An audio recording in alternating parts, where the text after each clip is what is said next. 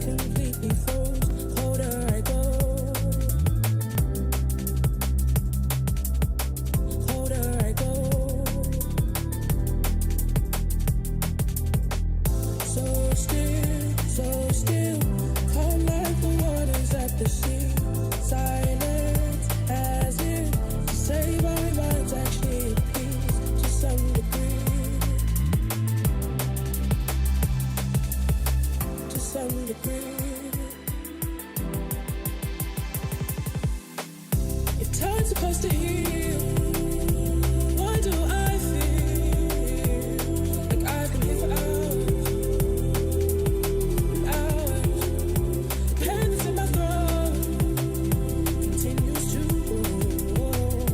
Say it'll get better.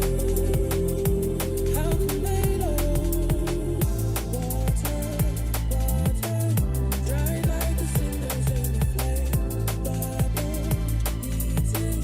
Now it's time to evaporate. Now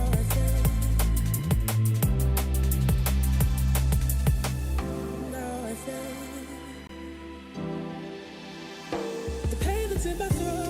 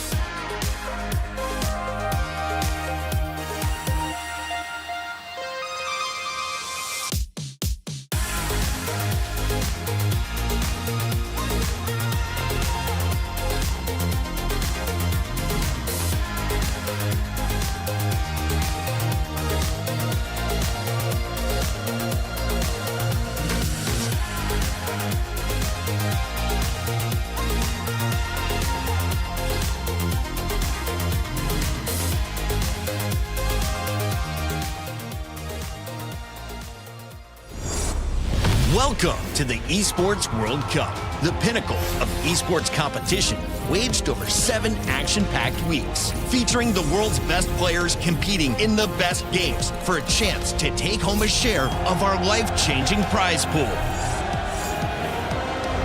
There's a ton of money on the line, so let's break it down. $44 million will be split across game championships, qualifiers, and achievements, with the remaining $27 million reserved for the best performing clubs across all tournaments in the Club Championship, where we'll crown the best esports club in the world. However, earning that title will be no easy feat. Throughout the Esports World Cup, clubs will earn points based on their placement in each title. At the end of the Esports World Cup, the top 24 clubs will earn a share of the $27 million, with the winner taking home a staggering $7 million, and of course, the title of Best Esports Club in the world. And it doesn't stop there. For these 7 weeks, Riyadh Boulevard transforms into the ultimate gaming festival, featuring everything from heart-pounding community tournaments and creator meet and greets to all-star show matches and live performances from global music icons. Bigger, bolder, and better than ever before, all kicking off with a jaw-dropping opening ceremony. Who will rise above and write their place in history? Watch it all here at the Esports World Cup.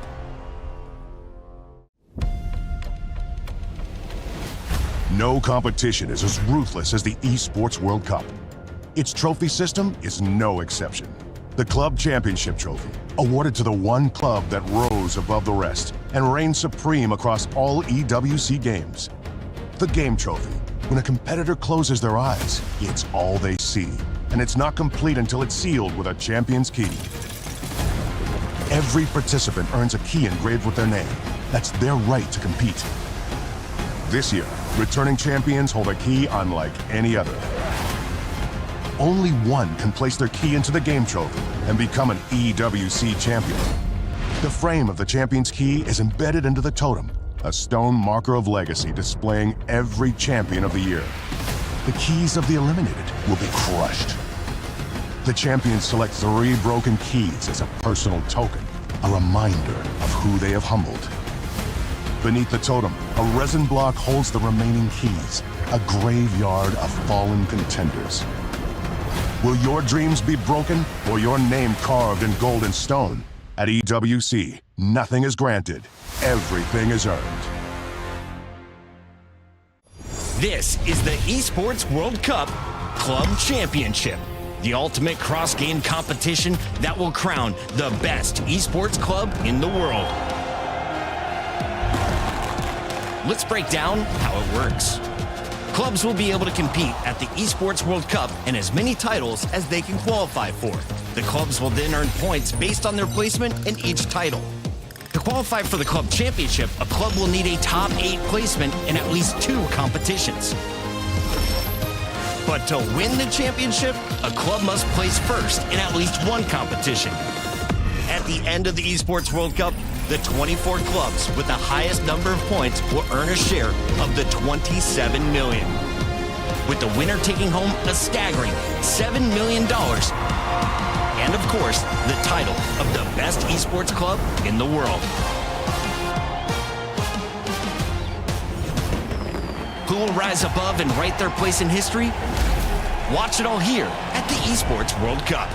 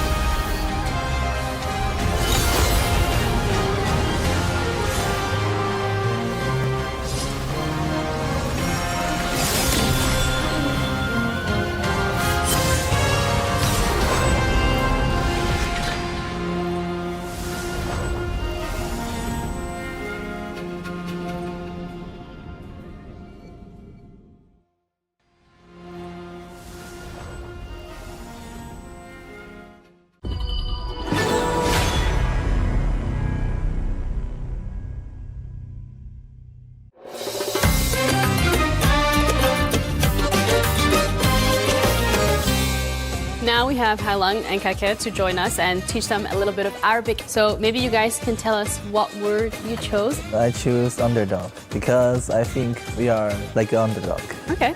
I choose winner because I think we can win. Okay, that's good. I love that. So winner in Arabic is faiz. 4 letters. It will be easy. I believe in you. I don't have glasses. Where's your glasses? He sit here. 看清了. You start with like a circle, like that. Circle. And you put it up. And then the second letter, you do that. And then you do like a crescent shape, like this. You put 1 dot on the last letter. And for here, on the top, you do like that and a line. Okay. That's how you write winner. Oh, this one, I'm gonna write it down first. So long. This means champion, and this means unexpected. All together, we'll have underdog. But we'll start off with champion. First, you do 2 lines, and then in and up. For this letter, you go in like a balloon, kind of. Okay. And you put a little line up here, and then you do 1 straight line and a curve at the bottom. That's word number 1. And then the second word, you do this and a line. Perfect. And then you go up a little bit and back down. And then you do like that. Okay. And you do a small line and a circle. Another line up with 2 dots on it. You go from here and you do a circle down. Another circle and you do this out. And then for the last letter, you go up, back, down, circle. Okay. Okay, let's see. What do we have? Okay, that's really good. You guys should be very proud of yourselves. Awesome.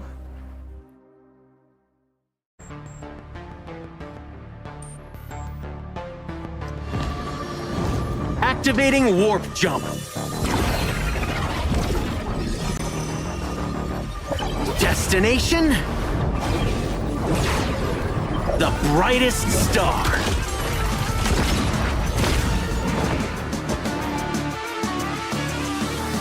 We the kings, it's all the show.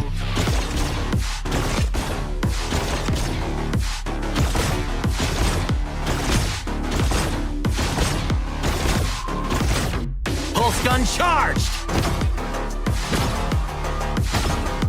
Scope calibrated! It's a quantum party! Ignite the stars! Into the nebula! Cosmic shifts!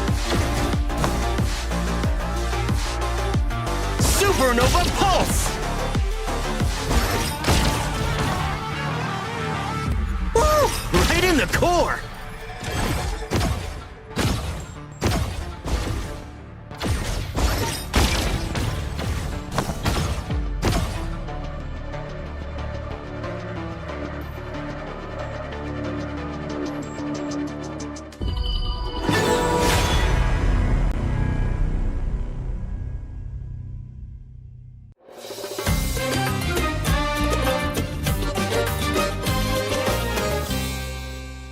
Hi everyone, Ginny here, and today we are at Honor of Kings for EWC. We have invited some players to teach them a little bit of Arabic, starting off with Sheng and Ren from AG. Thank you guys so much for joining. You're already practicing a little bit. I will show you guys how to write it, and once you've written your words and you're comfortable, you can put them on the key cards and put a little signature under it. Pick the word love, which is hope in Arabic. Why did you choose that word? 因为它看起来比较简单一点。 Smart, very smart. And you picked batal, which is champion. Why did you choose that word? 因为我们来这里就为了拿冠军。 Okay, the same answers as well. That's so cool. I'll start with you. So one thing about the Arabic language is you write from right to left, not from left to right. So for your word, it has 2 letters. So the first letter that you write, you start at the top and you go down like this. You put a little line. So this is a leather hat. And then you go up a little bit, like that.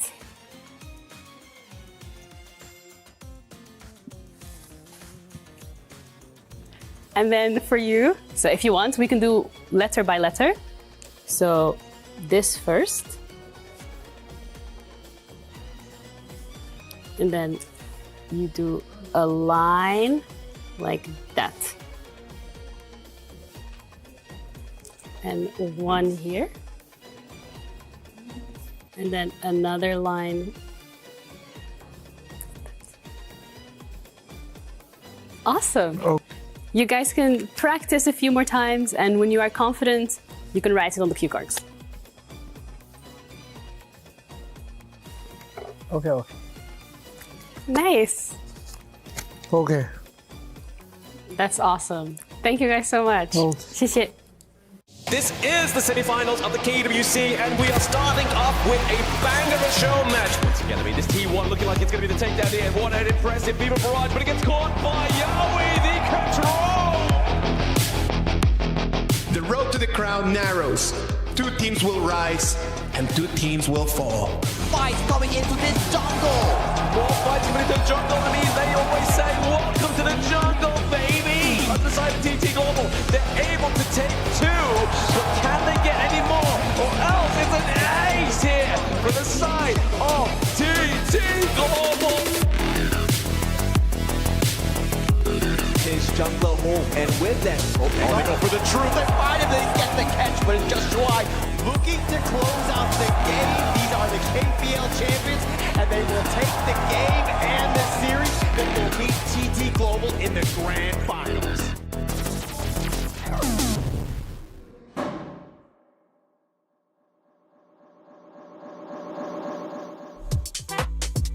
Wait is over. Welcome to the grand finals of the Honor of Kings World Cup 2025.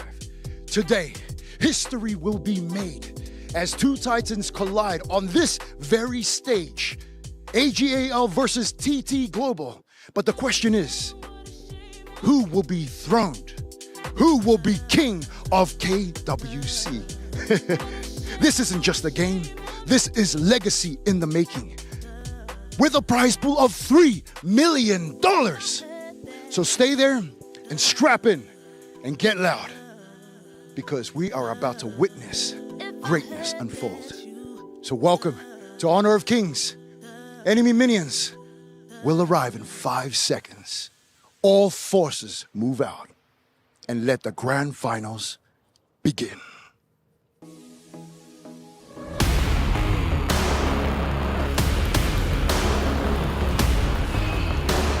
CY gets engaged on. Oh, the Dalton is trying to be on the run here as they're looking to get some more kills here onto the board.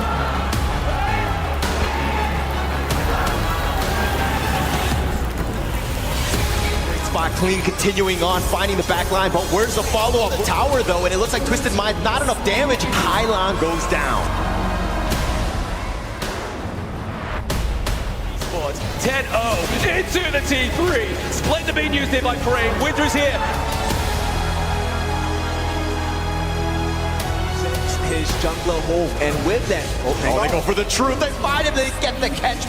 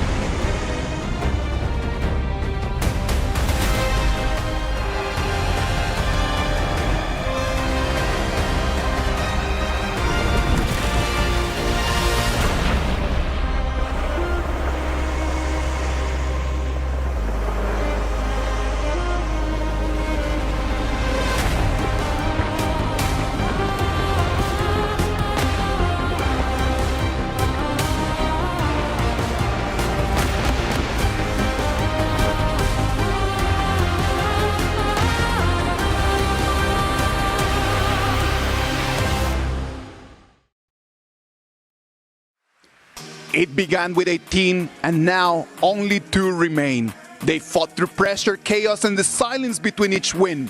And now they are here to show us the best of the best.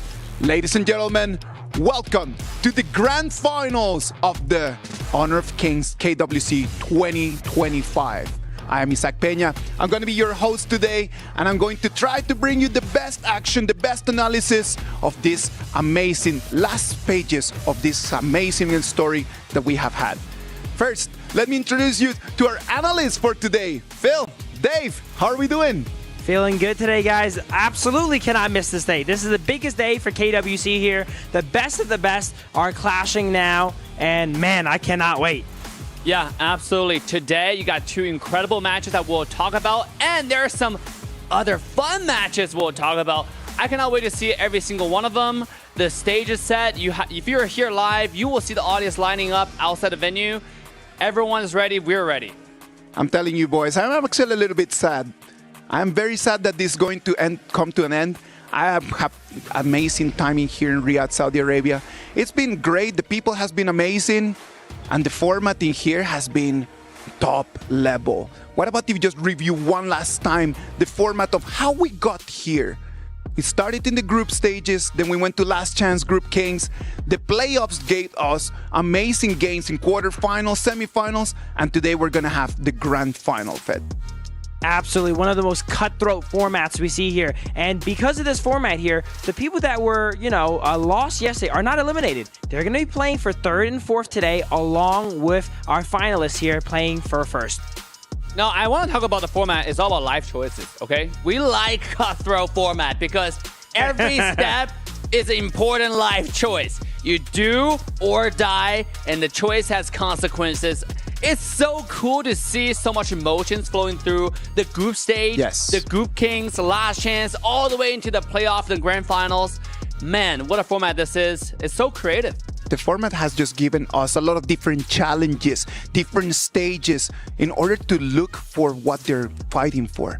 Look at that. If you think about not only the bragging rights and the pride of being called the king, you want to be seeing the $750,000 US that the first place is going to go home with.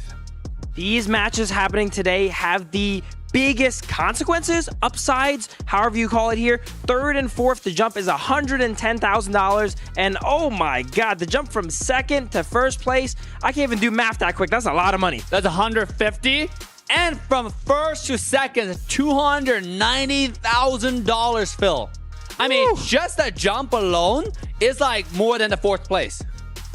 Absolutely, yeah. Just the jump is crazy, but they're getting 1st. They deserve more than the 4th place. I'm telling you, these teams, they want the pride. They want the honor of being called the champions. But at the end of the day, that big bag, that is a very big incentive, isn't it? And it can only go to one team. Hey, I'm okay with number 2, all right? Like, to be honest, the 2nd place back is not that bad. All right, it's still a lot of money. But more than the money itself, the teams are fighting for honor, the pride to be called the world best here in Saudi Arabia, in Riyadh, in EWC.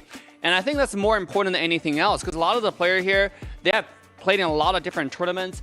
Getting that badge, getting the honor, getting the title of being called world number 1 again on the biggest stage is such different feeling. The players have been doing their very best just to try to be able to move forward and try to be able to perform at their best way.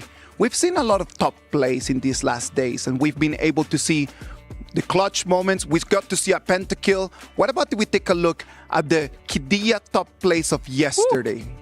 Man, look at that. Nice. Yeah, the insta-kill from Houyi, Ganamo. So many combinations and synergies happened yesterday. Yeah, we've seen so many different combos, and that's the thing when you watch Honor King global tournament.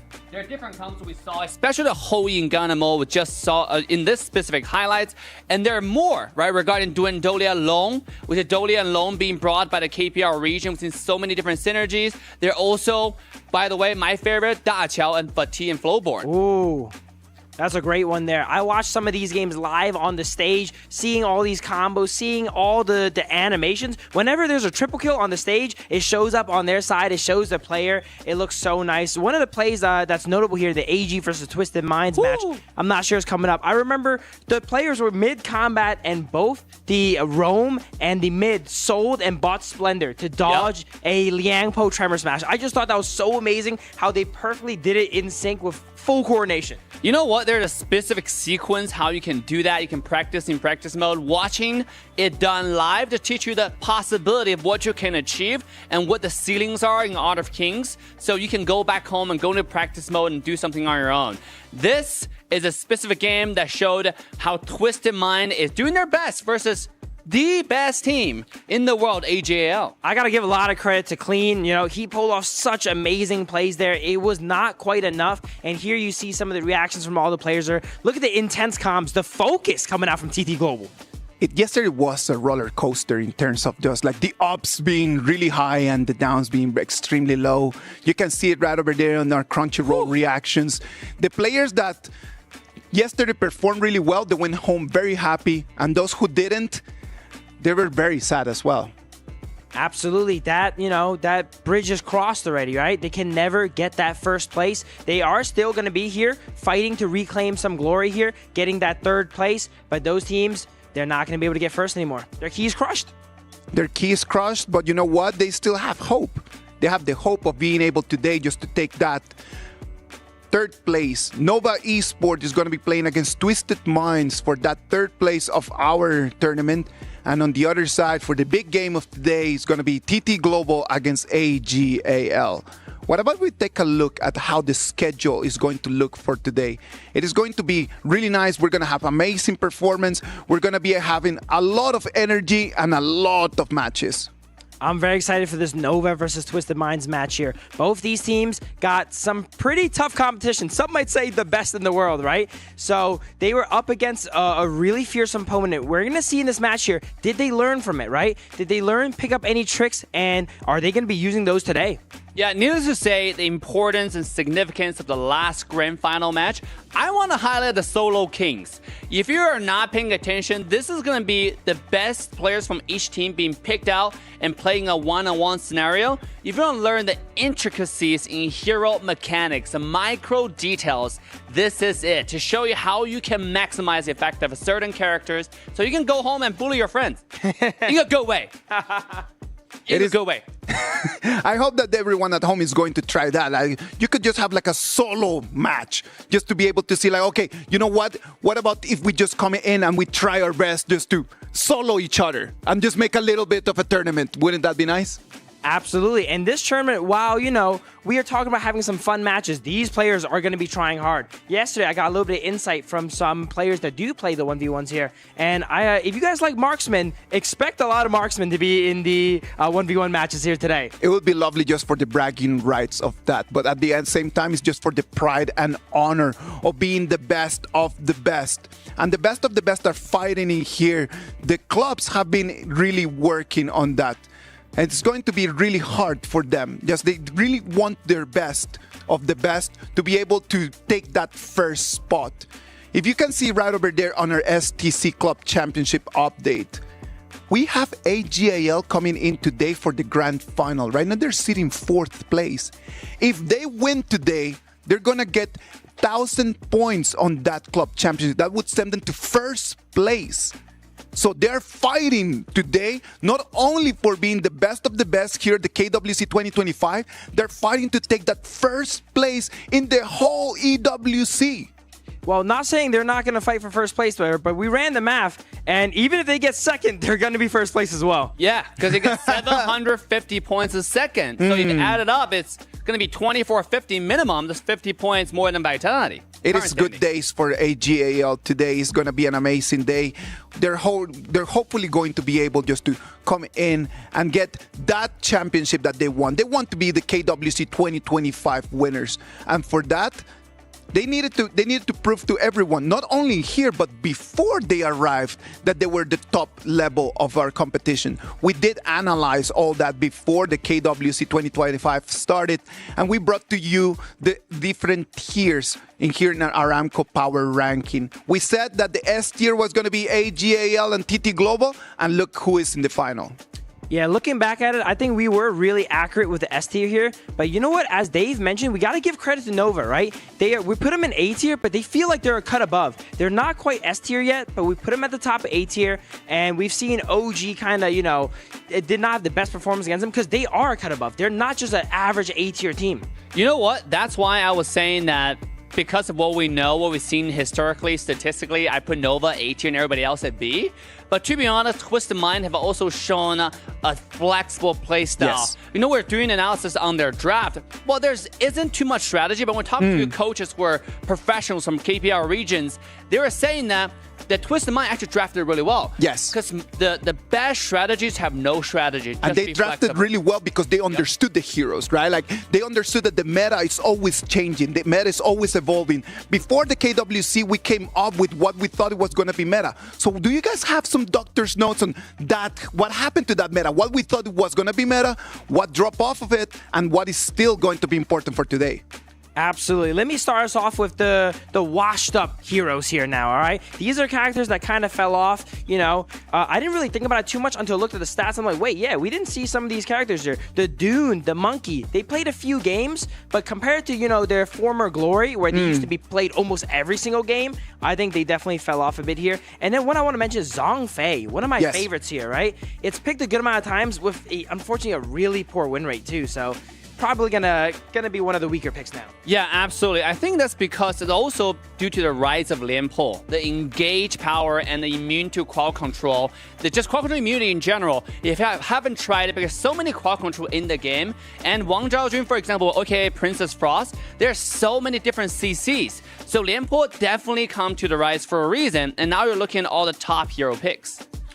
Well, those heroes, they're going to be, like, you have the most picked and the most banned right over there on your screens, and you can start making your own notes as well, right? Like, you need to be doing some meta checkups all the time. And what the best way to do that meta checkup than over here with the analysts on the meta checkup, your daily one, brought to you by the Al Habib Medical Group. All right. What about if we move forward and we start thinking about this first game that we're going to have? It's going to be Nova Esports against Twisted Minds. Let's talk Nova Esports first of all. Yesterday, super upset, 1-0 against TT Global first, and then after that, they kind of just went down and won 4-1 lost.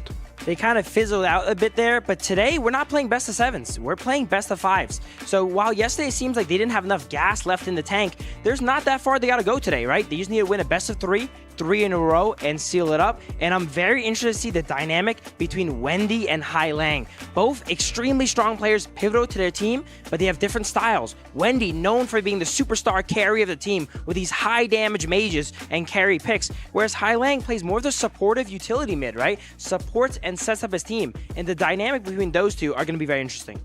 Yeah, and I have 2 points to make, right? To your point, it's best out of 5, so the mentality is going to be different. But now you have Twisted Mind. You mentioned Hailan versus Wendy. I want to talk about 90 versus Xun, the Clash laner. That's the true players, in my opinion, to watch because they make so much plays. They have brought so much to the table in the mechanics, in the overall macro rotations. Now, Hailan definitely bring the mentality here. And best of 5, shorter series. Can they play different and show Nova something completely different, unique? Well, let's wait and see what's going to happen right now. The Amazon Arena is ready. These two teams, the dream of the crown, finished yesterday, but the pride is still online. Nova Esports against Twisted Minds. This is more than a fight for third. It's a final chance to leave Riyadh with their heads held high. Inside of the Amazon Arena, they'll battle one last time. Ladies and gentlemen, are you ready? The third place match begins right now.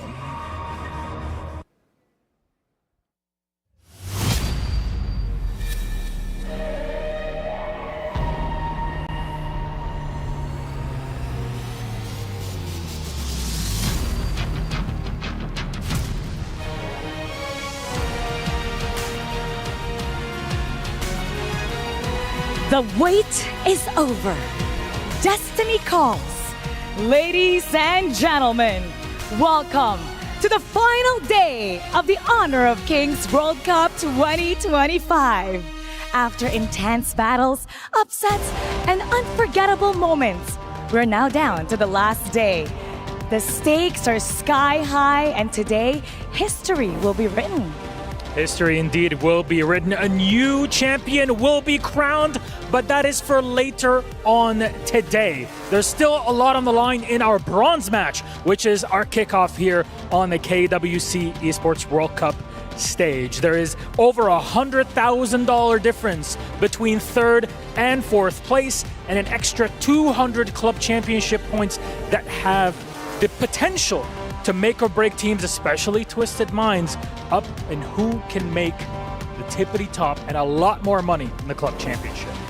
And that's why today is really important. Everyone wants to fight for that club points. So the third place really matters. And I think the teams are ready. I think they are. They've been itching for this for quite a bit now. Let's introduce them on stage, starting off with Nova Esports. Our MKL representatives, Shuen, CY, Wendy, Muchi, and Waypit. They carried the flame from home region all the way to KWC in Riyadh. They triumphed over OG and made history by taking a game off of a KPL ACL team for the first time ever. Can they cement their legacy in bronze today? We're about to find out. Now they're going up against the opponent that initially they weren't part of the prediction, but they have changed the narratives. Coming up on stage, Twisted Minds, Nighty, Clean, Hailung, Shanks, and City Boy. Once underestimated, this team stormed through the competition with grit, skill, and sheer determination. They've taken down giants, turned heads, and earned their spot amongst the best. And now they fight for third place, not just for pride, but to prove the world that Twisted Minds should never be overlooked again.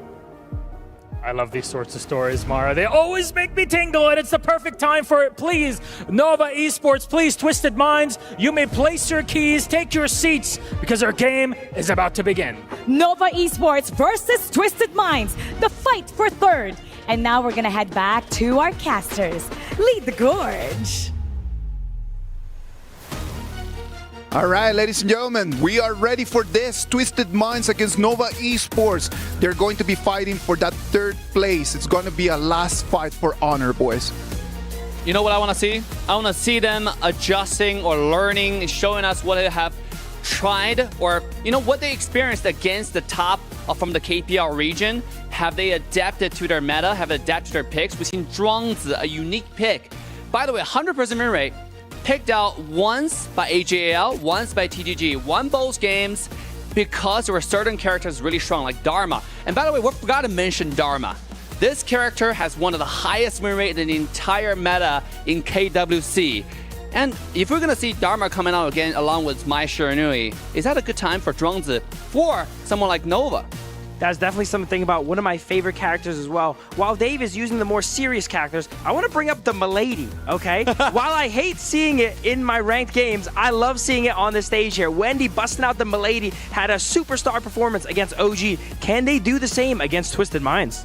Well, they're superstars. You know, this is supernova we're talking about, right? So at the same time, Yixing being Hailung's #1 mage. I mean, we're talking about mages now. Yesterday, we didn't see it at all, right? I want to see more Yixing coming out from Hailung. I want to see more of his favorite characters' comfort picks, because this is all about, in Honor of Kingdoms global ban pick, you can play so many different things. A lot of time, comfort pick matters. In a show match, for example, with BTK, I noticed that they were picking comfort picks, and it worked out, right? So maybe it's time to bust out Yixing and do something different. That might be the play for sure. Yixing, you know, one of those characters that was a lot more meta back then, but now we actually still do seeing it getting banned against Hailung in particular, as he's known as one of the best Yixings. I mean, Yixing just have so many different mechanics you can go with it. If you're at home, we got tutors ready so you can play this character.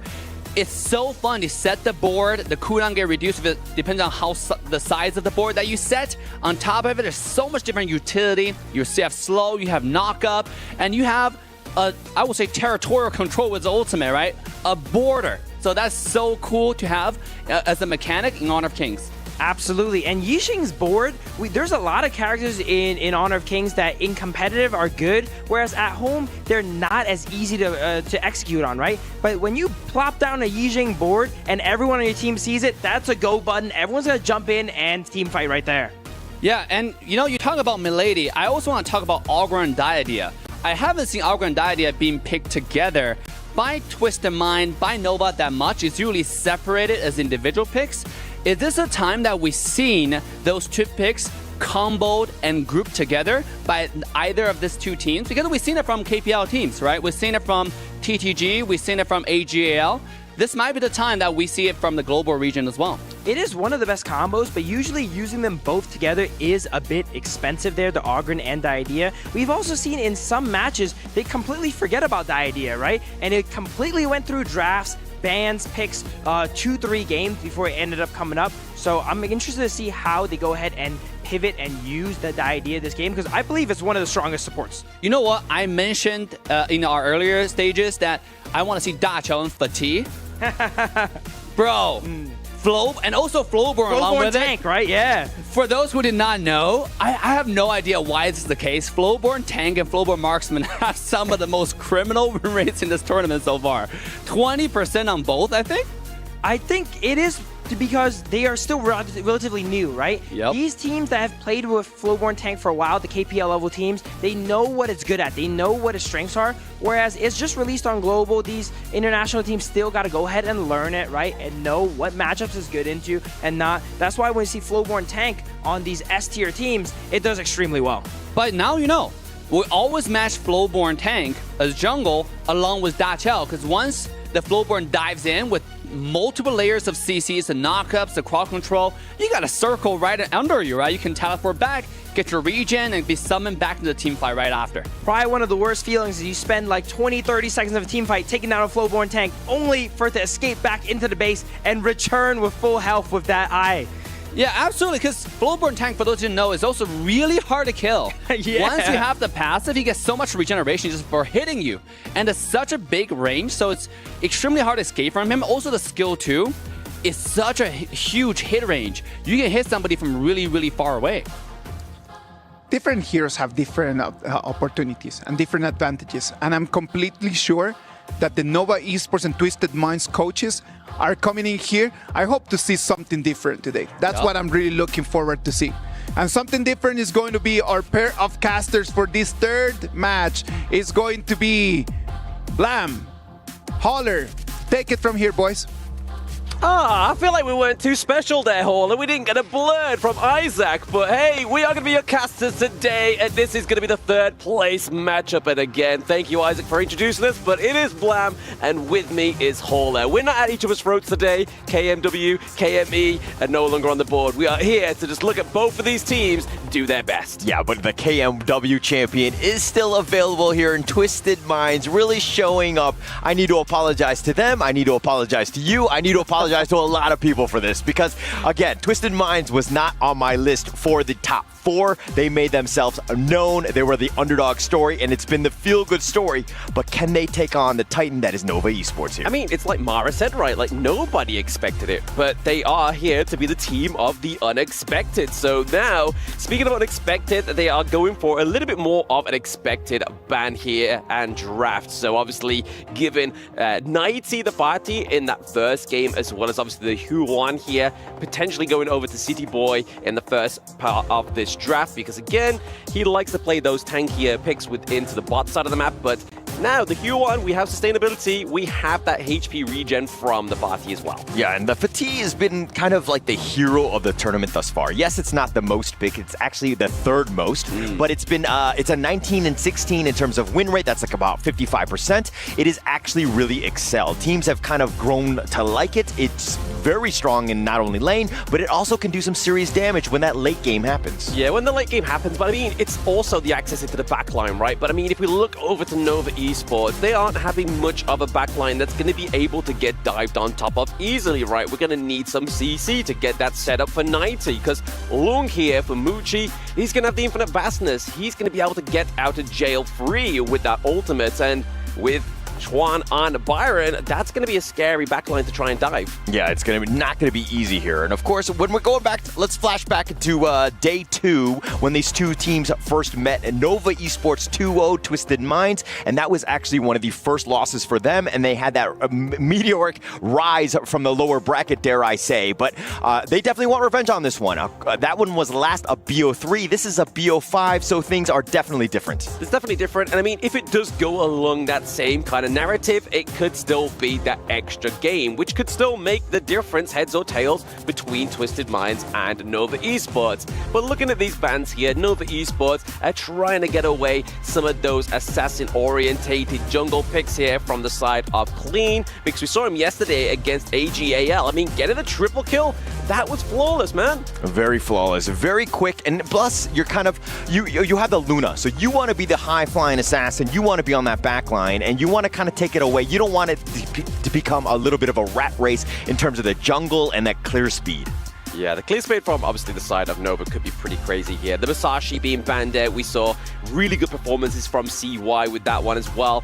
Maybe this is going to lead into more of a frontline pick here for Clean, right? I mean, they definitely need some kind of tanky front line for the side of Twisted Minds. They do have the Huan to obviously try and go in with the Unending Sorrow, try and bait a lot of the damage from Nova Esports. So maybe potentially like an Orgrin here would be very nice into the jungle. Yeah, and I mean, it's a pretty good attempt to go for that one. And now is definitely the time for something like that. I mean, the Orgrin is the 7th most picked. It's about a 50% win rate. It's kind of been mixed bag in that sense, but teams are really kind of understanding how to play against it. But is the Luna really good enough to deal with this Orgrin? If they go without. I mean, it might do, right? Like, as long as they get the early game lead, they will be able to get such crucial dominance onto the Gorge in game number 1. But, I mean, we needed a little bit more control here for the side of Twisted Minds, and it's going to be High Lang picking up the share here for game number 1. A hero that has had a lot of dominance onto the Gorge, but hasn't come through too often, you know? It's one of those moments where if your positioning is perfect and you're able to kind of hit your marks with those orbs and have that control, get the initial jump in, you're going to have a great time. But if you're not able to do it, the range that you have with your spells is kind of limited, so you're very vulnerable whenever you go in. So you have to be 100% on. Yeah, it's definitely all about positioning as well, right, with that pick. And then, obviously, we see that Shanks has picked up the Duranger here, so he's going to be able to just sit down to the bot side of the map and kind of just carry himself within that early part of the game. But over to Nova Esports, they're going for some long-range artillery. The Ganamo and the Motsu pick up here, so they're going to have the Cannon Blast into the freshly forged daggers. It's going to be pain here. A lot of burst potential for the side of Nova Esports. I mean, we saw that combination even in, but it's going to be the Swans' last pick with those hooks, the control, getting on top of them, and then maybe potentially getting onto the Luna. Luna might have a great time. Yeah, I mean, very interesting pick the first time. I mean, we're getting all the way into the Grand Finals day, and we're still getting new heroes onto the Gorge. The Swans are coming through here. Again, for those at home that don't quite know of this hero, he wields 2 of those hooks. He can get you into place. He can flip you over, but still a very agile hero, so he can get in, get out, but also dictate and slow down the tempo of your enemy team's dive. Yeah, it's really going to come back to Clean just to kind of really impress with this hero. Again, there's been a reason why we haven't seen this hero on. Yes, the potential is there. There's definitely a lot of squishy heroes on the side of Nova Esports, but to get there and to do it safely, especially when there's like a Gan and Mo, you're going to see Wendy hit some serious marks and just make it really difficult to kind of get into that team. Yeah, I mean, I feel like the early game's really going to dictate this one for both of these teams, because if the side of Nova Esports with the Motsu gets ahead, and obviously the shot calling from Wei Pit is going to be pretty hard to kind of try and navigate, right? I mean, if you think about it, onto the side of Twisted Minds, there is quite a few vocal kind of heroes you want to be locking down with that Cannon Blast. Is Schwanzer going to be one of them? Absolutely. But I mean, they can't really be trying to get it over to the D-Ranger, obviously having the cleanse within his kit as well. So really just trying to lock down maybe the Vati, and the Schwanzer is going to be what they want to do here. It's got to be huge, right? I mean, there's even more pressure on Clean to really perform this game because, again, the initiations have to be on point. I'm assuming that Schwanz will be going in with the Fatih to back up, and then she hitting those orbs to really pull them in so that the rest of the team can just kind of blow them up. I think it's going to provide CT Boy, he's got to get that vision, be that front liner, because the rest of the lineup, not very tanky. Yeah, not very. I mean, like I said, they're really going to be relying here on City Boy, on the Huon, right, to try and get those big AoE ultimate. They see the crowd control already, and then obviously use the Unending Sorrow to try and just kind of mitigate those big plays from either those freshly forged daggers, the Cannon Blast coming through here. But I did like the fact that obviously the combo between the shirt and the Schwanzer could be a really good thing that we're going to be seeing here, right? Obviously the hook on, then the silk imprint.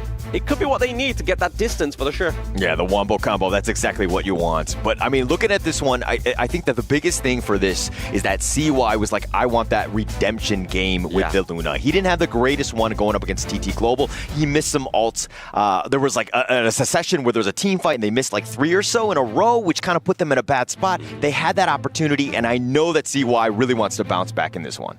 I mean, is it the problem of CY here, or is it the micro play style of TT Global, right? I mean, he can't bear all that weight and responsibility on himself. I mean, that opponent right there was absolutely crazy. It was a really good series to watch, and the fact that obviously Nova Esports, for those watching at home, if they didn't see that or see any highlights, that we have one global team finally getting a round off of a KPL ACL team as well. So, I mean, and this is a Group S team as well, right? Like, that's really impressive to anybody that's watching out there. The fact that that is now an attainable standard or a goal is pretty crazy for these global teams. Yeah, I mean, it's a huge level up, and they've been very impressive. But, I mean, the biggest thing about this team is that this team has stuck around for quite some time. They had a kind of underwhelming 2024. They really just like took their losses. They really bounced back in 2025, and dare I say, they've been the team this year. They've been almost indestructible. I mean,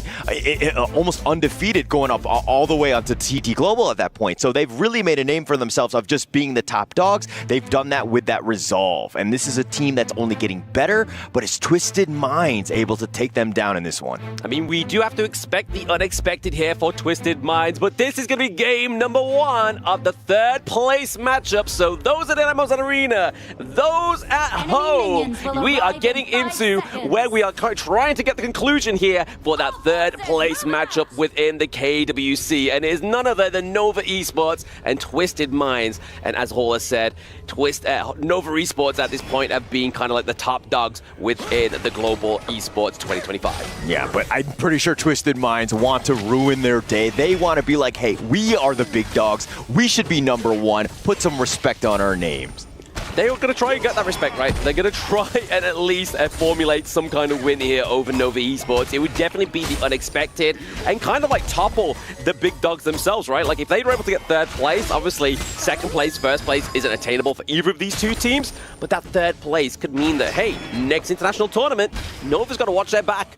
Yeah, I mean, that's going to be the biggest thing, right? And being able to kind of shift things into another team, and then Nova Esports, that would be heartbreaking for them. So there's a lot of like reputation. Obviously, there's money, prestige, all of these things. That's part of the KWC to put them in here. So this game is going to be key, and game 1 sets the tone, especially in a best of 5. In a best of 5. I mean, already in the side lanes, we're just kind of getting that kind of tit for tat between these 1v1s now that we see CY and Schwanzer, as well as Wavepit, trying to put the pressure on here to 90. But most times out of 10, obviously, in the early game, the Byron pickup against the Vati here is always going to be coming out on top, right? But they just want to make sure they get a bit more dominance, a little bit more easier leeway up into that top side of the map. Yeah, and they're actually kind of like funneling a lot of those resources, players that is, into that top lane. They want to make sure that Nighty has a rough time, and he's kind of been pushed back and has to hide under the towers. Yeah, same respect here for the side of Twisted Minds. They're able to obviously expand the flash here from Wendy, so that's going to be troublesome, right? I mean, now that Clean has that intel, He's going to be looking for that perfect hook as we speak. The hook comes through.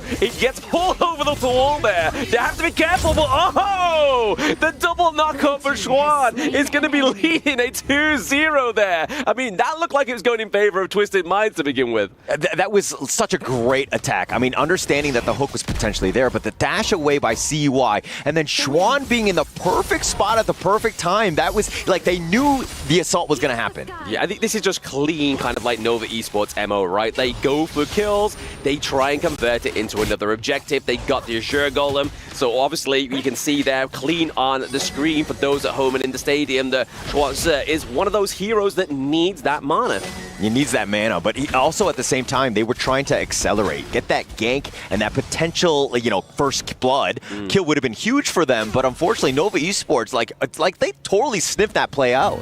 They sniffed it out, honestly. Like, they were able to get that great, obviously, rotation there from Schwan, but already we're seeing the City Boy, we're seeing the devastation of this Cannon Blast that can really set up and really complement Wendy on this kind of mode. Yeah, Waypit just sticking around. They've had the buddy system with Wendy, and again, they've been doing a lot. You had that Cannon Blast, those blades, and literally you could 0 to 100 them. 0 to 100, I mean, is CY going to try and go 0 to 100 here? We are getting a dive onto 90 as well. They're trying to get the freshly forged blades. Wendy picks up another kill. Nice little rotation there, and again, just like the way that Wendy plays, his positioning with those blades, and just doing it from a safe spot. He's never really in danger, and yes, he's being backed up by Waypit, but Twisted Minds need to figure something out. Oh, I mean, the feed in there, they're trying to get Waypit out. The thing inside the box is going to be the saving grace, and there it is. There's so much burst in the early game. Nova are really putting a stamp on this one. I mean, they've had the buddy system. This entire team has just been on point. It's like, yeah, he's got the hook, but he's like, okay, perfect box. I've set you up for the rest of them. And with those blades from Wendy, the damage from Muchi coming on that rotation, just really well played by Nova here. Yeah, I don't know if that was like a lack of intel or the fact that it's just like, can he really get that thing inside the box up if we have so much CC? But hey, there's the answer to the question for Twisted Minds. I don't think they'll be making that hoo-ha happen again. Yeah, and Twisted Minds, like, this has got to affect their psyche in the sense that when they try to go for some sort of, you know, a siege, they constantly just get countered. Yeah, I mean, you don't really want to be on that end of the counter, right? Just constantly just trying to go for these kills, trying to go for these pickups, and nothing just doesn't seem to be happening here. But right now, Tyrant getting taken here for the side of Nova Esports. A 3v1 dive into top side of the map. Schwan looking at the wrong side of the turret. Gets taken down here by 90. But Nova, classically, trading objectives. Yeah, trading that one away. I mean, they're going to look to take the mid T2, the pull onto Muchi, but there's no tower. No tower. I mean, that's really hard, right? We are 5 minutes in, Hauler. 5 minutes in, 2 T2s are going down into the, 2 turrets, sorry, into that mid lane, completely decimated here, and that 5k Goldie just about surmising here for the side of Nova Esports. What's Twisted Minds looking at here to try and make a comeback? I mean, they need to figure something out because, like, every single gank attempt has been, like, easily defended. It's been repelled in that sense. And Nova Esports, it seems like, I mean, losing 4 games in a row against TT Global has really shaken them up, and they've been woken up, and they want that revenge story, and it seems like they're taking it out on Twisted Minds here. They're trying to. They're at least trying to take it out on Twisted Minds, but, I mean, it's definitely apparent, right? It's really apparent here that Nova Esports, they weren't taking that loss well. They knew what they were going up against here, but right now, Team Fight potentially brewing up here for the side of Nova Esports. They get the flaming palms onto Shanks already. Highlang been taken down. Double kill, then Schwan with a rotation. They're still not done yet. Infinite Blast is being used here. Back down to the bot, mid lane, and looking to go for the high ground turret. I mean, they had the Silky Orb, and they pulled in Schwan, and Schwan was like, actually, you're helping me. He flashes in, gets the 2-man Storm Strike, really setting up. Really setting up that kill there onto 90. City Boy is going to be careful. Oh, gets hit by the Cannon Blast. It's going to be the force field suppression come through. Gets that knock on, but then ultimately Wendy with another kill. I want to know how many kills he's got on his board at this point. But I mean, is he going to get any more? He's looking to just run this crystal down. I think, is this the quickest game within KWC? Pre-7 minutes. That was actually crazy. Nova Esports angry, looking to go, and you could KWC. This is a team that's just like, hey, you want to come at us with the Schwans? Fine, we're able to counter this and just continue to take towers, and they just close out that game as quickly as possible. I think that was the fastest game. Absolutely devastating game there for the side of Twisted Minds. But hey, I said it to you whilst we was in the casting booth, right? I mean, where's Vickery? Where is their little mascot for the side of Twisted Minds? They need him right now, because here, Nova Esports taking the quickest game within KWC. Pre-7 minutes, not even one of the KPL teams has managed to actually attain that speed. Yeah, Nova Esports, just too much at the time. I mean, they were able to play that strategy perfectly, like the synergy, the coordination, and just going into this one, every single attempt, the pull in was actually in favor of Nova Esports. They actually wanted to be in those situations. It's like, hey, I can see you've already got a goal lead. Let's get that a little bit further. Let's get the alley-oop. And then they tried to do that so many times. But it was the thing you were talking about in the game, right, Hauler?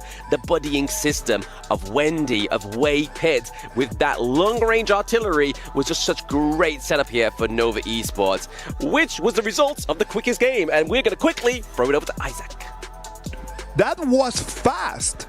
That was so quick. I wasn't ready for this, you know? Blink and you'll miss it. What was that, a 6-minute game? No, come on. It made it was like 6:50, not even 7 minutes. Nova Esports coming with their guns blazing. They don't want to take no notes. They want to come in and just clean sweep 3-0 and then just go home. I have my notes here, and all my notes are, Wendy is getting kills on Ganimo. Oh, he got another kill. Yeah. Oh, he got another kill. Oh, insta-kill on Ganimo there. Yeah. Insane Wendy performance, right? Like, it was crazy. And that's what we're talking about, the difference between Wendy and Hailang. Hailang picks the She, right? Playing around his team, you know, he was kind of starved for gold because he's feeding it to his team there. Whereas Wendy's like, give me all the gold, you know, takes all the gold, uses it for kills, and I couldn't even finish counting at the end there. I had to run back on stage. There were so many kills Wendy got. It was such a great game. I'm really happy for Nova Esports. Really sad for Twisted Minds, because that was not the way that they wanted to start, right? Like, they had the Xuanzhe pick over there for the jungle, which is something that we don't see a lot. Absolutely. I think the composition they were going for was the She with it, right? So they can pull back into another pullback and get people really out of position. But I really enjoyed the Motsu pick. As you see in one of the fights in the middle of the game here, maybe we'll break it down later on. Yeah, of course. They were flipping the Motsu and put it on their side, but he uses his box, and they actually pulled in like a pseudo bomb there. That was such a smart pickup, I think. I loved it. I loved every single minute of that, even though it was very short. But at the end of the day, it was packed with energy. Well, ladies and gentlemen, we are not in here on our own. It's not only myself and Phil. We decided just to go there and invite one more of our BTK friends. Best Player One. Best Player One, how you doing, man? I'm doing good. How about you? I am as good as I could be right now. Come on, man. It's the grand finals day. Have you been able to be there to the arena and watch some games, or it was too fast? Yeah, I have. And yeah, a lot of the games are fast. A lot of the games are really dominant. It's really fun to see. It's really fun to see. How was it playing on the stage? Because you played on stage yesterday. Yeah, playing on stage was pretty fun. The team that we went versus was pretty easy though. Maybe next time we'll have a harder opponent, you know? Are you enjoying this whole Honor of Kings journey, right? Like, come on, tell us a little bit about your experience with the game. Looking at here, like at the highlights right now. Have you ever been in a game where you're just like that, 7 minutes and then just gone? I think that's the craziest part about HOK, is that the games end extremely fast. But I think like one of the most enjoyable series that I've watched was probably Pause versus Twisted Minds. Went to game 7 and like 4 games in a row. It was like Tempest Strike. Yeah, exactly. Yeah, and that's really fun to watch. But you see, like, I love the fact that it can be or very long or very short. It's very dynamic. It's always full of action. It's always full of energy. And even if the games are like this short, it doesn't matter. People come and they just try their best just to have fun. Something to take a note of here. We're talking up Nova here. Yesterday, they had a similar performance versus TT. They had a game where their first game, their opponents were only able to get 1 kill, right? And they won. But then, as you mentioned, they kind of burnt out, right? The Star kind of burnt out. Can they keep their foot on their gas and keep it going this time? That's something that we're going to have to talk about in a little bit time, man, because I want to know what Best Player One feels about this. Come on, bro, like break it down for us. Like, what is your feeling of just seeing something third place match and then you see something like this? What do you think is, from a player standpoint, what do you think is happening? Well, it's always nice to see teams that have already lost their chance to get number 1 still compete this hard to get number 3. Of course. So it's like the 6-minute game that we just witnessed was just so dominant, and they're ready for it. You know, they keep going. It's really nice to see. If you were to give from your experience, just a tip, an advice for them, what would that advice be right now? My advice would just be, just keep going. Just keep going. They have to. No, they have to. They still have some more games, right? Remember, this is not a best of 1. At the end of the day, it's going to be a best of 5. They still have 2 more games just to turn things around. So I do believe that Twisted Minds still has an opportunity. For Nova Esports on the other side, as just Phil, you were mentioning, they should not do the same as yesterday. It cannot just be like a one first game activity and then after that just turn things. Absolutely. They got to go ahead and keep that going here. And best player, looking at these drafts here, is there any characters you would like to see for game 2? They could either be, someone that you think they could need to go ahead and get a win, or maybe just a character you like. What would you like to see going forward? Oh, I want to hear about this. I would love to see Mankey. I love watching Mankey. Why that? Why is that? Well, Mankey is personally my favorite hero, and I enjoy him a lot. And I think he's somewhat in the meta. Seeing a Mankey would be really fun for me. That would be really cool just to be able to see the Monkey in there, right? Like, Monkey is just such a versatile hero. It allows you just to tank some damage, and at the same time, you can use its ability just to find the back laners as well. And it's really cute too, right? Is that a big reason you like Mankey? Yeah, every time I play it, like if I stream HOK, all of my viewers are just like, oh, he's so cute, he's so cute. Yeah, I hope that they're not talking about the hero and they're talking about you, man. Nah, definitely Mankey. You never know. You never know. You never know. Come on, like, we are gonna jump into game 2. We need to know exactly what to do. Like, Twisted Minds needs the game plan. What didn't work in this first game, Phil? I would say they were just really caught off guard by how fast and hard Nova strikes, right? Yes. Once they get going, they really get going. I was mentioning yesterday that teams could, get a little bit ahead of the KPL S-tier teams, but they're not able to maintain that lead. Why Nova was able to take a game off them, because when they get that lead, they keep pushing it. They go into your jungle. There was a play where Ganemo got an insta-kill on Hai Lang in his jungle. He didn't even notice probably. Right? They keep pushing, they keep their foot on the gas, and when they're winning, you really know it. They're going to have to do something different, and right now Twisted Minds is going to be on the blue, and Nova Esports is going to be on the red side. What about if we toss it to the casters for them to give us a little bit more of their insights on how this game 2 is going to work?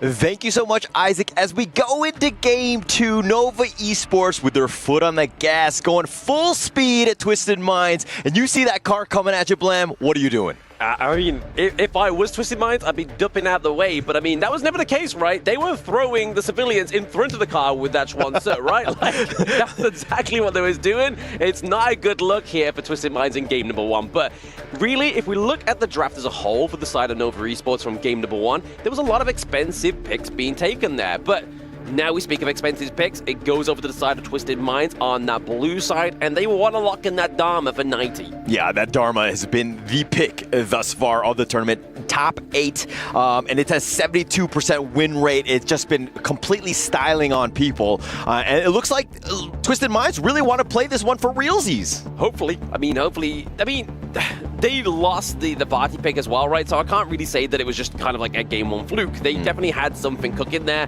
but it just didn't have the time to get online. But speaking of getting online, we need that early into the late game. We have the early game power spike thanks to the Doomsday item, but pairing up that with the Diadem means that you take away one of those natural counters of the early and you give it over to yourself. A lot more sustain here. Maybe Nova Esports looking for some more team fight potential this time around. Yeah, and the Diadem, yes, it has a lot of play, especially in your ranked games. I mean, it's very good with those stuns. There's a lot of control, but then you're like, Phil is actually liking this hero. And then you see the stats in the KWC thus far. It has a 39% win rate. It is actually very poor, or teams are just really attuned to understand how to counter it. So we're no longer calling it the caster curse, it's a Phil curse. So he pointed out the Diadem pick not coming through that much. It comes through and it's not quite succeeding. But I mean, right here, Twisted Minds do get the decided counter here. The Chano up against the Ali in that lane-to-lane matchup is definitely one of the better counters when you're playing. I mean, especially when you don't have the D-Ranger as well, right? Yes, for sure. And we're also going to see something,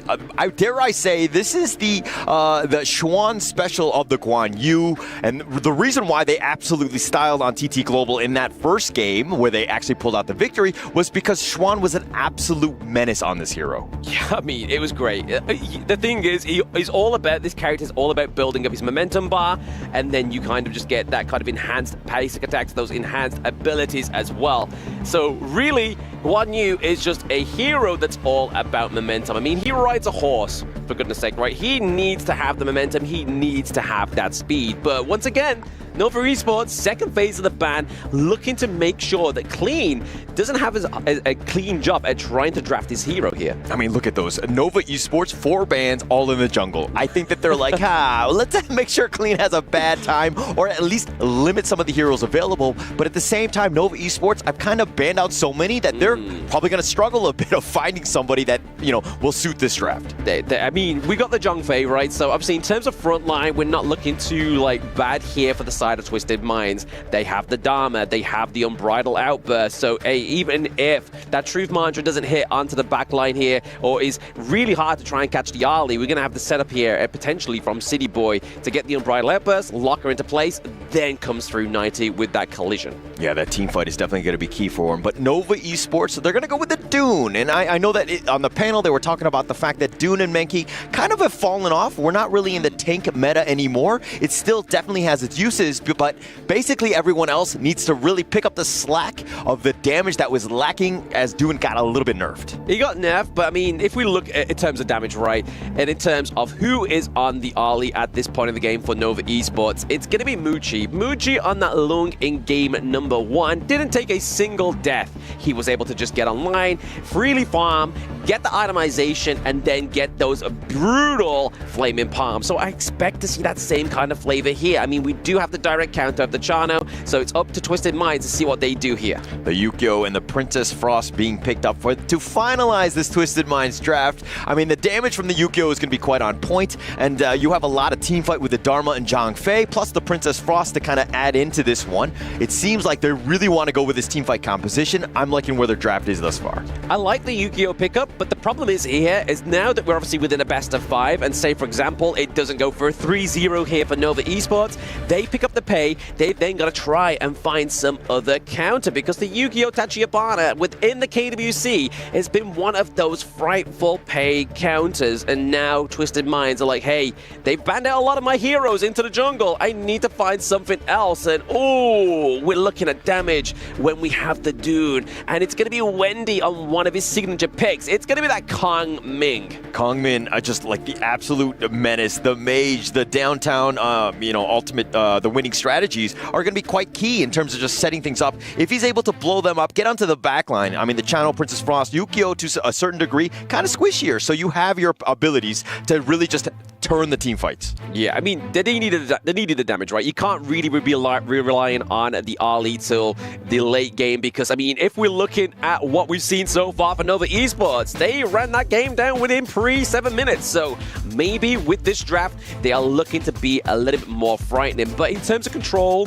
it is a little bit less here. Obviously, they do have the Razor Cavalry, but that's the kind of control you want to be using into a team fight, not going for these single target pickoffs. Yeah, and if I'm going to be the coach of Twisted Minds, I'm going to say, hey guys, we need to survive till at least 7 minutes. Yeah, I mean, that's a progression, right? They need to make a progression. I mean, it felt too soon, because, I mean, it felt like we've just still casting game number 1. Yeah, but it looks like it's going to be the first match, second game, third place decider match on this one. It's a best of 5 going into this. Of course, Nova Esports up 1-0. Can Twisted Minds bounce back here? Can they unravel that win on game number 1 for Twisted Minds? But we just, obviously, time will tell. Let's see, obviously, where that pressure comes. Can they put the pressure onto Muchi? Because, obviously, if they can, that's going to be one of that hard guaranteed damage outputs for the side of Nova Esports. Yeah, and the biggest thing that Twisted Minds need to do, especially from game one, is that when they're going aggressive, they're looking for that gank, they convert it. And instead of just being an absolute disaster that Nova Esports had really put the fight on. But CT Boy taking a lot of damage, he's going to limp away. I mean, this is the current point where you want to be taking out City Boy, right? If you want to be putting the pressure onto a Zhang Fei, it's pre-4 minutes.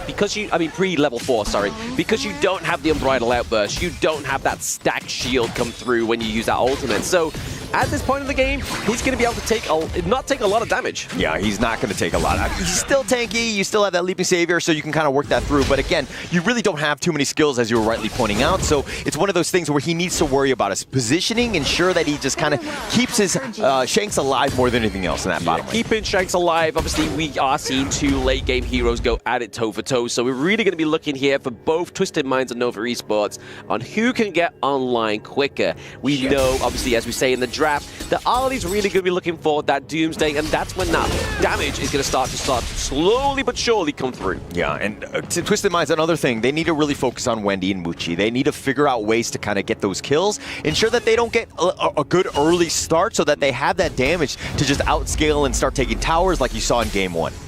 Yeah, I mean, they don't want to be doing that, right? Like, especially that mid lane. That's exactly how Nova Esports got that dub in game number 1. They completely decimated that mid lane. But for the side of Twisted Mind, they need to make sure that they are stopping Nova Esports at least converting one objective into another, because that's how they win games, right? Yeah, they need to just slow the pace down more than anything else, right?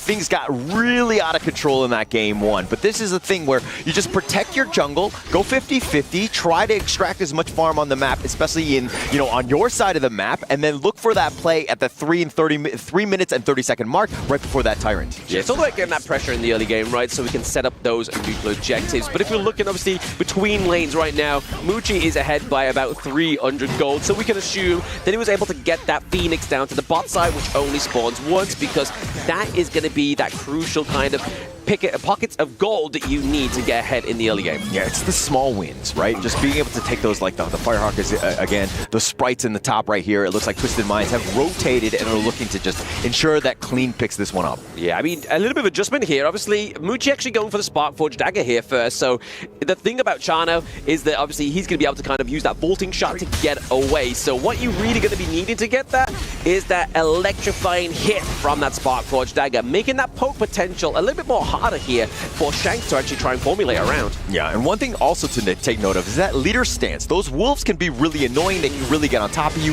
Muchi's very good in terms of the single target damage, but CT Boy getting gone on here by CY. They're putting the aggression on. Putting the aggression on, but it's at level 4, right? I was mentioning it earlier. They are now at level 4 for City Boy. He has the Unbridled Outburst. He has that Rage Bar build, but I feel like if they were able to draw that from Twisted Minds, it would have been detrimental at that neutral objective team fight. And look at how Xuan is in the top lane. He's all by himself. He needs to just ensure that the lane is pushing. He's going to make the rotation. The Tyrant is going to now spawn. This could be a potential for Nova Esports to pick it up. Yeah, I mean, we're already seeing here. They're going to procure that Assure Golem first for the side of Nova Esports, trying to get that CC down, cool reduction down for the side of CY, trying to bait it out of the pit so we can't get any dives on here. City Boy waiting in the wind. Waiting, not going to go for it. He did have Smite if he wanted to go and his ult, but he doesn't want to risk it at this stage. You don't want to give up first blood, but Nova will take that one. I mean, more importantly, you don't want to give up another game that's going to be 6 minutes, right? If they took a bad team fight there, it would have been scary, but Wave Pit actually mitigated that Unbridled Outburst. And now they want revenge. Wendy looking to go in for this one, but I don't think they're going to get much out of this rotation here. Not much. I mean, we've seen here Clean with 90 with the rotation here, going in with the dive. They are looking just to keep Nova on a leash. Yeah, it looks like the nice little Razor Cavalry. They find him. They get the knock-up. They get Clean. First blood going the way of Wendy. Make it a double as they go on top of 90, and they want to get even more. Xuan, this is why he's so good on the Guan Yu. Just like how I like my espressos, right? I like a double shot come through, but they're looking for a triple shot. They're awake this morning.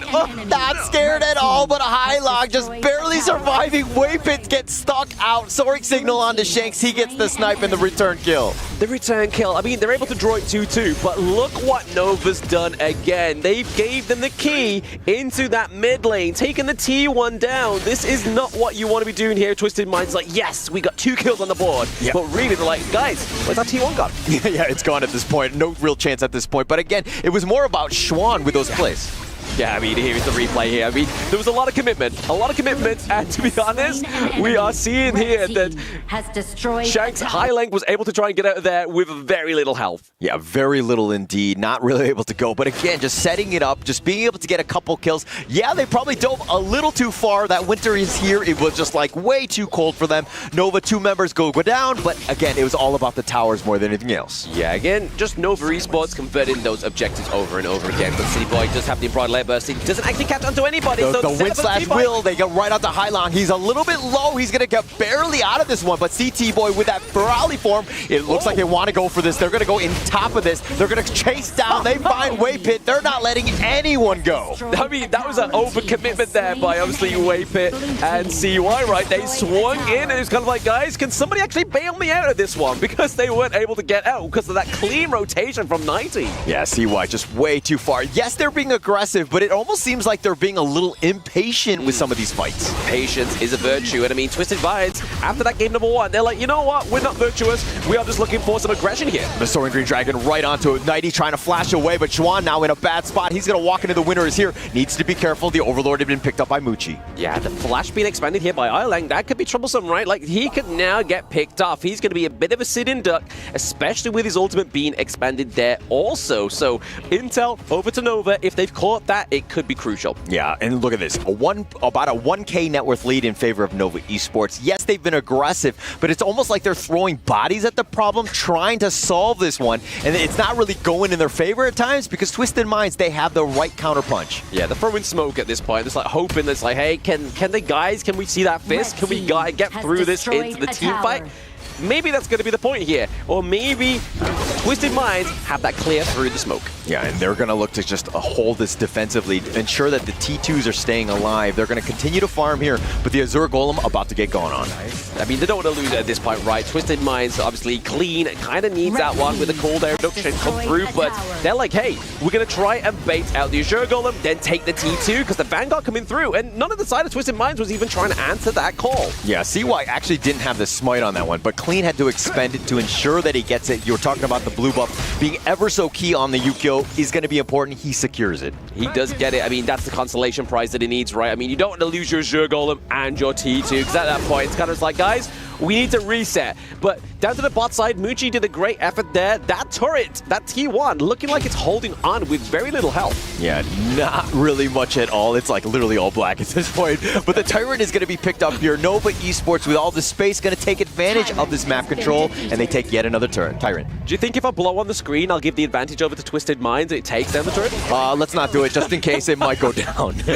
No outside interference. I get it. We're being completely non-biased here. But no, if we're looking between these both two teams, I do have to say, even though the Gorge doesn't look as pretty, still, game number 1, it's not looking too good. Not good at all, but he's going for the truth. Oh, but Muchi with a light step away, he sidesteps it, and Nighty gets taken out. Yeah, Wendy with the shimmy into the winning strategy there. That's going to get the takedown onto Nighty, which is pretty much a problem here. Oh, but Clean going all in. He gets the burst, finds Muchi, and now here's even more Twisted Minds. Can they get anywhere else? No. No, they're going to settle that one, right? They've taken up Muchi off the board, means that obviously at least 1 out of 2 of their damage potentials has been taken off for at least 10 to 15 seconds now. Look at Wendy with his 40k damage. He's been just like on point in terms of just making it very uncomfortable for Clean, Hailong, and Shanks to even get anything going. I mean, his burst, and this is why he's like an absolute maestro on this hero. Yeah, I mean, you can kind of see obviously the core is obviously Wendy and Muchi within this team composition, because you saw there the gold is funneling in both of those, and that's what you really want. You want to get that damage online earlier, and we're seeing it with both these two picks. They just got to make sure they're not making mistakes like they did into that top side of the map. Yeah, they don't want to get caught out. That's like the biggest thing. I mean, if Nighty finds you, you're grouped up and you're all together, he's going to make it a bad time in that sense with that Flash Truth. But again, the Shadow Tyrant is going to be picked up. It looks like Twisted Minds are going to take the Overlord at the same time. Yeah, a bit of a spread for these neutral objectives. We are actually having a bit of a progress here for Twisted Minds. They made it into the 10-minute mark. Yeah, congrats to them. But the Overlord and Tyrant picked up as well. But it looks like they've gotten Shanks and Ilang, and they want to get more. Xuan with a perfect angle, looking to push back CT Boy. Has a road charge. He will be chopped down. I mean, the Unbridled Outburst, we have to say, it whiffed there, unfortunately, for the side of Twisted Minds. If they were able to land that, it would have been a problem. But now they approach the T3 into the mid lane, looking to take that down, get those empowered minions. Yeah, the base is wide open. They have all 5 members. Nova Esports looking to close this game 2 out. They're doing some serious damage. They have the wind slashes. They're going to pad the KDAs. They take out Nighty and Clean, and it looks like they're going to take game 2 in a matter of time. All they need to do is wait for the minions. They're going to back off as they see that Shanks and Shylong, though, have respawned. They've respawned, and they're a bit of a saving grace, right? They have the Shadow Vanguard if they really want to put it down. Is that mid lane, or are they going to salvage one of these side lanes? But no, it's not looking too good here for Twisted Minds in this game number 2, but they still have a comeback potential. They have 2 T2s. Let's make that now 1. We've now taken that away. That was a quick rate of interest there for Twisted Minds. But now here we look at City Boy. He gets dived in on. He's already used the Unbridled Outburst. He has no means of getting out of that team fight. Yeah, no chance at that point. I mean, once the initial pickoffs were happening with Shanks down, it was going to be really tough for them to make any sort of progress into this. They had to have retreated. But with those Vanguards and the wave clear on the minions, again, just a small lifeline at this stage. Again, a Hail Mary for them, like you're saying there, Holder. They're going to be trying to kind of like combat this at the Crystal. You can kind of see the replay still on the board. But overall, as the live footage comes through here, Twisted Minds has managed to salvage those higher ground turrets. Maybe able to keep onto that T2 down to the bot side for now, but that's really going to be the opening here for Nova Esports. Yeah, I mean, they have a 7K net worth lead. Like, they have so many openings. As long as they don't, like, just sacrifice themselves and just kind of, you know, get out of position. But look at how they're grouped up. And again, these slow sieges are just really on point for Nova Esports. Very clean. Yeah, they kind of are having to play at this base, right? Twisted Minds, if they step over, they're going to get punished either by Xuan on the Guan Yu, dived on by CY, and then even Wei Pei. He's been very aggressive on this Diadea. Yeah, as he needs to be, right? I think that a good Diadea hero or player will be able to be aggressive, understanding when you need to go in, and he's always had Muchi, so when he needs to connect and heal him, you have that life step to get out of jail. Yeah, the lifelink is going to be a great sign here for the side of Nova Esports. Obviously, Destiny counters use that to push them away, Twisted Minds from that T3. The Winter is here, is going to wipe out those minions, so they have exhausted a great team fight potential here for the side of Twisted Minds. It's all about slowing the pace of the game down. Use whatever you can to wave clear. Ensure that those towers are not taking any damage, especially with those minions. It's got to be key for them. Twisted Minds need a little bit more time, and you're thinking, but you know, Nova Esports can kind of just slowly choke them out. Yes, but at the same time, some of the guys from Twisted Minds can get some of that farm and to potentially win this next team fight with some of those towers. Yeah, we speak about time, but obviously now Highlang does have that Winters here back online again, obviously using the Fridge Prison to try and take out these minions, keep them frozen in place whilst the rest of the team just does the damage and clears out that minion wave. But if we're looking realistically here, Nova Esports at the 13-minute mark, slowly approaching that 14-minute mark, they're looking at around about an 8K gold lead, right? That's going to take some heck of a team fight, some great micro playstyle from the side of Twisted Minds to navigate such a team fight that's going to get them back onto the gorge. Yeah, but at the same time, Twisted Minds, if you go out of your base and somebody gets caught out and then Nova has that man advantage, they're just going to take you down. So you have to be careful with how you approach, but it looks like they're going to give up a Shadow Tyrant for free yet again to Nova. Yeah, not only is the man advantage that potentially could come through if Twisted Minds does overstep, they now have the Shadow Tyrant, and they're looking potentially here to go for the Shadow Overlord. Maybe try and bait Twisted Minds to say, hey, look, you've got the minion waves pushed halfway. Are you going to come and try and test us? Yeah, they're so far up, you know, at this point, and Xuan still up there providing that vision. Yeah. If anybody wants to come in the neighborhood, they're going to be in a world of hurt, or Nova Esports actually realize that, and the alarm bells will sound. Yeah, he's the toll man. You've got to pay Xuan to get out of your base if you are daring enough to. So you can see on that mini-map. He has been down to the bot side of the map because obviously we don't really need the Guan Yu into those neutral objective pits to make it sure it's a secure objective. They have the damage from Muji, they have the damage from Wendy. Yeah, the biggest thing is like it's pressure from all 3 lanes. Where are you going to go? And Twisted Minds, I mean, they can find CY, but he's just so tanky, they really can't deal with him. Yeah, exactly. I mean, if you're going to dive onto somebody, you're not really going to be trying to commit all your exhaustions to trying to get to take down on CY. Yeah, all T3s are taken. The base wide open at this stage. Nova Esports looking for the right angle. The winning strategy is going to be connected. CY going in. He has that Blood Rage. The Wind Slash is going to be a little off the mark, but the Frigid Prison, and they're locking him in. Here comes the Umbrella Outburst. Schwan looking for that perfect rear attack. He's not able to find it, and he finds Nighty. The Stampede on forward. CT Boy just trying to take it out, but Hailong is going to be the first to fall. Schwan, though, is continuing on, and they have that damage. They find CT Boy, and Nova Esports will take game 2. Game 2, not as clean as game number 1, but it's going to be Nova Esports with the 2-0, which, again, like I was saying, Twisted Minds definitely had a little bit more of a tit for tat with that one.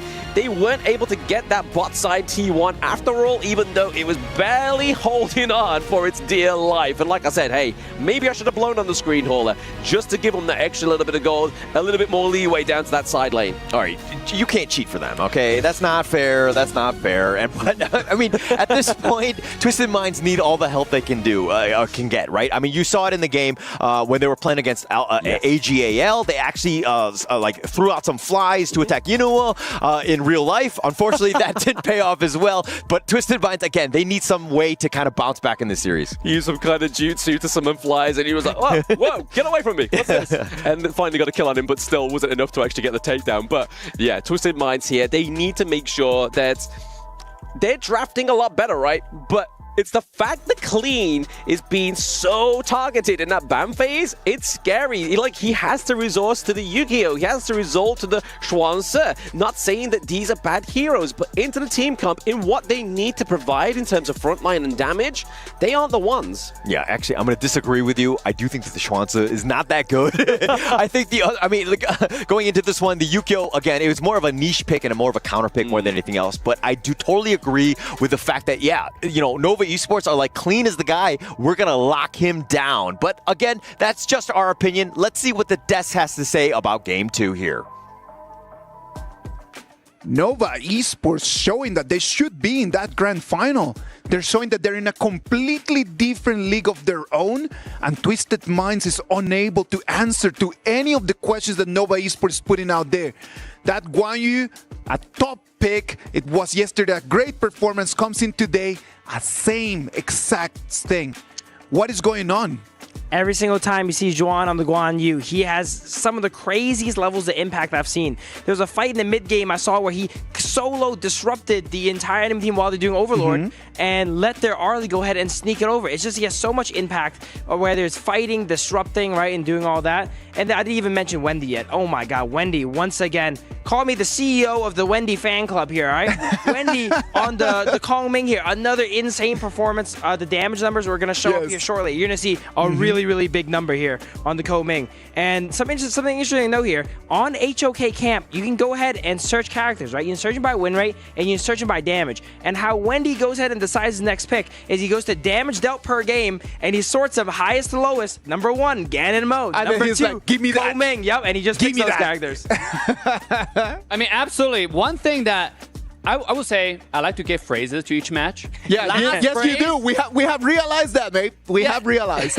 Last game, I would say it's over your head for Team Nova, actually. And in fact, they're so over their head. It's like the head is like a dot, and the horizon is so far away you can't even see it anymore. Because they're so chaotic. Team fight is so chaotic. You feel like everyone's all over the place. There are certain kills that shouldn't have been chased. But on the other side, I mean, to your point, Isaac, what is going on? Twisted Minds draft in this game. I mean, I got this whole draft analysis paper right here. Yes, you do. I'm sad that people at home cannot see it. It's like piles and piles of paper going on in here. We have Paging. We have all for all the top tier jungle options. Yeah. And then, yet we were going for the options that I didn't even write on the paper. I think Twisted Minds here is making a little bit of a misstep on the draft. It is a best of 5. You got to put your best foot forward. That's it. Yeah. You can't be worried about running out of gas. You're at match point already. That shouldn't be happening. It should not be a 2-0 because I'm telling you right now, the pressure is on. Before, when we talked about it, it was like, it's a best of 5. It's all right. You can come in and then you can enjoy a little bit of the match and it's going to be nice. But right now, 2-0, like the pressure is back on, and this is not supposed to be like this. Yeah, absolutely. I mean, this is match point already for Team Nova.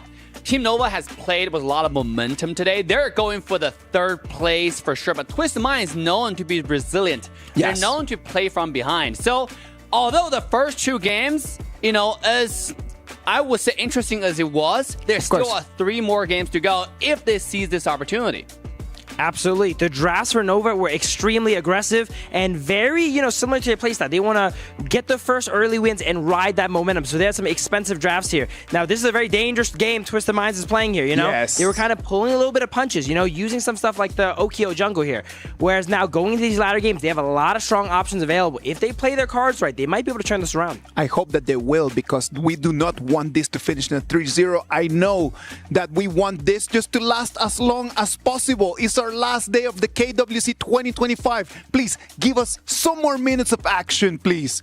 But you know what? Let's take a little break in here. Let's give Twisted Mind some time for them to realize what the plan is going to be. And after the break, we'll be back and we'll keep it breaking it for you.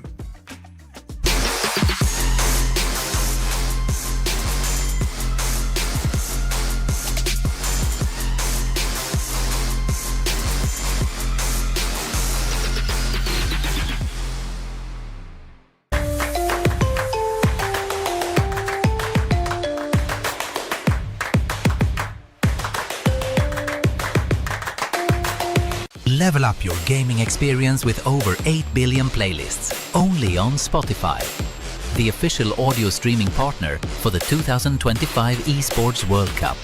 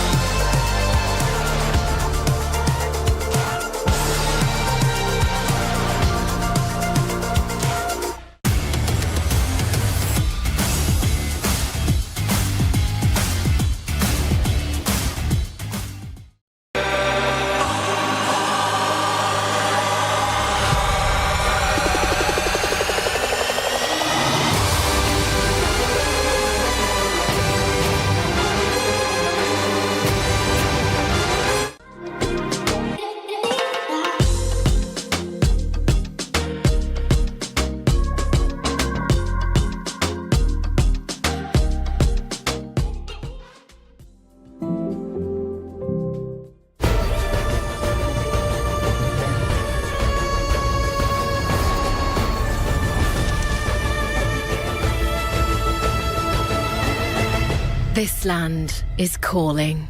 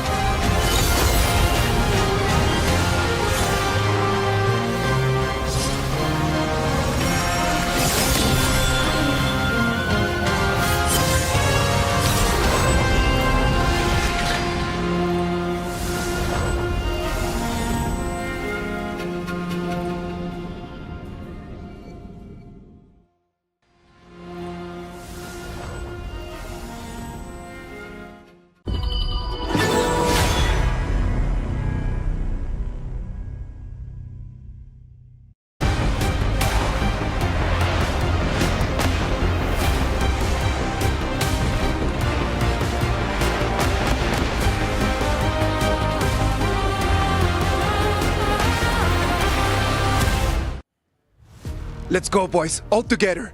Twisted minds, twisted minds, twisted minds, twisted minds. All right, come on, ladies and gentlemen. This is going to be game 3 of this best of 5. We are trying to go all the way. Please, please, please, please. We have so much respect for Nova Esports, man. Like, we love Nova Esports. But at the same time, we love all the fans that flew all the way here to Riyadh, Saudi Arabia, and they want to see a little bit more. It's not about just seeing Nova losing. It's about just giving the players and giving the people over there just one more game and another one and another one. Just, I'm fine with working the whole day. You know what? I'm fine just doing 8-9 hours. I'm cool as long as we have one more game, please.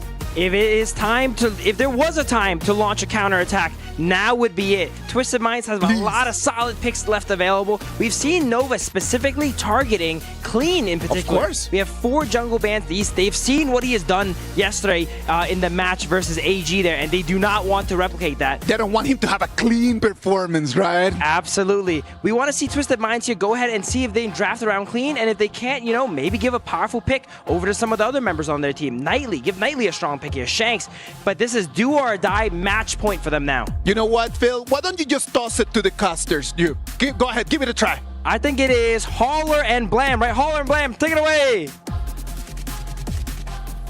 Thank you, CEO of Phil and the Guan Yu pick. Throwing it over there. I mean, he's getting more experience every day, right? Like, Isaac's just giving him too much power. I think this could be a crazy turn of events if he gets too much power here. But we are going to get into match point potentially here between Nova Esports and Twisted Minds. Hauler, what do Twisted Minds need to do? Well, the biggest thing they need to do is work on their trash talk. You're looking at the Honor of Kings global page. I saw Hailong putting up a 0-3. Oh. And this is obviously right before they did the walk-in, and the teams were definitely, for Nova, 0, Twisted Minds 3, but he might have gotten those teams reversed. Maybe he was looking in the mirror. He's a little confused. He got it around. Yeah, exactly. But hey, we love the confidence here from Twisted Minds. Maybe they can get a point onto the board, but we are looking here at Nova Esports. Prio blue pick going over to Wendy, the Mai Shiranui. He's had one big pick already. The Kong Ming, one of his carries. He's now got another. Yeah, Wendy is just like an absolute all-star in that mid lane, and there's a reason why Nova Esports are so good. It's just that they've kind of revolved around his play. Literally one of the best Mai players on the global stage. This is a guy that, again, you need to be very careful about, and you need the proper counters to deal with this because you're going to be constantly pressured, especially in that early game. Yeah, I mean, right now, we're seeing Twisted Minds Hailong gets the Yixing pick. Obviously, the analyst desk was talking about this all day at the beginning part of the broadcast, and we're going to be seeing some boards being placed down. Maybe trying to catch out here the Mai Shiranui. Maybe just trying to make sure that Twisted Minds plays on their grounds. But with the Lung here, we are going to be getting some burst damage come through. That late game cash-in potential here for the side of Twisted Minds Shanks. Yeah, and they're countering Nova Esports, that is. The Lung pick exactly how Twisted Minds did when they picked the Lung, and they've gone with this Chano Zhangfei combination. It has that combination in terms of like the damage and the control, things that you need to have a really good team fight. Yeah, I mean, you can see here already, Clean's like, lads, you've got to let me have third pick because I've been absolutely abused in the banning phase. And I mean, they get the Ogren, they ban out the Musashi, CY having a dominant performance on the Musashi, but more importantly, the Musashi being one of the better counters, as well as the Agudo here as well for the Ogren. Yeah, and the Ogren has been, this is pretty much it for Twisted Minds. Backs on the wall, elimination game for that third place, extra 110,000 would be huge for this team. They would have a 310,000 USD for winning third place would be massive for them.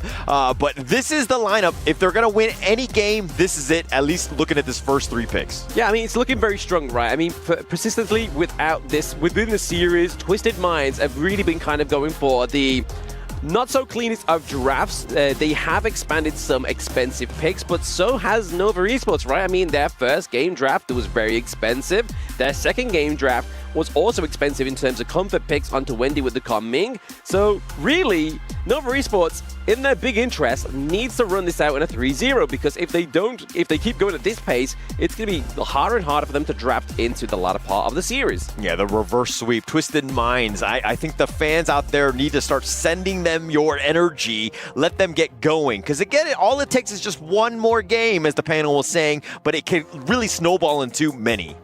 It can snowball into many. Exactly. Momentum has been such a crazy effect within the KWC. We've seen teams go all the way from day one of group stage, go all the way down to the lower brackets, climb into the lower brackets. Twisted Minds is one of those success stories, but best player with the best prediction predicts the Monkey coming through here for the side of CY. So they really need a little bit more access into the backline, especially trying to catch out Yixing, especially trying to get on top of Lung, maybe trying to expand that infinite vastness earlier than they were really hoping for, but also backline access this Fatih pick here. Yeah, the Fatih and Monkey, just a nice little 1-2 combination, solidifying that top lane, very tanky and things, and it just adds on to what the Zhang Fei wants to do. You know you have that damage from the Mai and the Chano, so you're just going to be able to find the right moments. But are they able to kind of use these two guys to really kind of, put Ogren in a bad spot where he doesn't really want to engage at times? Oh, okay. CEO Phil gets his pick come through again. The Guan Yu here goes over to the side of Twisted Minds this time. But I really want to give a bit of a highlight here to Monkey. I don't feel like we give this hero enough shine, especially for those new at home, right? Like, they don't probably necessarily see, oh, it's quite a cute looking pick. Surely that cannot have devastating impact onto my enemy team. But let me tell you, as a Monkey main, it is definitely one of the most devastating picks, especially in terms of that tank meta that we were talking about earlier. Yes, obviously within competitive, the assassins rule the gorge, but in ranked, you can still pick a tank pick into the jungle and it's still going to be able to kind of create success. I mean, me and Phil was watching Eric in the crowd of the AGL game, and he would pick the Monkey and he cleaned up shop.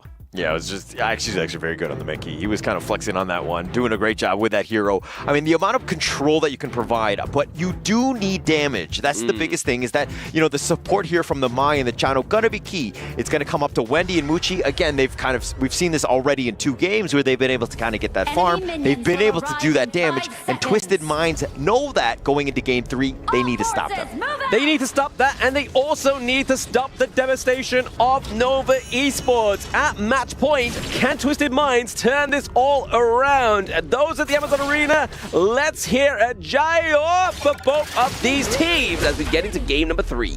Twisted Minds here need to be aggressive early, try to set the tone. They haven't really been lucky in terms of getting these first bloods and kind of being aggressive when they need to. They tried in game 1 and unfortunately they fell flat on their faces, but this is one where, again, everything on the line, you gotta go for it. You gotta go for it. But I mean, I don't want to say it here, but Nova Esports, we've seen from obviously the KPL teams, when they get to that last match of the series, they go hard, right? So I'm really hoping here, for the sake of Twisted Minds, that is not going to be the case. But you're the KMW, caster. You should be the believer in them. You should be pumping them up. You should be all about this Twisted Minds lineup.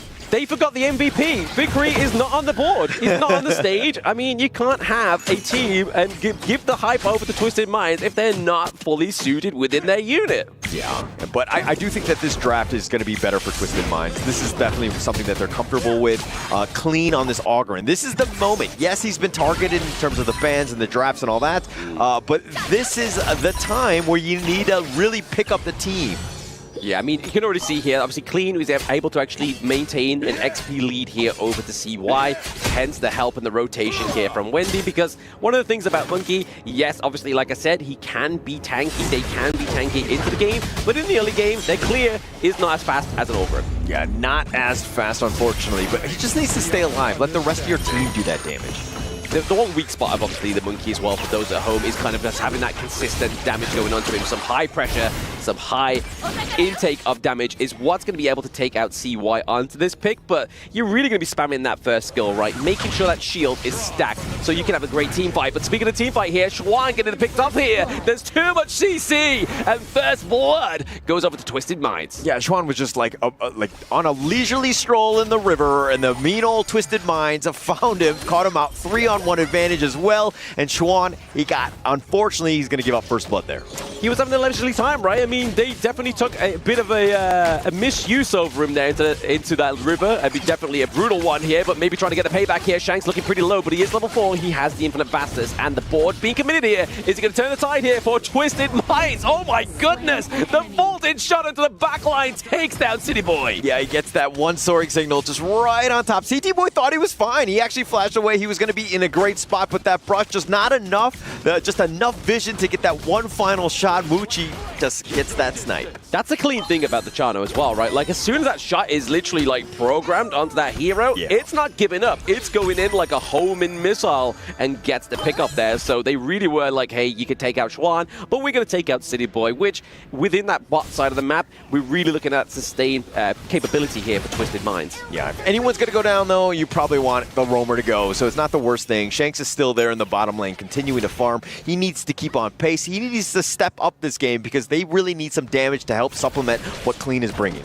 Clean is bringing, obviously, the terms of the aggression here, trying to maintain that gold lead into somewhat of a margin here between both Nova Esports and Twisted Minds. It's really going to be the key here. So if he gets taken off, it's going to be scary. But Wendy flipping around at the gorge here, trying to get the pick up onto Highlang. He commits the board. No one gets the catch other than Wave Pit. And now the passive has been expanded here by the side of Twisted Minds. Unbridled Outburst is going to be able to catch 2. Can they catch Shanks? He has the infinite vastness. I mean, CT Boy with a Mulberry power right onto CY, just barely able to just keep enough stuns for Highlang. Oh, 90 here to the back line, trying to completely upset the tempo here of the team fight. Dream Roam used defensively, gets CY out of that one. Really good disengage. Oh, what a great team fight right there. I mean, everybody was throwing out all their spells, but understanding and just trying to navigate the other one and getting to safety, absolutely huge for CY here.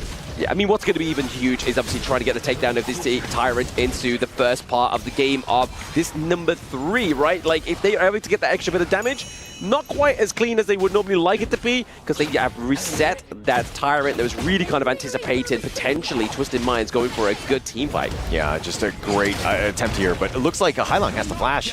Has the flash, gets out of the board, but now Highlang's a little bit too deep into it. The Mulberry power is going to be enough to get him out alive. Obviously, healing from those Fireflies, but also the dodge out of that CC is what was going to be that enough to kind of push away Nova Esports. Yeah, Mucci was waiting the brush, wanted somebody to kind of just make their way closer so that he could get the snipe shot, but then Clean showed up and Mucci was like, no, we got to get out of here. He's the actual nightmare that we need to get away from. We need to stay alive. But CT Boy, his Mulberry powers have actually been quite successful, and he's had some great disruption with that.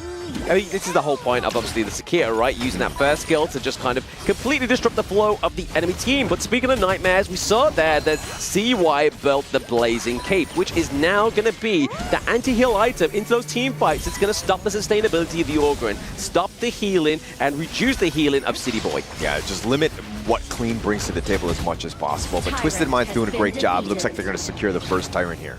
Big pick up for the Tyrant, right? I mean, I think this is like, I feel like it's Twisted Mind's first Tyrant of the series. We're able to get the pick up there. So now the extra bit of damage for the next 75 seconds. Nova Esports, are they going to go for obviously pressure into the top side of the map we can see here from Schwan, or are they going to be able to kind of get that micro play ability into these team fights and then mitigate a lot of those damaging skills? You can see how the play style of Twisted Minds has really changed. They've been way more aggressive. Yeah, taking that first neutral was huge for them.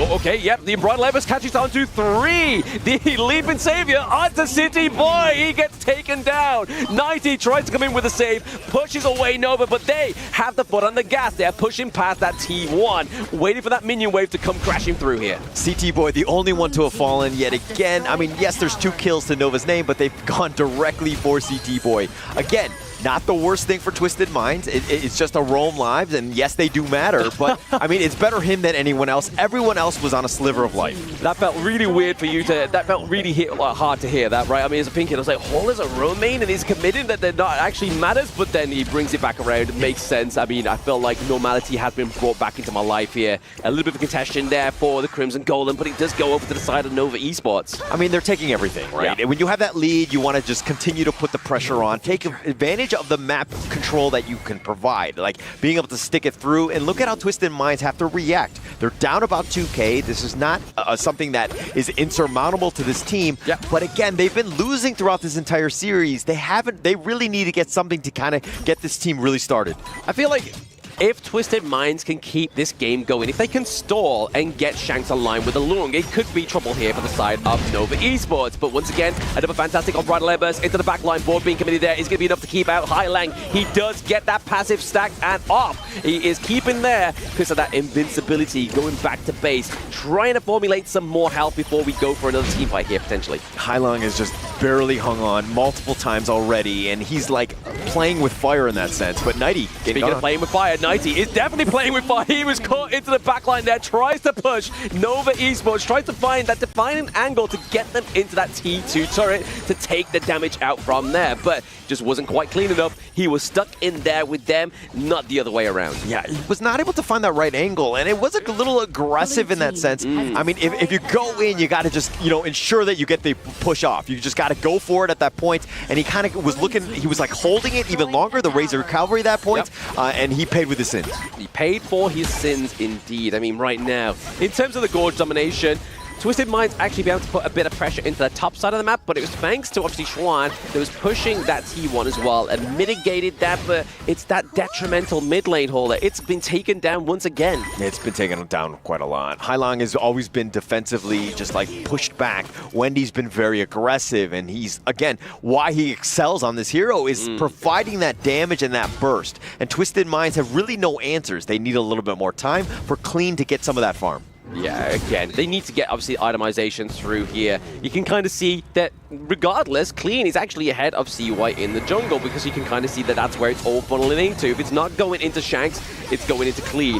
Blazing Cape's built. I had the Phoenix built here. So they have the HP regen, they have the anti-heal properties from the Blazing Cape. So really, we're going to be looking at maybe potentially being the Blood Rage being that third item. Yeah, and look at how Nova Esports are moving across the map. Yeah, they're not really looking to engage, but by threatening certain positions, even with Waypit providing that vision, it's pushing Twisted Minds back. This is opening up space. The top T2 already been taken down. This is perfectly playing in the hands of Nova Esports. It is, but I want to revisit that point that I was making, right? That if we can get Twisted Minds to stall, they can then get the City Boy Shanks online. But you can kind of see here, he's gone for that very expensive itemization. He's completely skipped the Meteor, completely skipped the Axe of Torment. He's gone for the Siegebreaker. He's gone for the Eternity Blade, and even the Sky Piercer, the second tier item of the Daybreaker. So trying to get that itemization, that damage online early, could be potentially a way in for Twisted Minds. Yeah, they need whatever they can do. I mean, it might not be the most conventional, but just getting those right items, because they need to fight now, right? They don't really have a whole lot more time. The first Shadow Tyrant was picked up by Nova Esports, and now they're taking the Crimson buff away from you. It's going to be a tough situation for Twisted Minds to hold here. Yeah, they're just taking all the resources, like you were saying earlier, Holep. I mean, they have access to it. It'd be silly for them, Nova Esports, to not do that. They have the golden ticket. They need to cash it in and keep getting and putting that pressure onto the side of Twisted Minds. But right now, that T3 in the mid lane needs a little bit of defending here from Twisted Minds. You got to deal with those minions. You got to figure out some way to just slow it down. It's all about that breathing space at this point. But Nova Esports, look at how they've been pushing. And the Clean, yeah, he's up in front, but he's kind of playing scared. He's playing very scared. I mean, I would, right? I mean, definitely the damage output, the DPS from the side of Nova Esports is definitely something, even if I was an Ogre, and I'm like, lads, we got to kind of play this one a little bit more micro. Yeah, more micro indeed. I mean, Clean here, finding CY. Oh, no, that's not what we wanted. That's not what we wanted. We wanted Shanks to come out on top of that one, but it was Muchi with the soaring shot that got the kill there onto Shanks. Got the T3 into the mid lane. You can kind of see here, Clean just trying to clean up these minion waves once again. The movement, the positioning, just how up front they are. It's suffocating for Twisted Minds to find any sort of jump in. Oh, the jump in, as you called it there, Ola. The Wendy into the backline with the contussions, with the knockups, thanks to that unbridled outburst as well, pushing City Boy and Clean back into the base as the minion waves come through. Game 3, third place is winning it up. Supernova! Just really well played there. Perfect game, a perfect series. Exactly what you expected from the MKL champions. And going into against Twisted Minds, who was like upsetting a lot of the other teams, but they just had no answers. Nova Esports are on another level. I mean, after taking that win from TT Global, right, they have to be on another level. They have to maintain that presence and that popularity. They need to drive this narrative that, like, hey, we are the only team to do it this far this yet. So they really are showing and putting respect on their names. And Supernova, Nova Esports will be the KWC third place team. And I mean, looking at their Highlang, he's just stressed about this matchup. I mean, it's after that 6-minute wipe down, I'd be looking like that too. Yeah, it was absolutely rough. I mean, they didn't really have any openings. Yes, they started off strong. They had a great first blood. They turned it into the first tyrant of the game. But then Nova Esports were just like the clean, calculated movements, finding the pickoffs, getting in and out, finding 90. He has to just barely just limp away on those moments. And Twisted Minds really had no openings in this game. They didn't. I mean, they really were looking for them, obviously, especially with this Game 3 draft as well. We see more of a return to Twisted Minds as a normal draft, right? The Orgren, the Yixing, the Lung, the Sakir, and the Guan Yu. I mean, we didn't really get that Lian Po come through here for City Boy, which has been one of his most performed picks. But when you look at that draft, they needed sustainability. They needed the healing, not the tank. Yeah, not at that moment. So questions in the draft, obviously they could have done better, but it was more about the execution, especially if we're looking at Game 1 and that Schwantz pick. But let's see what the players have to think about that one. Let's see what Mara has to say here. And now we're here with Xuan. Congratulations, the pride of Malaysia. You have done incredible in this competition. From start to finish, how much do you think your team has grown? What are you most proud of? 就是成长量。对对对。我觉得最大的成长就是我们面对到 KPL 队伍不会太缩吧，就是有敢打的画面，然后去突破自己吧，我觉得。So what Xuan say is, even we meet the KPL team, we will never give up, and then we are very brave to face them. Yeah, this is why we go through the tournament. And you've definitely shown that Nova Esports is a threat. Now, what can we expect from Nova Esports after this? 希望在不久的将来，可以在 KPL 手上拿到不止1分吧，而是一个大场。So we hope that we can win KPL team, not just a small game. It's a match in the future. Now, Malaysia is watching you. The entire world is watching you. What would you like to say to everybody who's been supporting your journey all throughout? 就是你有什么想要跟马来西亚，就是一直在支持我们跟观看我们的观众说？我觉得继续支持我们 Nova Esports 嘛，然后我们会不让大家失望的。So, terima kasih kepada semua Malaysia punya fans memberi sokongan kepada kita. Kita akan berusaha untuk the next game. Thank you. Congratulations! You have proven that Nova Esports is amongst the top teams in the world. And we're going to see you in the next international tournament. Now we're going to be talking about that a little bit more. So we're going to head back to our panel. Lead the Gorge. Our KWC 2025 third place is going to be Nova Esports. Congratulations to Nova Esports coming in here, taking a 3-0 victory and telling us that they are the closest to that S tier. At the same time, congratulations to Twisted Minds on going at the 4th place. It is not an easy task. It is not easy for them to come here and to try to perform. You gotta remember, they faced Nova on day 1.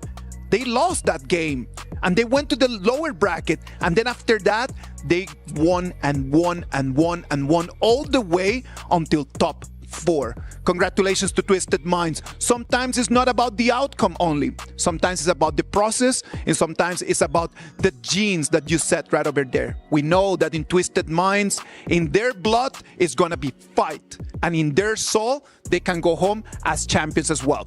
Congratulations to both of them. Boys, it's been a great third match. You know, it's been a great match.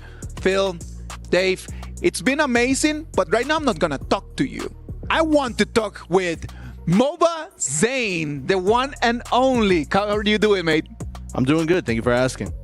How was the show match yesterday? I know that you had a show match before and then another show match, and right now you're 2 victories in there, mate. Yeah, I'm the only person who played in the show matches. That's 2-0. I'm telling you, invincible. It shouldn't be Moba Zane. It should be Invincible Zane. It should be like that. Did you guys know Moba Zane before? Face of NA right here. Why is that? There's a Moba Zane effect. Every time he's on the team, he just wins. Ooh. Yo, really? It's true. If that is actually true, that's gonna just up your value a lot, man. Come on, that is top notch. I want a tag like that. Just like as long as Isaac is around, we always win. I want a tag like that as well, mate. That is definitely a great effect here. Great to have you on here, Zane. All right, we actually just had Best Player on here earlier, and he mentioned what was his favorite character? Mankey, right? Yes. And Mankey actually showed up. Is there any character that you say is your favorite that you want to show up or you want to talk about here today in HOK? I would probably say Marco Polo is probably my favorite. Thing is, he's just not played too much. I think we saw him pretty early on in the knockouts, just once. Yeah, we saw him it was combined with the Yaria, and unfortunately, it didn't win. Yeah. But that was the only game that we saw. Pause has won with it though. I know. Marco Polo Yaria, yeah. And they played the Marco Polo Yaria combo that was actually really good. Dave, do you want to open that? Yeah, okay, so what do you like about Marco Polo? I just like that he's basically the most unique marksman, you know what I mean? Because usually if you're playing something like marksman or something like that, you're usually in the back, being very passive. But Marco, as soon as you get Spark Forge, and especially Doomsday, you could just ult in on as many people as you want. Yep. Absolutely. Just being able to build those items just gets Marco Polo his first just power spike, right? I also thought he said Marco Polo because he's a cowboy, and we seen in the BTK reveal video, the BTK members were all Western themed, right? By the way, who has the best costumes in your opinion? Oh, me, no doubt. Without me. Of course. You've got the best posture and everything, man. So I'm completely sure that if we dress you up as a cowboy, I'm totally sure that the fans are gonna love that. Would you be up for that? I would love it too. A Marco Polo costume, man. Ooh. We gotta give him one of those. What has been the most interesting thing that you have had in these last 3 days, 4 days that you've been here in Saudi Arabia? I would probably say yesterday's match with AG involved. I mean, the crowd was just insane. Yeah, that's different, isn't it? It just brings everything is so lively when AG is playing. So I could only imagine, when they're on their home court, just how crazy the fans probably are at the KPL finals. And yes. Even before the finals, just in the regular matches, I bet the fans and crowd there are amazing. I hope one day I can see it in person. You know what? Like Dave and myself, we have had the opportunity just to cast over just some of AGAL's games before, right? Yep. And it is just like how Moba Zane just mentioned it, right? It's just electric. Bro, have you seen the announcement? I think this year's grand final might be in National Stadium, which is insane. The biggest stadium I've ever seen. I'm really excited to be part of it. If there's an opportunity, and you just mentioned you wanted to go. Well, yeah, but we are here just to make dreams come true. So what about if we just talk to the producers and we just get Moba Zane to come with us all the way there for that final? That would be actually really nice. Phil, how did you get to meet Moba Zane?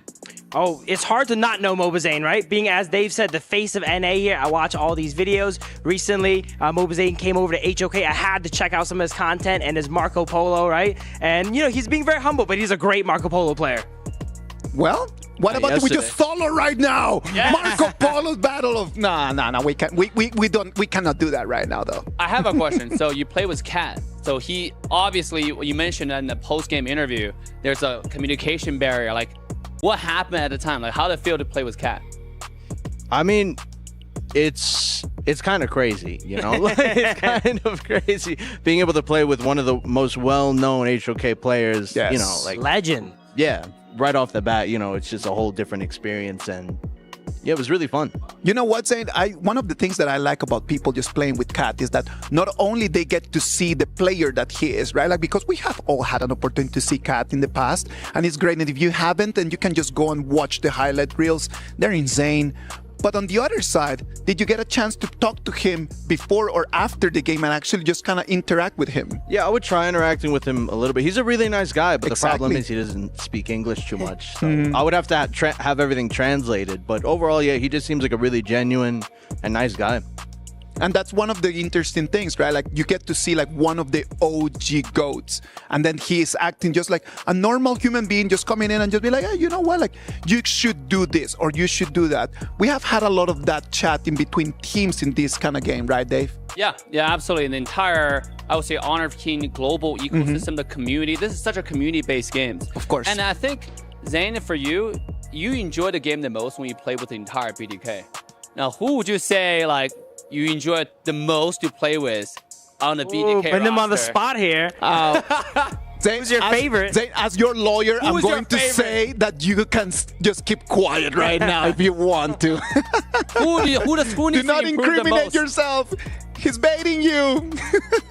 I think everyone, on a serious note, everyone needs to improve. You know, we've only started playing maybe like about a month ago. Yeah. And a lot of that month has just been, you know, coming to, of course, KWC, and, you know, we just need to play more. Honestly, but I'm telling you, if you're telling me that you've been just playing the game in such a short span of time and you can already perform at the level that you showed us yesterday, I'm telling you, if they keep this pace, in 12 months, we might see them over there in the stage, not as invited, but actually qualified for the tournament. Don't you think, Phil? Absolutely. Yesterday we were watching the show match and we were saying, wait, this is a really serious looking game. Yes. They got the rotations down and such. And as Zane just mentioned, he's only been playing for a month and he knows all these amazing rotations, working as a team. That just shows the veterancy of him as a MOBA player and how easily he can pick up and adapt to this game here. On the same note, I want to mention that with BTK now in Honor of Kings, we're seeing a huge wave of community building. That's in the lovely. Entire Honor That of is Kings. lovely. So, like, would you have anything that you want to say to the fans that now, you know, trying Honor of King along with you and all that? You know, I'm honestly surprised, and like I'm very grateful that a lot of the players that I've played other games with actually switched along and went to try HOK or still play it to this day, you know, and I'm really grateful for all of the people that did, you know, join BTK on this journey. That is the main idea, right? Like, the main idea is just to be able just to create a community with friends. Just coming in here and then everyone that you've played with before, and they just tell you that, you know what, I am doing Honor of Kings right now. You guys should come and just watch the game, watch some of the EWC, KWC games. It is actually really cool. It is really, really nice. And we actually are very grateful to you because of that. Right now, moving a little bit into this third place match, what about if we just take a look at the highlights of it? And we try just to decompose a little bit on why Nova Esports is being able just to go all the way as third place and sending Twisted Minds to fourth. Third and fourth, that's different, right? And there's a gap. How big is that gap right now? That gap from what we've seen today looks pretty big here. Nova was speed running here. It looks like first game was a record, I think, for KWC. 6 minutes, 23 seconds every single game. Nova's Wendy gone ahead and absolutely demolished the competition here, being, you know, obviously enabled by Swan here. And we mentioned prior to the game, a big difference we're gonna see here playing out is the difference between Hai Lang and Wendy, and how Wendy prefers to play the carries and Hai Lang plays the more utility mages. And I think because of that difference there, they're not able to really control Wendy, and they can't remove all the picks, right? If you want ban the junglers, Wendy's gonna get pocket picks. Zane, you actually predicted a different result, right? Oh, all right. So did you say that it was going to be Twisted Minds? I actually did think Twisted Minds was gonna show out a bit more impressively than what they did just all right. now. But why? What made you think like that? I actually really enjoyed their games versus AG. I thought a lot of the games they were putting up some decent fights. Of course, during the end of that series, Twisted Minds started to fall apart versus AG. But at the beginning phases of that series, I actually really enjoyed how Twisted Minds was playing and drafting, and I thought they would have a pretty good chance. Yeah, to be honest, I had a similar feeling. Like, at least today we thought it was going to be a full 5-game series, but Nova really showed up, you know, with their performance, with a Game 1 history-making. Yes, of course. Game 1, 6 minutes. That was absolutely insane, so no one expected that. I think Nova did a lot of homework. They saw the games versus the AG and noticed how impressively Clean performed. And going into matches today, they targeted him heavily. A lot of drafts banning 2 junglers minimum, if not 4 at sometimes as well. They did not want to do the OT.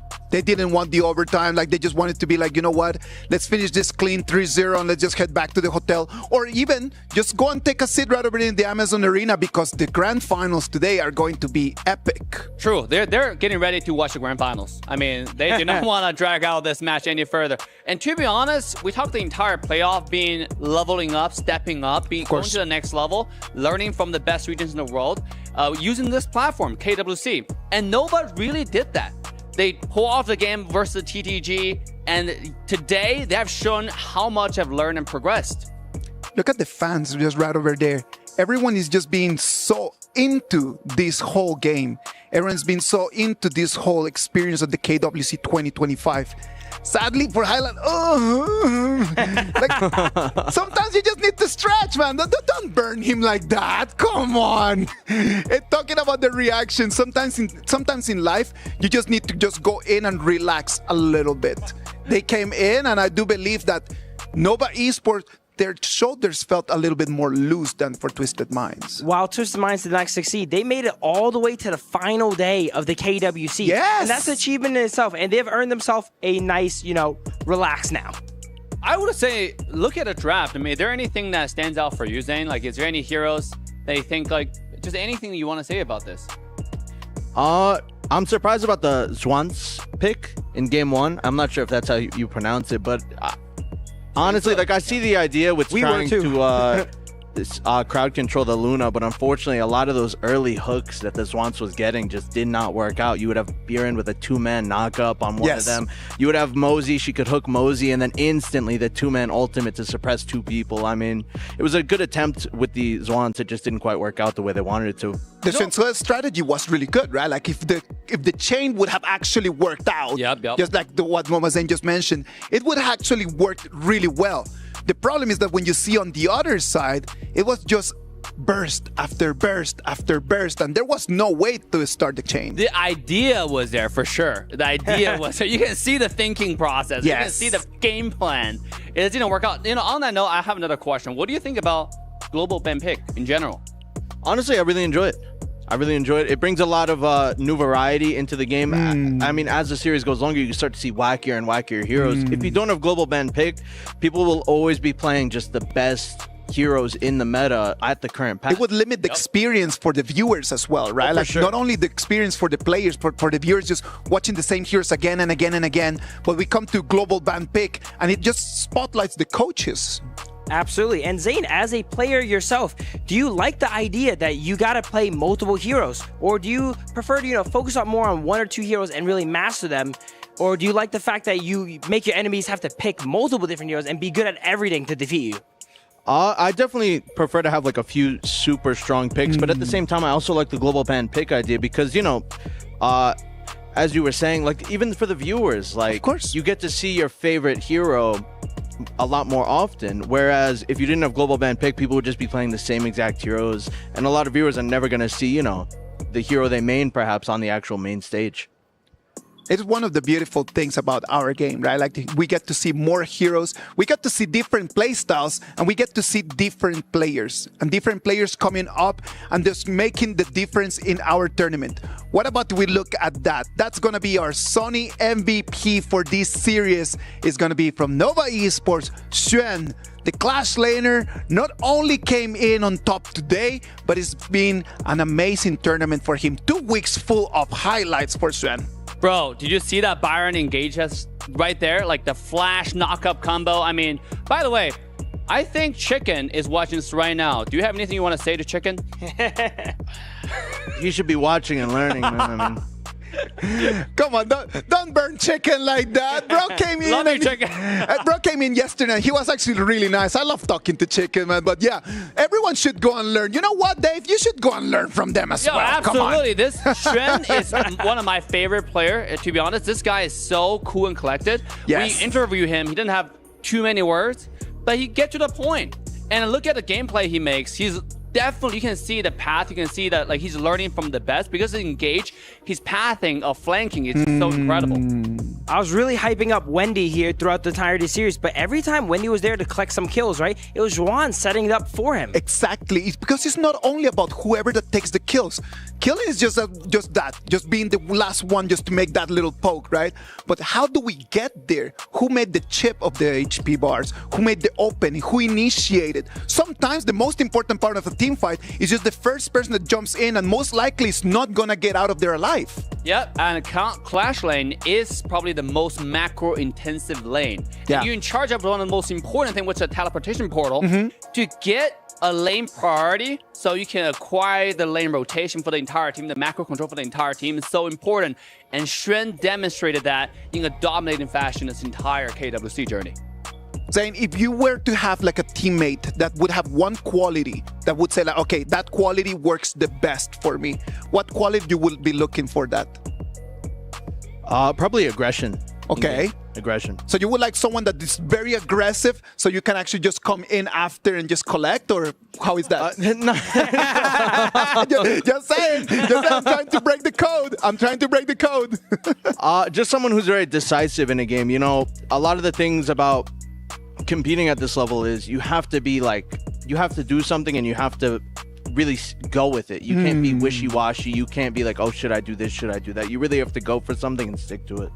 I really love that answer from Zayn. As a player myself in the past, I've played with some fairly aggressive players, right? And what it does is you could also follow it up and be aggressive as well, but it gives you room to breathe because the enemies are busy on their toes from your teammates. It gives you more time to plan out your attack, what you gotta want to do, and I really like the answer from Zayn.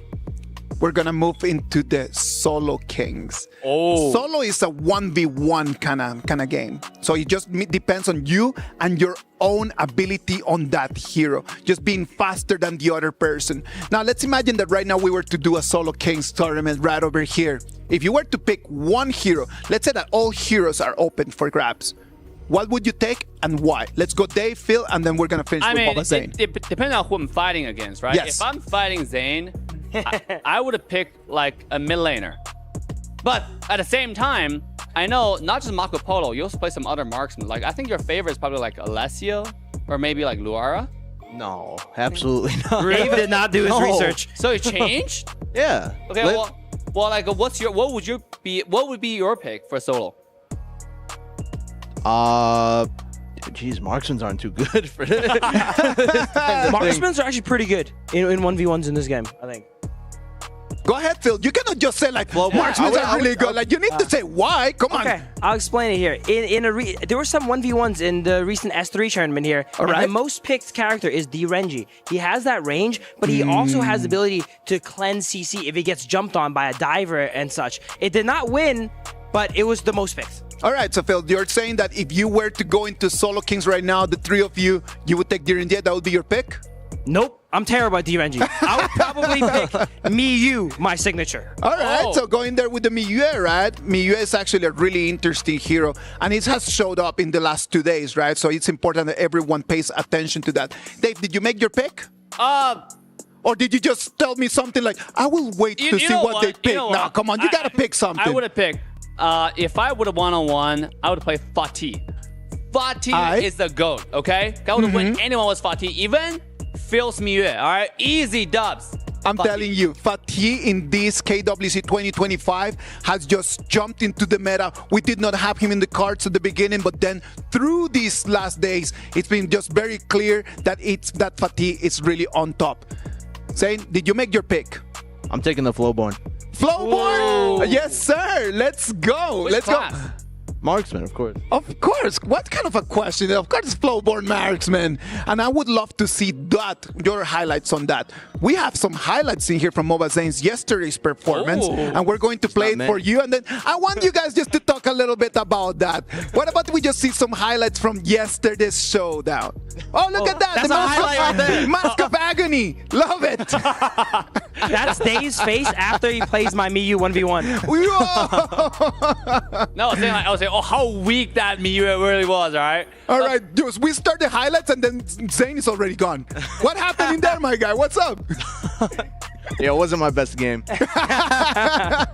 No, what happened in the game specifically? Like, what happened within the team? Is it like tense? Is it fun? How was how do you feel?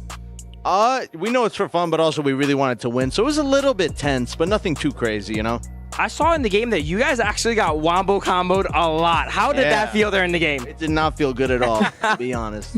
I mean, yeah, the Dharma and the Mosey. I mean, yeah, they comboed really well together. Yeah, Renegade on the Dharma was actually playing very well with all the flickering gauges, and then Mosey would always be following it up, so... I remember making a note that was probably the most crucial crowd controls I've seen in a single game from that Dharma there. Yeah, I've never seen that many wombo combos. I think they were practicing that. That's why they ended up picking it up. But your Marco Polo, oh, by the way, the one-on-one. Oh, don't do that, Dave. Dave, don't do that. Did you see what happened? Yeah, I saw what happened. Not before Solo Kings Day. That was bad. Yeah, I mean, but it was a fun attempt. It was a fun attempt versus Consort U. I will have to note, though, before he did lose that one, he did solo Consort U behind Tier 2 tower. I got your back, Zane. Thank you. It's 1-1, actually. It's 1-1. You need to be looking at the whole game, right? Like, you cannot just only look at the final results over there. You need to look at the whole game. And what about if we just look right now at the bracket of our KWC 2025 and how everything is just right over there? There's just one last piece to this whole KWC 2025 puzzle, which is going to be that grand final. Nova Esports already cemented that third place with a 3-0 win against Twisted Minds. And then we're going to have the grand final for today. TT Global against AGAL, our last best of 7 in this great tournament. Let's just start wrapping it up with our feelings towards this afternoon. What can we look for? We have two things. We don't have only the grand final, we have the Solo Kings. So what are your thoughts on what's going to happen in Solo Kings, and what are your thoughts on what's going to happen in the final? I'm very excited for the appetizer coming up here, which is Solo Kings. It's going to be a great appetizer. We've seen players from teams that have already been eliminated before, fan favorites, go at it here. I'm excited to see who wins. I'm excited to see what they pick, actually. Of course. And see if the 1v1 meta has changed or does it stay the same. All right. So for me personally, I'm looking forward to the main dish. AGL versus TTG. There's a lot of history, as I mentioned. Yeah. Leading up to KWC, TTG has just recently defeated AGL in a very, very close fashion. I think 3-2. Yes, sir. By one small match. This is a statement match coming back on the biggest stage in the world. So AGL, and also at the same time, AGL has a lot more experienced players on this mega stage. Whereas TTG have a lot of young, new upcoming players. So how are experience going to bash against passion or just new exciting feelings? I'm looking forward to that. I am really looking forward to that. Mama Zane, I'm going to have to put you on the spot on this one, buddy. TT Global or AGAL. You gotta choose one. You cannot come up with here just in the day fashion and say it depends. No, come on, you gotta take a statement. What do you think? AGAL. AGAL? Yeah. All right. If they do win, I'm gonna come back and look for you and and give you one of my host cards. All right, ladies and gentlemen, thank you very much for being here with us. We're going to go to a short break, and after we come back, it's gonna be the Solo Kings tournament.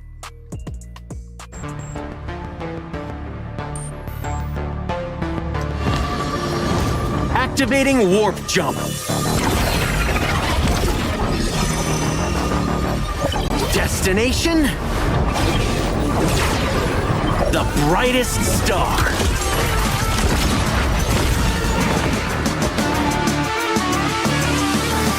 We the kings, it's all the show.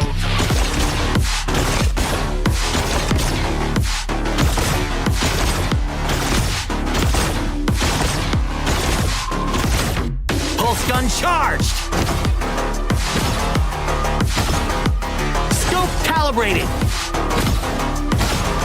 It's a quantum party! Ignite the stars!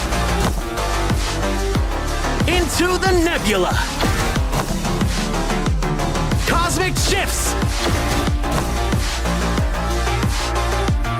Supernova pulse! Woo! Right in the core!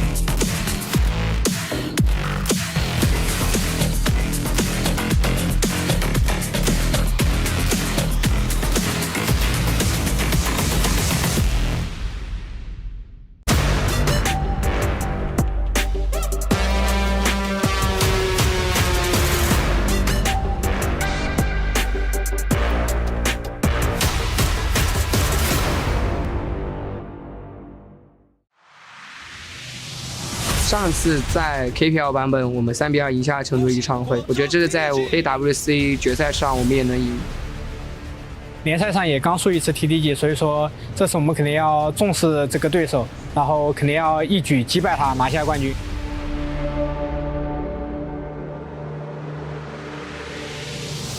The duel to the death committed on CY is not going to be great. The healing reduction come through, and Waypit is trying to be on the run here. Nice little knock-up. Juno is not in a great spot. Hylon goes down. 就是 AG 在这次比赛中也都是碾压对手获胜的吧，然后他们也主要以野射双核，所以说我们局内的话也要多关照一下。我觉得比分的话是4-1吧，因为我觉得我们做足准备，什么样的对手我们都可以轻松拿下。That is a wipe here for AGAL. 就呈现一场很好看的决赛给大家吧。我想对 TDG 说，成神之路上总会牺牲点什么。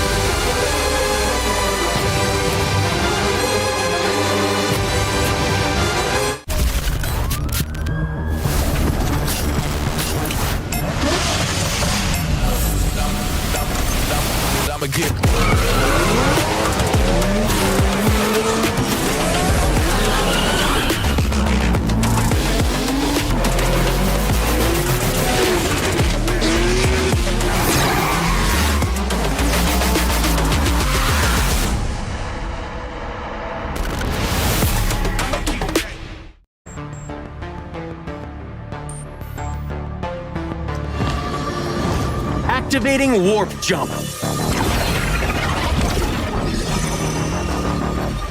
Destination? The brightest star.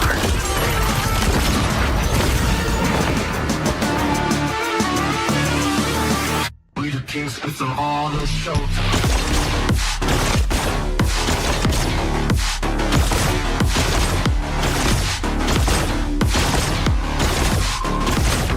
Pulse gun charged! Scope calibrated! It's a quantum party! ignites the stars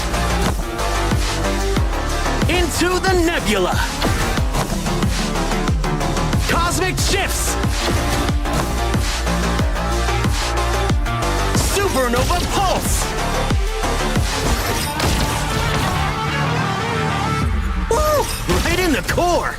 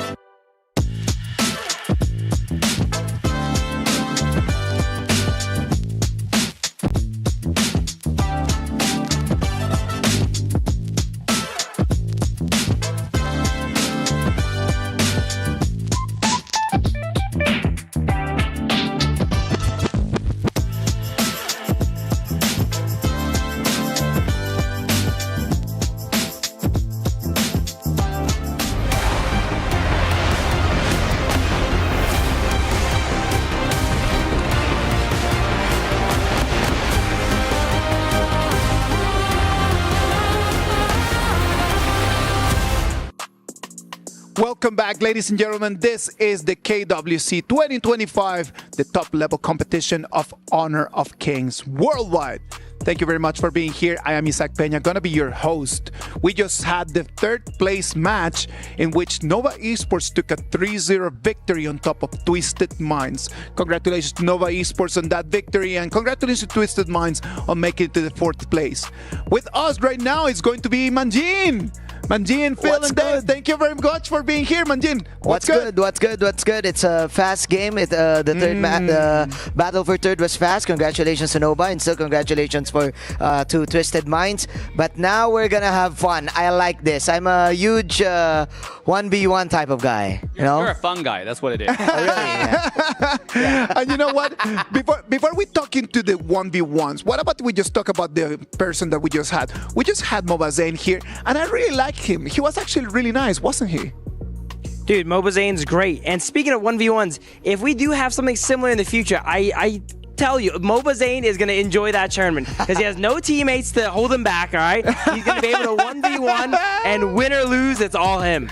I'm loving it. I'm loving it. All the men that have come here in these last 2-3 days, all of them from BTK, have been really nice. Like all of them, they come here and they just showed us different perspectives, different angles of how people around the world are actually enjoying playing Honor of Kings. You know what? Like, I don't want to brag too much about Bloodthirsty Kings. I know that when you say I don't want to brag too much, you're just gonna brag. Yeah, but I'm about to brag about Bloodthirsty Kings, all right? Because this team is probably the definition of defining their own destiny. Okay. They have always tried their best. They've always represented. Never really got a coach. They coach themselves. Because in a North America region, it's it's different dynamics how esports team is raised and grow up. Explain to us, man, because not all of us have had the opportunity just to be so involved in the North American region. So why don't you just tell everyone how it actually works? There's market dynamics. Because the country is so large in general, the territory, the continent, right? Think about Canada, United States, all those big regions. And North American players have tried their hard. They usually play a game because of passion. Of course. And these players are passionate. Ever since they started playing Honor of Kings, I see them grinding days after nights and just discussing. Our group chat has been blowing up of like hero discussions. Why am I getting bullied by this Luna 1v9? Like, what is going on? You know? And they're thinking about how to. They're trying to find the solutions on it, right? And we just say, yo, pick Liang. You're good to go. But these teams are passionate and they're learning fast. So watch out for Bloodthirsty Kings because not just here as influencers. They're here as contenders. They want to bring something new, fresh, and passionate to this community. From what we saw yesterday with BTK against all the other teams, like I do believe that they do have something. They have the understanding, and it's just going to be a matter of time. Do you agree, Manjin? Yeah, what I like about BTK is their character, right? Like every time you like see NA, especially in this type of setup, MOBA Zane is kind of known to be a heel type of character, especially for a lot of Southeast Asian like us in our region, right? So yeah, and because of his height and everything, but if you talk to him, he's very sweet. He's a sweet type of guy. He's a really cool lad. He came in and he sat here with us for a while, and it was really easy to talk to him as well. And what I like also is that he knows, he's fully aware of the responsibility that he has, like to bring in that type of character, to the trash talky type of character that everyone loves. Also, that helps us in our storytelling as well. Yeah. Absolutely. And I want to bring back one of my favorite moments I noticed of MOBA Zane here, right?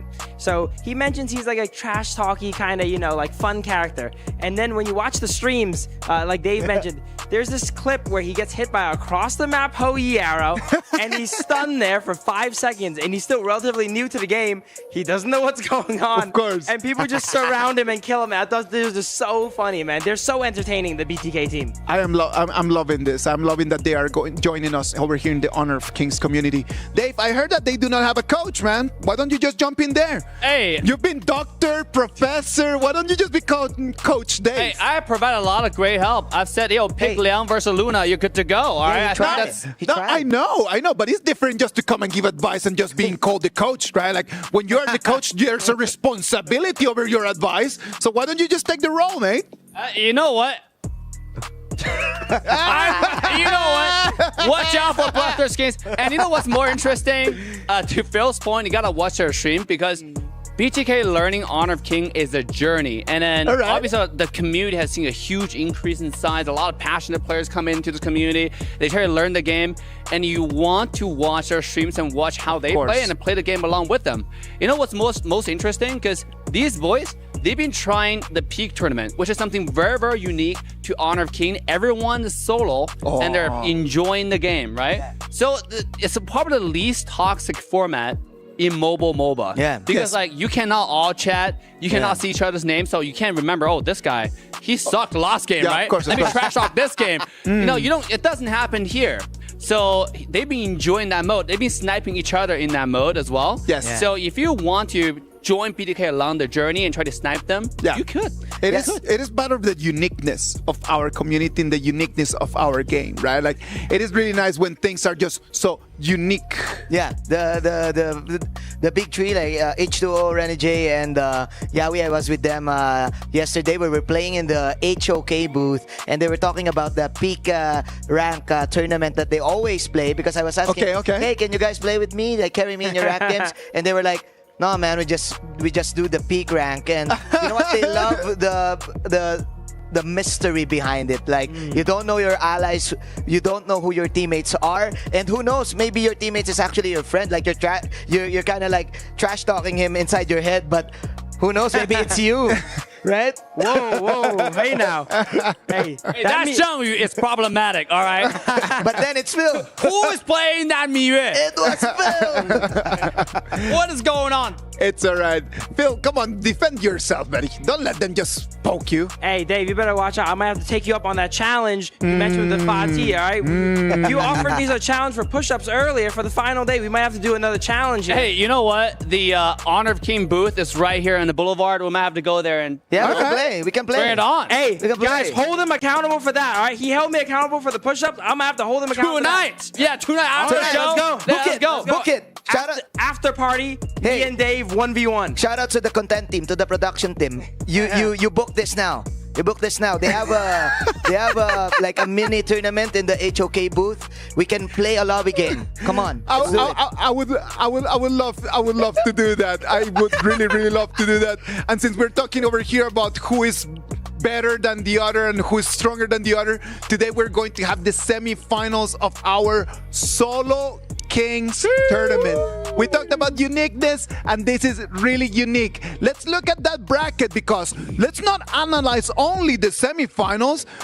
Look at those quarterfinals. We had some big upsets in there. Yes, Phil. Yeah, I wouldn't look at who, is already in there. I want to first look at who lost. Look at these players that lost. Snowy went ahead and lost. Lost. Like, it's crazy. Some of the matches here. That was I'm sorry. That was big. Look at that. Look at that lower left side of your screen. Lost to Danny, and it's not broadcasted. I know. Right? I know. I want to see that so bad, because the interesting thing about Solo is there are a lot more different mechanics, and you're obviously aiming for a different goal. But end of the day, it's more for fun and exchange of skills. It's a matter of just coming in and just demonstrating that you're better than whoever is in front of you. A lot of people are always talking like, oh, it's because my teammates, it's because they don't understand. All right, boy, let's go. Solo, let's go. Just 1v1, and let's see what's going to happen. Semifinals first today. Tubbs against Kaka. And Shanks against Danny. There's no Inwo, there's no Xuan, there's no Snow, there's no Snowy. All of them gone in quarterfinals. These four are going to bring us the semifinals of the Solo Kings today. Kaka is definitely going to be a player to watch. I've mentioned the S3 1v1 tournament before. Yeah. Kaka is actually the winner of that. And he won it with an unconventional pick as well, too. Everyone's playing marksmans. He played something like Mulan. In our tournament today, you get two options. You get Flowborn Marksman or Flowborn Tank.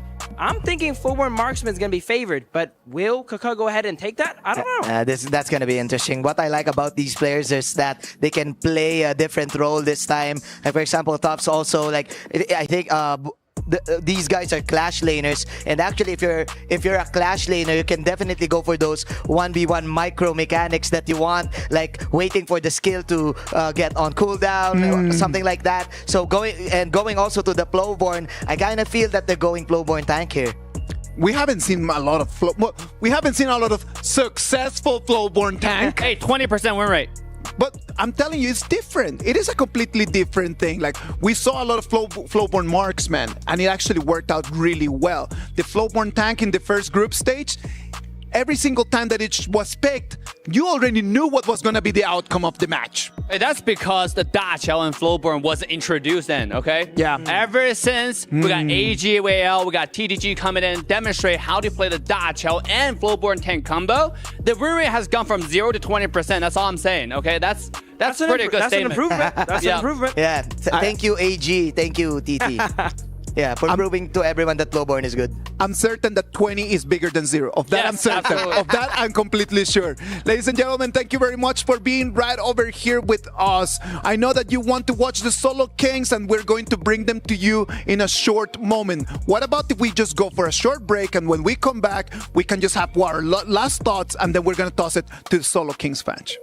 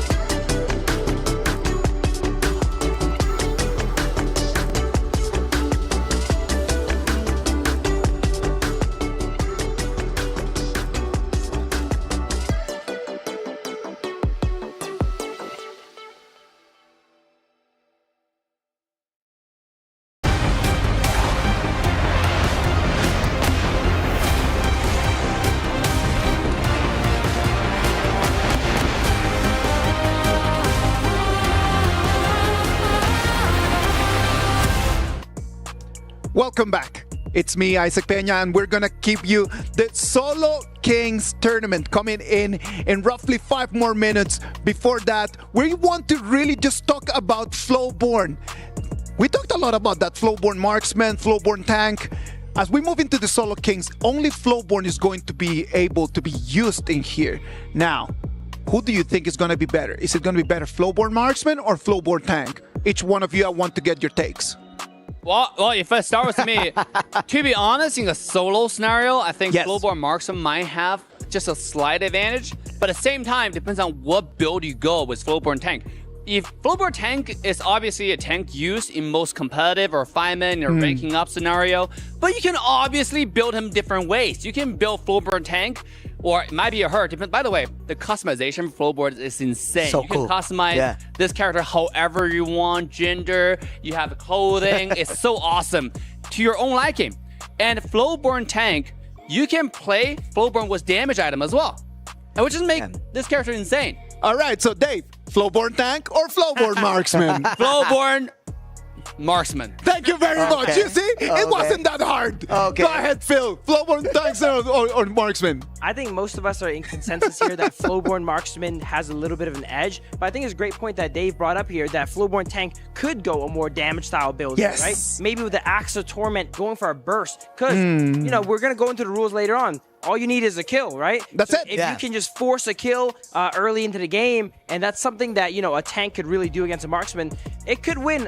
I think marksman is favored, but I wouldn't count tank out. Yeah, I kind of feel that a Flowborn tank is a better Flowborn 1v1, especially with the rules that we have that we're going to explain later. Because, of course, first of all, it naturally is tanky.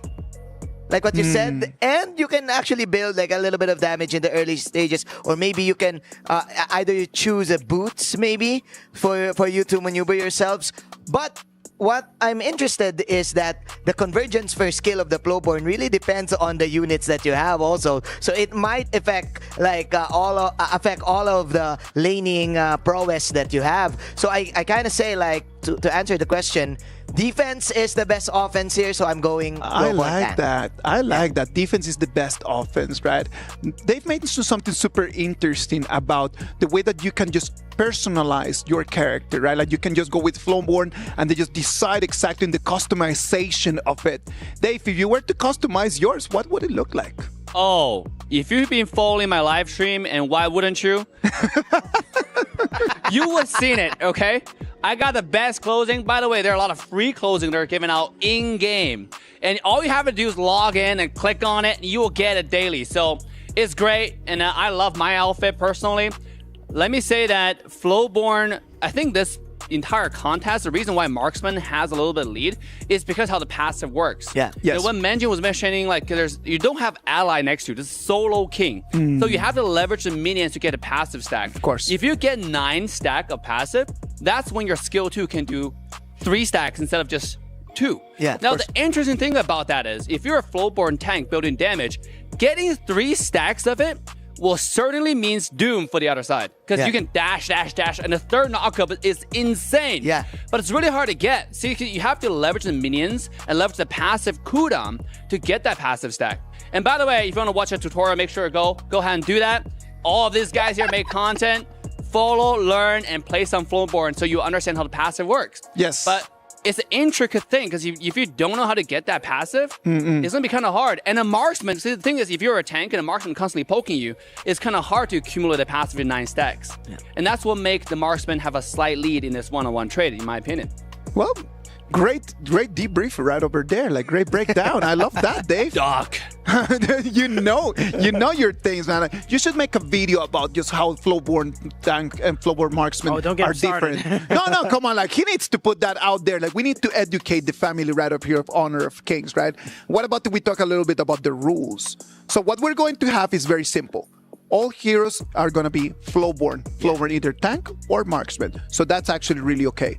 Now, the goal of the game, you can win in 3 different ways. You can either, number 1, take the kill. If you are able just to take that first kill, you won the game immediately. Yes, sir. Number 2, you can take the turret. If you are able to take that turret, then done. You don't even need to take the kill.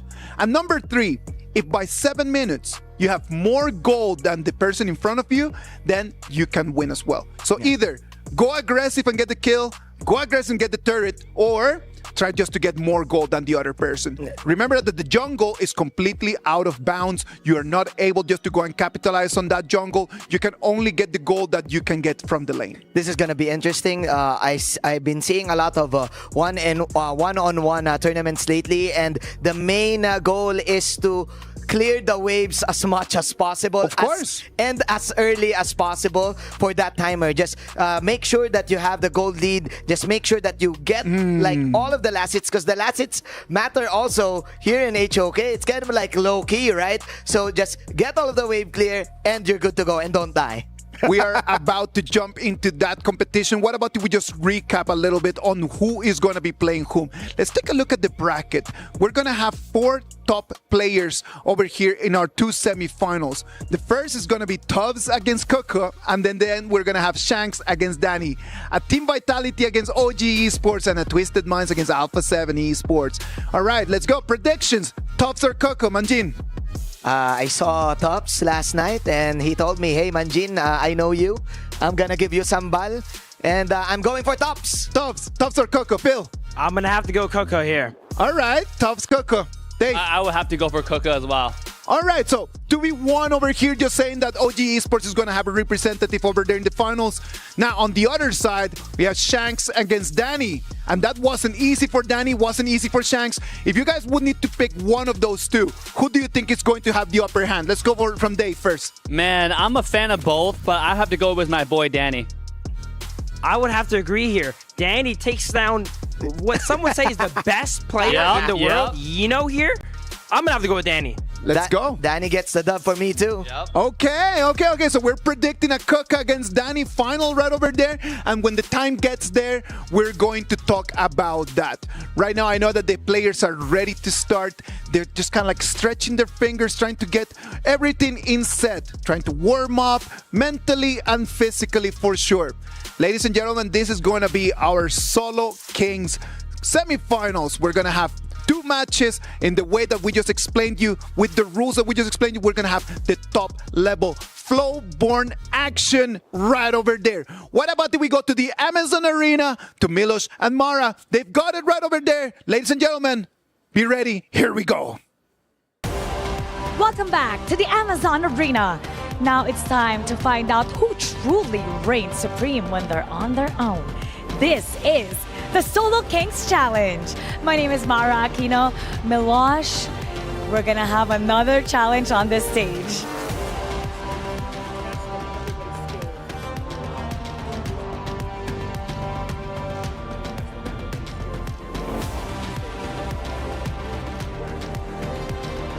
That's right, Milosh. And you know what?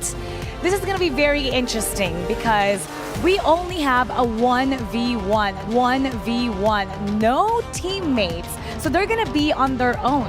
So they can only use a flowborn marksman or a flowborn tank. And at stake is 1,000 USD for the winner. So any move could be their last. It absolutely could be. See, my microphone is so excited, it just ran out of juice. And on top of it, it is a fight.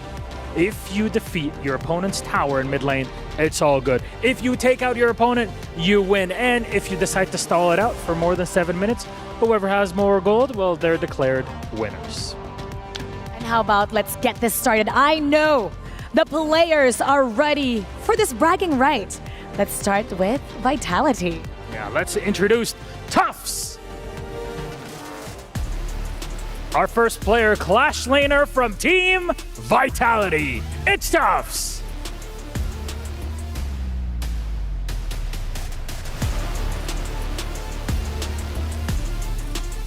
And now introducing Keka. Keka is the Clash Laner of OG Esports. He's the defending champion of the Solo Kings and is known for his unpredictability. So we're gonna find out which one will reign supreme. I can't wait to see this one. It's the real challenge in 1v1. So how about let's turn it over to our caster for more of this matchup. Casters. lead the gorge. Ladies and gentlemen, we are ready. The Amazon Arena is set for these 1v1s. There is no team that can save you. There are no teammates that can initiate for you. This is going to be about mechanics. This is going to be a matter of just being good with that hero, being faster than the other one and having a better strat, right? Absolutely. As Manjin mentioned, a lot of these games are likely to go to 7 minutes here, and we're going to be counting gold. But I would like to see them end earlier in solo kills, though, for solo kings. Kaka actually has a good motivation here for not actually getting the win that he wants in the playoffs, I think, last time. But then again, my bias is Tubbs. He's gonna give me some ball, bro. Shout out to the IKL teams right there. Go Tubbs. Yeah, but Coco got experience. Remember, solo is all about details. Because the second way of ending the game is getting the first tower. And Flowboard Marksman, once you get the passive, the enhanced auto can hit the tower out of the range. So if you are able to pressure your opponent to go back to base, that might be the lead that you might gain. You know, slowly chipping away the turret until you get it down. So yeah, there you go. It's all about the details. Yeah, details like the timing, of course. Like after you wave clear, you can actually go back and then go with the minions. Just make sure that the minion waves is still always in the mid part of the mid lane, if you know what I mean, right? Absolutely. And another thing that's going to be very important here is how these guys trade. Do you focus on clearing the wave and backing up and getting your heals? Or do you just focus on, taking out the enemy? As Dave said, if you can force your enemy to go all the way back to base, that's valuable time you could be using to pressure that tower. Yeah, and remember, there are some resources available to each player. There is that regeneration pot behind the tower that spawns every 75 seconds. So if you can pressure your enemy to take that early on, if you find a preferable poke, I would say, right? Something that's in your favor, and you get it, you get your opponent to take that, and you come back, you actually stop it. Because if you see the pro players, they will save one of the range skills right after opposition try to get that regeneration, because it takes a little bit to get that entire HP back. And they will stop that regeneration to just those details. I mean, a tiny thing really matters, especially in the one-on-one. There's so many little details that can just decide a game of 1v1, and just mastering those little details is going to be what's going to make one of these two persons just to be victorious. I know your opinions, but I want to hear from the casters as well. I know that Kin, Sagi, and Eruption are right over there at the casters booth. Boys, what are your thoughts on this? Well, let me start the countdown. 2, 4, 6, 8. Who do we appreciate? We have 6 members now on the desk. So it's myself, Sagi, as well as Eruption joining the desk. Oh my gosh, is this my go now? Is it my turn? All right, ladies and gentlemen, here we go. Solo Kings Tournament. This is worth $1,000. So that's the winner. We got 4 semi-finalists. We have Tufts from Vitality, he's a Clash laner. Then we also have Kaka, I'm sure I got that right, Kaka from OG, and he's also a Clash laner. And that's the first game right now. Later on, we have Shanks from Twisted Minds, and then also from A7, we have Danny. Mate, it's going to be a great matchup today, especially this first one right now. We've got 2 Clash laners. I wonder who they're going to pick. I wonder who they're gonna pick. I think Clash laners, they don't really touch the Floorborn marksman. They're probably gonna be touching on the Floorborn tank here. And especially when we talked about the rules, like just our dear panelists mentioned, it's either you get 7 minutes with the most farms, or you get the first blood, or you get the first tower. Okay, so we were talking about the stakes for this, right? $1,000 on the line. On the desk, Manjin, we heard you. You're supporting Tufts. Right, and the rest of the members are going for Kaka. How about our side? Who are we thinking is going to win this 1v1? Well, I'm looking at Sagi. He actually looks like Kaka right now with his hairstyle. It's amazing. I don't know how you did it. That's why you were gone for an hour, were you? Ooh, yeah, I was gone for an hour there, but doesn't mean that I'm supporting Kaka here. Vitality Tufts, my boy. I'm supporting him in this 1v1. Okay. Wow. For me, I'm definitely going with Kaka because I'm an OG fan. All the way from other games, the OG team, we're on.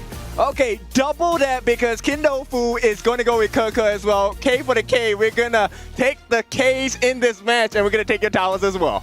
Ooh, I love it. 1,000 prize on the line here. First blood, 1 kill, best of 1 here. Stakes are relatively high, especially for these two players here. So I'm really stoked to see what they have in store for us as we move on to the best of 1 between Vitality Tufts and OG KWC. And here we go. That's right. They're running in. Oh, he's got a bit of a bow and arrow right there. Okay. Oh, so it's a mirror match. Yes, it is going to be a mirror right match. Now. Okay. Here we go. So do we have any items on the board yet? Not yet. I mean, this first wave is going to be very important, right? So KWC against Tufts is really about who can land more hits here, and they're going for that 1v1. They are indeed going for the 1v1, but look at the common spell difference here. Tufts, he went for the traditional flasher, but look at KWC. He has that frenzy. If it's an all full blown out team fight, 1v1, KWC is definitely coming on top here. You know what that means? It means KWC is much more confident. Oh, mate, I'm just watching, guys.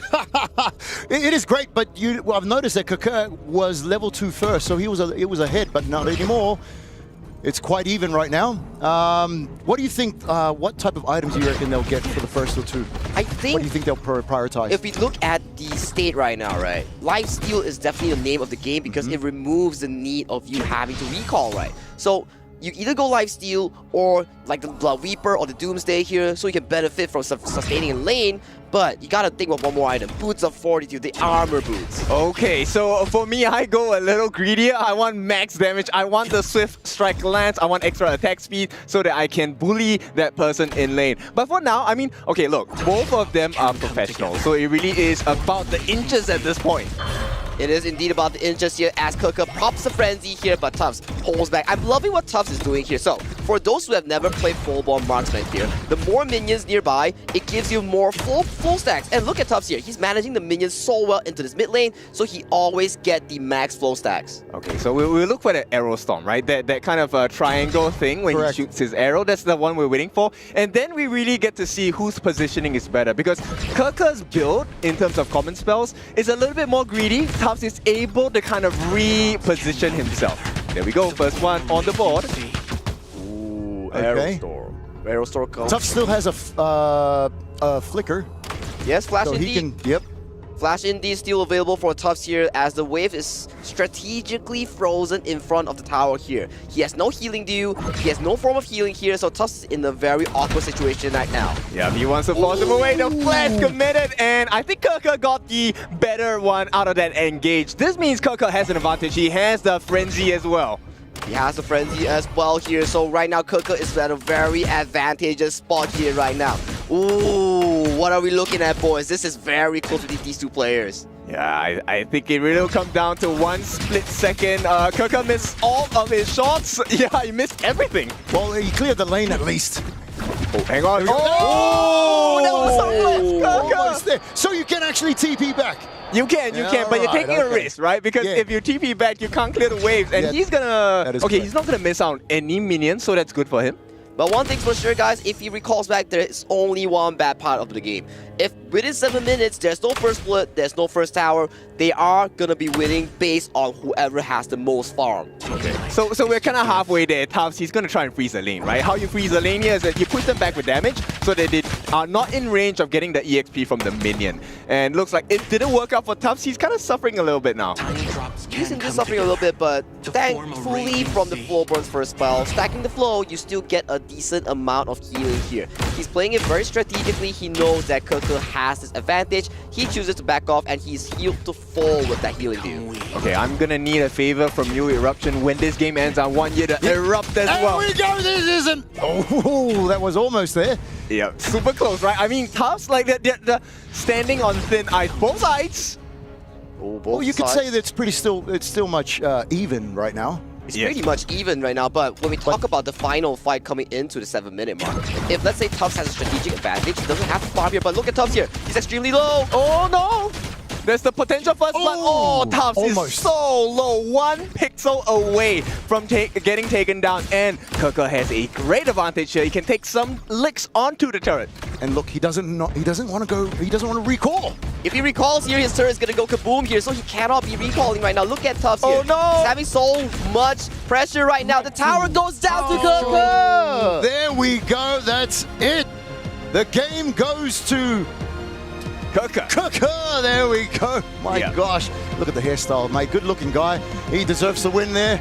And he put the pressure, even though he did do that recall. He came back and regained his confidence in the lane. Okay. Came out with the win. That's great, right? So at this point, KWC takes a step forward, one step closer towards that 1,000 USD in dollars, of course. But of course, their next match is going to be Shanks from Twisted Minds against Danny from Alpha 7. Thoughts on that? Thoughts on that? I gotta say here, man. Are we gonna see another floorborne marksman matchup? Because, man, these two kind of boring. It's not like the matchup that I'm looking for, right? It's not like the brawl, the 1v1. Really close in terms of combat. This is just like, you know, I'll poke you a bit. I'll poke him a bit, but let's hear more from Milosh and Mara at the stage. Oh my goodness, Milosh, that was so exciting. I was literally at the edge of my seats there. 1 health left there at the very end, but still it's KWC that experienced the timing. He was able to recall at the right time, heal back up, and really not miss out on the next creep wave. So excellently timed. And in this challenge, you can see that anything can happen. One mistake, and that could be your final. So how about let's start with the next set of our players. Up first, Shanks. Shanks is the farm laner of Twisted Minds. He defeated a KPL player in the quarterfinals to make it here in the semis. Maybe we'll get another tight matchup between these two, just like we had in the first game. It all depends on how on point both of our players will be, and of course, his opponent. Joining us, it's Danny! Representing Alpha 7 Esports is, of course, their jungler. Well, here, he won't be able to play in the jungle because that would be against the rules if you would just go around and farm gold for the rest of the game, but he's going to have to prove his mettle in mid lane. Will he take out the tower? Will he bring his opponent down in Shanks? Or will he just out-farm him until the 7-minute mark? And it's interesting what kind of techniques they'll be using for this one. And I think they're both ready. So we're going to head back to our caster. Shanks versus Danny. Lead the gorge. All right, so we had right over there an amazing match between Tufts and KWC. And KWC is going to make it to the final. And he's going to be waiting for the winner in between these two people. Right over here is going to be Shanks against Danny. You can see Danny right over there on the screen. He is locked in. Wow. It is just lovely right over there. Shanks on the other side. You can see his fingers. He's got the hot hands going on in there, right? I know Sagi mentioned he didn't want to see Marksman v Marksman again.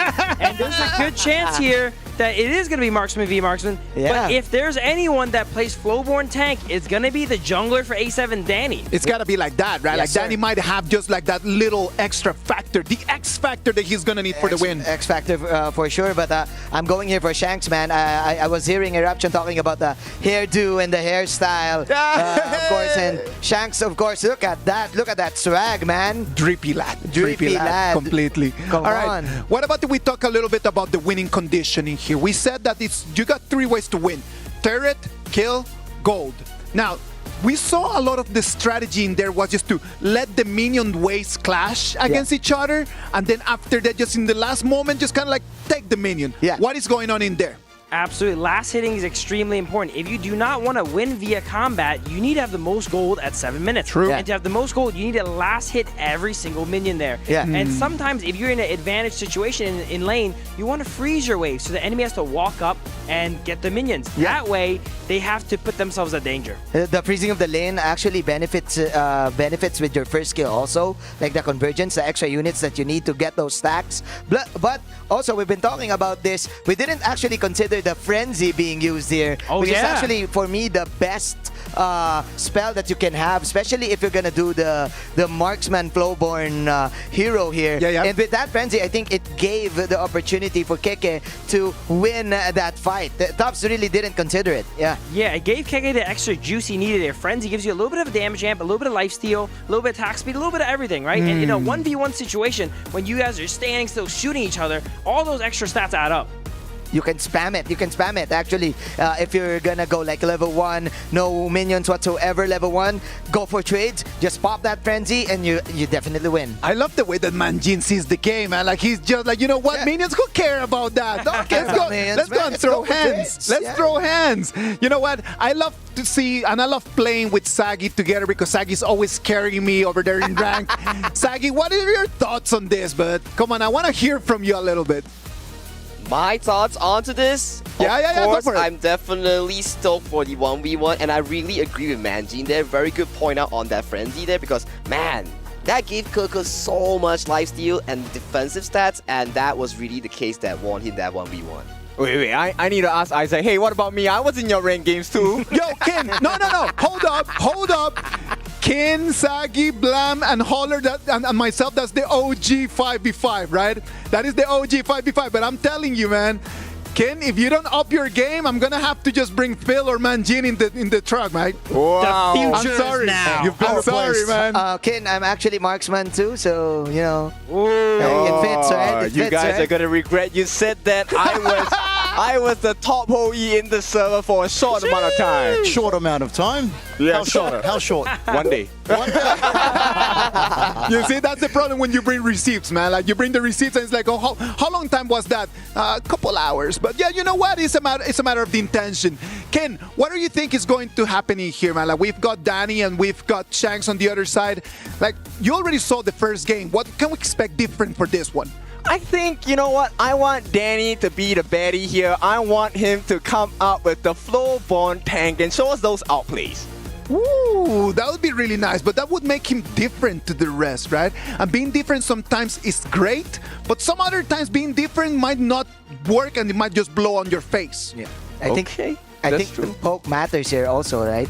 Like after the first kill, you can definitely poke with those extra piercing damage that the Flowborn has. But yeah, I do agree. Maybe we can see some Flowborn tanks now. Come on, Danny, Shanks, talk to the production. Yeah. Eruption! Yes, Tell sir. me, buddy. I am here and I am present. I really want to hear from you, mate. Like, I saw that you were super excited about that first match. We were here just like enjoying your casting. How is the whole experience going in there, mate? It's amazing, actually, and it's also good to work with, you know, alongside great casters and analysts like yourself, so it's good to be in the box right now. Oh, we have the draft already. Yeah, I mean, TT Global, you know, 冲吧, I see that, all right? We see you fans out there. 我们看得到你, don't worry, 加油, 加油, right? That we want to also give support to the teams competing at the grand finals today. But before we go there, right, look, everyone is born normal, but only a few are destined for greatness. And right now, Danny as well as Shanks, one of them can be one step closer to greatness and also have 1,000 USD in the bank. It would be lovely just for them just to be able to head to the greatness, to be able to just write their names on the history of our KWC 2025 as a finalist in our solo challenge. Well, boys, what about if the casters take control of this? They're going to bring us all the action. Here over there at the analyst desk, we're going to sit down, watch the game, and enjoy the show. Take it from here, boys.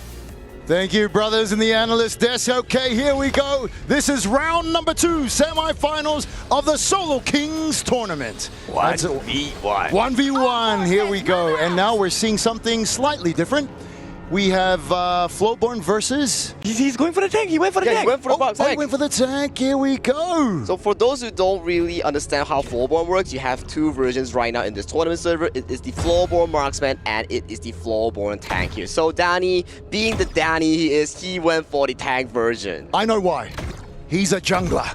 So as a jungler, I'm a jungle main, so you'd want to go with more of a melee stance. Okay, I like it. Look, early game, I think Danny's going to suffer a lot. But then, as a jungler, you know, right? Once you hit that power spike, maybe level 4, then Shanks is not going to have a great time at all.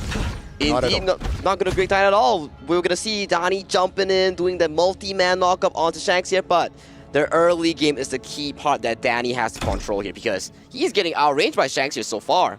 Yeah, the last hits once again matter, right? And Danny has not gotten too many last hits at this point. So Shanks is on a timer because once Danny comes online, you know, Shanks might go offline here. No, that's correct. And you can see Danny just healed up because he was taking so much damage. He tried to get close, but it was not even close at all. So being a melee hero, you're going to get damaged and then you're going to be kited. So that's what's happening here. That's indeed what's happening here right now. Shanks giving it a bit of a poke here, but the tower shield is still up and alive 3-4 minutes here. After that 4 minutes here, we're going to see a lot of turret damage here coming in from Shanks towards it. Yes, he still has that armor, right? So for now, Danny, he understands. Let's play the timing first, right? Against Shanks, you get a couple of free hits, no problem. I'm going to get the waves, and then I'm going to hit level 4. But for now, that backdoor protection coming in before the 4-minute mark. Ooh, look at the poke here coming in from Shanks here. And another interesting thing we can point out here, Shanks, once again, following Keke's footsteps, went for the frenzy take here. So that is so much compatibility onto this hero. Yep, and right now, I think Danny will hit level 4, and he might jump in with a flash and do some damage. And that's what we kind of want to see right now. Shanks having a very substantial lead. Look at the pokes, the arrow shower. This is not the kind of shower you want to experience in life. No, not at all. That looks painful, man, especially 2 minutes 30 seconds in. The tower is already at half HP now. So no engage yet coming in from Danny. There's no angle here. Shanks is extremely tanky. I believe that he went for some lifesteal setup here because look at him. Unscratched, still full health. What are the thoughts if you're Danny? I think patience is key. Patience is a virtue, right? So as Danny, I'm okay, right? We haven't had too much damage that is threatening on that T1 in the mid, but Danny needs to go in soon. He does have the flash and his ultimate. And look at the tower. The tower's almost quarter. Oh, good heal right there. Ooh, that is pre-4 minute here. If Danny doesn't pull the trigger past the 4th minute mark, where the tower plate will go down here, I gotta say here, we might see a repeat of what happened back in game 1 here, kid. Yeah, look at Danny. He's purposely not standing in front of the tower, so the piercing shots don't really hit the turret. But Danny goes in! Oh, Danny goes in, gets the knockback onto Shanks here, but Shanks with the frenzy is relatively tanky here. That is a golden opportunity being missed out by Danny here. He needs to figure out what comes next because he is dangerously low right now. Yeah, that was the one opportunity for him, right? If he had gotten that kill there, it would have been great. But he missed the deal. He got the deal, but instantly got touched by Shanks, which means that healing factor is gone. Danny in a very horrible position. Is he gonna try? He's getting shot. He's getting shot, and right now, 4th minute on the tower right now. The tower's extremely low. Danny low as well, too low, going down. Towers goes towards to Shanks. Oh my goodness. Patience was a virtue, as you said, Kin, but patience also can ruin your game. But hey, that's what happens when you go against a range hero versus a melee. You're gonna get and suffer those consequences of going through with that. So yes. He needed to buy more time, but unfortunately, time is one of the things that you can't really buy, especially in a 1v1, right? 7 minutes, that was the time limit. And with that, we will have our grand finals between Keke from OG, as well as Shanks from Twisted Minds. Once again, these two players coming in from these two distinct teams from the KMW, they are long-term rivals now. And what better way of showing who's better through a 1v1? Yes, and I think Blam is very happy with this, right? Him being the, cheerleader of KMW, it's okay, we got it. We know that they have had very strong performances in this KWC. But once again, are we going to see an upset? Because Keke and Shanks, they have been going at it in their 5v5s.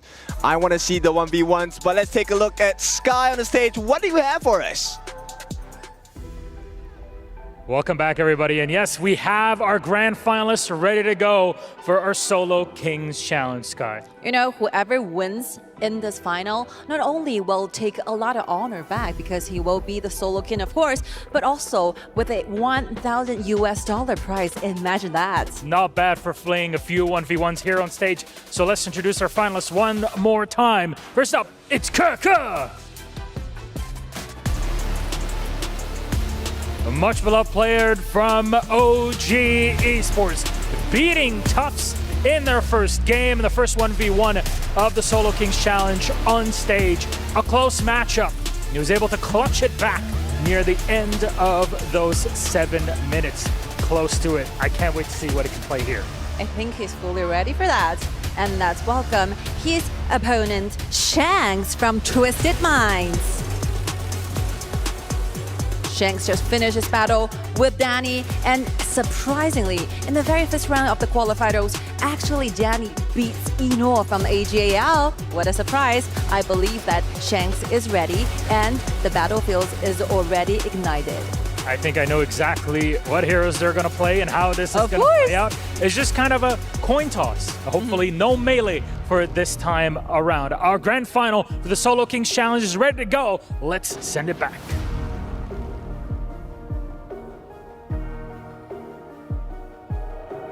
The arena is ignited. The Amazon Arena is ready to take us into the final of this Solo Kings. This is gonna be Kaka from OG Esports battling it out against Twisted Minds Shanks. Who's gonna take the dub? Who's gonna go home with that 1K bag, mate? Bro, this is the West Regional Finals here, right? Yes, sir. Yeah, the rematch. There you go. And plus all of their hairdos, man. That's all about it, man. It's about the drip. I'm telling you. It's about the drip. It's about the drip. Both of them use the Frenzy and the Flowborn Marksman as well, and so I'm here to be entertained. Come on. I'm not sure who wins this one, but I know it's going to be Flowborn Marksman, as we've seen in the last game here. 100%. Yo, let's talk about that, man, because we did call for it. We wanted to see the Flowborn tank, right? Like, we're like, oh, yeah, give us Flowborn tank, and they just came and just, pump, died. What was the reason? What is the ups and downs of just having Flowborn tank against Flowborn Marksman, Phil? Realistically, we were being really nice on the desk here about Flowborn Tank, but that matchup is honestly unplayable. The only way you will win is if you catch them off guard, and Danny did catch Shanks off guard, but it did not have enough gas in the tank to take him out, unfortunately. That was a nice attempt coming out from Danny. Again, the range and the poke at level 1, it's really a massacre right there that Shanks did to Danny. But then again, the attempt was made. I kind of feel like the reason why Danny got the victory against was with that play, well, because right? he uses the tower damage to get a little bit of chunk of the HP. But then again, Shanks actually managed to get out of the tower range, and then it's over from there. It is part of the strat, man. It's part of the strat. You cannot just lure him inside of the turret, and then you're like, okay, yeah, oh no, I'm gonna die. Boom, poke him in, get him in the turret, and it's not a 1v1 no more. It's a 2v1 with the turret coming in. Flowborn Tank definitely a little bit more gimmicky here because of that. Another thing to take note of here, we noticed early on in that 1v1 there, Flowborn Tank, you're going to be down on money. So that means if it goes to 7 minutes, you're guaranteed going to lose. GG. And because of that, if the Flowborn Marksman itemizes defensively, there's nothing stopping Flowborn Marksman from building tank as well. Yeah. They can just stall you out, and then they can win by time. So 100% for sure they're going to be Flowborn tank. But now I think the game will depend on the first itemization. Are they going for that extra armor, or are they going for the extra movement speed, or are they going damage? I'm so curious. Yo, Manjin, what about if we just get Kin in here on this one? Because Kin, I know that he knows the items all the way through. He's just like through, just going and reading about the items. What's gonna be the first item right over there, Kin? The first item is gonna be hairspray. Because at this point, it really depends on whose hair is better at this point. I want you guys, Saki's gonna be loitering around the arena, I presume, later on. Compare his hairstyle with Shanks as well as Kaka. The three of them should go up on stage and take a photo because they look so good today. Shanks came in on the saggy skin, man. That's true. That's lovely. I love that. Saggy, what do you think is going to be the first item, mate? Okay, realistically speaking, first item. Aside from hairspray there, they are definitely dripped out in their own jerseys. But okay, in-game item. Boots of Fortitude. So far, we see both of these matches, if you go the armor boots, you definitely have more of a winning edge here because you can tag so much damage here. Okay, I need to add on that. I think one of the main items you'll see is also the Doomsday. This is the black sword covered in red blood or whatever it is. This is the item that will help you to deal percentage-based damage. Or you could go for the red orb, which is called the Meteor. Okay. And this can help you get a little bit more armor piercing, which adds to your attack. So it depends, right? Do you want to go defensive? Do you want to go aggressive? My personal choice, I like to go aggressive because I want to show you that I'm better. Ken, I actually like a lot that you mentioned over there, the choice of just buying Meteor first, right? Like, it is not even a matter of thinking like, okay, yeah, let's get to Doomsday.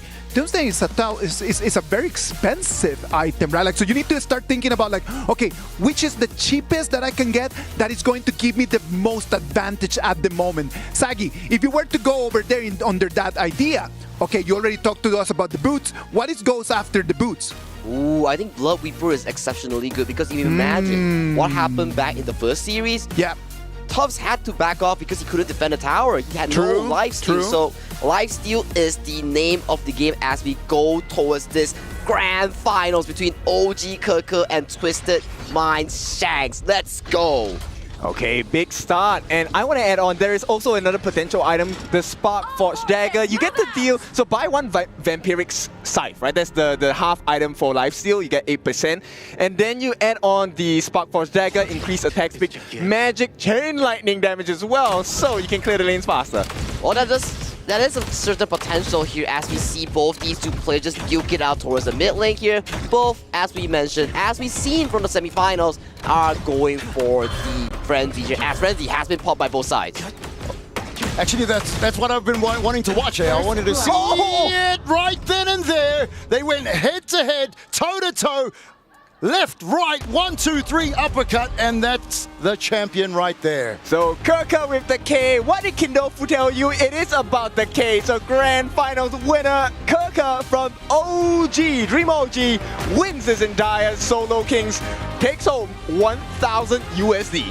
That was so quick coming in from Keke. That immediate 1 minute, immediate towards the first blood day. Man, compared to the last two games here, this was definitely a fast one. Yes, and you know what? I feel like Keke has a chip on his shoulder from what happened 2 days ago, how they were, exited, and now he's like, you know what? I want revenge. I interviewed him, and I see the not so much anger in his face, but frustration. And now he came in to prove himself that, hey, don't leave me. Don't leave those stones unturned. I got to come in, and I will attack, and I will assassinate. Okay, so bottom line, Keke is better hair. Yep, today the person with the better hair has won the game here. So, as you mentioned, it was not about the boots. It was not about the lifesteal. None of that matters. It was about the hairspray. Yes, and look, Keke, you have a new challenger coming up. Sagi also has hairspray today on his hair. We want that 1v1 caster versus talent. Let's go. But first, let's go to that interview. All right, here we go. We're now at the Amazon's Arena, and standing beside me will be our champion in our Solo King Challenge. Keke, what just happened? It was so quick. What happened? 刚才发生了什么？可能，就可能是我铭文带的有点优势吧，因为我带了点肉铭文，然后他对点会点不过我。So I do have a little tricks for myself because I have those HP cranes inside, so that I think if we are only doing the auto attacks towards each other, I will be having those advantages. So congratulations one more time on winning to be the Solo King champions, and you're also getting that award with a trophy and $1,000 prize. Look at that. Check this out. And your award will be presented by Fane, the head of esports, for honor of kings.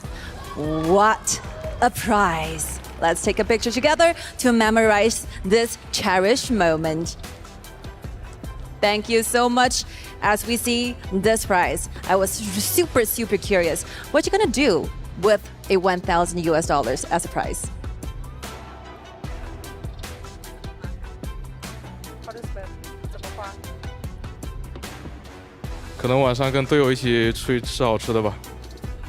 Maybe I will just together with my teammates enjoy a wonderful meal together with them. And one more time, speak some Italian to your fans and family over there. What will be the things you want to share with them at this very moment?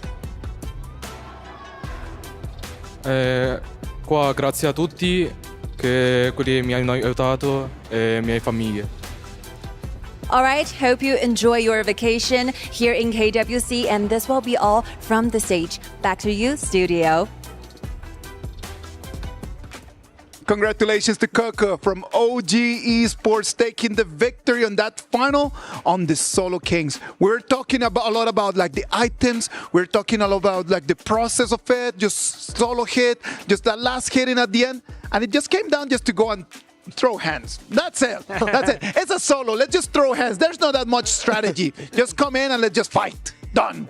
That's actually awesome that we're talking about all these different options here. They're like, yo, we can go Spot Forge, Doomsday, Bloodweeper, and I think it ended before either of them even got 500 gold. First minion wave there, they just shot each other until one died. I do want to make a point that it's important that when you are doing the 1v1 fight, that you're not only hitting your enemy, but the minions. And because of that, Kuka got level 2 and won that game. Especially for the people out there, if you want to do like a trade in your lane, if you get level 2, you will definitely have the upper hand on that fight. And man, that was fast. It was. That was super fast. It ended quickly, like right we there. weren't expecting that fast, right? Like we were expecting that for it to be a little bit more methodical and just being a little bit more surgical about it. Yeah. But no, they just decided just to go all in and just finish this. And luckily for Coco, he's gonna go home $1,000, a little bit richer. Yes, I'll sir. take that. I'll take that 1,000 bag. And I like the motivation as well. Eruption was talking about it. He interviewed Kaka last time, and we saw the sadness in his face. He actually didn't want to get interviewed when that time because the performance that he had against Sanova was really underwhelming, right? So with this, at least he got a little bit of a token, like maybe, okay, I got 1K. I got the dub. Let's go home happy. At the end of the day, it's not even just about that, right? Like, it was a matter of just understanding, if I cannot win with my teammates, at least I'm going to bring some glory to my club.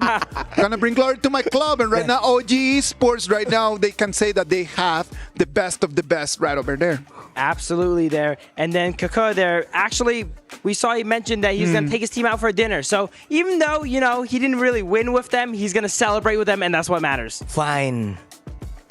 I'm gonna do it myself.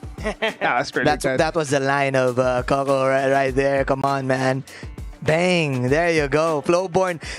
And I learned a lot from this, right? Of course, to the new players, if you wanna go Flowborn, because again, he's the newest hero in game. He is in the front of the client. If you want to go 1v1, you immediately pop your frenzy, then you instantly have the advantage. That's basically the tip. If I'm gonna give the tip, come on. Like, what about if you just check on some of these highlights, right? Like, we have some of the highlights, and I want the two of you to help me just to break it down so people understand. Like, it was such a nice activity. It was only 3 matches, but the 3 matches, all of them, they had some of the details that we want to tell everyone at home. I want to talk about Danny, of course, that attempt on that pushback onto the tower of using the tower damage to probably get a win. But then again, in that situation, melee versus range always wins. This one right over here, look at that.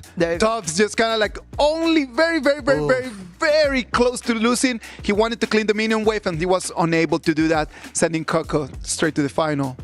I think this game, if it does not end in a flash like we've seen here in the finals, it really comes down to economy here, right? Yeah. How you get the minions, are you able to get all of them? Because the second you have more gold and last is an opponent. Here, look at that. The flash comes in, pushes against the turret, but then the damage is not lethal. And Danny knew that in that moment that he missed that flash, there was no coming back. I saw it. Unfortunately, there was the second skill still. The second dash was online for Shanks to get away right after that extra hit. It could have been a better choice if Danny went in without like Shanks having the dash, but man, it is what it is. It is what it is.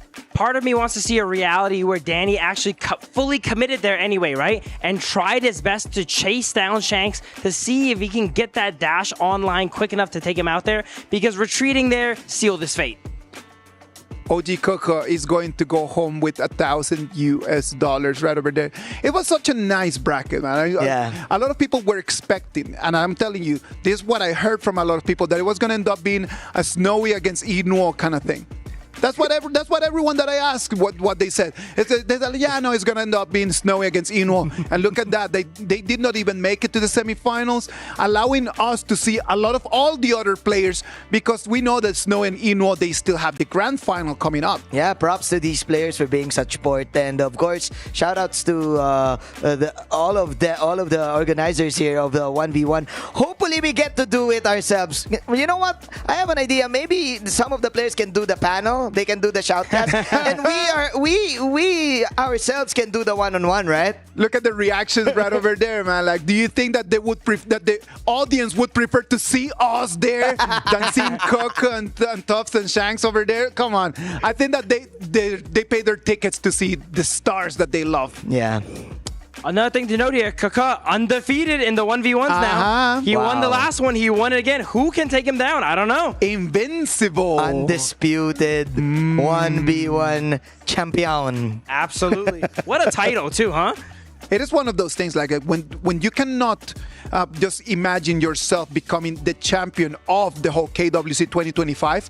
If you have a chance for silverware, if you have a chance just to get some trophy, you need to go all in, no?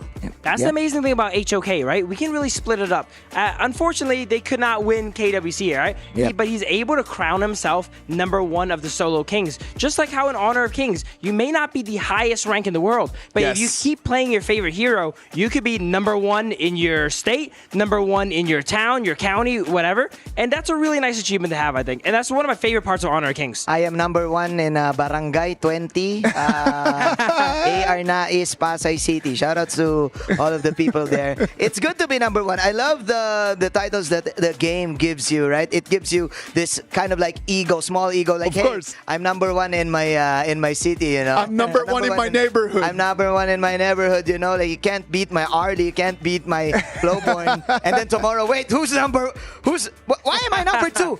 Who's #1 now? And then you will immediately play to get that rank up, right? That's so good. The same as how Kin just bragged that he was like top level Hoi for about a couple hours, and then it just went away. I hope that he took a screenshot of that, because I'm not believing that story right now. He turns out he played right on the reset before anyone else played, and he ended the game.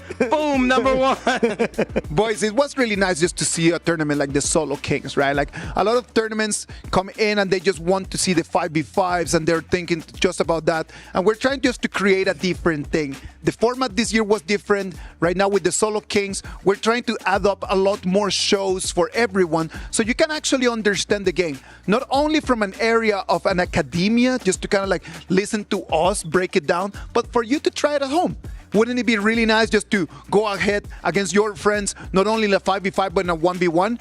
When we think about these Solo Kings, what do you think is the value for the viewer right now in an activity like this? I think something they can definitely learn about this is how you manage your wave, right, and get your levels. Now, for mid lane, it's not as important, but for something like Clash Lane, my main role here, it is very important to get that level 2. As we've seen here from Kaka, level 2 changes the game. Yeah. You get another skill, and you get to go ahead and commit into that fight and win. And how you manage that first wave usually dictates the first 5 minutes of the game, depending on your role. Yeah, I think a lot of esports players and pro players will agree to this. There's this phrase they always say, like, 1v1 proves nothing unless it's in Solo Kings, right? Unless it is Solo Kings, like 1K USD, you can definitely prove a thing or two, right? And what I like about this is that you can study like little details in terms of the early game laning that you need in game. Like, for example, for me, I am the #1 marksman in Pasay City, Barangay 120. Anyways, you can definitely go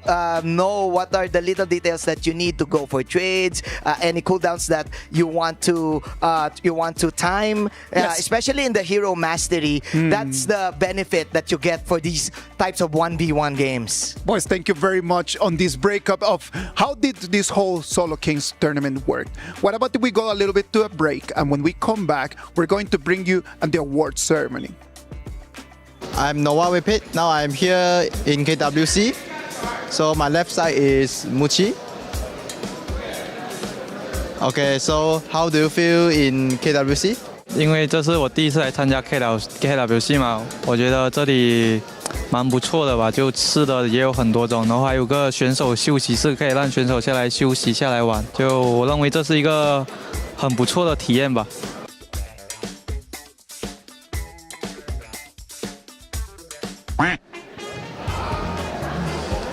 请问你在 KWC 的体验怎么样？ Sini feeling environment sangat bagus lah. Tu bagus lah, makanan pun bagus, semua bagus lah so far.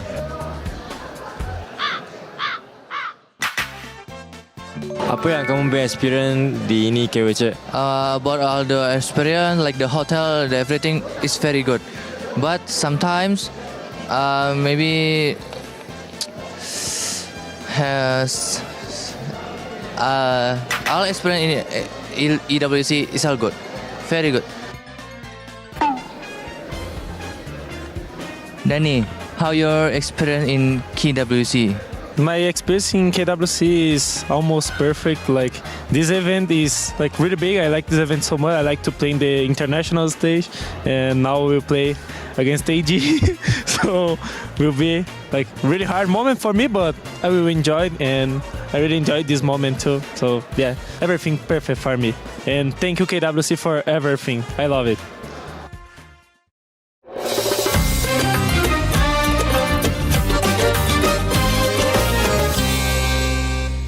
Hi everyone, we're joined here with Chi and Joy from TT Global, and we're going to be teaching them some Arabic words. Could you guys let us know which words you chose? 我选的是强大，因为我希望自己能够更强一点，然后也可以更加强壮一点。我选的是冠军，因为来打比赛最希望就是拿冠军。Okay, cool, amazing. So we're going to start with strong. Strong in Arabic is qawi, and that has 3 letters in it. And in Arabic, we begin from right to left. Okay. The first letter is qaf, and you would go like this,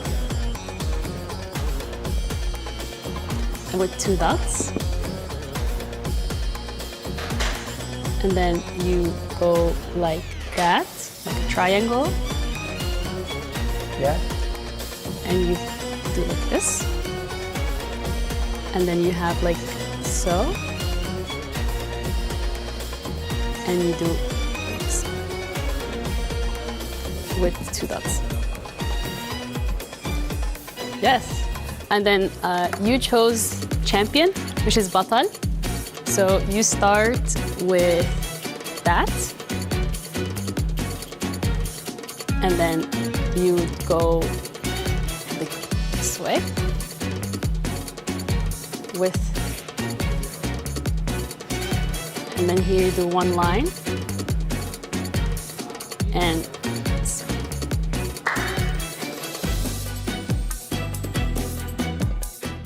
这样我再练一下吧。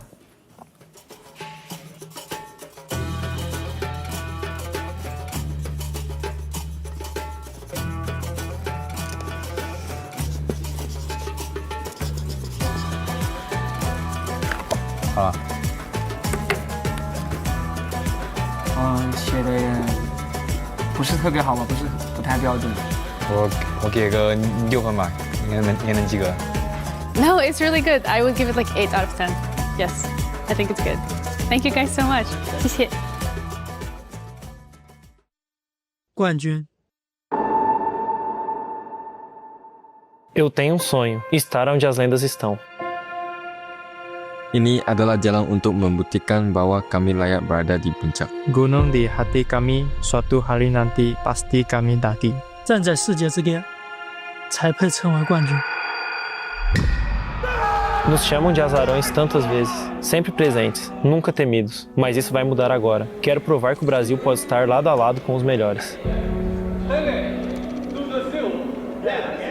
Cada derrota me ensinou o quão longe estamos do topo.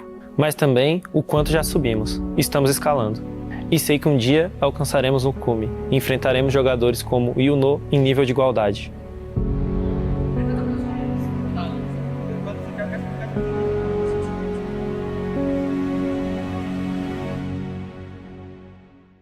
Saya tahu bagaimana rasanya kalah di panggung dunia. Saya telah melihat apa yang membuat tim KPL begitu tangguh. Saya meninggalkan rumah untuk berkembang, untuk membuktikan bahwa bahkan dewa pun bisa dikalahkan. Dan saya ingin melakukannya saat berdiri di hadapan Ino, pemain yang saya hormati. Saya di sini bersama tim ini untuk membawa kebanggaan, bukan sekadar bersaing, tapi untuk menang.感 kami pernah berasa bagaimana rasanya ditakuti, tapi belum lagi dihormati. Untuk benar-benar dihormati, kami perlu gerakan yang terbaik. Dan itu adalah Ino, lawan yang paling kami hormati, dan gunung yang perlu kami daki. Perjalanan ke puncak bermula dengannya. Gunung di hati kami, suatu hari nanti pasti kami daki. 去年的职业生涯让我经历了太多，身边的队友都各奔东西，唯有我坚守此地。如今我们已臻于完美之境，铸就属于 A 级的王朝。金色的雨已为我们的荣耀而落下，但我们的梦想还没结束。我将带领 A 级建立属于我们的王朝。当别人提到王者荣耀，你会立刻想到一诺这个名字。无懈可击，这就是我。准备好再次向我发起挑战了吗？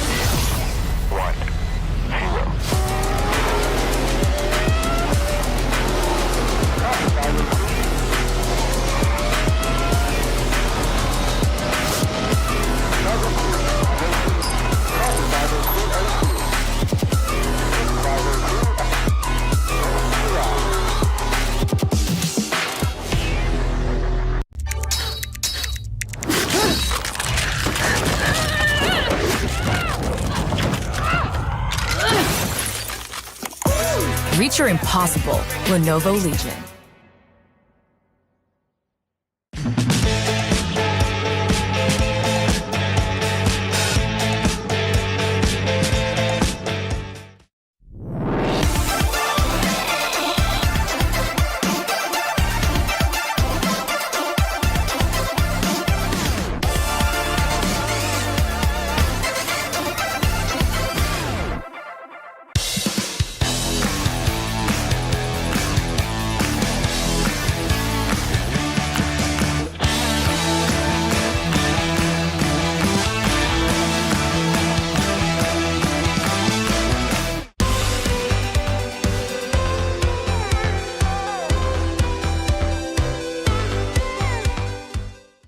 The human body was built to move, not trapped at a desk in one singular posture for 12 hours a day. It's time your chair evolved. This is Secret Lab Titan Evo. Ergonomically engineered for you, gamers, hybrid workers, artists, backing your every move.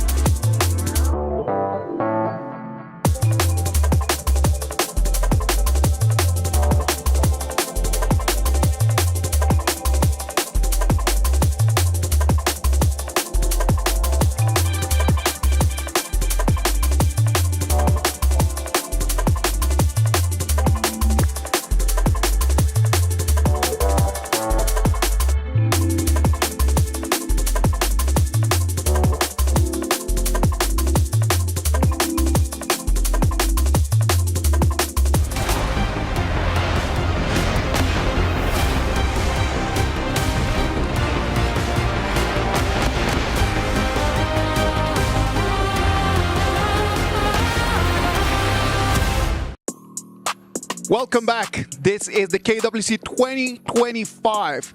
I'm here right now in Saudi Arabia in the city of Riyadh. Amazing, beautiful Riyadh that has been our home in the last 2 weeks.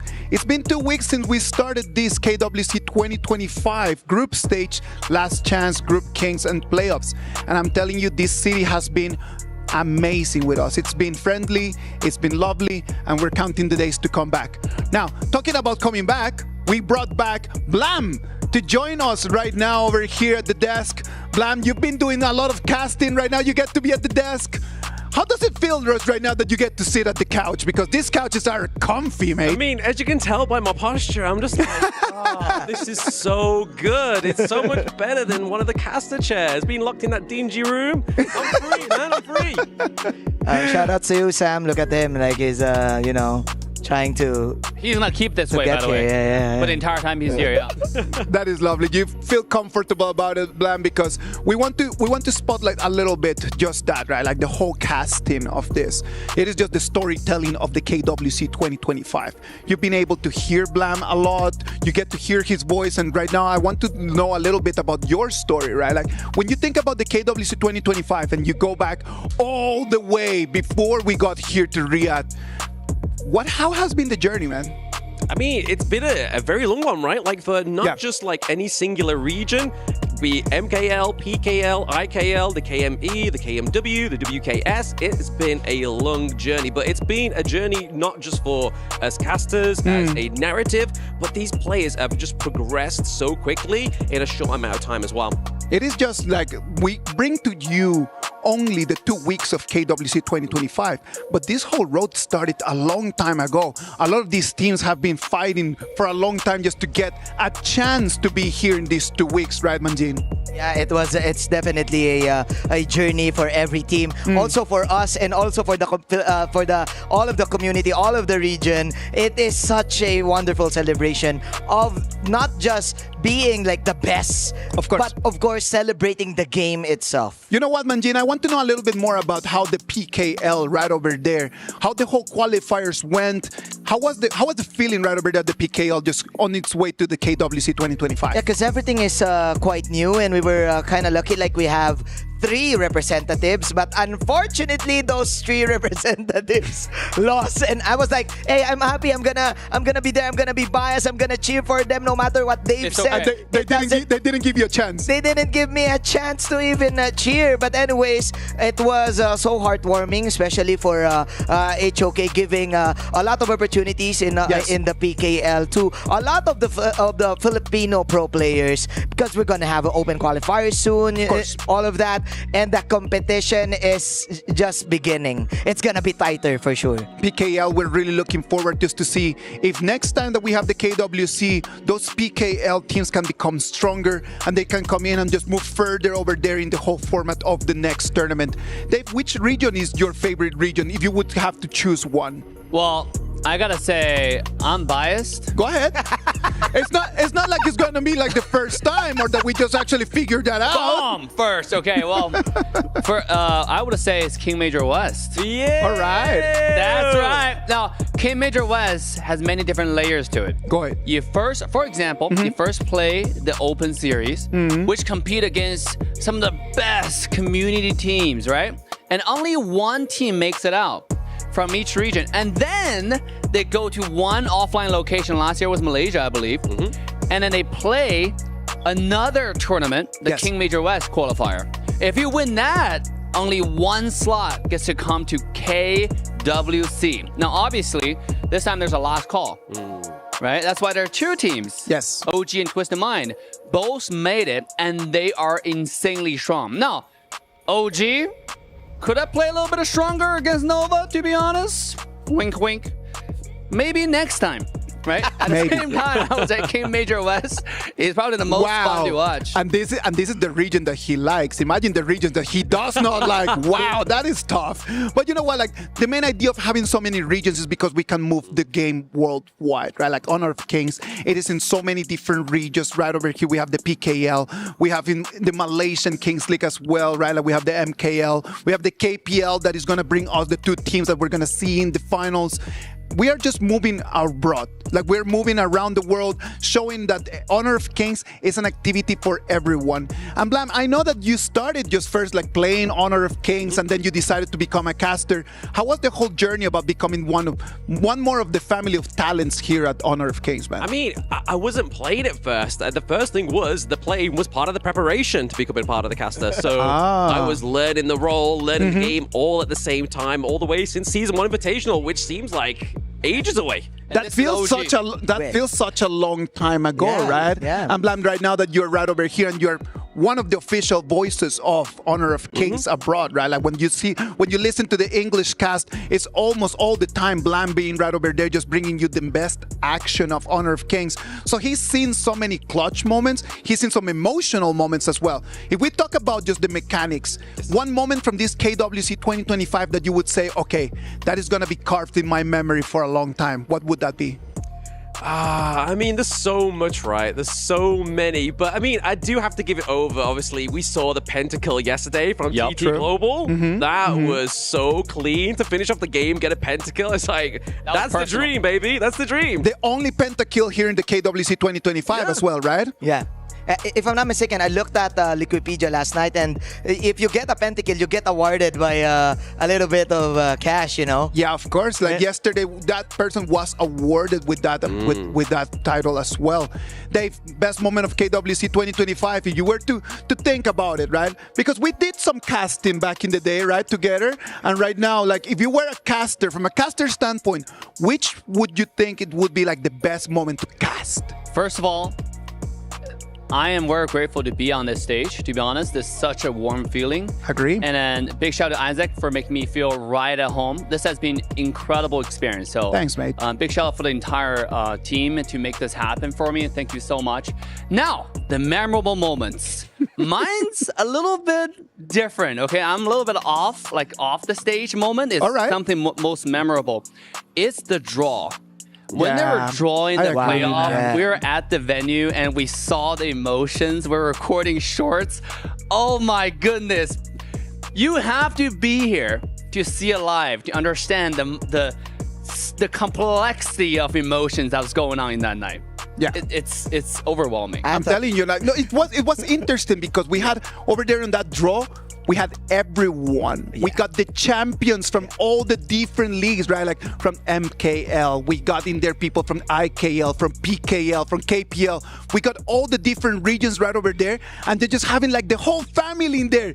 Just like when you go for New Year's and then you have an opportunity to be with your family, and they just be able just to really enjoy in there. That was one of the memorable moments for me as well. What about you, Manjin? I think, well, of course, I'm gonna say the show match was so fun. Right? Like, there you go. We're actually memes right now. Like Amara and Hoon also are memes right now in social media. But it's my first time really seeing the KPL teams in action. You know, like that serves for me as, hey, these are the teams that we need to reach. These are the teams that we need to study. These are the goats of this game. And like seeing the secret levels, like we were talking about, really like put something in me that, okay, we need more time to study. We need to practice. We need to get back to that drawing board, and we can still make this happen in the future. The future is bright. The future is definitely looking bright.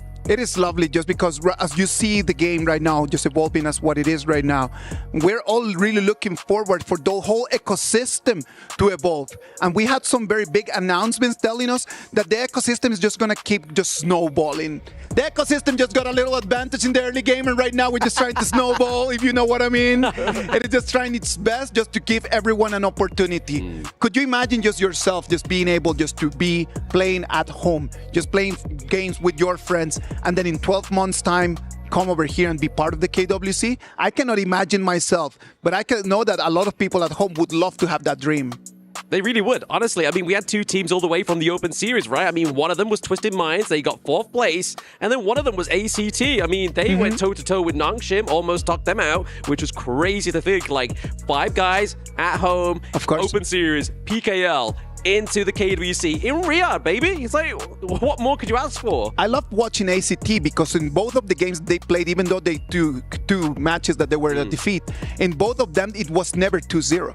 In both of those games, they were able just to take one game from their opponents, and just to know that this was a team that came just directly from the Open Series, that's gotta be magnificent feeling. And to that exact point, Honor of King ecosystem made it so readily available for the entire community to join. Yes. If you want to play, there's always a position for you to join. There's always room for you to join. And most important thing is, this entire ecosystem encourages you to play with your friends. You should get 5 people to watch KWC and learn from the best. And so you can get a better position in Open Series and go from the grassroots, the upcoming KCS, and have the opportunity to go to Worlds. Yeah. It's so available. And mentioning to your point about, the standard of who you can learn from, the content are also readily available. Right? The entire community made it so easy to access, and you can go learn from them and truly improve your gameplay. And that's what makes this game so fun. Yeah, and also the fact that you can actually meet, greet, and play with some of the pro players in the HOK showroom, in the HOK booth outside of the Esports inside of the Esports Boulevard, outside of the arena. Last night we were playing and we were trash talking each other together together with the Filipinos. We won, by the way. We won, by the way. Yeah, I think AGAL was there on the second day. TT was there also. OG was there, and they got to play with the new players here in Saudi Arabia also, who wants to try out the game, like trying the settings and everything, trying heroes and everything. And the ushers are so helpful, like helping them, hey, you should try this, giving them some advice and tips on how to play the game. That HOK booth is just popping, and I'm loving just passing by. I haven't had much time just to go in and just kind of like play games, since I need to be right over here bringing you all the action. But you know what? Just passing by and seeing everyone just over there with a smile, it is amazing. What about if we just take a little break? We're going to take a short break, and then when we come back, we're going to bring closer and closer to that award ceremony that we promised.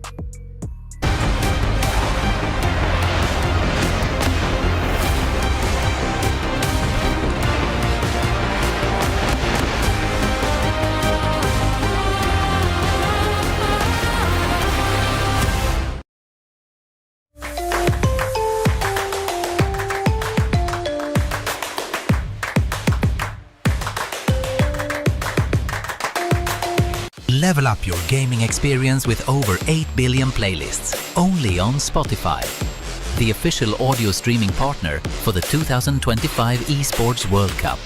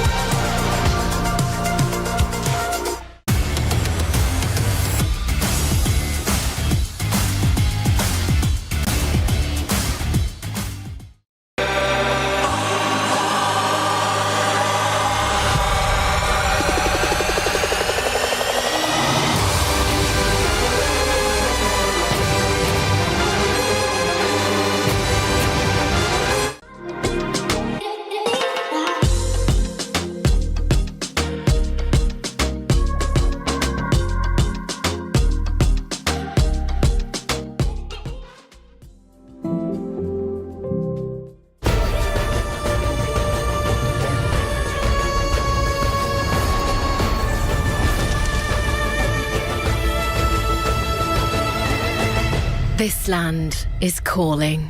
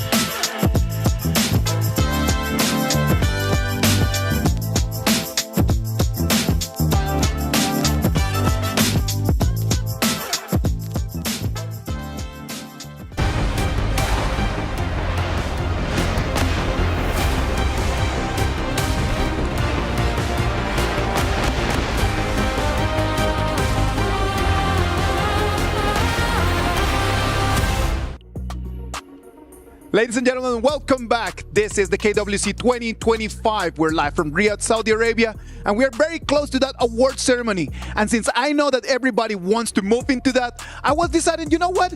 Why don't we just bring all the casters in here? Blam was so good at this. What about you just bring Holler? So I went to the green room, got myself Holler, and brought him back. Holler, thank you very much for being here with us. Thank you for having me. I was in the middle of my lunch and I was like, I can get on stage. This is an opportunity unlike others. Finally, I'm outside of the box. I'm actually being shown right now, and I'm very tan, actually. I love how you put it, man. I'm gonna ask you the same question I asked Blam as he got here. What do you think about the sofa? Actually, it's very comfortable, right? And especially from last year's, the big difference, right? Where we were kind of standing around and I was kind of like wobbly, but this chair is very comfortable and I love it. I'm telling you, last year we were standing, this year we're sitting. I am voting that next year we should get a bed in here and I'm just going to present to all of you from a lovely pillow. Just kind of just lying down in there. Side view. Side view perspective, you know? Side view perspective of everything. Boys, we're going to move together into the awards ceremony. This award ceremony is going to give the awards for favorite team, favorite player, and favorite voice. And we all know that when we talked about favorite voice, we analyzed that together. I think that we were at the hotel like 2 weeks ago, and then we were just kind of like having breakfast, and then we were saying like, oh, who's going to win this thing? Probably Dave is going to win that. Can we go to the white shot right now? You know that Dave is here, right? So we know that Dave did not win. So Dave, what happened in there? You had such a big lead and then you just missed the dunk. What is going on, guy? Let me tell you, it was a crazy time, all right? A thunderstorm came in, the building just went down without a warning. We did not know about it. You know, it just so happened. Actually, the worst part about it is that I voted for you. So I waited to vote on you, Dave. And I mean, I was alphabetical. I thought it was very easy, the top left corner. But unfortunately, just too strong at the end of the day. Listen, I voted for myself, too. Every day with like 30 accounts, right? Blam, when you thought like a favorite voice, did you vote for yourself or did you vote for Dave? I'm British, of course I did, you know? I mean, okay, give the honest answer. Go for it. Always vote 8 times for myself and 1 time for Holler and 1 time for Kin. Really? Just once? Yeah. Once a day, though? All the time. Every day. Okay. That's actually pretty good. I did vote for myself, and the only reason I did in the early part was because I was afraid I was going to be last place. Yes, but exactly. once I was like, I'm pretty comfortable. I got a bit of a lead. I'm okay. I'm going to start voting for everyone else. And yes, I did vote for both of you guys here. You know what's funny? I thought it was a one-time vote. It turned out to be a daily vote thing. Oh. And then you get like 10 votes per day. Yeah. So initially, I just thought, okay, it was for all I got. I'm going to vote like 1, 1, 1, 1. You know, I basically pick out all of our talents, start voting everybody. And then I realized this is every day. I was like, what? So that's the reason why you didn't win. True. Consistency. I had no choice. I didn't realize it was like every day. You're absolutely right. That might be the reason. Because when Mara find out about it, I'm telling you, it's over. Mara came in and it was a storm. Boom. Like we were having this conversation and Mara was like, oh no, I'm so far away from Dave. And we were like, yeah, sorry, Mara, Dave is going to win this. And she was like, what? You know what? Challenge accepted. And then she came in and it was just game on from there. I heard she was like 10 days late. Yeah. Which is actually pretty crazy. Yeah. Like the power, her influence, and able to just like sway everybody's vote. Actually, I started to vote for her when she went on too. No, I remember it clearly. We was at dinner. She was just like, okay, hold my pomegranate juice. And then that's it. She recorded the video and the rest is history. Hey, no fault taken. Because when she started making social posts, I started voting for her as well. I mean, I started voting for her because her Mara's voice packing game. Okay, if I vote, do I get it? I don't know, man. I can talk to the producers and get you hooked on that one, man. Well, favorite team. We don't know yet who's going to win favorite team and who's going to be favorite player. But if we would be favorite team and you think about like, okay, not from the side of I prefer this team, but in terms of performance, who would you be voting for? I mean, if we're looking at the KPL teams aside, I did vote for Nova Esports at one point, but I really liked Alpha 7. I just like the flair that they bring, plus the whole thing about being alphabetical and us, voting for Assassin Day. It was the same idea, the same strategy there. Blam, what about you? Me? I mean, I've not got small thumbs like Horler, so I wasn't going A or B. How dare you? Called you on that one. I actually put a bit of effort. I scrolled through and I voted for Twisted Minds. Because honestly, I feel like they deserve it, right? They lost their first game in the group stages, riding all the way up to the lower brackets to get 4th place. They deserve it. Dave, talk to us. Well, again, I'm biased, right? We know. I've been a fan for AJL for quite some time. And then I've been making videos about it. I've been like shadowing, learning from every single player. I made a video about Shunran, aka AJL Run, as well as Zoe. And I was like, man, this is a no-brainer. Every single one of these players in this team are goated. Coming to KWC, I have no choice. They're so goated. The thing about this team is just so to the book, standard. Like there are the benchmark if you want to learn Honor of King competitive. I think every team should study their gameplay to the core and break it down detail by detail, minute by minute, and see how their rotation, how their draft strategy works. This is how you improve. I'm telling you, if it would be me, I would need to go for my Latino roots. My Latino roots tell me Alpha 7 Esports. I just love the passion that the boys just bring into the stage. I love every single win. It's a big reaction from them. I am just in love with that is part of our culture. You know what? What about if we just get the final results of our awards ceremony? Favorite team, favorite character, no, favorite player, sorry about that, and favorite voice. What about if we toss it to the Amazon Arena? What about if Sky and Milos take it from here and they take us into the award ceremony? Amazon Arena, we're here waiting for you. Tell us who's going to take home silverware. We always love having silverware shared around, especially when it's such a momentous occasion. For the first time ever at KWC, this is our award ceremony here at KWC 25. Just imagine how proud we'll actually feel when all the dedication, all the efforts have finally paid off and will be praised with surprise and an award. So ladies and gentlemen, get ready. We are going to be starting the 2025 KWC award ceremony. So the very first prize and the very first award will be given you will be the Honor of Kings World Cup Fan Favorite Team. And the award goes to AGAL. Congratulations. They've clinched countless champions across major tournaments. As one of the most popular teams in KPL, their electrifying performances and aggressive gameplays have captivated all the fans from the globe. Congratulations one more time, Birthday Faye. There you go. This award will be presented by Mr. Rex Wong, the Game Operation Director of Honor of Kings Publishing Level Infinite. We can take a picture together to memorize this cherished moment. All right, speaking of the award, let's have a little conversation with Feifei, the CEO from AGAL. So, being awarded with this trophy right here, what do you feel at this very moment? 所以这一次呢，来到我们王者荣耀电竞世界杯的现场，拿到了最受观众和粉丝喜爱战队这个称号，现在的心情是怎样的呢？菲姐？首先是很荣幸，并且很感谢在海外有那么多粉丝喜欢 AG。其次就是，AG 能发展到今天，并且 AG 能站在这个领奖台上，是很感谢来到现场和屏幕前的所有的粉丝还有朋友们的一路支持和陪伴。希望今天的比赛也能给大家带来一个好的结果。今天比赛加油，心怀荣耀，勇往直前！谢谢。All right, thank you so much, sir. First of all, we are really honored to be here. And second, we couldn't make it so far without all the fans from overseas and, of course, China. Your support means everything for us. And for today's matchups, we're fully ready. We hope that we can bring the best stage for all the audiences. And one last time, the slogan, please. 心怀荣耀! All right. Thank you so much, Feifei. Thank you.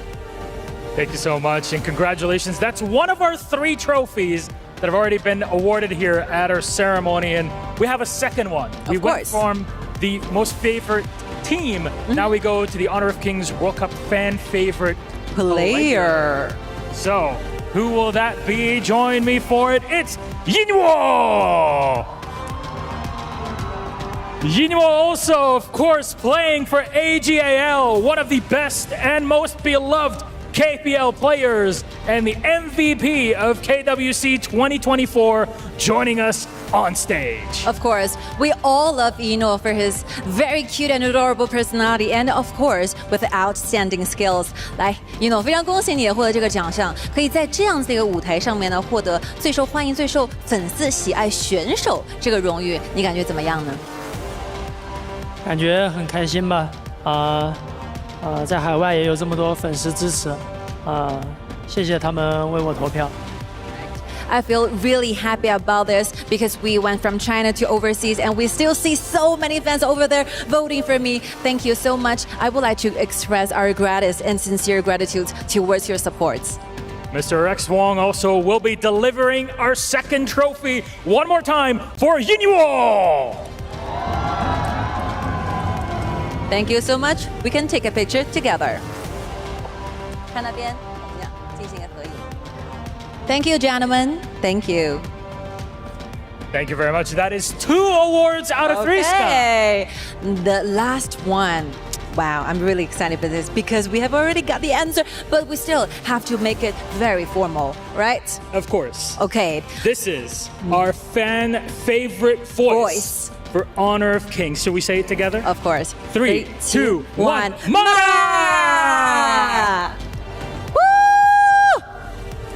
The hostess with the mostest. You used to seeing her on stage. You can hear her in game. And of course, she is our fan favorite voice in Honor of Kings. Congratulations to Mara! Her voice travels through distance and her enthusiasm light up the entire gorge. Congratulations one more time, Mara. I feel so happy for you.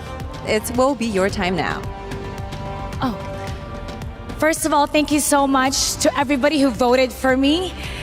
To be able to win Best Voice globally and to represent the Philippines on this stage is such an honor. This moment proves that Honor of Kings belong in the Philippines and that the Filipino talent has a place in the global spotlight. So thank you so much. My vision is for Honor of Kings to be known all over the world. And my goal is to use my voice to help Honor of Kings grow, not just in the Philippines, but in all regions. So thank you to our great leaders for your bold vision. Thank you to the players and the fans for your passion. Mabuhay Pilipinas! Ito ang bagong Liga ng Bayan. Congratulations one more time to Mara. And of course, our third and final award will be awarded by Mr. Rex Wong. Again, Game Operation Director for Honor of Kings. All right, I think it's about time that we let our award receivers and our VIPs back to the stage. We take a group photo together and cherish this very precious moment together. Some wonderful champions that we see on here in their own way. It's not just in the games, of course, guys. You know. It's outside of it. It is a beginning of a new chapter. We're now witnessing what will be the history, and I feel so honored to be here as well, and feel extremely excited for my friends over there, right? It's incredible. It really is incredible how Honor of Kings had brought everybody on here together to celebrate these wonderful people and what they've had to add to the game. What a way to kind of get the emotions high and really excited before our grand final. Of course. Okay, that will be the end of our ceremony, and the studio, back to you. Take it over. Thank you very much, Sky. Thank you very much, Milos. And congratulations. Congratulations to AGAL, favorite team. Congratulations to Ino, favorite player. And congratulations to Mara as the favorite voice. The voice of the people has spoken and has been Mara taking the dub. Sorry about that, Dave. You came up second. It was still a pretty good run. We still love you, buddy. Oh my God, bro.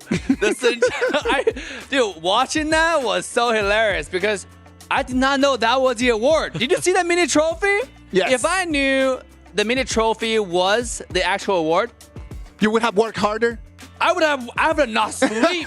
I would have posted every minute. Go vote, guys. This is it, okay? Oh, God. Wait, listen to Mara. She deserves it.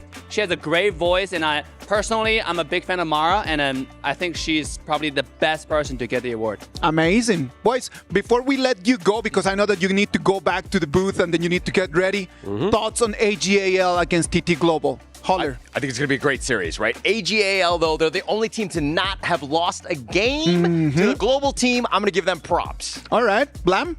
I'm going to go to the other side of the conversation. It's going to be TT Global. They've lost a round. They've got something to prove, man. And you're going to be wrong again. All right. KME.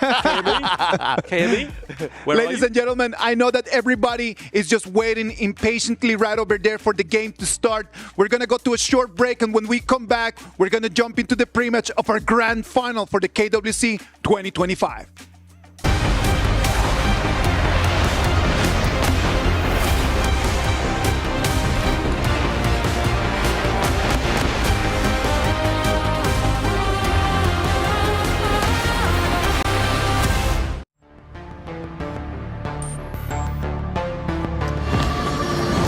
Activating warp jump. Destination? The brightest star.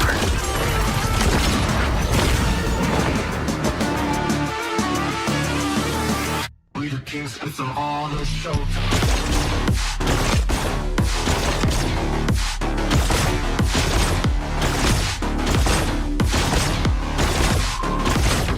Pulse gun charged! Scope calibrated! It's a quantum party!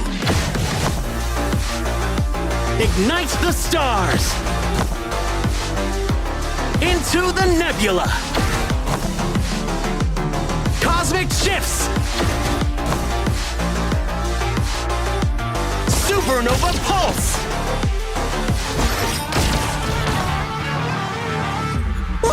Right in the core!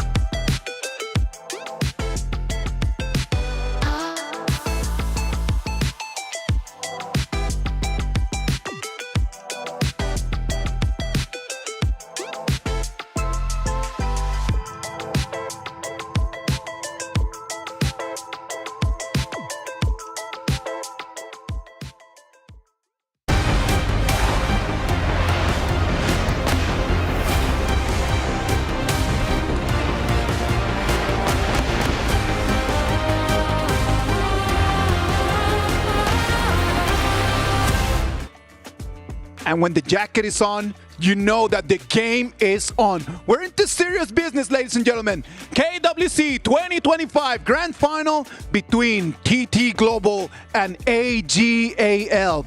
Let's jump into the pre-match because this is the match that everyone has been waiting for. And thank you very much for being online, for being here with us, and to be here with me and all of the analysts. For this Grand Final, we're going to have Phil, we're going to have Manjin, and we're going to have Dave. Boys, this is it. The final showdown between the top two teams of our tournament. It's such an honor to get to see this. Of course, like it's for me, it's the first time seeing a real match coming out from the KPL teams. But then again, everything is reset, right? This is a different meta that they're playing. We've been talking about it last time. They were quite nervous. They respect all of the teams that are here. They don't really want to give away anything. And what I like about both of these squads is that they really dominated all of the games that they had. 4-1, 4-0. Easy. For the other one, it was not that easy, right? It was a 4-1 for TT Global. If they come up and they make that same mistake in the first game, it might just cost them a lot more in here against AGAL, right? That could be the difference right here. Both these teams are touted as some of the best. 4-0s all around, and the 4-1 there against Nova here.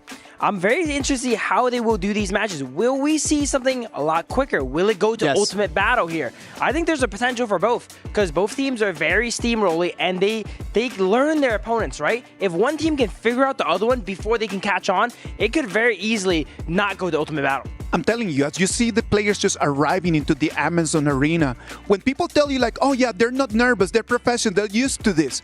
It's not a matter of not having nerves. It's a matter that you've been in this position so many times that you just get used to the feeling. The nerves never go away. It's just that you become better, stronger, and used to that. Man, when I talk about this type of feelings, I mean, I used to play pro and I was a nervous player, so I can feel the heartbeat just speeding up, ramping up when I get closer to stage step by step.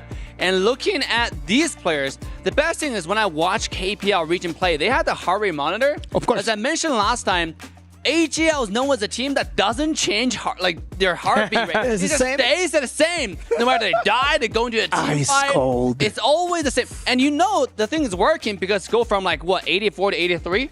Yeah. It actually goes down. Like what just happened? Did he just die in a most intensive team fight? So these players are trained, they're disciplined, and I want to see some top action today. We're going to have TT Global on one side, Sunrise, Crane, Ting, Joy, and Snowy.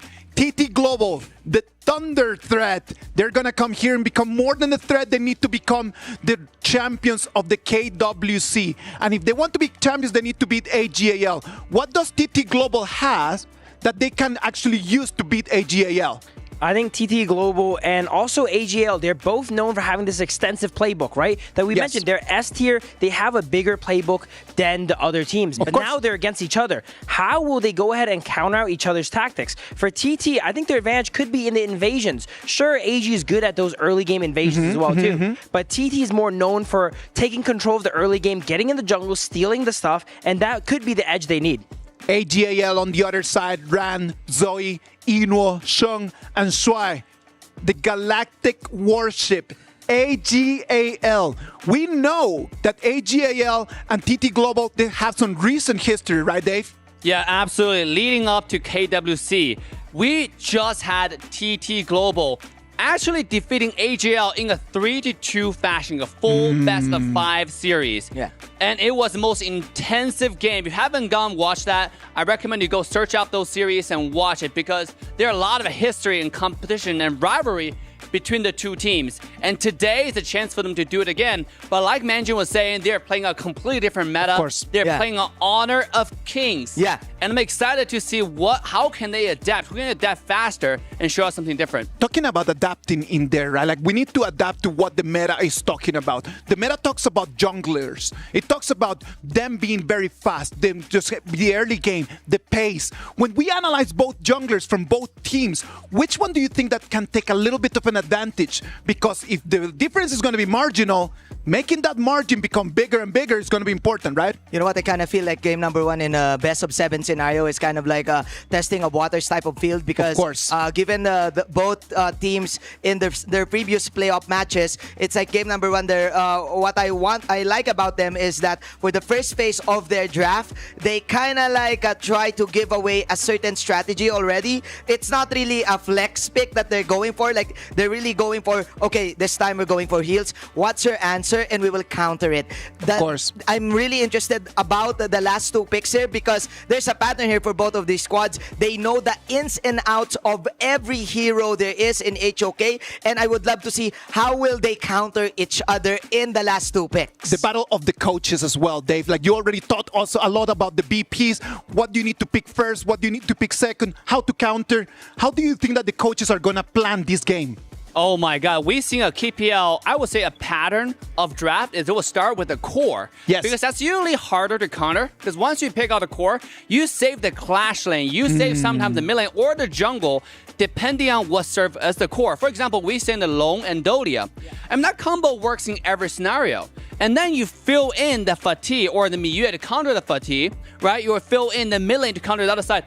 It's such a mastery of, I would say, IQs, right? Like a strategy. You have to think about what card plays the most. What impressed me the most is KPL teams, the KPL coaches, like Jojo, for example, no matter, we talk about being flexible with your draft, no matter how little options you have or, what kind of scenario you're in, not only do they pick to win the draft, they also pick to play towards their own strategies. They'll always have a combination, a strategy, a composition they're playing towards. Phil, how can they just use that in order to take advantage? Because we know it's going to be difficult for them. The difference is just so small. How do you think that BP is going to go and what's going to be different? Something we noticed about both these teams here is recently they've been playing very quick matches, right? They've not been going the distance. I guess the TT one went a little bit longer. So they had to save some of their picks for the later matches in the past. Even though their matches went quick, they always saved and left some in return. So I think it's going to really matter which team overextends, right? And even if they do get the win, did they sacrifice too much to do it, right? Because it is the best of 7 at the end of the day. We're going to jump very quickly into the Amazon Arena. Boys, predictions for today, real short, real quick. Phil? AG 4-2. Manjin? AG 4-2. Dave? Oh man, I was going to say the same. AG 4-2. Ladies and gentlemen, the Amazon Arena is ready. One region, 2 champions. Only one will be victorious today. AGAL, the KPL champions. TT Global, the ACL champions. Are you ready for this? The grand final is right over here with you right now. 上次在 KPL 版本，我们3-2赢下成都一场会，我觉得这是在 AWC 决赛上我们也能赢。联赛上也刚输一次 TDG， 所以说这次我们肯定要重视这个对手，然后肯定要一举击败他，拿下冠军。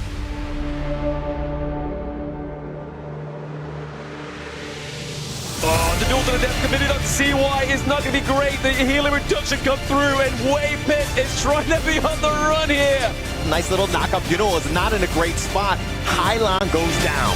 就是 AG 在这次比赛中也都是碾压对手获胜的吧，然后他们也主要以野射双核，所以说我们局内的话也要多关照一下。我觉得比分的话是4-1吧，因为我觉得我们做足准备，什么样的对手我们都可以轻松拿下。That is a wipe here for AGAL. 就呈现一场很好看的决赛给大家吧。我想对 TDG 说，成神之路上总会牺牲点什么。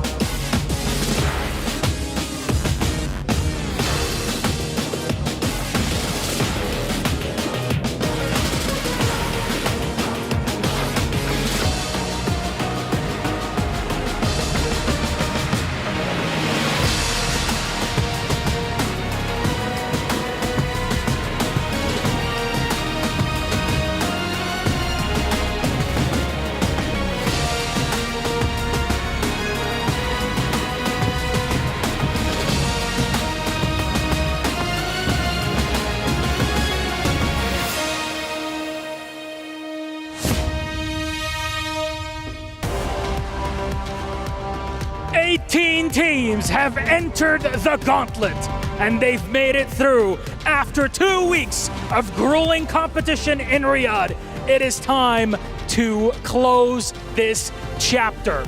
2 more are left. 1 best of 7 dividing them from our trophy, and it all happens here at the KWC 25 Grand Finals. Tonight, we reveal the mystery.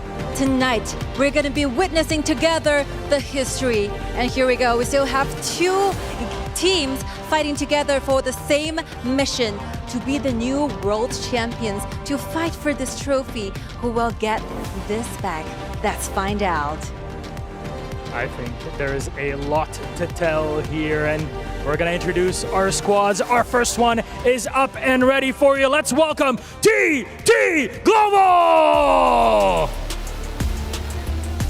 In the top lane, Ching. In the jungle, Sunrise. In the mid lane, it's Crane. In the farm lane, it's Snowy. And the roamer, Joy. A club with so much HOK history and a set of 5 young players looking to make a new dynasty. They're known as Young Blood. They're known as the Rising Phoenix of KPL. Today, they want to be known formally as KWC Kings and Champions. Well, their opponents. Let's welcome AGAL. Clash Lane, Zhan. Jungle, Zoe. Mid Lane, Shen. Farm Lane, Yino. Roamer, Shuai. 0 defeats, 0 doubts. They are the undisputed top team around the globe.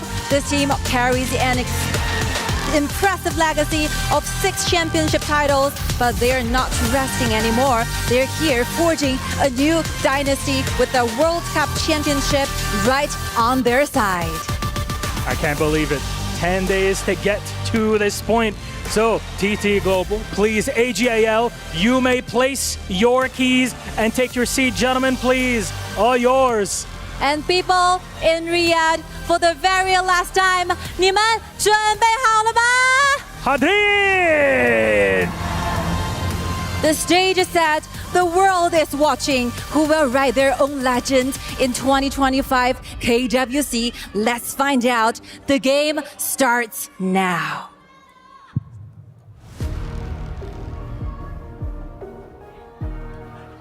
If you wanted to be ready, if you are not ready, it is here. The grand finals of our KWC 2025. TT Global against AGAL. The Amazon Arena is packed. You saw there's no space for one more soul in there. The fans want their team's favorites to be able to take the trophy home. But you know what? Their opponents, they're not gonna let them. You can see all the seats are taken. It is packed right over here in Riyadh, Saudi Arabia. From the KWC 2025, we tell you thank you for being right over here on set, online. Ladies and gentlemen, this is going to be a feast. This is what we've been building up for all KWC. Both teams are getting ready to get into match here. Look at those cute little pandas here. The fans are getting ready to cheer for their respective teams. Both sides have a lot of fans flowing in from all over the world here.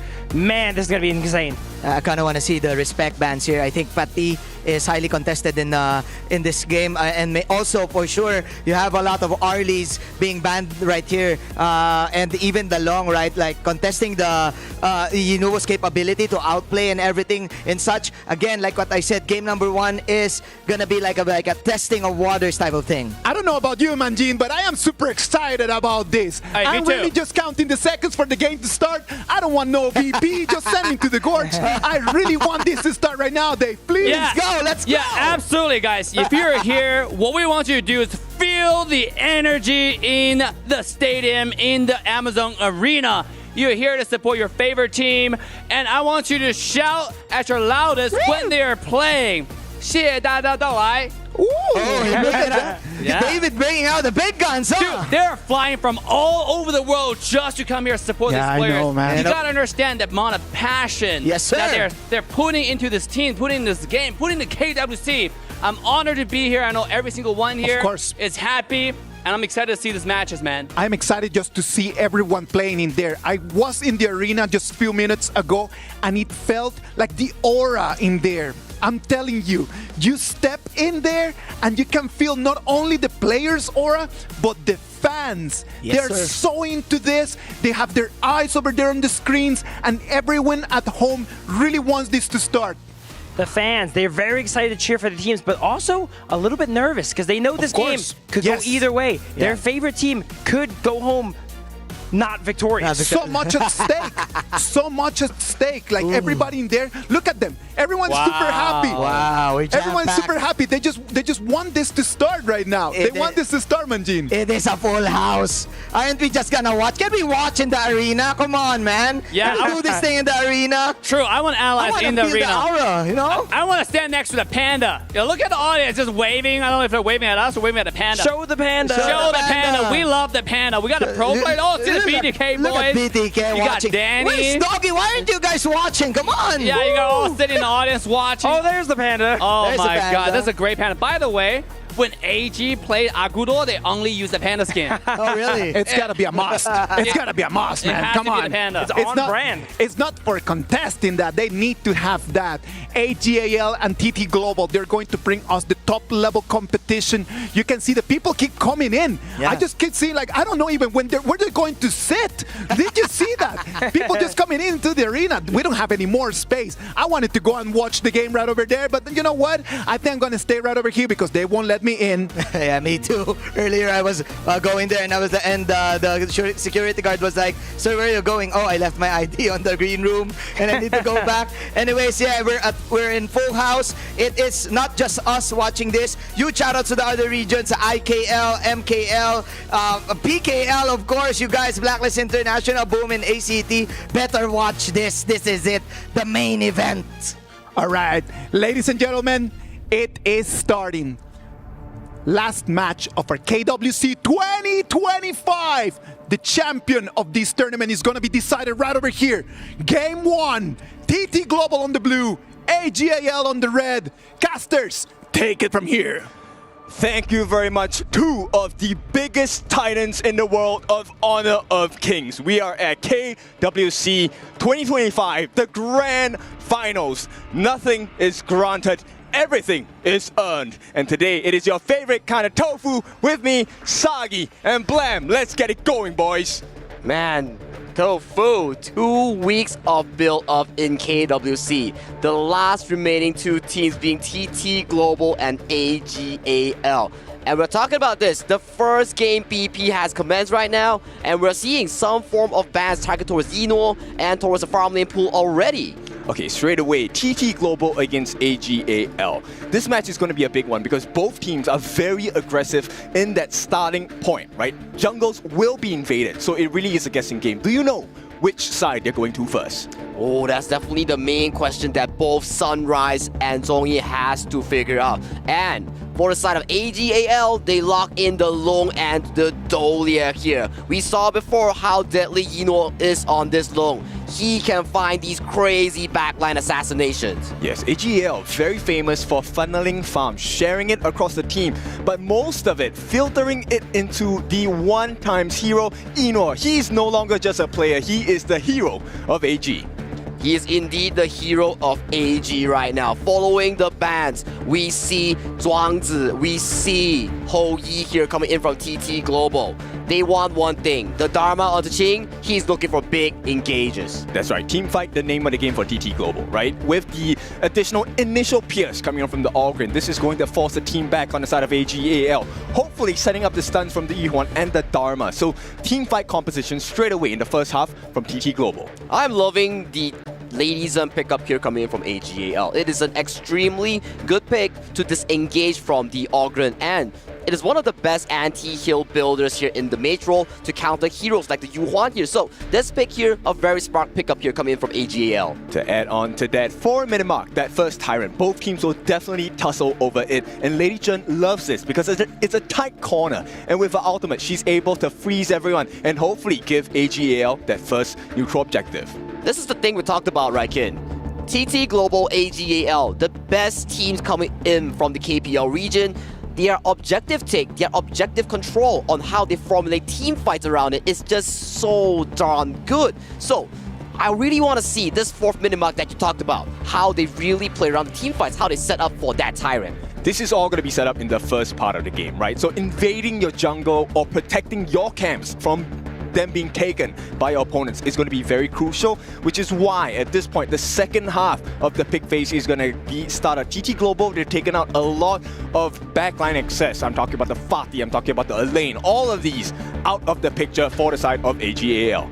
Ran's hero pool is once again being targeted by the side of TT Global here, and you're talking about all these backline accesses, right? Exactly, they want to make sure that, hey, Zoe, you gotta be packing up all these roams before your teammate here, because if we see Ran on all these clash lanes here, boy, you're gonna see multi-man dives coming in from Ran here. Yes, AGAL, they really need a frontline tank as a jungle. And right now, they're gonna save it as the last pick, a potential counter pick. So, Charlotte being the opponent for the Dharma in the clash lane. KPL Charlottes, I gotta say, are very, very scary here. This hero, slightly weak towards the early game, but once she starts getting that Pure Sky, that Frostcast Embrace towards the mid game here, man, this hero is a beast in the side lane and so easy to catch onto the back line. So this is going to be a challenge, right, for both Ran as well as Ching. How do you keep each other in check? And when do you leave the fight to go to look for the back lines of your opponents? We gotta see the top 2 players coming in from the KPL region. The clash lanes are always coined as the miracle workers here. When in doubt, we rely on the clash lanes for all these miracle moments here. And TT Global, they lock in their farm lane on Snowy, which is the Concert Yu and Mozi combo here. That's gonna be a lot of lane pressure here for Yino. I love this strategy coming out from TT Global. Another strength on the side of Consort Yu is her ultimate. With the vaulting shot, you actually have to chase back into her, which is exactly what Ching wants on the side of TT Global. Of course, and Snowy with this Concert Yu, the spell 2, the blessing of the wind here, it blocks the physical damage, the burst coming in from Yino here, so that's at least a safety net that they can bank on. Which means timing is very important, not only during the team fights, but right from the get-go, that first initial invasion, will either one of them do it? Well, I gotta see, right? TT Global, you've drafted the All-Grunt here. We'll definitely see some form of engage, be it the board, be it like what Dave said, the mid-wave clear without buying the jungle item. So they clear out the mid-wave and we might see the first initial invade. A lot of questions to be answered here by both of the Titans coming from KPL region.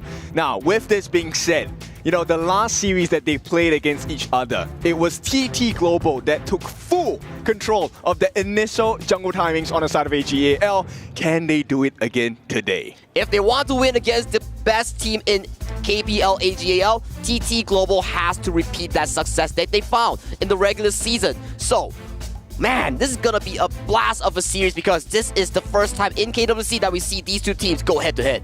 I'm pretty sure TT Global will go for the initial Crimson Challenge. Now, I'm not talking about stealing because AGAL, TT Global, they are teams that know about the potential of each lineup. They will defend their buffs. They will indeed defend their buffs. But ladies and gentlemen, this is game 1 of the best of 7 series, the grand finals between TT Global and AGAL. 让我们听见观众们的欢呼声 Let's go! Alright, so Blam, let's get you in on this. Any thoughts on the start of this game? I mean, the starts on it, I'm really liking TT Global's draft here. Obviously, the Orgrin with the Huan, a lot of sustainability into the team fights, and then you got Ching on the Dharma, looking for that catch onto the backline, right? Exactly, and just looking at the early game here, the invade that Ken was mentioning about was neutralized from the side of Zoe here. Zoe with the Superior Smite gets the Wild Boar Camp. That's a horrible start, if I may, for the side of TT Global. Now, not only is Sunrise behind in terms of EXP, he's also behind in timings, which is why Crane is helping to support with the Azure take. Hopefully, you know, Sunrise is going to reach that on time. That is the importance coming in from these top tier teams. 1 second, 5 seconds difference will make a very huge difference here, especially we see that all these neutral objectives towards the top side will be contested as Ching take a bit of a damage. This is a nice situation for the side of AG. On both lanes, top and the bottom, Clash and Farm already having the numbers advantage, allowing Zoe to also feed on that middle lane wave. But look at Sunrise though. Sunrise is here to forbid the River Sprite to being taken away here. And light up the cheer. 一诺比赛加油！这个夏天期待你再次闪耀沙特。So fighting coming in from the light up chair. They need to give maximum support. There's a lot of AGAL fans in the arena right now, but they are not alone. TT Global as well, they are showing up. And right away, 3-on-3 in the mid. A fast clear here coming in from both teams here, as once again, the objectives that we talked about here will be this wild boar camp here. They want to secure every single resource that's available on the map. That's why this year we say nothing is granted. Everything has to be earned. You have to fight and defend for your camps. You have to go and aggress to get those advantages in this game. And that is the beauty of these two teams here. They are fighting neck and neck in this early game to really look for these secures here. And towards the top side, we are seeing Ron dominating this lane on the Charlotte. So smart, right? They actually rotate Sheng down, who does magic damage, so Snow is not going to have a good time. Now, Eno has a little bit more time to push the waves. They can start rotating early. That Horntail Beast at the bottom side will go into the hands shared by 3 different members of AGAL. I'm loving what AGL is doing. They're splitting so much resource, and the goal efficiency is so top tier coming in from AGL. You see Eno literally going from mid lane to bot lane to mid lane, and getting so much gold onto this lane. And this is a AGAL specialty, right? So Joy catches a glimpse of what's happening on the side of AGAL's jungle, and now the rotations will be made by AG. They need to protect this Azure Golem. And it seems to be the case, right? TT Global, they're formulating an invade here right now, and usually we see these top tier teams, AGAL, TT Global, they love to fight around the bus, but fighting around the enemy jungle pre-4 minutes, you will be punished heavily because there is a defensive mechanism. Well, it's a double-edged sword, right? So right now, Sunrise gets 1 steal. It's a small advantage. Once again, this is a game of very minor margins. Whoever edges it out will have that lead, and that can snowball really quickly. And that is exactly the case here, but we want to be looking at these win conditions here coming in from both teams here. TT Global, I am looking at Ching with the Dharma to look for these big engages here. Sunrise, to get enough gold to be this unstoppable front line here. So that is Ching's and TT Global's late game, right? You have Snowy as well. This construct view that scales exceptionally well. On the side of AGAL, you're banking on Ron and Eno's skill towards the late game so they can be this late game demon. Yes, the mind games have already started, right? On the side of TT Global is all about control, get the stuns, and hopefully we put you in the corner, which is going to be Ching's favorite situation to find himself in. And look at Ching right now. He's slowly looking for the flank angle here. He's behind Zoe. Zoe is forced to use the Dream Roam here. They do not have the position for this Tyrant. Yeah, GT Global, they start off well. The first Tyrant of the game will go into their hands. This is going to allow them the ability to take good fights against AGAL, which you can tell. AG says, it's okay, we'll let you poke, we won't let you take the actual fight. Exactly, this is why Tyrant is so important and key. It gives you so much damage, it allows you to fast push these waves. What does that accomplish? It allows you to rotate even faster, get more of these neutral resources. But exactly, AGAL knows this. So take a look at what they're doing, right? They're putting numbers as a defense. You have the advantage, we'll even that out with manpower. Exactly, and look at that. Like you mentioned there, manpower, making sure that Eno gets a safe laning phase, but Snowy and Joy, spell after spell, cannon blast after oak bolts. The health bars are just taking low from the side of AG. Yeah, this is a power spike you definitely want to have, right? This is why draft is so important. The BPs setting up situations to make it easier to play your game, and straight away, TT Global, they're looking for that advantage. And look at Zoe though, he's looking for a flank angle here. Sunrise, he's going in deep as the cannon blast has landed. Yeah, it's not going to be too much trouble for the side of AGAL, but still, that Azure Golem is under pressure. Zoe, forced to use the Dream Roam, actually turns around at this point. The refresh allowing him to be in a safe position if he moves a little bit too far forward. And look at Rondo, he's being surrounded by 4 members coming in from TT Global here. He's playing around his capabilities. He's making sure that he's stalling enough time for the side of AGAL to secure the Azure Golem. Not only stalling time, Ron is also baiting out skills. So this buys a lot more time for the side of AGAL to make those rotations coming in. Take a look at Joy's positioning. He wants to catch them out, but it's always AGAL that has superior positioning. I'm loving AGAL's play here, but Snowy here gets first blooded by Ron! And Ron, he makes it out. The stun does come in. He will be in the face, and they have to commit this big ultimate. Joy, he's going to run and try and get the chase, and they should be able to get this kill. Crane, a beautiful comeback for the side of TT Global. And let's check out a replay real quick on how the first blood actually happened here. I mean, yeah, this one was a difficult one because they actually forced out the flash from Snowy, right? A beautiful movement coming in, and there's another fight coming in. Another fight coming in here. Obviously, the Destructive Deluge has been placed down. Zoe got the kill onto Jing, so obviously playmaking potential right now for the side of TT Global is going to be a little bit less impactful for the side of their team. Okay, so a clash laner trade, not the biggest, but in terms of advantage, AGAL, they have taken that T1 at the top, and this is a very difficult situation because it means you need to double down your efforts to recover in gold and map as well. Talking about gold here, with that 2 kills on the board, AGAL is securing almost a 2,000 goldie as Ron once again goes in for the dive. Yeah, Joey looking here, used to think inside the box. It's not going to be enough to keep him away. Jai gets taken down again. So a cannon blast coming through. So impressive. The Motsu really serving his purpose. I mean, this is all about positioning. And once again, AGAL playing the very simple game. You can see it right away. Manpower advantage. You're never in a 1v1 situation, right? There's always one extra member putting pressure on you. And also, one thing's for sure, Ron is having an exceptional game on this Charlotte here. He's single-handedly finding these multiple angles, making sure that he gets to jump onto the backline here. He knows for a fact that, Joy, you committed your flash last fight, so I am going to punish you right now. Yep, green. Taking a lot of damage, man. Taking a lot of damage. I mean, I really enjoy how Zoe's playing this monkey, right? Like, he is always just at the front of the team fight, soaking a lot of damage and just waiting for the prime moment for the rest of the boys on AGAL to come into this team fight. It's really just understanding, right? What is my strength here? What do I provide for the team? And Zoe, he's the attention seeker. He wants all of their focus. And when you're too focused, that's where Sheng, that's where Riyadh, they're going to have the freedom to choose and pick their appropriate targets.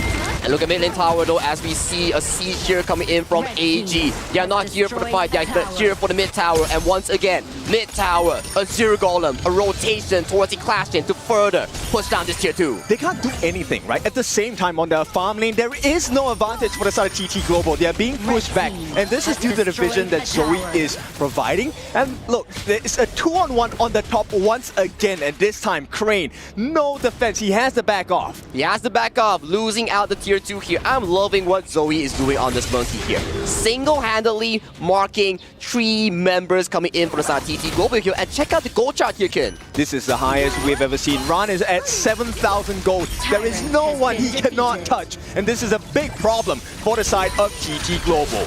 And we talk about this back into the draft, right? If you give Ron, this Charlotte, so much resources, your backline coming in from TT Global is just gonna have such a tough time here. Look at the goalie here. 3 minutes ago, we were talking about, just a 2,000 goalie. TT Global can manage it, but look at it now. 9 minutes in, 5,000 goalie for AGAL. And what this translates to, the pure sky, that blue color sword that you see equipped by Ron, very shortly will be equipped by Zoe as well. Now this is a damage reduction item. So Zoe, look at the damage charts. He was the one with the greatest hits. He dealt the most damage on the team. In fact, Eno is pretty low on that chart. But it does not matter. It means Zoe is providing space for AGAL. I have to agree with you, but look at Eno's build right here coming in from Long. Not the Axe of Torment, not the Starbreaker here. He's going for the most expensive build with the most damage here, but Chingo might be engaged. Yeah, the Dream Bomb just come in. It just obviously land onto Ching. He is forced out to use the flash for now. Cannon Blast lands onto Enoa into the backline now. Ultful does land.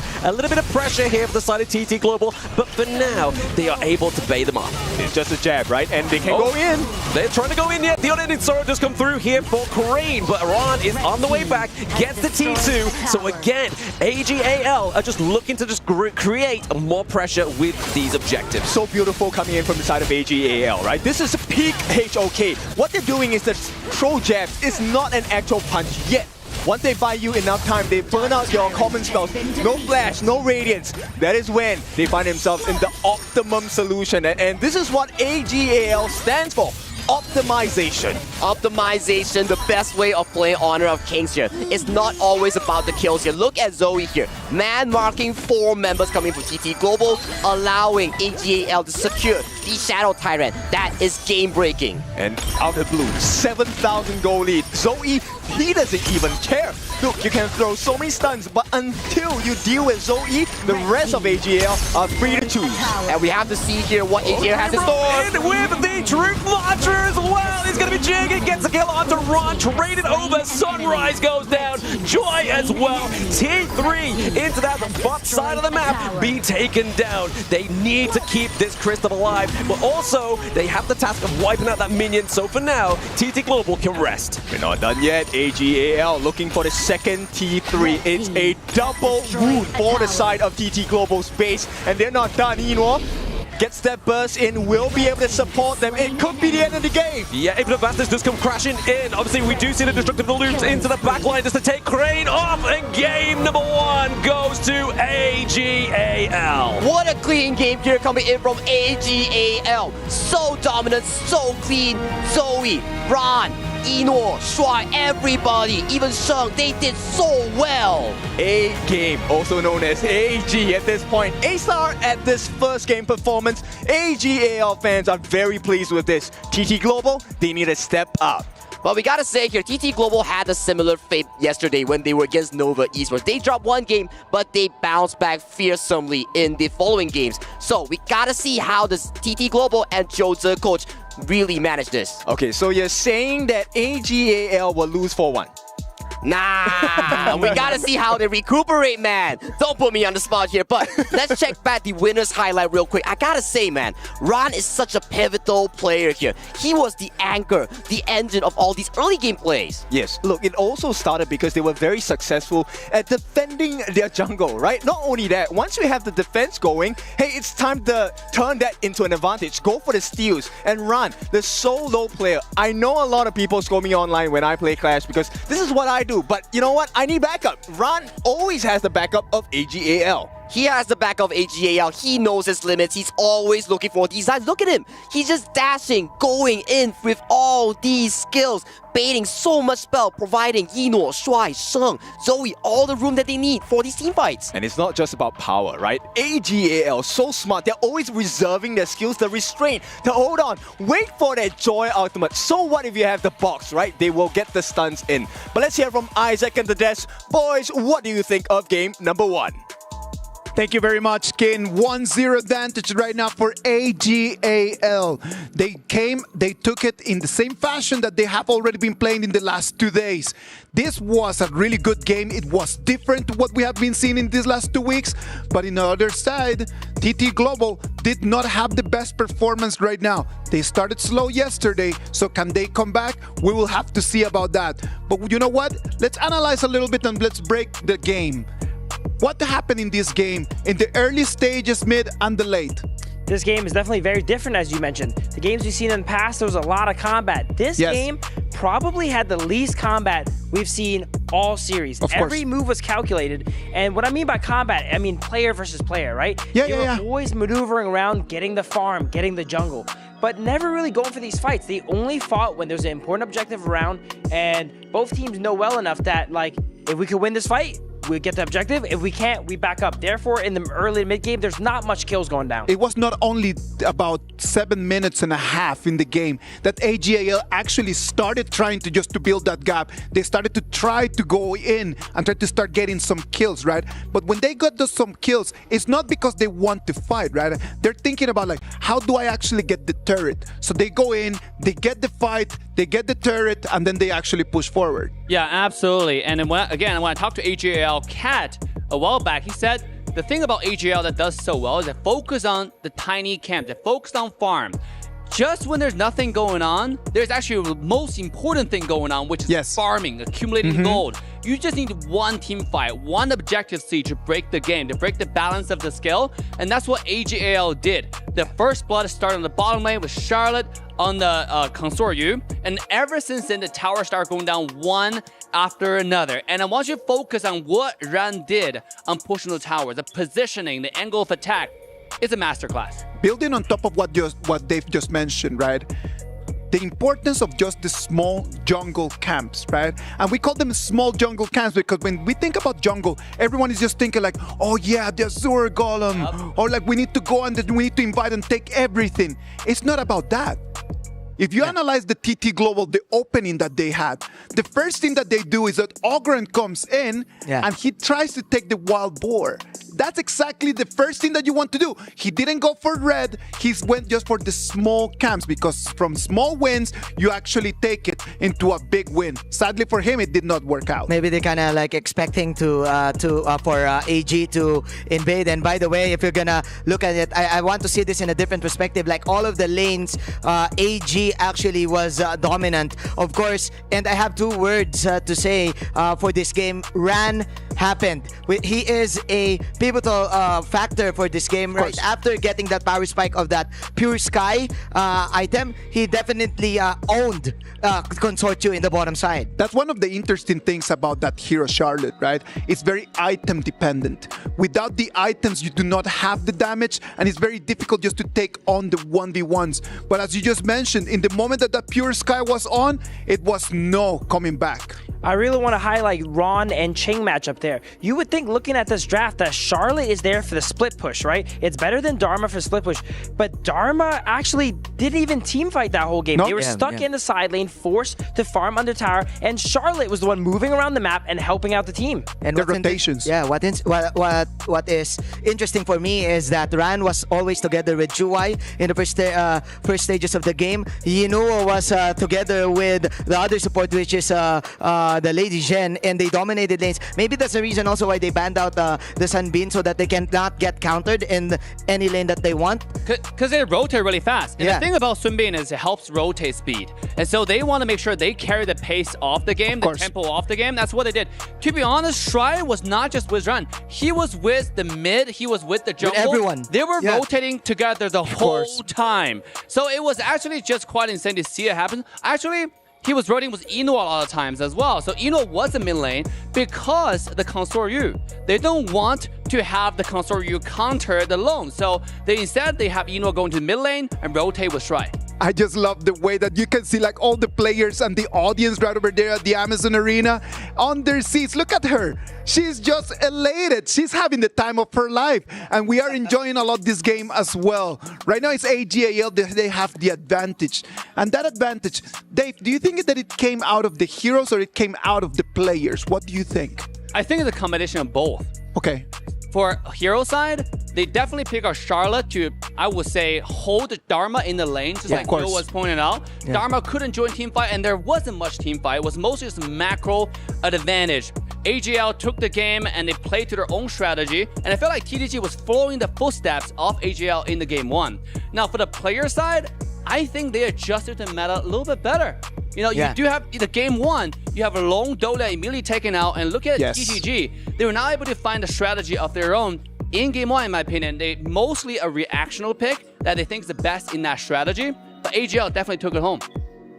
Absolutely. I would definitely say it's more on the player side, because I really liked TT's draft there. The Consortio pick, I think, was actually super amazing. The Charlotte is known for split push. They picked a marksman that's able to stand up to the Charlotte here. Of course, We noticed that it didn't at the end, at the bottom there, but usually if they're around equal farm, Consortio is known to be able to hold and split push and hold their own. Yeah, what I like is that both of these teams, they definitely cashed in immediately all of these expensive heroes. Ogran, Dharma, and Yohan, of course, for the side of TT Global, the Dharma was trapped. He was suppressed with, of course, the Charlotte last pick of Team AGAL. And what's interesting is that for AGAL, Ran, he actually he knows his power spike, right? Yes. He dominated with his power spike. Pure Sky together with the Frostcar's Embrace. For instant first hit, instant slow, there's no going back. You're gonna get killed. It is very interesting just for us to analyze the decisions that the players are making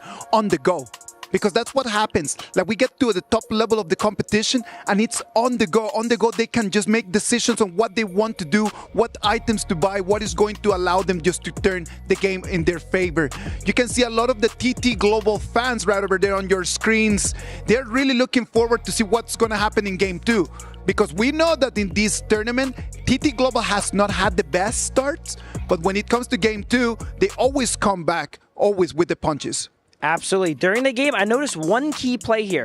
the Motsu, when they were catching the Charlotte after killing the Concert, he landed the Cannon Blast and immediately, no hesitation, ultimate flash on him. That tells me these teams are here, they're warmed up, they're ready to play, and they're not going to hesitate when it makes He a play. did not want to let that one go, right? He did not, like, you came in, you took the kill, you're not going back home with your life.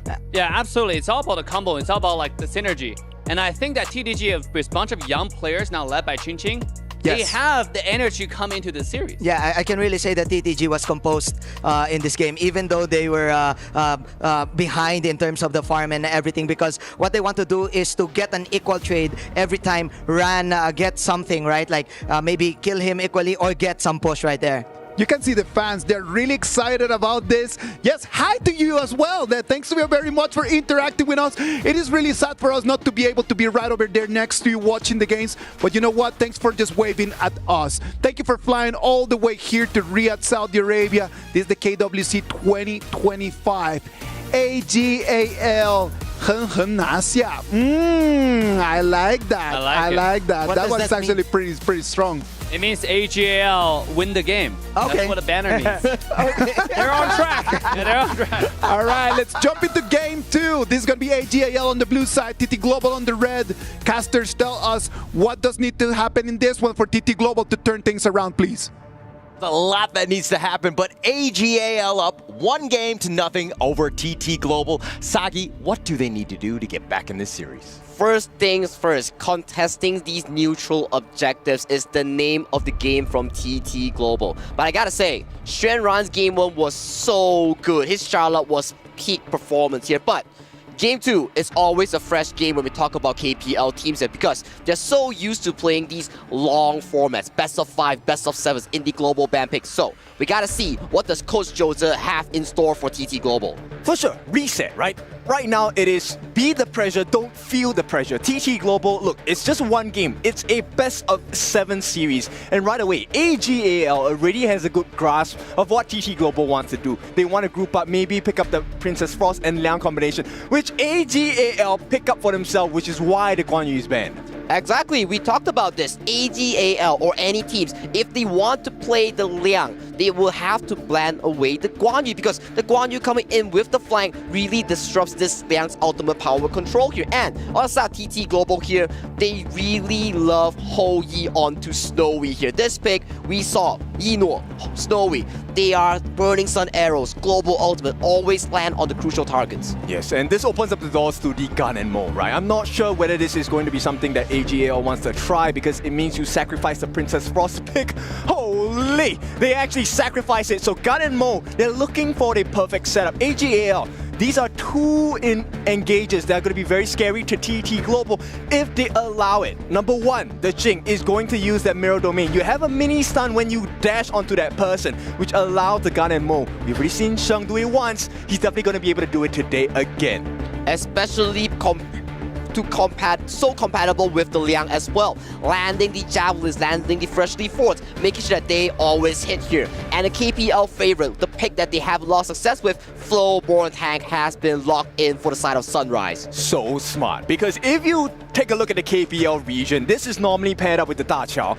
But AGL, do you really want to waste a ban on a Da Chao? There's no way you ban a Da Chao out here, right? Ooh, it's kind of hard to say because, kid, one thing's for sure, if you are altered by the Liang, you can use the Sea of Fate to send your tank back here, and a pick coming in with this the Xiao Qiao being banned by AGAL. Yes, not a common pick in the global server, but this Xiao Qiao pick has increased popularity and play rate in the KPL recently. Because she has good setup, she has good stuns, and big burst. 4 hits, you're down. And with that Flowborn tank, we know the win rate hasn't been great in KWC, but that's why the Titans of KPL are here to show you how it's played. How it's played, how it's done here. So we gotta see what Coach Jose has in mind for TT Global here. They're banning out a lot of picks here. Yino's signature early, a lot of picks going to the Xuan Ran pool as well. A lot of these side lane picks has been banned for both sides here. So right now, if you're TT Global, you're thinking a bit more on the burst side to pair up this Ho Yi. I believe so. At the same time, maybe provide a little bit more room, right? Because the Fatih is definitely one of the big win conditions coming out from TT Global here. We've already seen Ching's Fatih, not bad, right? for KPL level teams, right? He is defeatable on the side of AGL. But right now, I'm curious to see because a lot of the disruptive heroes have been banned out by TT Global. This is not just to save the whole E, it's also to save Ching on this Fatih. Exactly the case, right? We talk about this Fatih, right? You have to get access towards the backline here. But right now, AGL, they have the Liang. It can have total lockdown onto the Fatih here. So we have to see how Ching, with this Fatih, find these backline accesses. And we saw this combo yesterday for TT Global. The whole Yi into the Shi. Arrow into the pole here. Are we gonna see a Mozi last pick coming in for TT Global? I'm not sure. It's still a risk, right? Because they don't exactly have a very tanky lineup. Yes, you have the flowborn tank. Fatih can sustain pretty long, but he needs to be able to land his hits in order to do so. So AGAL, they'll be definitely looking for some counter engage. Will the Zhuangzi come out again? No, it's not. They're looking for the kite. The airing comes through. Another pick that is new for KWC. Not debut, we've seen it before, but this game, this one piloted by Inor, is it going to be a demon against the side of TT Global? I am loving this airing pick coming from AGAL. The one of the few marksmen that can involve a Splendor in her build. And what does Splendor do? Provides invulnerability, provides stasis here. And if you can really utilize that Splendor, you can really mitigate the dive potential coming in from the Fatih on the hands of Ching.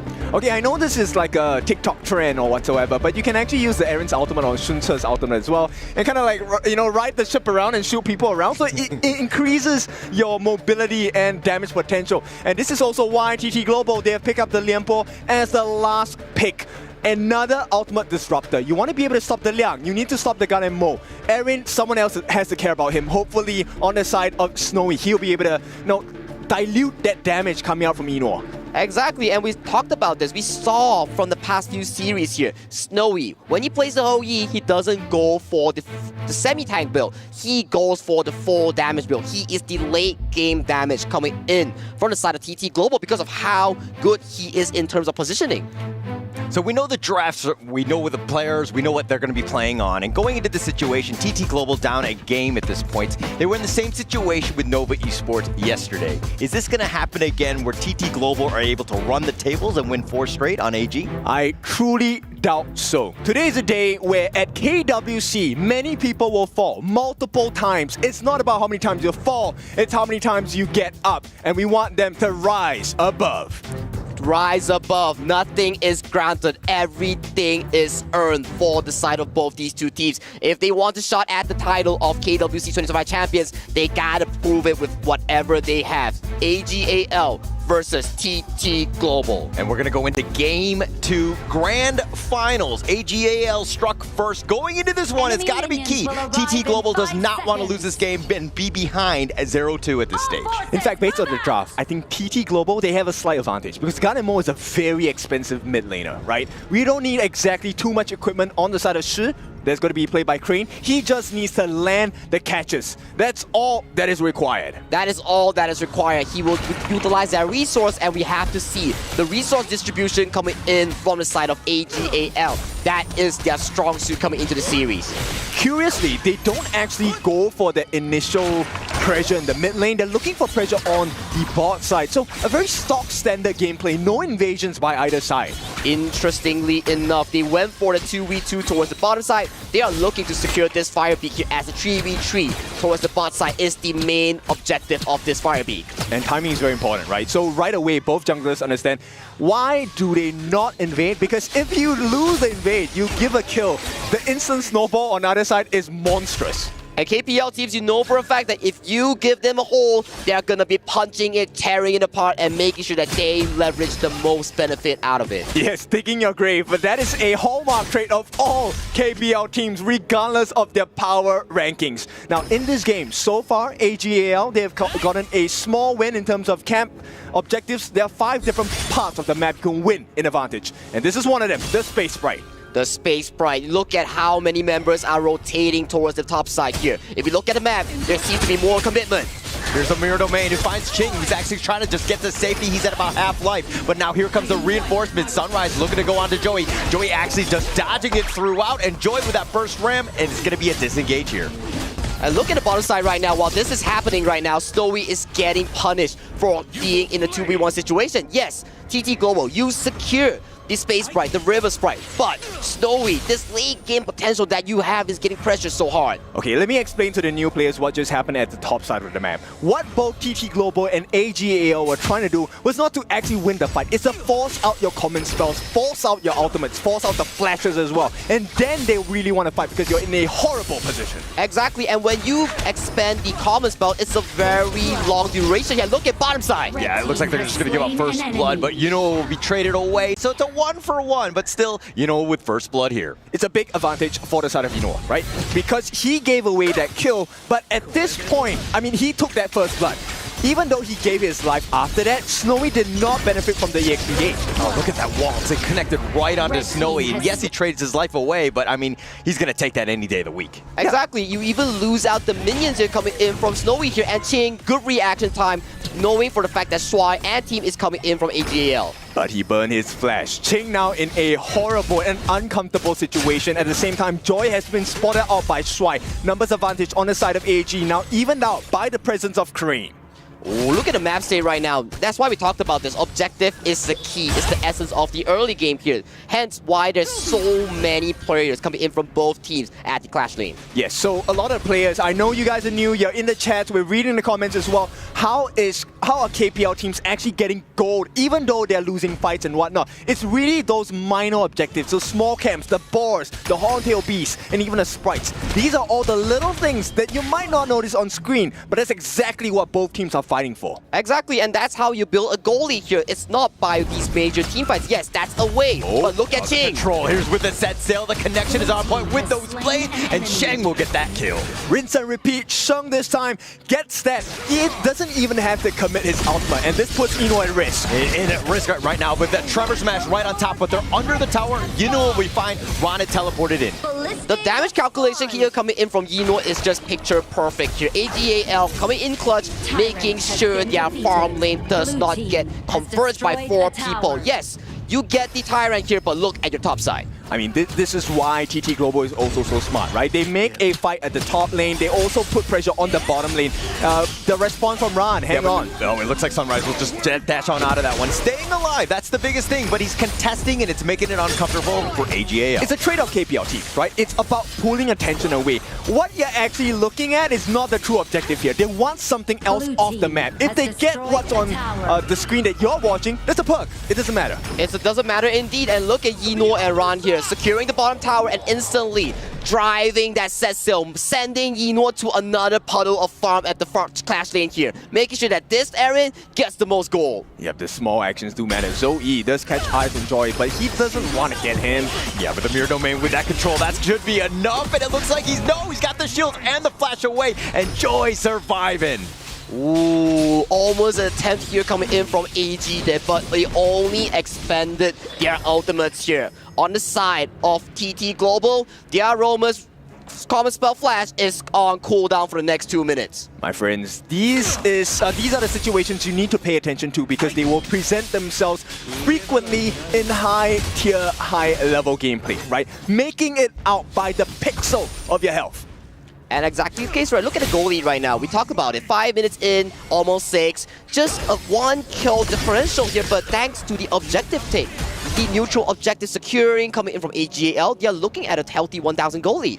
In fact, this 1,000 goal lead means they have probably stolen about 4 or 5 camps away from the side of TT Global. And 4 or 5 might not seem like a lot, but when you have that advantage now, AG might oblige. They might say, okay, we'll take a fight, and it all depends on Swai. Who does he want to get his ultimate on? Sunrise decides to go in, the Burning Sun arrow right on point, but they had the Silky Orb, they pull him away, and they get the connection, and they find Ron. But they're going to continue on, the mirror domain, Sunrise getting a little bit low, with that pickoff.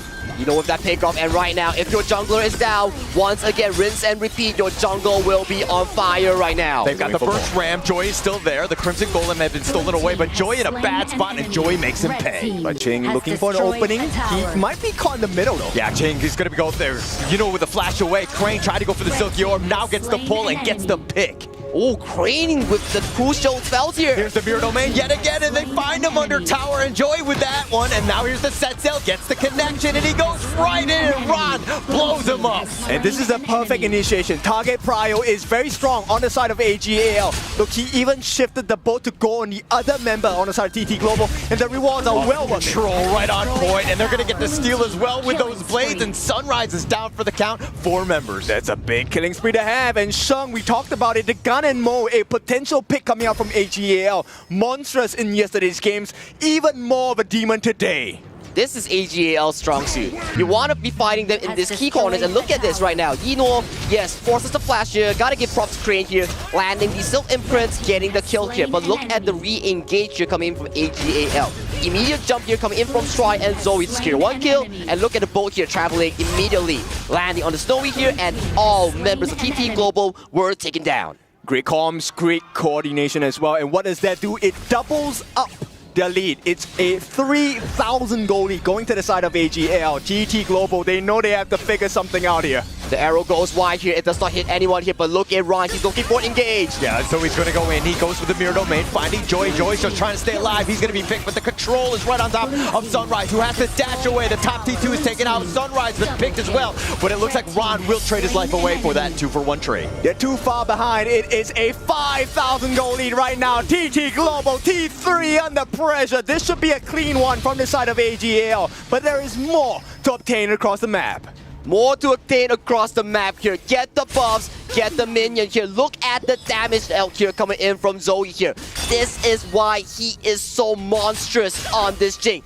He is on fire. Exactly. This is one of the strengths of Jing, right? You want to be able to find the appropriate target. And with the range, the extended reach that Zoe on this Jing has, there is no one on the side of TT Global he cannot touch. And look at the gold chart right now. We talked about like why does he do so much damage here? It's thanks to the gold here. Our boy Zoe from AGAL, he is farming money, almost 1,000 GPM. Burning Sun Arrow does connect, and doesn't have the orb though. And now Joey on the backside looking to go for the ambush, but Joey in a bad spot. He gets picked off. Snowy with that damage. The nice Tremor Smash on the 3, but TT Global are going to disengage now. Game-saving play by Shuai. I'm not sure whether you noticed, he actually stopped Joy with his ultimate.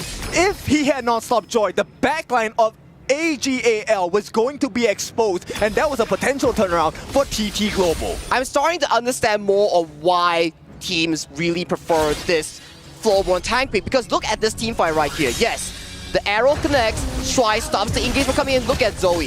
He found a perfect backline here, but look at what the tank is doing. Floorborne tank, triple knockup, making sure that Zoe onto this Jing had no room for mechanic. Exactly. I mean, Qing was close by. Qing needed to be in a better position. He was a little bit too late engaging in the fight. Joy was the one that engaged first. Unfortunately, stopped. And because of his positioning, Qing could not help the team.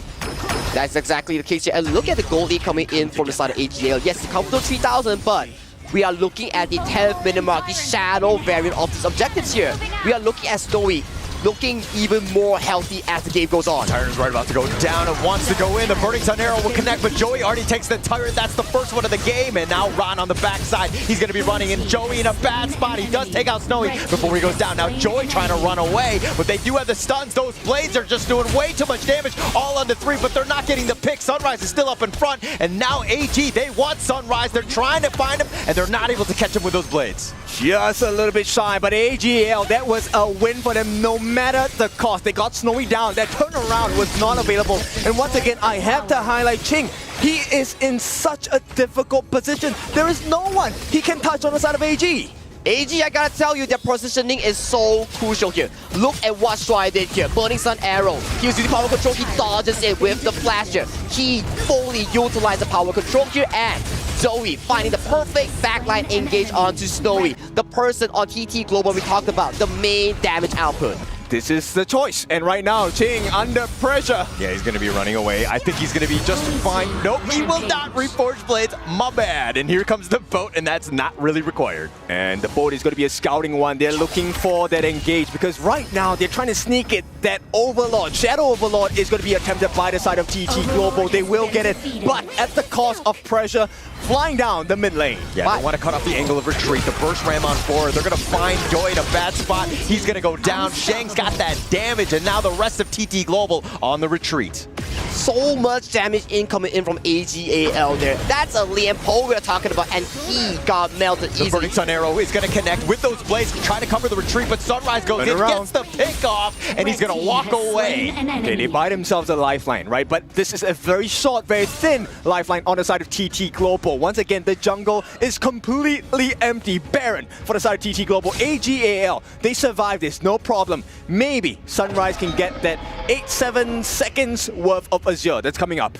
Well, one thing's for sure, guys. We are looking at TT Global's win percentage here. It's not looking good, but they have to rely on Snowy here. He's already 3 items working towards Succubus Cloak here. If he can survive in these team fights, he's gonna be a big deal. Also, take a look at the gold difference here. Zoe, number 1, a 3,000 gold advantage. But the player I want to talk about is Inwa. He already has the Savant's Wrath, the Void Staff. There's a lot of armor penetration, magic damage as well. And look at the lead here coming in from TT. They know for a fact that they have the location here. It's not going to be an easy one for the side of TT Global. They get one small win in the form of the mid T1. This opens up vision for the map. TT Global, they can start to aggress here. Maybe set up something against Zoe. And look at the jungle that's coming in for the side of TT Global here. They know as of this point, they are strong. They have skill in towards the comfort zone that they truly require here. And look at this mid game here. I'm telling you, TT Global has it, but look at Troy. Troy looking for that catch. He might be looking to go. He does have the connection, but Sunrise is going to be right in front. The orb is going to pull Ron in a bad spot. He's going to go down. And now with that stun, and here we go. Ching with that damage. And the blades, not enough to kill Sunrise, though. They need to protect that T3 in the middle, though. Crane is going to make his attempt. But for now, it's looking like it's a little low. One more hit is going to do it. Oh, so right now, TT Global on knife's edge. They have to protect all the tier 3s with their lives. But still, it's very good here coming in from TT Global here as a 4v5 here coming in towards the series here. We are looking at a Shadow Tyrant that's potentially be spawning soon because right now, TT Global, you have a man's advantage. Man's advantage is definitely very strong, and with this Shadow Tyrant, they need the Tyrant buff, they need to get the fight, but the T2 on the bottom being pushed in. They're going to look to go for this one. The Tyrant is going to get a little bit low. They've got the connection, they've got the control, they do have the burst damage. Sunrise, he just gets instantly deleted, and now Ching is on the run, but Snowy got the Tyrants. Joy is looking to go down as well, and they've got Yinua. Okay, nice catch, but Snowy, he does the win, he will survive, gives his life, but it doesn't matter. Only one member on the side of AG is left. Shunk, legendary, he is going to bring this game for AGAL. But a quadra kill here coming in from Snowy though, the late game insurance we talked about coming in from TT Global here. And even though they lost the team fight, they still secured the Shadow Tyrant here. Yeah, and Ching, he's going to have a good one of this. And look at this team fight here. 4v5 incoming in from AGAL. Very good damage here, but look at the position of this whole Yi. He was untouched the entire team fight, and the supreme positioning. DPS nailed it, but a misplay here coming from Ron. Mistime the spell one, gets pulled in by Crane on the Shi. AGAL play very well in setting up Sheng, right? All of those couple blades dealing a lot of damage. But there's one trait that AGAL does the best, which is Ino and Sheng never ever stand together. And that was the only time they stuck together where Snowy benefited off of that. Exactly, but we gotta see one thing's for sure right now. 15 minutes on the clock here, 4,000-5,000 gold, healthy towards AGAL. But if we think about the late game scenario here, I gotta say TT Global is in a comfortable situation. They've got the control, but they don't actually have enough damage. And Joy somehow barely staying alive, even in the mirror domain. They're not gonna get that pick off. And T3's in the middle, now under pressure. Not gonna be taking too much damage, but TT Global, this is a window of opportunity. They can come back into this. Do they really want to try on the side of AG? Oh, AG here, they are getting poked down extremely hard by the Overlord they here. They got the bolt, they go right into Sunrise with those Reforged Blades, doing some work, but not enough damage onto Sunrise. He's just a tanky boy. And now they're going to look to kind of, again, have this Mexican standoff here. Yeah, they can't take too much damage, right? This is a trait that you have to learn from the KPL Titans here. The stun, they got the Burning Sun arrow, they find him, but Ron flashes away. He's going to get to safety, and now TT Global have to find somewhere else. You see how they're avoiding the waves, right? They want to force them out into uncomfortable positions, get the numbers advantage. And look at Zoe's position though. He's looking at this big flank coming in from behind here. He's potentially found himself some members of Control, they TT. have it with that burning sun arrow. So he's going to be right there on top. And now Sunrise is on the run. They've already gotten Joy and Zoe trying to get to the back line, but Yunuo does fall as well. Yeah, they haven't got Ching just yet. He is that potential turnaround. Sunrise is still alive. He does have his smite. Potential still on the way. Snowy takes that one with that Overlord, and now Sunrise taking some damage. Snowy with that crucial initiate was a nice one for him. Okay, it's a good trade, right? They give Joy's life, but they take out Enor. Yes, they did lose kind of that Shadow Overlord, so there is a little bit of breathing space for AGAL. But with the state of the game, TT Global definitely back having a chance. They're definitely having a chance here, and all these team fights, we are looking at TT Global having much more control compared to 10 minutes before. And as of this point here, look at the map state. Ching looking to go in. He's going to get on his boat, and they're going to get on out of there. But they find, looks like they're about to knock up onto Shuai. He's in a bad spot. He's going to be picked off. That's not a great situation. They don't have the suppression anymore. TT Global, this is a good chance to take control of the map with the Shadow Tyrant coming up in about 6 seconds. If they have this, TT Global, they can fight. They can fight, and they are winning all these pickoffs here. Snowy, we talk about this whole pick here. Look at the gold shot here. He's scaled into fruition, and right now, he's on the driver's seat, the main guy to lead TT Global on this game too. We talked about the ability to buy time, and time has been bought. Snowy now, 13,000. He is 6 slotted with the Sun Chaser as well. Once we hit that 20-minute mark, he will have access to Sun Pool, the Tempest item, to extend his range like crazy.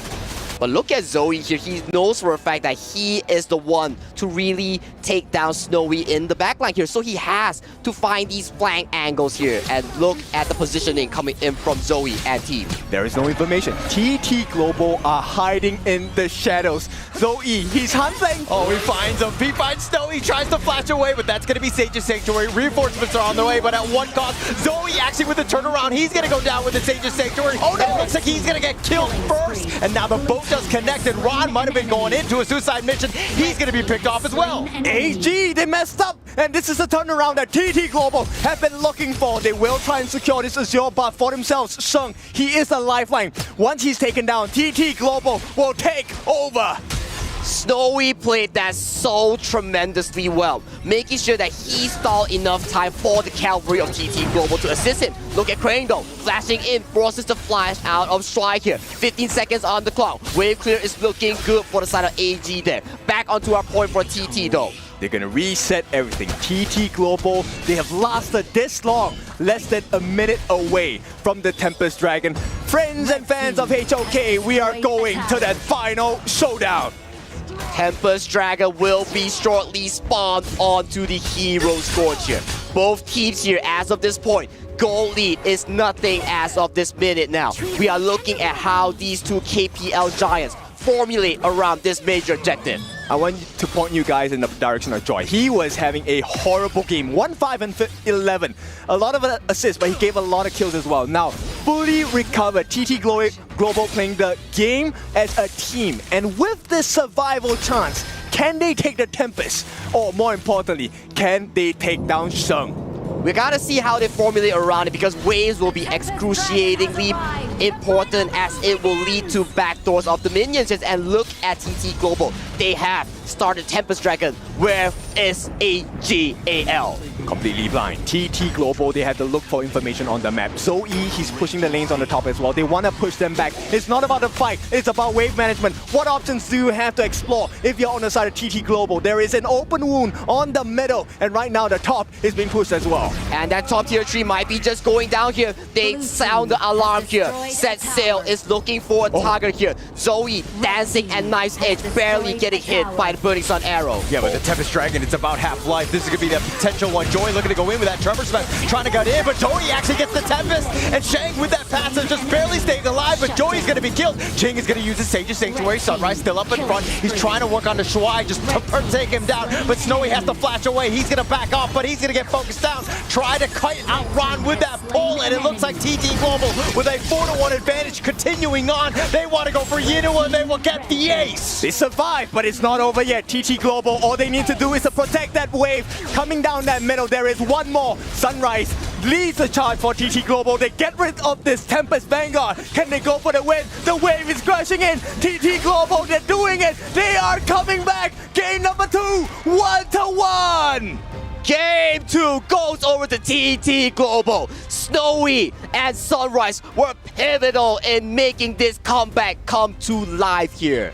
Beautiful game, right? If you're a fan of TT Global, this is the standards you expect. This is supposed to happen. It doesn't matter how you start the game, it's how you finish it. And now AGAL, they kind of quiver for a little bit. There is no easy path. Every king has to come at a sacrifice. This is the mountain that they have to climb to claim the trophy of being the KWC 2025 champion. So, I gotta say, TT Global, they played that mid to late game to a perfection, even after this disastrous early game. Look, it was so clean. AGAL, they know about the compositions. They know who to go for. They do not waste resources or skills. And that's the beauty of AGAL. But this is then becoming the strength of TT Global as well. Look, Ching, I have to highlight him. He had a horrible start to the game. His positioning was off. He wasn't able to catch the appropriate members on the side of AGAL. But at the end game, this is why Fatih is so strong. Him and Snowy standing side by side but far apart. Who do you choose? If you don't choose, you die. You don't choose, you die. Exactly the case here. And at the late game here, Snowy was just so crucial here. This fight alone, his Sage Sanctuary swap was so damn fast, baiting so many members of AGAL, further pushing the game towards the palms of TT Global. It's rare, but it happens. AGAL, Zoe made one wrong decision, got punished, got pummeled, and even with the Tempest buff, they couldn't do anything. They couldn't do anything. They were just getting out DPS by Snowy and Ching here. That is the late game potential that we discussed during the pre-draft here. But I want to hear more from Isaac and friends here at the panelist desk. Take it away, boys. Thank you very much, Sagi. We are elated with that game. We're super excited. It is 1-1. TT Global with a great comeback sends us to 1-1 after game 2. AGAL, they thought that they had it in there, but TT Global just teaching us that it is not done until it is done. And knowing their composition, they were pushing for the late game. They knew that the Tempest Dragon was the way to go. And look at that. They take the victory 1-1. Boys, break it down for us, please. Absolutely insane game, guys. We all just watched it, right? Damn, it was really good. You're using the tablet now, bro. Yeah, I have so many points here to break down. But before we get in the game, let's go ahead and quickly glance through draft. I thought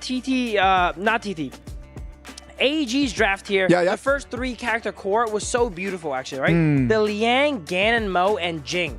The Liang pick here is so beautiful because it first enables the Ganon Mo. It holds down a target for him to one-shot, but it also removes the counter to Jing. It doesn't let the enemy hold down their Jing. I thought that was just poetry in draft. It was really good, right? Because as long as the coordination is there, then you have the burst damage and then you don't need to be thinking about that Hoi. The problem is that they never had an access to that Hoi. It was really difficult for them, right, Manjin? This is so fascinating because we were talking about actually the Hoi being a flavor pick of course, for all the marksmen here. Like it's either banned or it's pick, and it's second pick for the side of a TT Global. But the TT Global, they prioritize the Fatih because they want a strong Clash laner together with it. The answer for AG is they stole away the Gan and Mo for that combo. So you have a Liang and Gan and Mo, like what he said, you have your burst damage now. It was supposed to be TT Global's global threat game, but then again, AG, they answered with the steal, plus they answered with the Sanse. So it's time for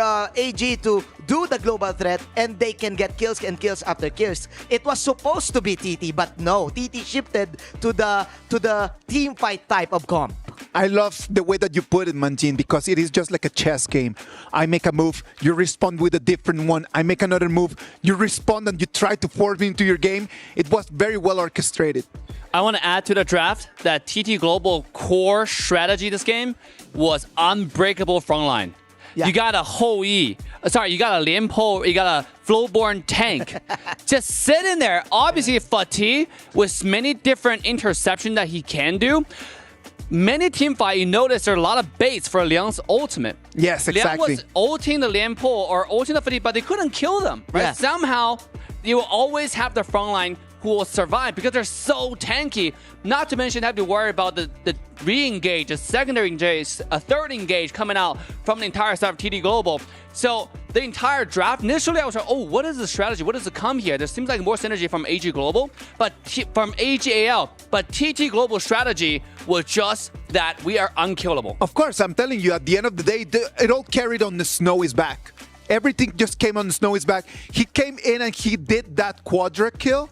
And that's going to be really beautiful. And because Snowy was untouchable, that's the reason why TT Global are able just to push the game and push and push and push. Because at the end of the day, it's not a matter about how fast you win it. It's a matter about just pushing the crystal at the last minute.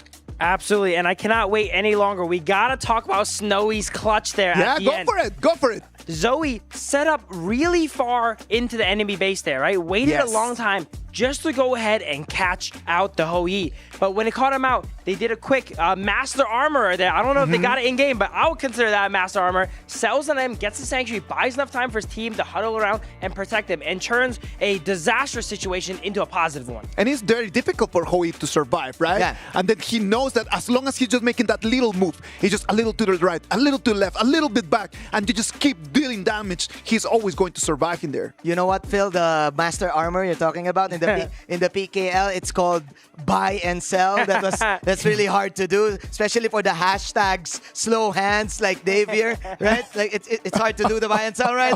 Anyways, no, come on, I have to defend Dave on this one because I've seen Dave's fingers playing, and it's actually pretty I might clutch. have fat fingers, but it's not slow. Let me guarantee you that. For sure. Anyways, yeah, I kind of agree with Dave. Again, I've talked about how TT Global shifted their gears into a sustain type, protect Snowy in the late game. All they need to do was to be patient with everything that AG wants to land. Like, get all of those defensive items. We were talking about it. Like, that's a problem, I think, if you have a farm lane who relies too much on magic damage. Also, you have magic on the Ganmo, you have magic on the Aryan. What do you counter with it? Magic resistance. Succubus Cloak, easy, right? But it wasn't just that. Like I said, it's how tanky TT really is.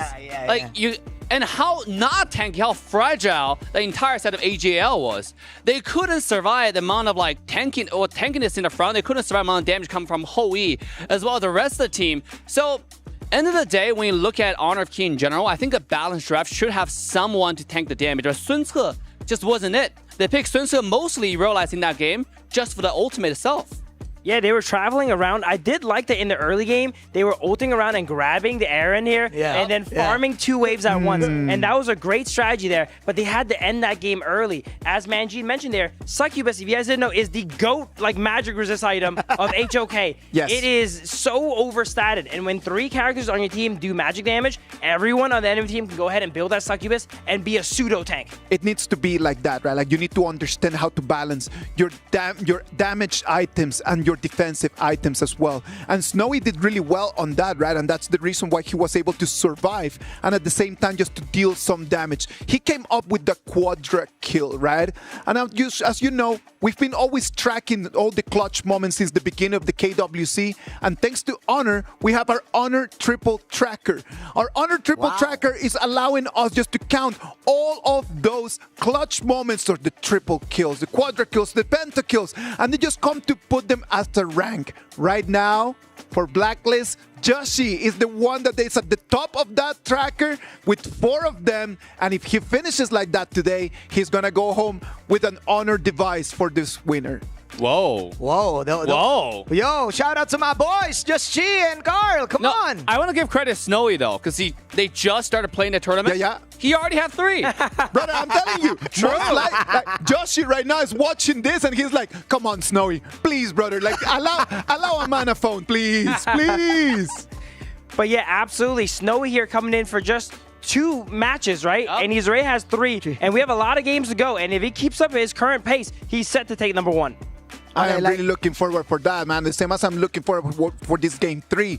We already have game 1 and game 2. I know that for a lot of the players and for a lot of the fans that they're new to Honor of Kings and they watched that AGAL performance, they were just like, okay, yeah, AGAL got it in the bag. That's it.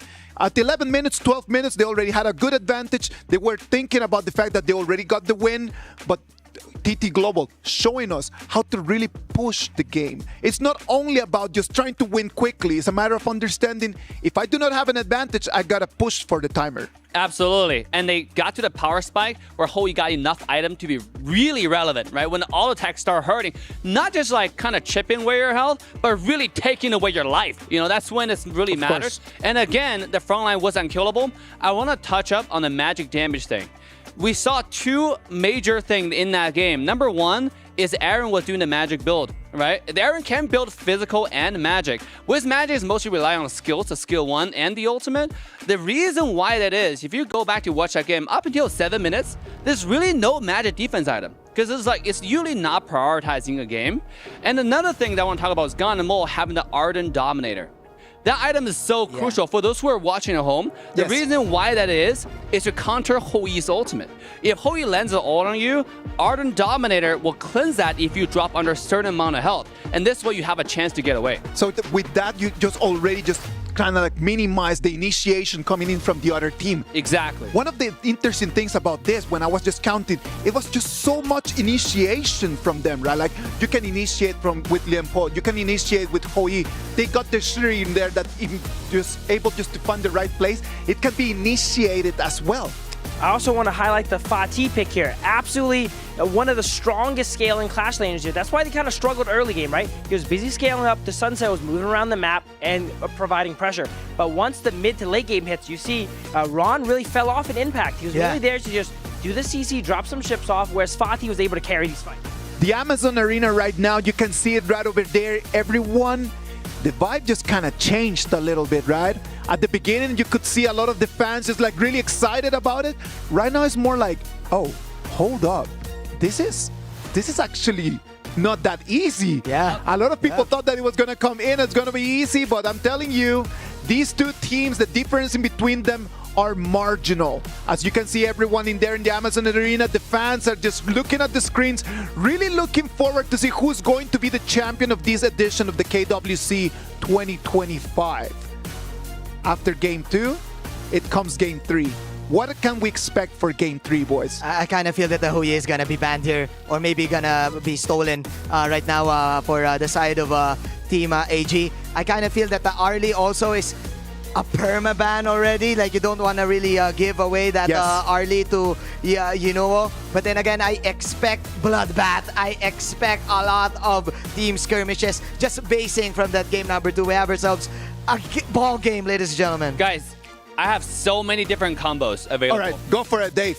Tell us, what are the combos out there? For AJL, I Pei, Byron, Ogron, Diadea, all those combos can be used, right? Dachao, Fatigue, they still have it. They haven't used Flowborn yet. It's 100% win rate so far played by these two teams, okay? Whoever takes out wins. And on the other side, we got Duendolia as well. The same combos all available, and they still have Liang available as well. Phil, what do you think is going to happen? I'm not sure what's going to happen, but you know what I want to see? The Mai come out and break out of jail. Oh, yeah. That would be really nice to see. Let's wait and see if they're going to allow that super clutch pick. AGAL is going to take the blue. TT Global is going to take the red. Casters, take it from here.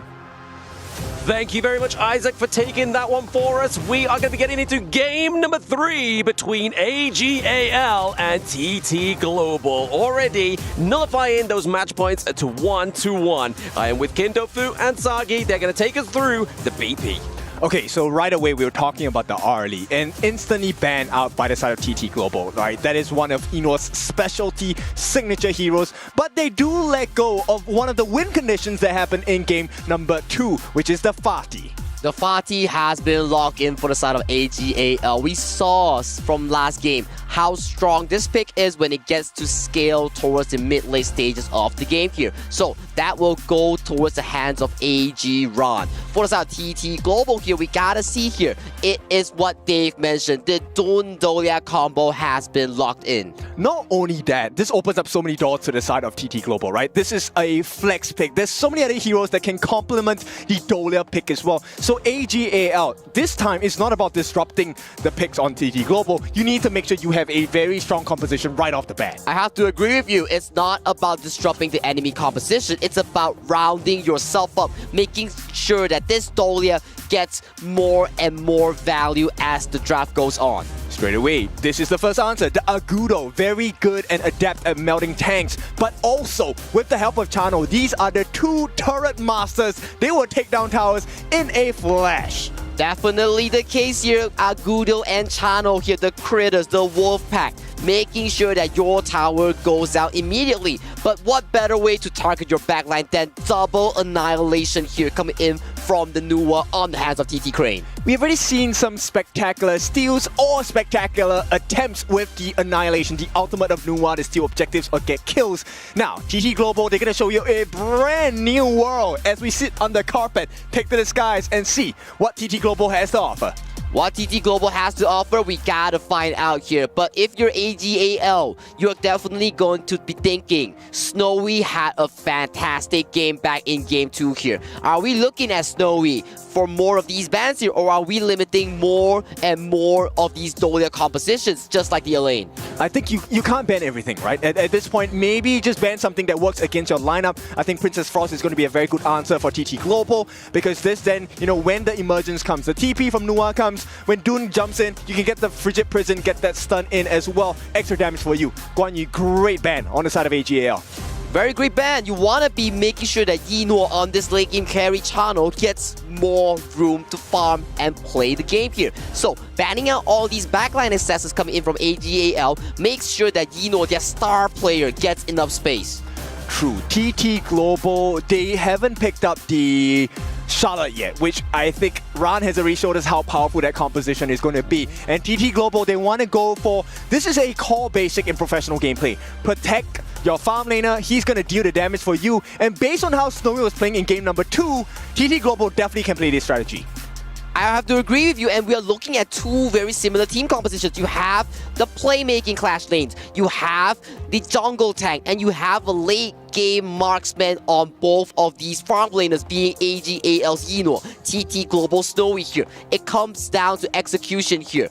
Who can make their farm lane play with lesser worry? And I'm going to tell you the difficulties that AGAL are facing now. They've already used Lady Chen. There is no combination against the Dun with the Lady Chen, no more freezes. So they have to pick something a little bit riskier. They need more dive. They say, okay, look, there is a preparation. We might have to play late game. Let me get the wave clear, faster rotation, Zhou Yu in the mid, and going to be helped out by Diadea. But I want to point out one thing as well, Kin. Zhou Yu, Channel, Agudo. They melt down towers extremely fast. And you're talking about TT Global here. We want Snowy to scale towards the late game here. But if you have no tower, you're not going to be having this room to farm here. AGAL will look to hunt your turrets down. For TT Global, you need to play defense. Yes, and what this means, you need faster rotations, faster pacing, and if you get the chance, you want to kill them, lock them down, and that is the job of the Fuzi here. Ching, one of the gaudy players coming out from TT Global this time, trying to lock in that lead for TT Global. I'm loving this from TT Global here. They have played this before during the Nova Esports series here. The Dolia and Fuzi combo. Double lockdown here. Whatever frontline you have, if you go in the face of the Fuzi here, you're gonna be experiencing total lockdown. It really is giving your teams options, right? How many chances can you give your team to lead the game, to win the series, and get your hands on that lion's share of the $3 million USD prize pool, which is going to be $750,000. That's a lot of money, and also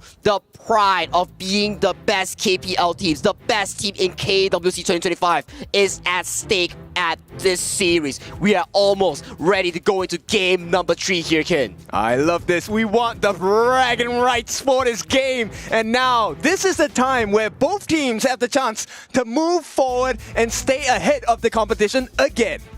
Exactly the case here, and as we look at towards this series here, I'm starting to think here Snowy has been so consistent here, but I want to point out as well, Crane with his mid lane is so crucial and fundamental coming in from TT Global here. He was making so many plays. Okay, so let me give you the options available for AGAL at the start of the game. You have two choices to make if you want to be aggressive. Number 1, you go and contest this Azure Golem because Dune definitely needs it level 1, or you go and steal the red. But both of those might be the winning opportunities here for both of these teams. But we are getting into game number 3. Onto the gorge is AGAL and TT Global. What are the winning conditions here for these two teams? For me, definitely, if you're AGAL, you want to be looking at the early game here. Make sure that Zoe, Sheng, Yino on this try-push strategy gets value. For the side of TT Global here, your side lane will be detrimental in your mid to late game. Yes, look, I think we need to focus on Crane here. He's not going to have a good time. Sheng has one of the best wave clears in the early starts of the game, so Crane is not going to be able to clear as fast. He needs to then provide value in another way. Maybe help to take a few licks onto the buffs for his jungler. And just look at Sheng's rotation here coming in from AGAL. He knows for a fact that Yino is 1v2. He's coming in to force out some of these spells coming in from TT. You can see Sheng already being very aggressive, right? This is where you want to go, but Joy, not the best position to be in.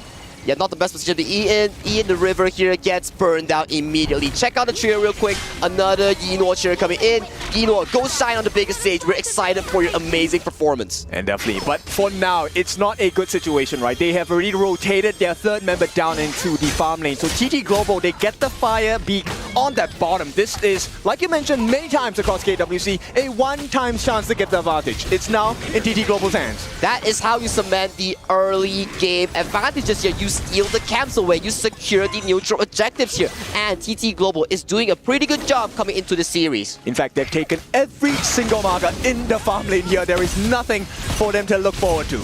Nothing to look forward to, but the engage goes through mid-side. Yeah, I mean, they're a little bit too thick here. The emergence just come through from Crane, and there it is. The Wind Slash as well as the Unruly Blade onto the back line of AGAL. Ooh, too deep there coming in from Sheng. He wants to use the Winds of War to push back Sunrise here, but Sunrise, he is so tanky onto this dune, survives the push-up, and makes it out alive while taking down AGAL Sheng. Okay, before I make my point, I know you guys were asking for it. Clash for Fame, that's your call. Go and key it in, get your rewards. And of course, now, the reward for Sunrise, that first blood, extra EXP, extra gold, and he's going to be extra tanky. Extra tanky is the name of the game coming in from the side of the Dune Dolia of TT Global here. But we want to see the game plan here coming in from AGAL. Where is the push potential? Where is the pressure onto Snowy? It has to be for manpower advantage, right? Because there's nothing they're winning on the map right now. TT Global, they've defended their camps, they've stolen camps, they've taken every single objective across the map, across all 3 lanes. And now TT, they feel the advantage. They are looking at the advantage right now, and look at the bottom side. Yino is getting pressure. With more and more members are being committed towards this top side as the River Sprite is almost about to spawn. Once again, this is an important marker. This is a free gold, free XP. TT Global, they want to force this out. And the rotations. Now, we talked about Sheng having a good rotation, good wave clearing. They are behind. Even with that fast clear, he cannot do much. You cannot do much indeed, especially when you're against the best of the best 2 teams here. The map awareness, the rotations, the manpower, it comes immediately. It comes super fast here. So if you want to find mistakes that's happening on the map, you gotta be quick. Look at how Joy has rotated, achieving so many things at the same time. Number 1, running through the river. You have a lead, you get vision, you know where they are not at on the side of AGAL. You are also able to back up Sunrise if there is an invasion on the Azure Golem. So many things just by walking down that river. That is the job of a rover, right? You're providing intel, as we mentioned from time to time. Intel is wintel. If you give information, you give it to your teammate. I mean, Shuai here looking a little bit worse for wear, using the Heartlink to get out. I mean, right now, they're going to need every man on deck when this neutral objective comes up in 1 second. It doesn't feel like they have a huge gold advantage. In fact, there is none at all. But TT Global, this is a great start for them. No steal available. First time of the game goes to TT Global. Very clean stuff here coming in from TT Global here. They force out Shuai's common spell here. Super low. Shuai is not able to precipitate the team fight. Hence, they have to give away this tyrant that has been spawned onto the map here. And right now, if you look at the map state here, TT Global, they're invading hard towards the bot side. They want to make a trade. Right now, Ching, he's not in a position to contest. The information is given over. But at the same time, look, I think what Sunrise doesn't care. They know about the Azure Gold, the Crimson Golem coming up in 5 seconds, and this will be funneled into the hands of Snowy. It will be funneled, but look at the bottom side once again here. They are pressuring the red side. They are looking to pressure this tower here. Ron teleports to the bottom side, looks to defend this, but he will be met by multiple members of the side of TT. Okay, right now they want to match pace, but they also want to be ahead. Sunrise takes that buff instead. He rushes to his Azure Golem.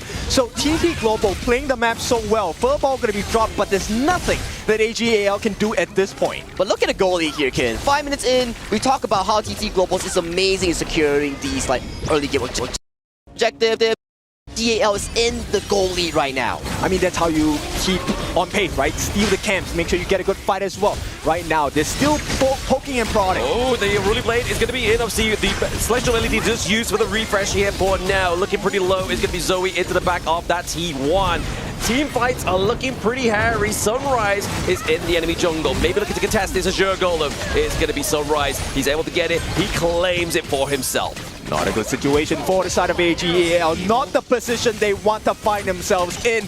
But you play the card you're dealt with, and TT Global, they're playing it well. So much damage here coming in from the side of TT Global here. The value coming in from a Fedun here, going in with the Unruly Blade, gets the refresh from the Doliac here, gets back out, and that provides so much mobility on this Dune. And I want you guys to notice something, right? We're talking about all the other members, and there's one member we don't really talk about, and that is Snowy. And that's a bad sign for the side of AGAL fans, because that means Snowy has been farming. And when you give him a lot of farm, and there's a big shield in front in the form of Sunrise and Ching, there is no escape. This goes back to the pick and ban that we talked about during the contest. Wait there, the Unruly Blade is going to be committed once more. The Destiny encounter does come through for the side of AGAL. The Annihilation comes through. We do get a kill onto Sunrise. He got a little bit too close to the sun and got burned by Shang. And this is where Shang provides so much value. The wave clear. If you stay and fight in the domains of AGAL, you will be burnt alive. And TT Global, they're kind of licking their wounds. They might have to give away this Azure Golem. Oh, the Azure Golem does get secured by Joy there. Not the best person you wanted to be here, but AGAL, with that one kill there, gets the bottom tower, gets back the control of the game here. We talked about this in the pick and bans here. If you're looking at the backline access here, Ron single-handedly zone out 3 members of the side of TT. At the same time, this is the turret push strat, right? You have the Agudo and Zoe. Oh my goodness, there's a lot of burst. You have Zoe, you have Shang, and they are target takers. Snowy over the wall gets the takedown onto Shang. We have the artillery coming through here as well. Maybe a bit of a dive here from Sunrise. Looking to try and contest that Azure Golem. We use the Unbridled A-Burst to go in and just clear that team fight. So smart. Look, Joy had to protect the team by stealing that his own team's Azure Golem. So they made the call. We need a buff for the side of Sunrise. He needs the CDR. He needs the mana regeneration. And right now, TT under fire. Under fire indeed. Snowy is not looking too good here. He does get one edge by Inwar. And then it is the Annihilation. It's on the backline. Crane just going to be used there to push away AGAL. I mean, imagine that Annihilation landed. That would have been clean. But it landed on no one, and AGAL comes up clean, gets the kill onto Snowy, who has expended his flash from the previous fight here. And right now, we look at the goalie here. It's looking dead even, but slightly towards advantage. Oh! Crane from downtown. The Annihilation is going to just get that pressure off to that mid lane. And right now, Ron may have to run at some point. This is a 2v1. Sages might be committed, and he gets taken out. This is not late game. You cannot get this kill. Shang, they get a consolation prize in the form of the Tyrant. It's not even a shadow version at this point, but TT Global, they're feeling strong. They see the advantage. Ching playing the split push as well. T1 in the mid, under fire. Wei having to use the TP out of there, but that is going to be the Unruly Blade being committed as well. Can he get out? There's a lot of slow for Sunrise to be contested with. There it is. He gets out of jail free. So much damage coming in from Yino onto this channel here. He's slowly scaling towards this late game giant that AGAL need here. Game is dead even between both of these two teams here. And man, TT Global, they had an amazing 2 catches. Learn the tips. This is where you recover from the game. Do not force unnecessary team fights. Play the map, clear the waves, get the turrets. And right now, TT Global, they recovered. And with that growth, late game, TT Global going to be extremely scary with Snowy and Crane. And the first fighting point that we have to see, and we will be seeing, will be the Shadow Tyrant. That will be spawning in the less than 30 seconds here. Look at both teams here. They are looking to clear out these waves here. Have a neutral wave state to see who can get an advantage positioning on this team fight. Yep. AGAL, they want to realize the strength, their potential, taking turrets. But they're not allowed to because TT keeps poking and prodding. And Ching, late game, he is almost unkillable. They're going on him. Ooh, the flash, yeah, having to be used there by Ching. I mean, is there going to be a bit of a dive here? We see a bit of a pincer movement from the side of TT Global. But now they're just trying to position this Shadow Tyrant fight. Howl has been committed from the side of TT Global here. They're looking for a positioning coming in for this team fight. AGAL repositioning the wraparound. Look at Sunrise. He's face checking to Ron. Yeah, the Annihilation just come through. A bit of a bait and switch there for Crane on the side of TT Global, but still very aggressive with this team fight. A lot of flashes going on right now. Unless Sunrise or Ching falls, there is no way they win this fight against TT Global. And right now, they're already starting Sunrise. They're giving them options. They're giving choices. What do you want to do? Do you want a Tyrant or the kills? Yeah, there it is. Obviously, Furball being committed into the backline. Shui gets taken down. Sunrise cleaning up shop here. The sustain, but can Ron get access into the backline? He thought twice about that. He was going to go in, but he was like, if I go in, can I get out? He can't. Snowy has the Crimson Golem. And look, they make the call. They want to go for more. It's not about the Tyrant. It's about the map control. T1 in the mid. They've lost this. They need to restore control across the map. They need to recall control about the map here. And look at the side of TT Global here. They know for a fact that AG, wow, another snipe here coming in. But man, TT Global doing such a good job here. AGAL, they want to sneak away this Shadow Overlord here, but the positioning coming in from Ching and Joy, just neutralizing that potential. The shovel is in the hands of TT Global. They're digging treasures across the map. A Tyrant, a kill on a Shang, everything going in the way of TT Global. TT Global, they are in the driver's seat right now, and I gotta say here, Crane, once again, the man himself to make all these snipes, all these plays here. He's having such a fantastic game. Yeah, the pressure being put in here to the mid lane. I mean, this is going to be 4 men on 1. There is no real kind of collapse here for the side of AGAL as they lose their T3, T2 in the mid lane. Yep, and right away they can make a trade at the bottom lane as well. But for now, it's not the trade you want. You want more gold in your pockets because TT Global, they have a very slight lead. And we have seen when Titans get the gold lead, they get an advantage. They will dominate with that advantage. Okay, let's talk about team fighting here. We have yet to see Ron find a very big backline access thanks to Ching onto this Fuzi. If Ching never uses the ultimate, Ron can never go in. And TT Global will always have the range advantage to poke you guys down. So many effects, right? Multifaceted factors coming in for the side of TT Global with not just the draft, but the kits and the timings as well. And straight away, they occupy the territory of the jungle of AGAL. And they're working on that Overlord. Yeah, indeed working with the Overlord. Primal Bond is up, Shadow Tyrant is over. No more debuffs here, and TT makes light work of this Shadow Overlord here. If you're AGAL, you gotta formulate a game plan as they're looking for this push. Maybe the same fight here could be the potential. I mean, obviously baiting out the emergence is going to be the Sage Spike being committed early with the Destiny counter already used into the team fight. Backline, Ron! Shrag goes down, but into the backline, Ron gets the access that he needs onto Crane with a takedown. Sunrise as well. Where is your attack on the side of TT Global? Okay, they catch eyes on Zoe as well. One more. Link does be used in here as well. Inuan looking pretty low. He has to flash over the wall for now. I mean, there it is. Zoe overextended. Snowy gets the takedown. And look at this Fuzi pick providing so much value there. The intuition, the spell 2, damage reduction, tanking so much damage from the side of AGAL. Look at this replay there as we break it down. TT procs the Howl, looks for the engage here, gets the engage onto the members of AGAL. But the healing coming in from Strike is just too major. Ron looking for that 2-man backline access. In live though, I mean, we've lost 2 lives already, 2 for 1 trade for the side of TT Global as they're trying to get that T3 in that bot side of the map. These Vanguards are doing the work. We just need to make sure that Ron is putting the pressure on. It's a double whammy. Inoue gets taken down, right? They did trade the life with Joy, but who cares? Not that his life is not important, but Joy at this point, his value here is providing space for the team. Let's take a look at how that fight went down.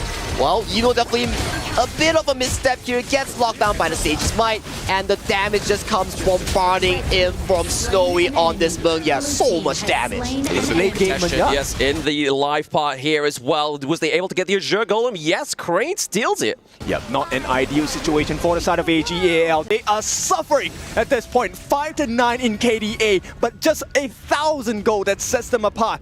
Barely at this point. TT Global, next objective. 6 seconds ago, Shadow Tyrant number 3.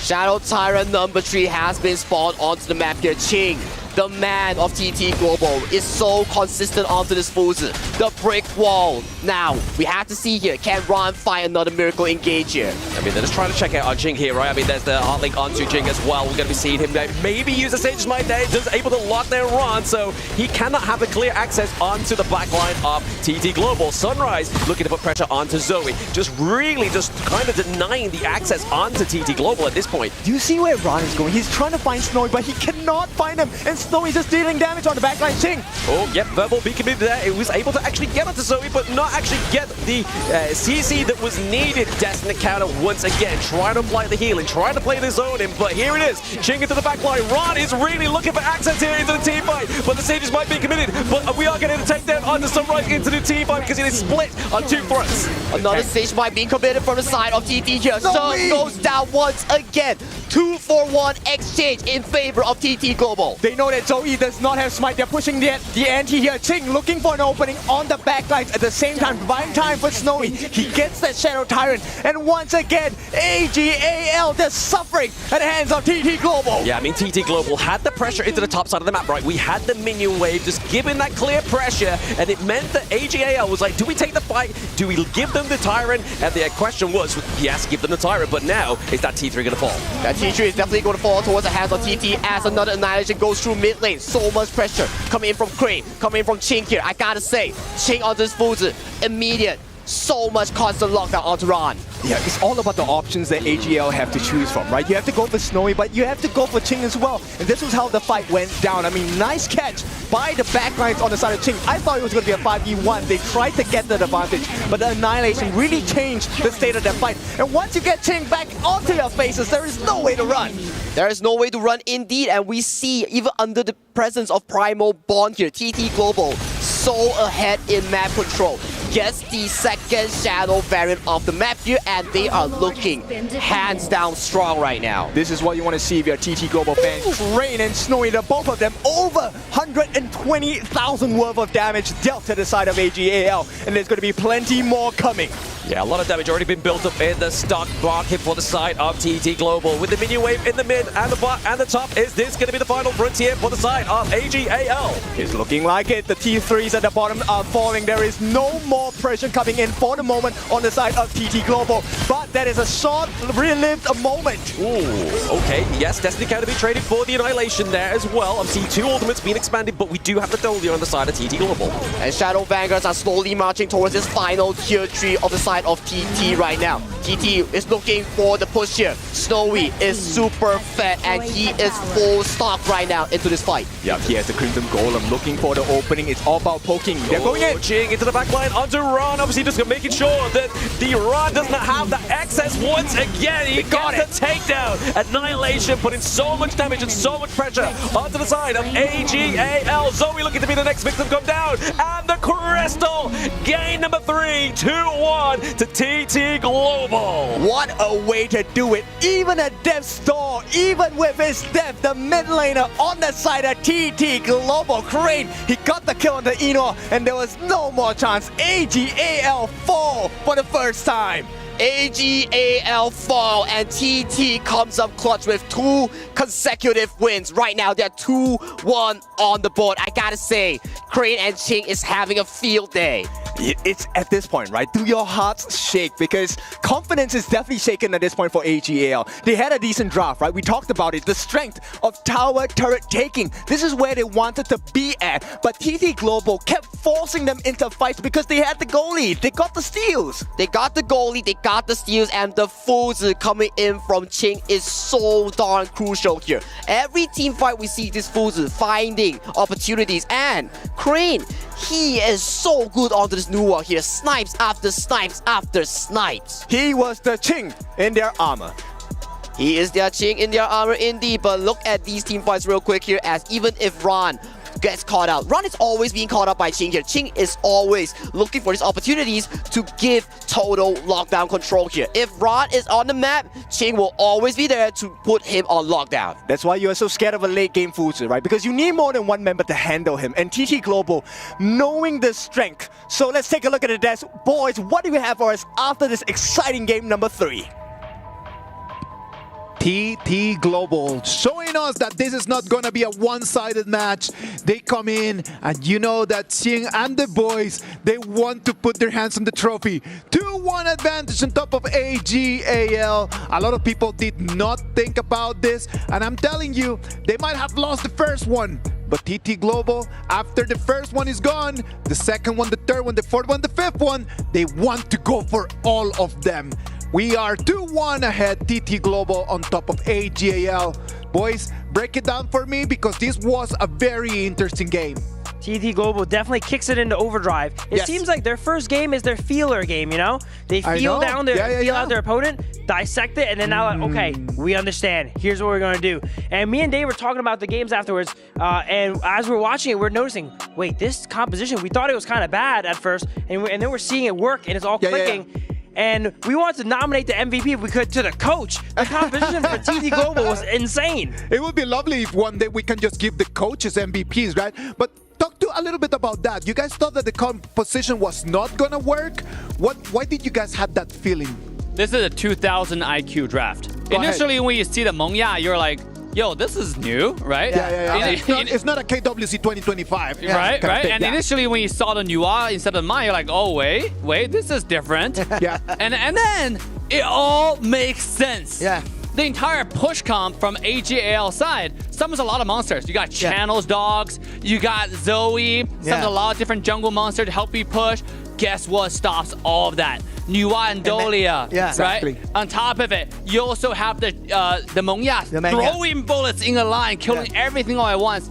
Man, 2000 IQ, Coach Jojo is on a different level. I'm telling you, that's why he's called the best coach in KPL, right? Like he's one of the top persons in Honor of Kings, not only in KPL, but I would even say worldwide. This is so interesting. I think that the game that we saw was so sweet. We all of us saw a chip type of game, like chipping each other out, you know. But what I like about TT Global is that they were actually letting AGAL to react to their draft also, because AGAL actually opted to go for the siege type of comp, right? Units after units, let's push and let's push. So they picked up the Nuwa, they banned out the Maishira Nui to protect the Nuwa, and then they finally saw, okay, they're gonna go for the siege, let's pick up the Mengya. Plus, what's interesting is, yes, we're having the chip type of game, right? But the only difference for me I saw was for Team TT Global, they have a finisher, which is actually the trap of the Fuzi together with the burst of the burst of the Nuwa and the underrated damage of the Mengya.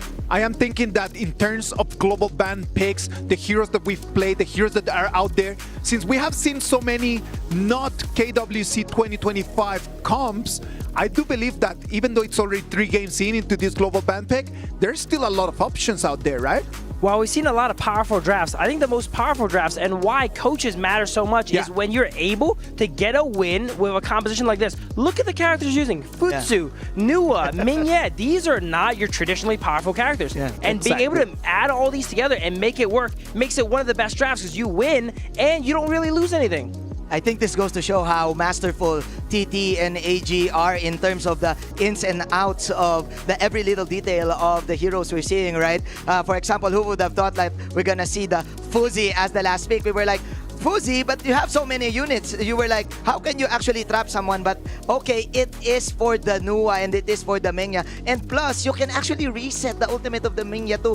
Goes well together with the Nuwa.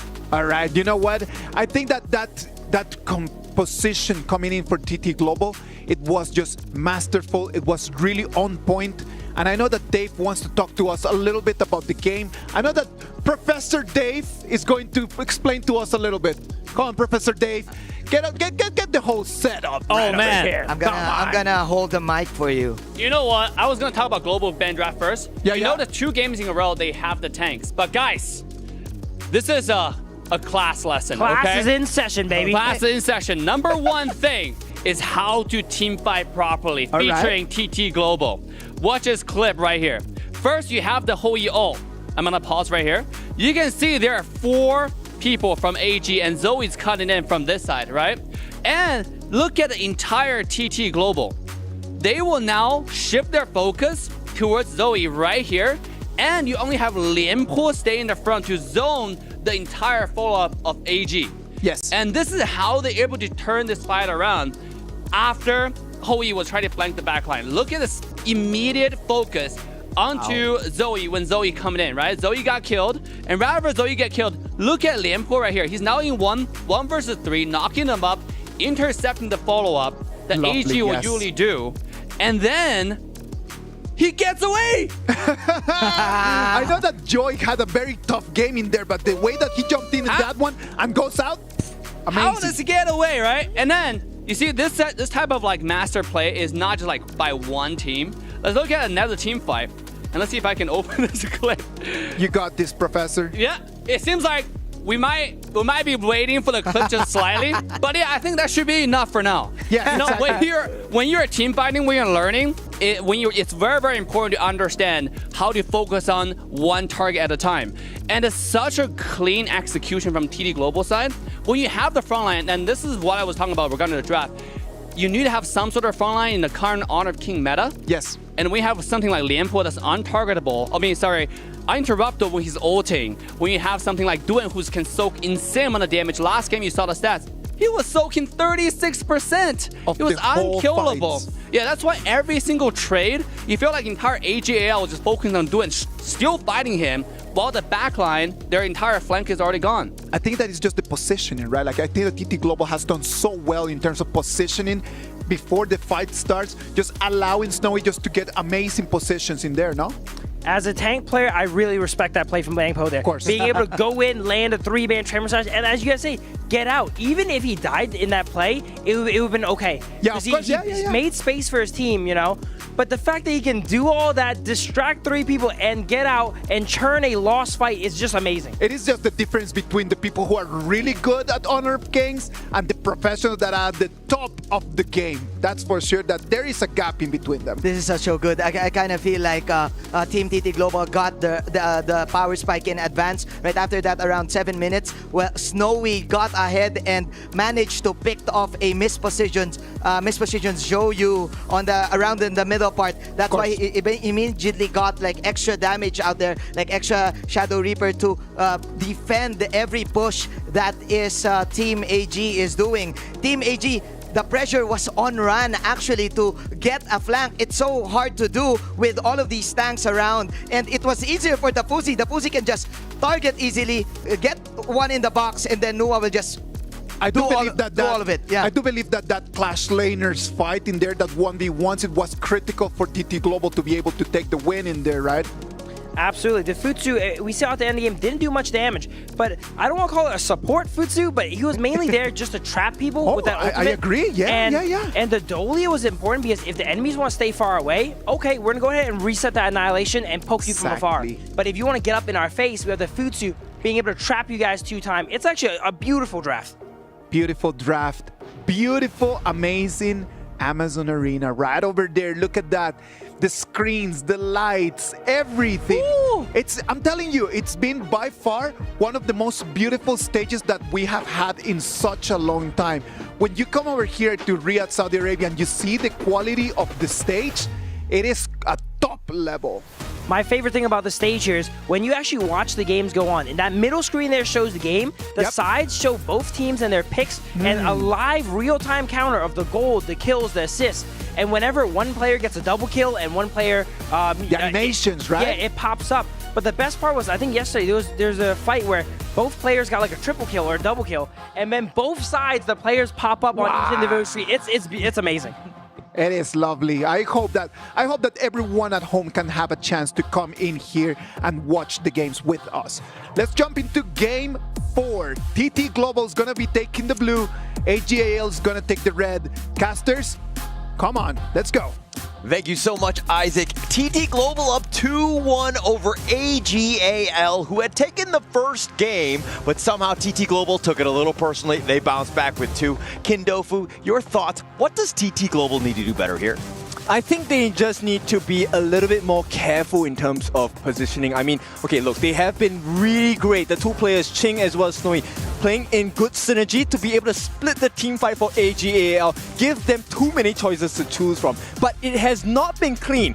TT Global, I think they can be even cleaner because I voted for them to win. I want TT Global to win. All right, your bias is showing a little bit, unfortunately. But I think Hisaki was also thinking that, like, you know, AGAL, very strong team. What does this team need to do to really bounce back? Because it seems like TT Global have their number with this whole map control. We gotta see what they're gonna be planning on their draft right now. Yino is definitely not having a very comfortable environment to be really carrying the team. As we mentioned, we want to see more and more tempo here. And what's a better way than doing that is on the hands of Zoe. His pay is just insane. Okay, I instantly regret my decision to say bite me because Pei is now on the board for the side of AGAL. A very striking start here with the Byron. This clash lane on the side, Ching is not gonna have a good time. Exactly the case here, and we talked about this. Pei and Byron, a staple pick in the global scenario here. All these teams, if they want to play fast tempo here, we saw AGAL, when they play the fast tempo, it really favors them. But when it goes towards the late game here, TT Global, they activate and they activate hard. Yes, now AGAL, they will pick up one of the most disruptive mid laners here. Hano in the mid lane, meant to protect against the Mai's aggression, also save and recover those towers across the map if he can activate his ultimate 5 seconds within its takedown. Exactly, and right now, if you look at TT Global's draft here, I'm especially wanting to put my focus onto TT Global's player called Crane here. This guy in the mid lane here, he had so many fantastic and key plays here coming into Game 2 and Game 3 of the series there. He was always the anchor, the player to make key plays, ensuring Snowy and Ching had the environment to play in. Yes, and with that space he is able to buy for them, TT Global, I think they can actually finish this drop up with a big tank coming in for the side of TT Global. They can consider the Lady Sun as well. Actually, it's a double-edged sword, right? Does well against Pei if she's ahead, but also gets destroyed by Pei because of his mobility as well. I have to agree with you, and we talked about mobility here. Mai Shiranui as well. High burst potential. Can instantly look for the assassination here. And what's the anti-burst hero coming in for the mid lane? It gotta be Hino here.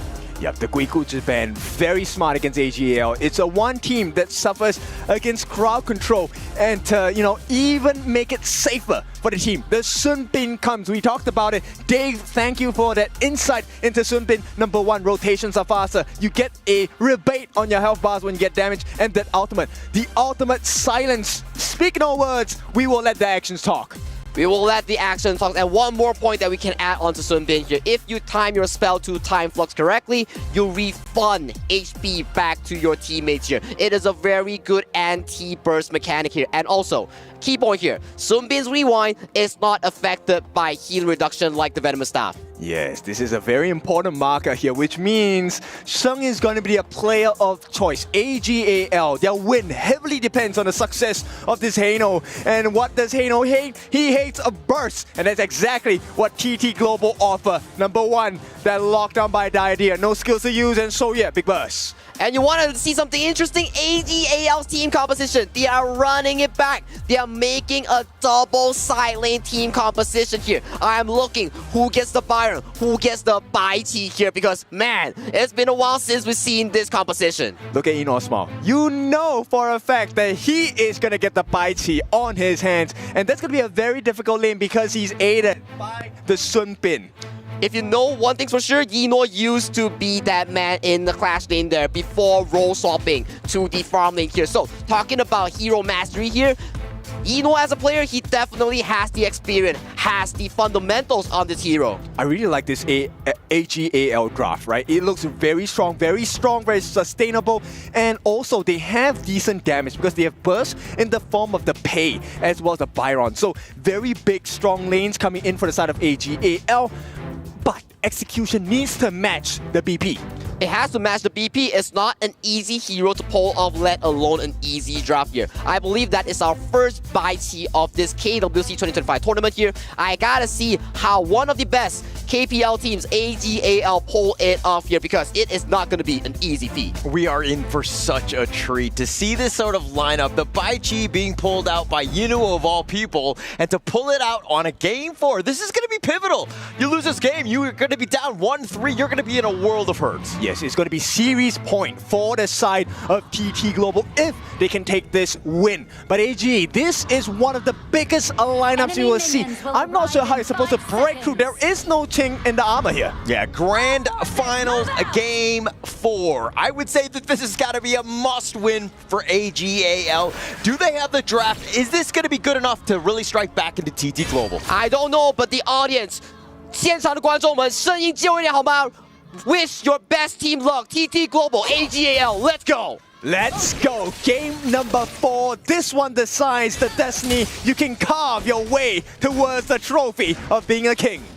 You gotta be a king, and as you mentioned here, Yino gets the head onto the Baichi here, but an engage goes through. They find Shang. He's in a world of hurt right now, in a bad spot. He's gonna give up first blood to Crane. And that's not the only painful experience. They also give away the Azure Golem. This is TT Global Sunrise's dream here. But AG relying onto this pace mobility here, they get a trade across the map, making sure that they lose as minimal as possible. I gotta give props to Joy here. He was the one who found and punished Shang heavily. They knew that they will have their jungle side cleared on the right-hand side, so they actually make the call on the side of AGAL. Let's follow up as well. Now, he should be able to do well in this lane for now. It's really just about sustaining. Stay safe.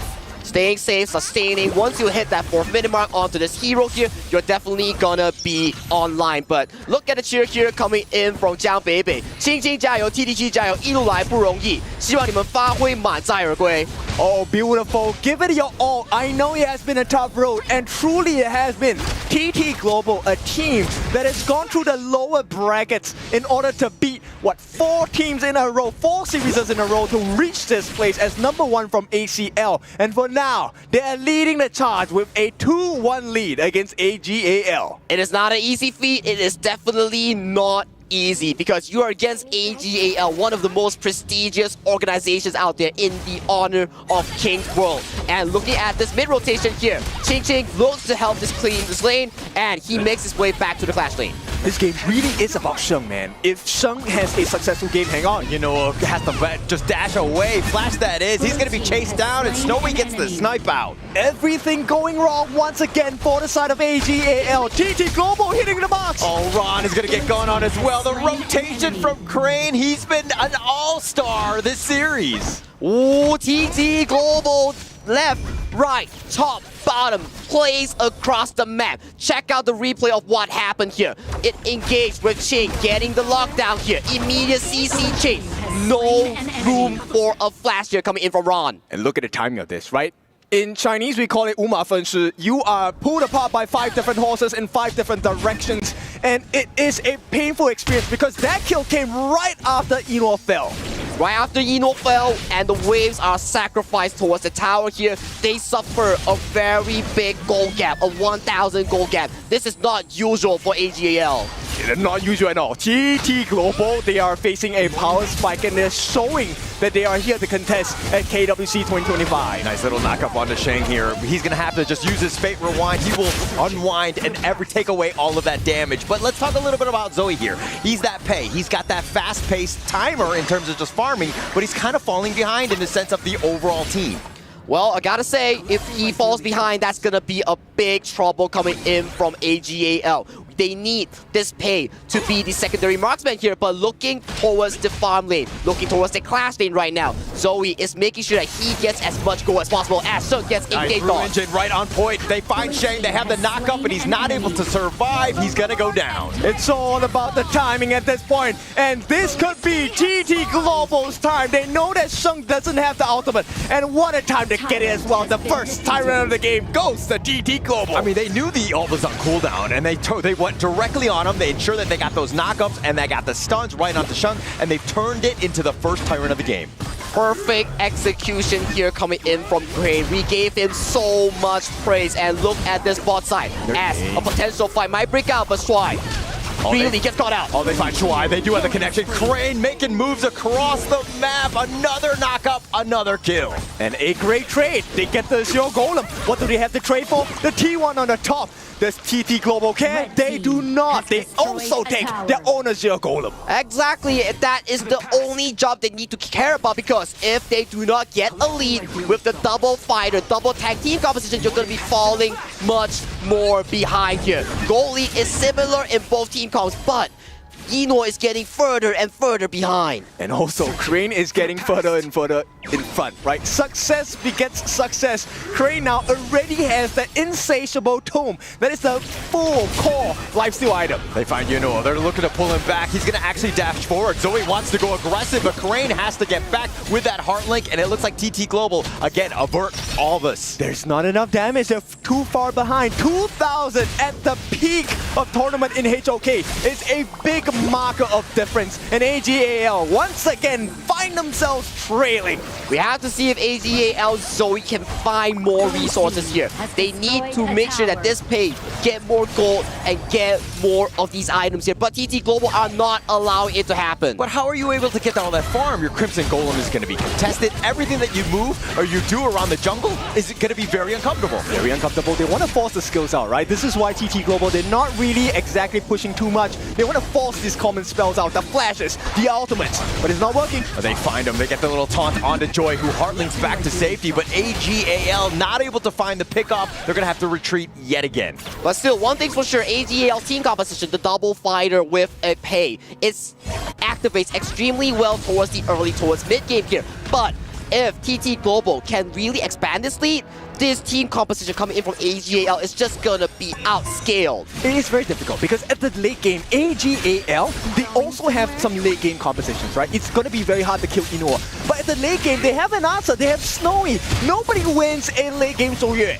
Exactly the case here. Shouyue has one of the best late game coming in honor of Kings here. Once he hits that Daybreaker, he's gonna be hitting hard, but then Case goes in. Looking to go in for that one. Not able to get the charge, not able to get the connection or the hook back. Crane is on the run, and they're looking to turn this. Joy, that is. He tried to go in and just slow everybody down, but he sacrifices his own life away. All right, that's a present for the side of AGAL. They recover 1 kill. They have a score on the board, but they find Shuai, and they have the connection. Crane with that damage, but now it looks like he's going to turn. They've got even more. Shake is not able to fate rewind, not able to go 88 miles an hour fast enough. I mean, that's why you want him to tank. That's why Sheng needs a good game, but he's having the absolute banter taking out of it. Yeah, Yunuo is going to just get the taunt onto Sunrise. Yes, he's the tanky boy, but Yunuo looking to take more of that damage, and Sunrise makes him pay, and they get a double kill going the way of Sunrise. That's why they're called TT Global. Global damage, and Snowy, he is online, level 10, 7.5 minutes in the T1, wide open for the taking. Jungle also open for exploration. TT Global is online as they are looking at the series point here. They are looking extremely well for 5,000 gold lead as they knock onto the second tower. Sheng cannot save this. He does not have his ultimate. He's taking too much damage. And once again, Azure Golem, a present from the future for the side of TT Global. 8 minutes in, we have another Tyrant for the taking. We are talking about the mid-game here being more rewarding for AGAL, but look at how proactive Ching with these engages here. And even if you get a kill back, it doesn't matter because the Mai Shiranui, the team composition is just so good coming in for the side of TT. They're getting kills after kills after kills because Eno and Ron are not getting the resources. Look at the timing of when they engage for fights. TT Global, they're fighting every single time. Sheng does not have flash. Shuai does not have ulti. He does not have heals. Everything in accordance to advantage to TT Global, they then strike. And AGAL have been caught multiple times. Total 9 kills, but about 4 incidents throughout this 9-minute mark. And that's the danger of KPL teams, that they always know when you do not have the flash. They know your exact buff timers. That's why they get to pick the team fights when they are ahead. But do they know how much money I have in my wallet right now? I think they do. Yes. Definitely they have more than you, right? Look, they're very comfortable. They have a 3-1-1 composition, right? We have Ching split pushing on the top, you have Snowy split pushing on the bottom, and then you have Sunrise, Crane, and Joy having the time of their lives. This is not a jungle exploration, this is a camping trip. This is indeed a camping trip, and all these towers are slowly going down one by one. Not even till the Shadow variant spawn yet, guys. 30 seconds on the clock here. If TT finds more of these resources, I gotta tell you, it's looking bad for AGL. They want to look for that entry point, but they're not going to find anything. They take it away yet again. The Furball's going to chase them away. The dash away from Ching. He stays alive. And again, they're not able to take anything. But Yunu are looking to go in, find Sunrise, but there's no actual damage to take him down. He gets back. Yep, and this fight is without Snowy. Snowy was waiting on the backlines. He did not even lay a single bullet yet. And still, AGL are in danger right now. Sheng might be in trouble. Oh, they're looking to turn the fate rewind. Not enough. Sheng is going to be killed. And they're going to take Yunu as well. And TT Global baited him out. Gets 2 kills. Man, I gotta tell you one thing for sure. AGAL, you're not scaling because TT Global, they are scaling so hard and you do not have the damage to take down any members on the side of TT. Lightning fast, and the timing is in perfection for the side of TT Global. The base is wide open. Oh, they find him, and Crane just goes right in and instantly deletes Ron. TT Global taking out the mid T3. They want more. They're going to go on to Shuai. They're going to take him down as well, but here come reinforcements. Zoe and Shang are now here. They're going to slow siege. Snowy's still up in front with that damage. Very scary on that front line. Until Sheng can land his Scepter of Fate, there is no way Snowy's going back for now. They know, let's not put too much pressure, take too much risk. They take the Crimson Golem and they go for the Shadow Overlord. They are so ahead, they can do anything they want because Zoe, as of this point, he does not have enough gold to out-damage Snowy. He does not have enough damage to take down all these pseudo tanks here. Coming in from Ching, coming in from Sunrise here. TT are in absolute control. TT Global, for now, very strong. They have the lead, they have the map control. This setup by the side of Crane, he is insane today. And what a time to hit this monster strength. He is locked in and he is in flow right now. He is doing so much for the side of TT Global.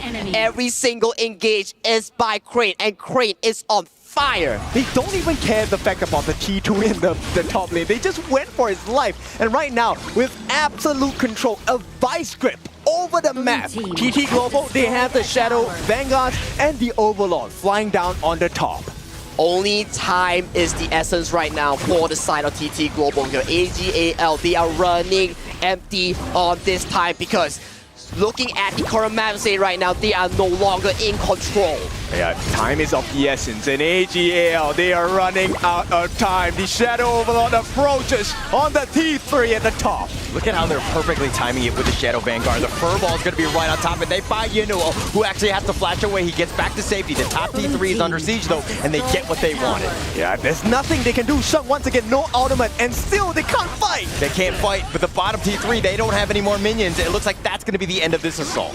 Oh my goodness, TT Global 10,000 goal lead against AGAL at 12 minutes right now. One more Overlord matches down the bottom side as they look for a potential siege. Yeah, TT Global, do you believe in this victory? This is series point if they win. TT Global, the map is theirs to conquer. They have conquered most of it, but the crystal is that final reward that you want. I love the fact that TT Global are playing so patiently, not looking to rush this. They understand the game situation where they have so much control. They're up about 10k at this point, and it looks like AGAL can't even get their own Azure Golem here. But Joy up in front, just pushing them away. AGAL running scared. For me, right now, TT Global, there is no rush. You have the scaling advantage, you have the Shouyue. You have all these tools to really close out the game. What do you have to do? Wait for the Shadow Tyrant, wait for the Shadow Overlord. Just look at Snowy right now, 11,000 gold, almost full build. You want to defuse the situation, but it's not happening. TT Global, they have hit their timings, and what a way to do it. 13 to 2 kills in this game. A lot of people were commenting, where are the kills? Here are the kills, 13 to the side of TT Global. And 6-0 and 5 on that Maestro Nui. Crane has set up all these plays here. Ardent Dominator as well has been picked up by the Maestro Nui here. More survivability in here coming in for this mine. And right now, Shadow Tyrant has spawned onto the map here. They're looking for a potential play. Look, AGL, the game plan here, they want to try and last for the Tempest Dragon, but that is less than 6 minutes away. And right now, TT Global, they are in full control. All of these traps, devices set up by Snowy, giving them vital information about the numbers that AGL are bringing across the gorge. Bringing across the gorge, and look at them right now, securing the Shadow Tyrant. What's the next plan here? Look for an engage, or they can play the safe path, get another Overlord, and slowly pace towards the end game. Because what can AGAL do? They are already outscaled. They have no space for Zoe to do damage, because you are getting out damaged by Snowy as he is full slotted right now. And this is the risk that they took at the draft, right? You need control, you need to survive the damage, but with the help of Crane, with the help of Sunrise and Snowy, these 3 burst heroes, how are you supposed to deal with it? Zoe, if he dies here, the game is over. They have no burst damage. I have to agree with you, so we have to see AGAL, the final defense here coming in from this potential final setup coming in from TT, because they have to find that one golden opportunity if they need to. And here we go. Tournament life on the line. AGAL looking for scraps, not finding anything across the gorge. Here's the wild growth. It's going to start with the initiation, just pushing them back more than anything else. They really want this bottom T3. Sheng is about half life. They need to be careful. Sunrise gets knocked back. It looks like they're going to continue on. Ching is doing a little bit more, and they've got the pushback. Crane looking to go in, but Ron with that force field suppression, keeping himself alive. He's going to go back into the fountain. But now with this crystal and those minions that have been pushed, it looks like TT Global not able to find anything else. But still, the map state looks extremely good coming in from TT Global as the Overlord and the heals are coming in. This may potentially be the final push here. They're looking to go. Sunrise still up there. Ron actually looking to go for Crane, but Crane is all the way in the back, just baiting them out. Yinuo getting solo. He gets picked off. Snowy with that damage is starting to make it work.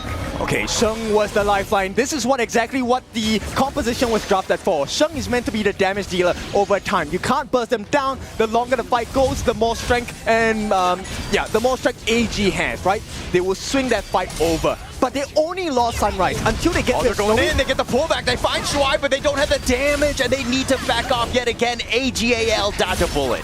Oh man, it's so close coming in from both of these two teams here, just like Hin said. Sheng onto this high note has been the lifeline on the side of AGAL. If he gets to stack all these scepters onto the members of TT, that may be a game-winning opportunity for AGAL. It's all about the timing of the setup, right? Take a look, the flash committed by Ron, he wanted to force Crane out because he is the only member that's capable to catch multiple people on the backlines besides Ching. Now, with Sunrise dead, you then realize, hey, we don't exactly have the tankiness. Snowy is now in danger. So on the side of TT Global, they cannot allow Sunrise to die like that. And at the same time, it is all about the timing of Snowy. Yeah, that was actually a perfect disengage. I mean, you just keep yourself alive. You can fight another day. It's a great situation for TT Global at this point as they look to push at this point. But AGAL is holding the fort extremely well right now. 17 minutes onto the clock right here. The Haino is getting more and more stronger as the time is progressing onto the clock right here. 30 seconds onto the Tyrant here. What is the TT Global call here? I think they have to try and rush this, but at the same time, you can't be impatient, right? I think AGAL, they will be successful in holding on to the Tempest Dragon, but they will have to trade out the Shadow Tyrant for this particular survivability. That is definitely the case here, and I have to agree with you, but if you have to take a look at AGAL, the game plan is awfully familiar here. As long as Sheng doesn't get one-shotted, there is always a breath of life from AGAL, because this high note is the key difference maker coming in from AGAL. They also have not used any Sage's Sanctuary on the side of AG. If they get a nice catch now, they could turn this around. Furball on the 3, that's a nice initiation. Crane on the side, he's gonna push it, put them away. Yinuo gets a little bit careful. The heal is gonna be used here, but Sunrise taking a lot of this one. He's being focused down. He needs to back off. He gets the safety, but TT Global, all of them are so low, and AGAL finding the play, finding the pick-off, getting Sunrise. Good pressure, but they need to watch the map as well. Tyrant available for the taking, but they need to secure the resources. Positioning is super vital in this game because it's a barren base on the side of AGAL. And look at the base right now. It is not looking good coming in from AGAL. And engage coming in from Yinuo gets a stream. They get it onto 3, but Joy is looking to turn this. Yinuo gets knocked up. He's going to be pulled around. Do they have the damage? No, they don't, but they find Ron. Yinuo is going to limp away. And still, they can't catch Snowy. And that's a huge problem. He's going to start working on the Shadow Tyrant. He has lifesteal to be able to do this. And the waves are crashing in every corner on the side of AGAL. AGAL is in pain. It is in pain, but AGAL, can you fend off the final push here? Because once again, 19 minutes on the clock here. All these members coming in from both teams are starting to rack up the full item here. And look at this team fight here. Dino gets an initiation onto the side of Crane here, but Snowy was untouched the full fight. He was shooting down all these members off the side of AGAL. Yeah, but very early ultimate coming out from Shuai there. I think that was a lifesaver actually, because they kind of deterred the side of TT Global from jumping in too deep. Because they have the damage, they don't really have to be too careful about the life. There isn't a lot of burst available on AG. But look at the wave state right now. As we talked about, once it hits the 20-minute clock, these minions will start getting progressively stronger as the time goes on. But they are not allowing that to happen as the waves are slowly crashing from all three sides. Oh, Zoe's falling a bit low. This time it's a pressurizing situation. Yuno gets knocked up. Ching is looking to just start this. They've got the pullback. Yuno is very tanky though. The heal is going to be used on this one, keeping him alive. They're still going to stay under the tower. The Vanguards are there, but the Tempest Dragon is up. The Scepters are hitting extremely hard coming in from Sheng right now. This Kaino has scaled towards the late game. 20 minutes on the clock. Tempest has been spawned. All these upgraded items, the Skydome, the Phantom has been clocked in for both teams. Yes, this is a time where Sage's Sanctuaries are very important. You don't want to waste them unnecessarily. Eno does have one on his hand. Toy also has it. Snowy here needs to find a good positioning for the fight. I have to see Eno here. He may be the key difference maker coming in from AGAL. If he can find the ultimate flash onto Snowy, that may be game breaking, as Snowy does not have the flash. Yeah, Flux is going to be used. They're going to be speeding up, just kind of, again, sticking together, which has been the biggest thing. AGAL not getting cut off one by one. Right. Sheng is going to be able to land those scepters, right? Every scepter is an additional advantage for their win probability, but Crane is hiding the sidelines. Nice furball on the 4. Yuno is still up in front. He's going to go back. Sunrise has these blood rays, trying to out-heal most of this and just stay alive. Yuno taking so much damage, and he's sticking around. He's underneath. The passive is keeping at least Ching alive. They're going to be back. No, needs to be careful. He's got that Heartlink. That Scepter barely missing on that one. Yep, they don't need to over-aggress, right? TT Global, they have the map advantage. They just need to take this slow. Be patient about it. Eno has not burned his Sage's Sanctuary yet, so he needs to be very careful of where he's standing. But this Baichi, this Sun Bing is coming into fruition right now. So tanky, so little damage now coming in from TT Global. Yes, you have to show it, but it's a singular damage output. Who can realistically take down this team if Ron gets engaged on? Yeah, Ching finds him, but it looks like Ron will get back to safety. He has that time flux. He's going to group up the rest of his team here. Okay, so take a look at the positioning on the side of TTG. This is very vital. Crane, if he gets a very nice knock-up along with Ching in collaboration, they will be able to kind of burst down the lineup of AGAL. But for now, AGAL, they have good positioning. They will push them away from the Tempest Dragon. And Tempest Dragon has been started by the AGAL. They are under a ticking time bomb because look at the bottom wave. It is Super Minions pushing in, but Engage goes in. It looks like they're going to go in. He gets a little bit serious. The favorite one is going to be used by Sheng. He will get back to safety, but Yuno so low as well, but he's so tanky. He's sticking around TT Global, realizing that Tempest Dragon is still at risk. They're going to continue on, at least poke and prod here. The reset is going to be available. It's not a good situation. AGAL, they have to figure something out. They need to clear the waves. This is, if they don't get the Tempest Dragon, it's a horrible situation to be in. There is a wave pushing in on the bottom side. They have sent Ron to try and deal with it. Yeah, but TT Global, like, kind of on the lower side, but they find 3. They're going to have a numbers advantage. They get the knock up. They find Sheng. That's going to be Sage's Sanctuary. He's going to come right back up. Yuno is going to be there as well. Sunrise is at half as well. With those scepters, it looks like they're going to back.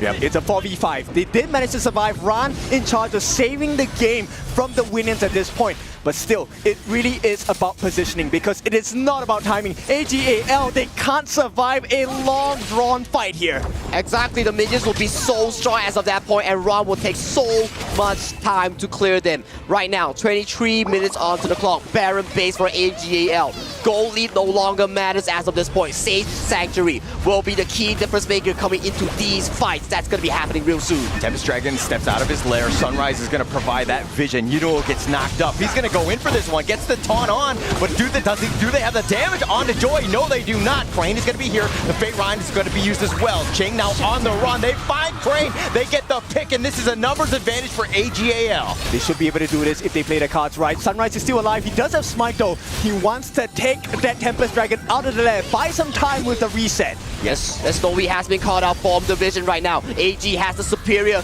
map state right now. They have started this Tempest Dragon, but it will be a 50-50 between Sunrise and Zoe. King looking to get serious, goes in, finds a blow up on the Ron. They get the kill on the Shang as well. What an initiation! Absolutely on point. King continuing to chase on, gets the pick off on the Zoe, and TT Global looking to take this game. Series in sight, it's gone like for the side of Snowy. It is all almost over by AGL. Slide the biggest brains. It is not enough. One man against the world as TT Global Series 1 is gonna go into the hands for TT Global. 3-1 for TT Global. TT Ching with such a crucial backline access. He was the key difference maker.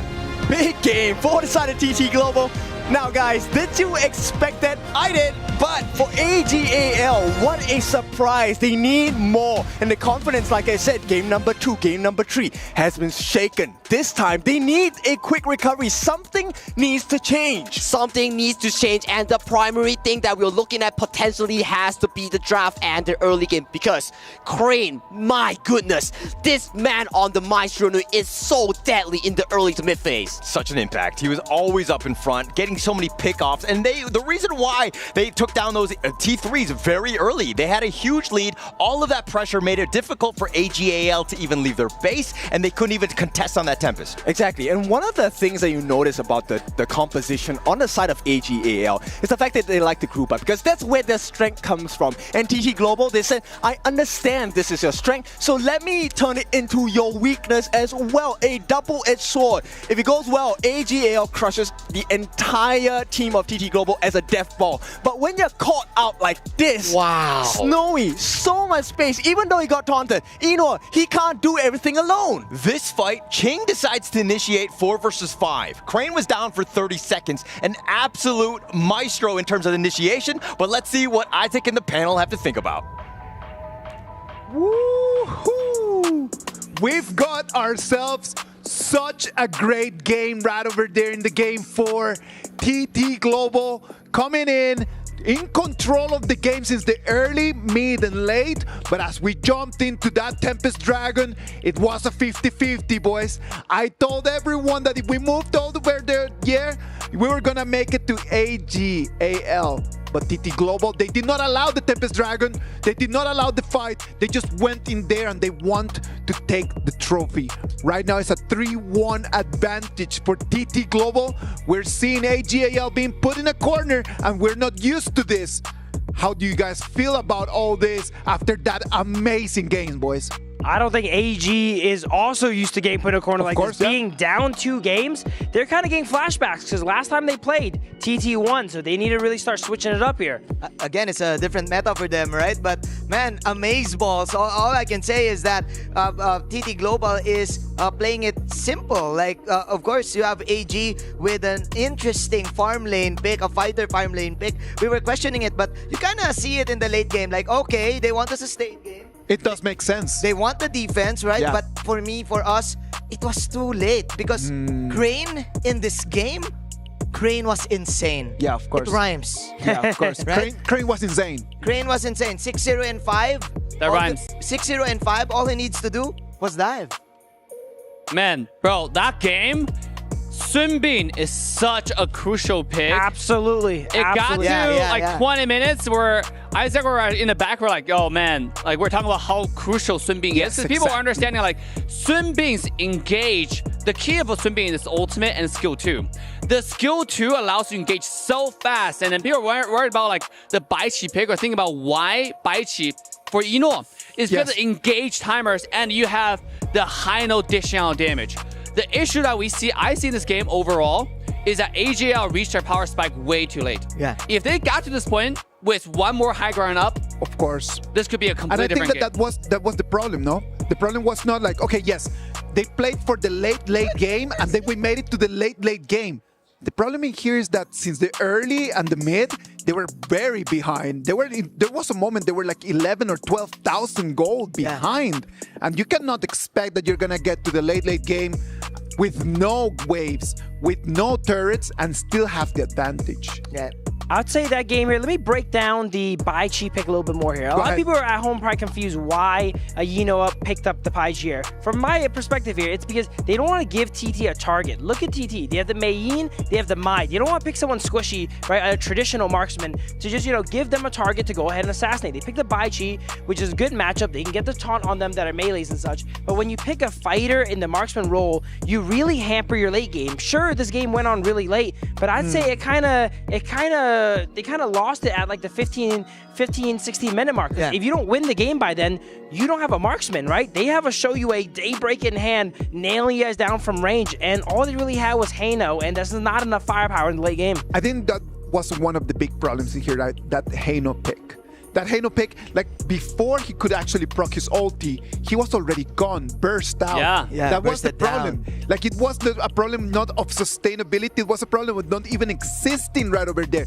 Not being able to use his ultimate just took away one of the shields that AGAL was trying to capitalize on. And I do feel that's the dilemma of this type of lineup that AG has. You got a lot of a laundry list to actually check for you to execute the early game advantage that you want. We get it, like the sustain and then the damage that they want. But then again, it was simple. It was simple HOK for TT Global. Get your marksman long range, get your assassin mid damage, get your utility tank jungle, and just snowball from there. Their problem first was Crane, right? Then again in the late game, you have Snowy, who is for me like so masterful with this type of backline type of heroes, like the Shoyue, perfect example. Right? He doesn't need the snipe, he just needs the critical and the normal hits. The Renji, for example, that's why it got banned also. Like masterful usage of positioning yourselves to outplay your opponents. It was a very interesting way how TT Global just played this game. And I know that Professor Dave wants to introduce us a little bit more about this, right? You got your tech ready right now, Professor Dave? Ready, bro? You ready, you know what? May not be for exactly last game, but we have so much things to share, okay? Go for it, go for it, Professor. Go. This entire series has been a master class to learn everything about it. And the first clip that we want to learn from is actually how it's a masterful of like tactics. First, you see on the minimap, you see like right now, there is Zoe camping on the top side bush right there, right on the minimap, right there. He's camping. The top high ground tower is 1 HP. There are many different things that could have gone down here. If there's more vision for AGAL side, he could have just go straight for the high ground tower and then just secure the high ground tower to get a team more advantage. But what he decided to do was to camp and find a better flank position for Hou Yi, because they know the win condition for them in this game is somehow breaking to Snowy. So that's the plan. And let's quickly speed up, how he decided to do it. You can see he waits, he gets some kind of vision for the team, he took a look. The patience in there, right? Patience. And then here she finds them. But this is what Phil was saying about Master Armorer. Yes. Buy and sell. Instant buy and sell, right? Get the Sage Sanctuary, and he baits Zoe. Because he know like Zoe's gonna get to him, so he waited and he used a flash towards the team, right? So this way, Zoe, he eventually didn't get to find the kill. Nope. The team had to come in for the help, but at what cost, right? This is a 2-to-1 trade just to get to Snowy on the Hou Yi. Snowy right over there, just in that moment that he just comes up, like it's again, immediate Blood Weeper, immediately just to come back and then you start just restoring health as well. Absolutely. So, man, this is just like when you play and when you're behind in ranked game, you have to find those sneaky plays. And that's how you can possibly come back. The next play I want to talk about is how to juggle aggro. And this is featuring TT Global, right? Let's take a look at this AGAL's engage right here. They're trying to find a flank. They know that TT is doing the Overlord, so they have the entire team try to camp around this bush area. But obviously TT Global noticed that, so look what they did. They started engaging, and you have a cluster of fighter right here. And Fatih, if I can zoom in on the screen right here, you have Fatih's position now looking to engage, like from the top side, right? He's looking at flank, and this is where the team fight becomes really fun. Look at Fatih going to the back line. This one a feature. Obviously, there's a cluster of fights on this side, and Fatih going for the back line. But check out the aggro, juggling. You know, they're trying to fight together. And now you have Zoe trying to flank. You have a front line here, and this three people fighting together. And this is the one to feature. Check this out. The three people is kind of low. You might seem like, okay, this is a team fight for sure. The three are gone, right? Yeah. In your head, the three are gone. But they are fighting. They're taking damage one after another, and eventually all three lived. Look, they baited this two, pushed this guys away, and then it's turned the attention onto the panda here. So let me go ahead and play. And this is how they got the comeback. So let's go ahead and find a play one more time. Check this out. Just when Zoe was engaging, you have instant turnaround. You have obviously Mengya push everybody away, and then they focus on Zoe. What a masterful juggle, aggro juggle. So if you can do this, this is why this team is so good. And that's it.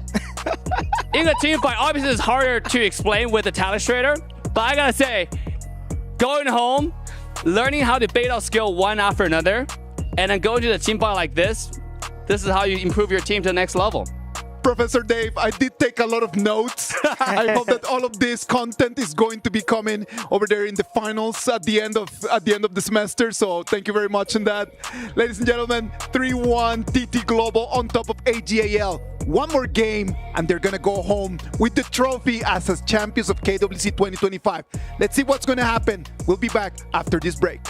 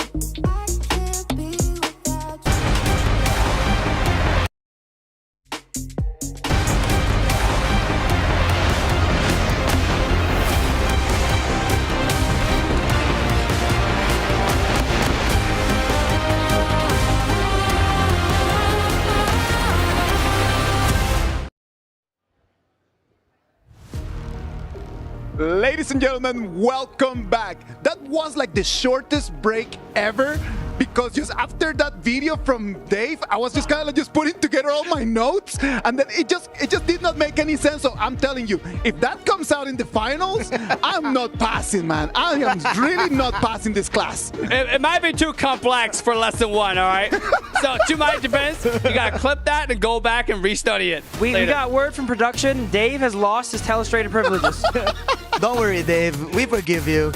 We forgive you. It's all right, Professor. Not everyone has a great lesson all the time. But to be honest, the top teams, how they juggle aggro is such a masterclass. I'm telling you, yes. Like, you can see everybody escaping with 1 HP, how they're able to survive that. That was insane. Look at that, man. Like the whole people at home and in the arena are so excited about this game because of what you just explained, right? Like it's just the details in there, the quality of the game, like how they run and move around. Even for the players, look at her. She's going to lose her breath, man. Like she can barely just stand in there. When you go ahead and play the game at the highest level, that means using your health as a resource, right? As Dave mentioned, they're juggling. It makes the fights interesting as well, too, right? Everyone's getting really low HP. It could go either way. You know what? If ever AG gets a 3-1 comeback, they will cement themselves right now as the GGGOAT. Let's wait and see if that's going to happen. AGAL, they have one more chance just to push this to the next game. TT Global, they want to snatch that ticket that's going to send them to the champions. AGAL, TT Global, casters, take it from here, please. AGAL, 1 shot, 1 opportunity at this moment. They are 1 point to 3 of TT Global. Can they draft this winning game to try and get another point on the board, to try and get a reverse sweep here? I'm once again with Kindofu and Sagi. They're going to take us through the BP. That's right, it's your favorite kind of tofu and TT Global. Let us remind you, series point. This one matters for TT Global fans. 让我听你们的叫声吧! Woohoo! Alright, going to draft AGAL. Da Qiao has been locked in for their side here. We might be seeing a Da Qiao with a floorborne tanker, a standard meta composition that has been shown throughout the series here. On the side TT Global here, we are familiar with this pickup if you're coming in from a global team. Zhang Fei, Di Renjie, a very standard early game team composition. Okay, and right away we get the Elaine and the Flowborn tank. This one we expected, maybe not the Elaine, but we have seen AGAL run. He wants to be aggressive. He has been put down onto the floor multiple times by his counterpart Ching on TT Global. Can he rise above? If he does not rise now, he will never have a chance in this tournament. So he definitely has to find that moment right now. On the side, TT Global here, they lock in the Xiao Qiao. Xiao Qiao, oh my goodness, this is going to be a big one. Insane knockup, insane burst potential, but only if she has the lead. Only if she has the lead. Well said. She needs so much items to be that front core carry that TT Global needs here. And going into the second phase ban here, TT Global, they are so targeting Yino onto this draft here. Fuzi being banned out, they are aware. Yino has the potential of playing this Fuzi farm lane. Not only them, AGAL also places Ching now in their eyes. The Miyu has been banned. Actually one of the perfect answers against an Elaine. Both of them have that invulnerable ultimate to exchange, and they want to make it unfair advantage for Ran in that clash lane. Exactly the case here. And Ching, from the previous game, he is on fire. He has had such an amazing performance here. We have to see if Ran can really get back the momentum onto this Elaine pick. And furthermore, as you mentioned, AGAL bans another clash laner. No more Ching in your armor. AGAL, they want to strike back. They want to strike back strong as well. TT Global gonna have that second last pick before AGAL gets a lock in their prior picks. Their prior picks right now might be on the focus of selecting a jungler or a clash lane right now coming in from TT Global. They might be lacking a form of engager, be it the Monkey, being another clash lane, maybe potentially the Charlotte that has yet to be taken up by TT Global. That's true. Charlotte would be a stab in the heart to the side of AGAL fans. But of course, we have to see TT Global. What is the strong pick? Do you get the jungle or the clash lane counter pick? It's going to be the clash lane counter pick because Menki will be the jungler for TT TT Global. That is a very good hero being locked in here for TT Global here. A very consistent pick here to provide so much room for the Xiao Qiao, for the J here. On the side, AGAL here. You gotta think here, what is your late game answer here against the J and Xiao Qiao here? What does Yinor have in store for us and the audience? Yes, AGAL already have a pretty decent answer, right? The lane will be able to access the backlines if given a choice. It kind of ignore the Zhang Fei, ignore the Menki front line, right? So TT Global, I think for them, it'll be smart to kind of get a counter engage. And here we go. AGAL, a very strong, disruptive lineup. Marco Polo and the Lianpo, both of which can deal damage and disrupt at the same time. I'm loving this Marco Polo coming in from Yinor here. A very decisive pick at such an important series marker here. And we get the Lu Bu being locked in here by Qing. Debut pick, the Lu Bu comes out. This one, the Demon King is ready to make waves. Tremble Mortals. This time, TT Global, they want to finish the series. They want to finish the series and they are eyeing on that KWC 2025 trophy, and this is their potential moment, but they are against AGAL, the kings of KPL. This is their only shot to do so. Yes, and this one, Liu Bu is going to be a very big pick because he deals true damage. And against a flowborn tank, it doesn't matter. Against a Lianpo, as long as every cleave hits you, it is one chunk of your health that's going to be gone. That is so true here, but that is the good and bad of the Lu Bu pick here. If you do not hit your spell one, you lose out the bonus true damage here. So that's gonna be key here coming in from Qing onto this Lu Bu pick. Okay, so the whole rows, you have to deal with the thorns. Can they deal with the thorn? That is TT Global. That's exactly it. The BPs have been locked in. A lot of aggression, a lot of disruption between these two teams. But who is going to disrupt the best? Will it be the AGAL or will it be TT Global going into what potentially could be match point? Okay, so stock standard from both teams, right? They will play that farm lane matchup, the clash lane matchup as well. This one is a very skill-based, positioning-based matchup in the lanes for both teams. But what's not normal here is Yinor being swapped towards the mid lane here, mitigating the laning capability from Snowy on this J here. And to add on note to that, Zoe has decided to start from the farm lane here, and a lot of pressure has been confirmed onto this Flowborn tank. Okay, they need to get this Fire Beak at the bottom here. This is where it's so important. The Smite not going to be available. Oh no! It goes over to Snowy here as Zoe does not get the auto attack here, but Yinor on AGAL still gets a lot of farming tempo, a lot of room to scale on this Marco Polo. So he did steal that ball, right? So this ball camp is actually feeding Yinor quite a bit. He does have an advantage, slight one, albeit against Snowy. So for now, Snowy straight away boosts of fortitude to make sure he has physical defense. Well, you gotta see one thing's for sure here. Sunrise is slowly going towards level 4 here, and Zoe yet to clear his Azure Golem here. Sunrise is definitely going to look at this invade. Yes, he's going to be 4. He does have the Dream Roam, but no need to take extra risks, right? We already have that slight advantage. Actually, it's not that slight, it's about 600 gold. Ooh, big poke here onto Zoe on this Flowborn tank here. So, spectators, if you're watching this game in the in-game map, check out and get that spectator gift, the KWC recall. The poke potentially of the Xiao Qiao, man, it's just so crazy. Like, you think you're safe into the backline, like Shui there, and he just gets chonked down. I mean, Lianpo at low level is definitely going to be taking a beating here. And good Xiao Qiao players kind of maximize the range, right? Because at max range, it does the double hit on you.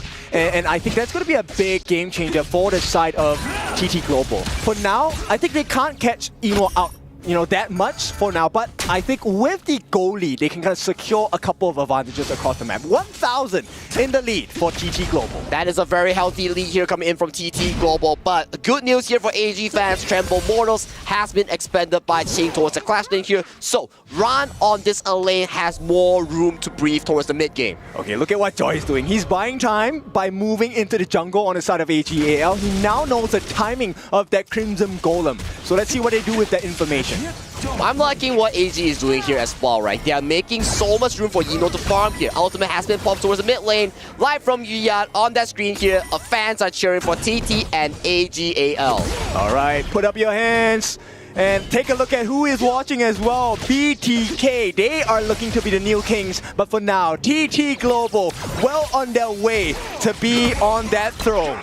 On that throne, and look at Joy and Sly as they are looking to get control of the map right now. Crane steals away that Fire Phoenix camp. Right now, Snowy, Crane funneling farm towards each other, making sure that they have enough gold. Shun gets caught out. Oh, the Bridal Air versus well. I mean, CFA is going to come in clutch. No! Shun gets taken down as well here. Shui maybe a little bit too late, but that 4-minute mark is going to keep that T1 alive. Not exactly the best situation. Shui did burn out his flash as well. So this is a fight I think AGAL might not be in favor for the Tempest, for the Tyrant. Snowy is so on point right now. That flash ultimate coming in from the Diren Jie really caught Shun off guard. And the follow-up damage was just so clean coming in from TT Global. Okay, positional advantage for the side of TT Global. Joy does not have his passive yet, so there is a chance for a steal. Chance for a steal here. We do see Zoe into the backline. Dream Rogue does actually commit onto it, but it's going to be stolen by AGAL. The crucial kill theft is going to give AGAL that extra damage in the early game. Yinor comes in clutch, gets the Resplendent Revolver, steals away the crucial Tyrant of this potential elimination game. Look at the potential motivation coming in from Shui. He's looking to give rotational advantage towards Enor. And it's a double whammy because Enor did not have to burn out his Purify, right? So he still gets to keep his common spell, and now AGAL in fighting shape.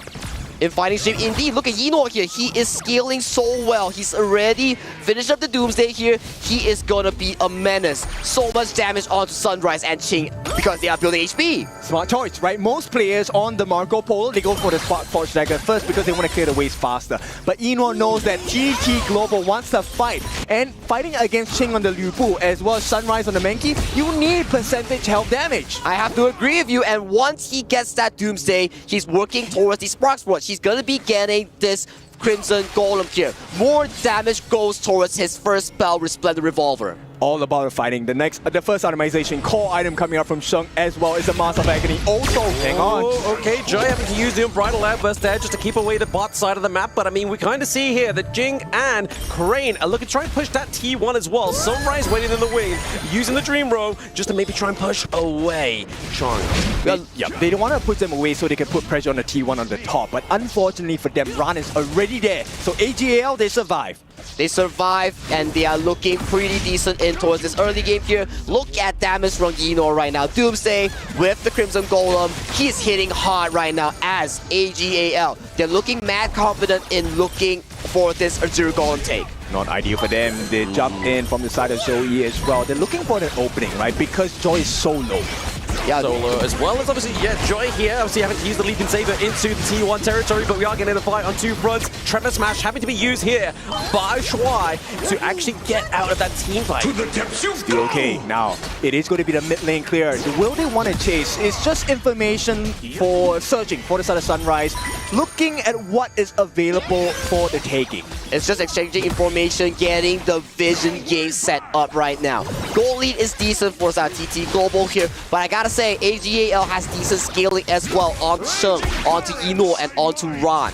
Okay, they need to protect the T1. I think Ching might not make it there in time. But in exchange, they get the T1 at the bottom, which is great for Snowy. And look at how they're trading maps right now. They know for a fact that both sides are looking to exchange the turret. They exchange the Crimson Golem as well. But look at the top side right now. Liu Bu, ultimate's in.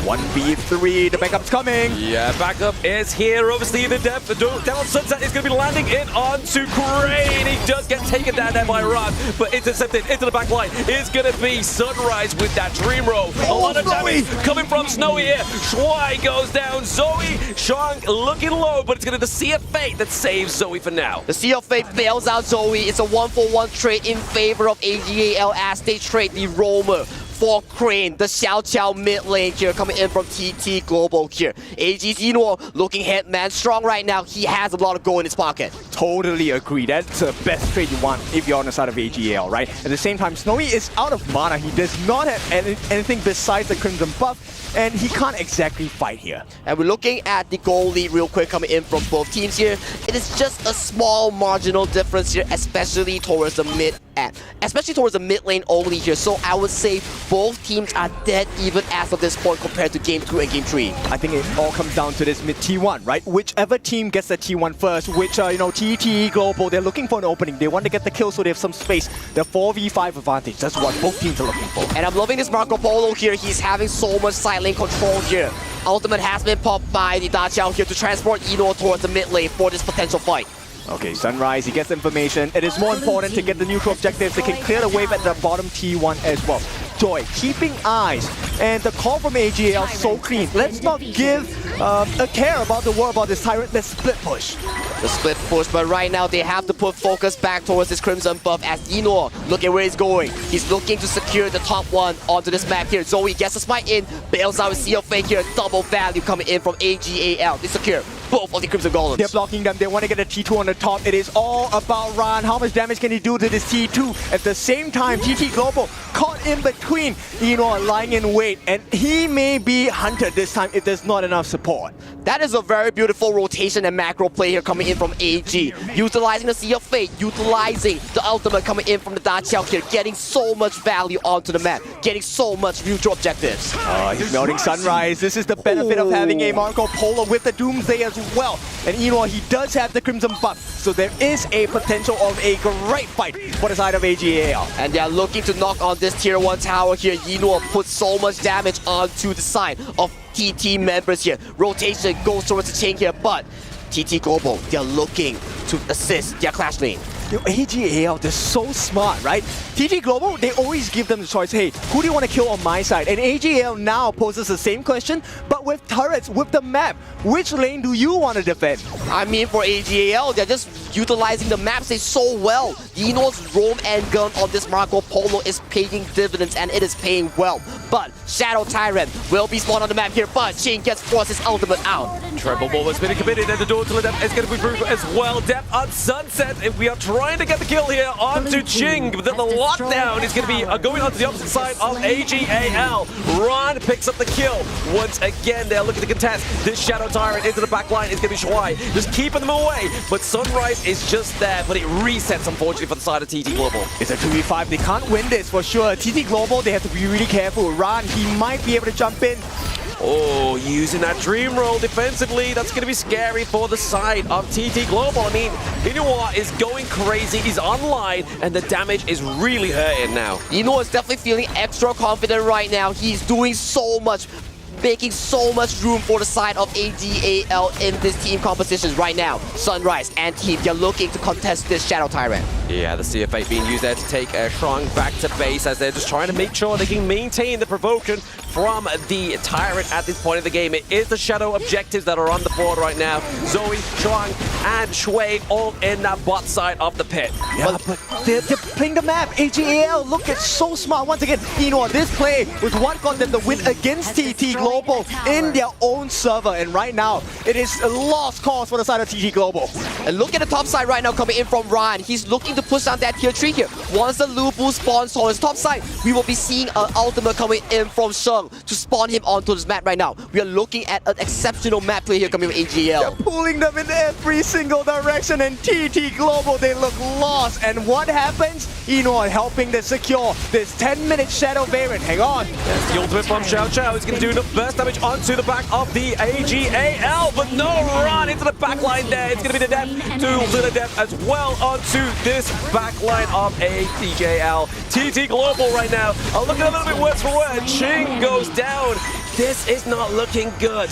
This is not looking good indeed, and look at the map state right now. Eno, he knows for a fact that the fight is over. He's so good at finding these resources, and AGAL, with that fight, secures the Shadow Tyrant. 3 kills from TT Global. They cement a 4,000 goal lead. Yeah, this is typical AG gameplay, right? They make you choose, and once you choose wrong, you're gonna die. Yeah, there it is. Once again, access into the backline, just really showing how impressive Ron is on this lane. Just drive them away from that T3 and get the objective objective, don't care about the kill. Yeah, this series is not over yet. Hang on, he has to run for his life. He does, but I mean, right now, they could obviously still use the either whirlpool if they really needed to. They have kept it there. They're just making sure they've got a safe bet for Yinor to get out of that. And just look at the goal difference here coming in from Yinor here. The roam and gun playstyle coming in from Yinor is paying dividends, and it is paying so sweet and well here. 10,000 onto the board here for this Marco Polo. It's about 1,000 ahead between each lane and each row, and this is a difficult situation for TT Global. And now AG finally, for the first time in 4 games, they are having the lead.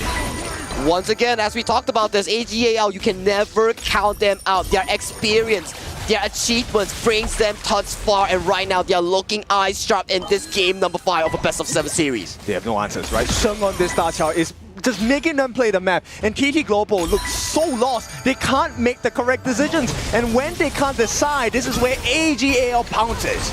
They are pouncing, and look at Joy. He is almost close to the Unbridled Outburst. A Resplendent Revolver heads towards his face. He's going extremely low, but right now they're just fighting for the map as Zoe secures their Shadow Overlord.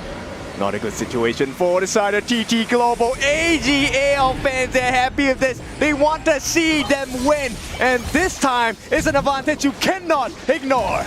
You cannot ignore the mid-wave goes into this tower as AGAL has the supreme wave domination here. Zoe goes for a small push. The Unbridled Outburst does catch onto the backline here as well, but it's going to be obviously run into the backline of TT Global with the help of Shuai. We see the other whirlpool being placed out into the mid lane, and Ron is finally getting taken down, but it's going to be that pressure just creating the illusion here for AGAL. What happened to that confidence? What happened to that composition? Ron now down, 5 members still alive on the side of TT Global. They will be able to deal with the threat from that Shadow Overlord and Vanguard.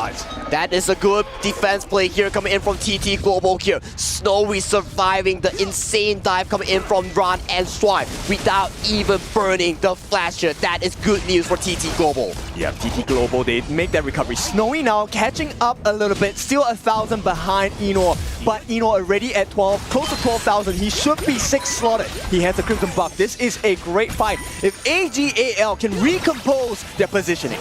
They are looking to recompose, and they force away TT Global's attempt onto this mid-tier 1 here. Look at the map state right now. Shadow Tyrant is about to be spawned another time onto the map.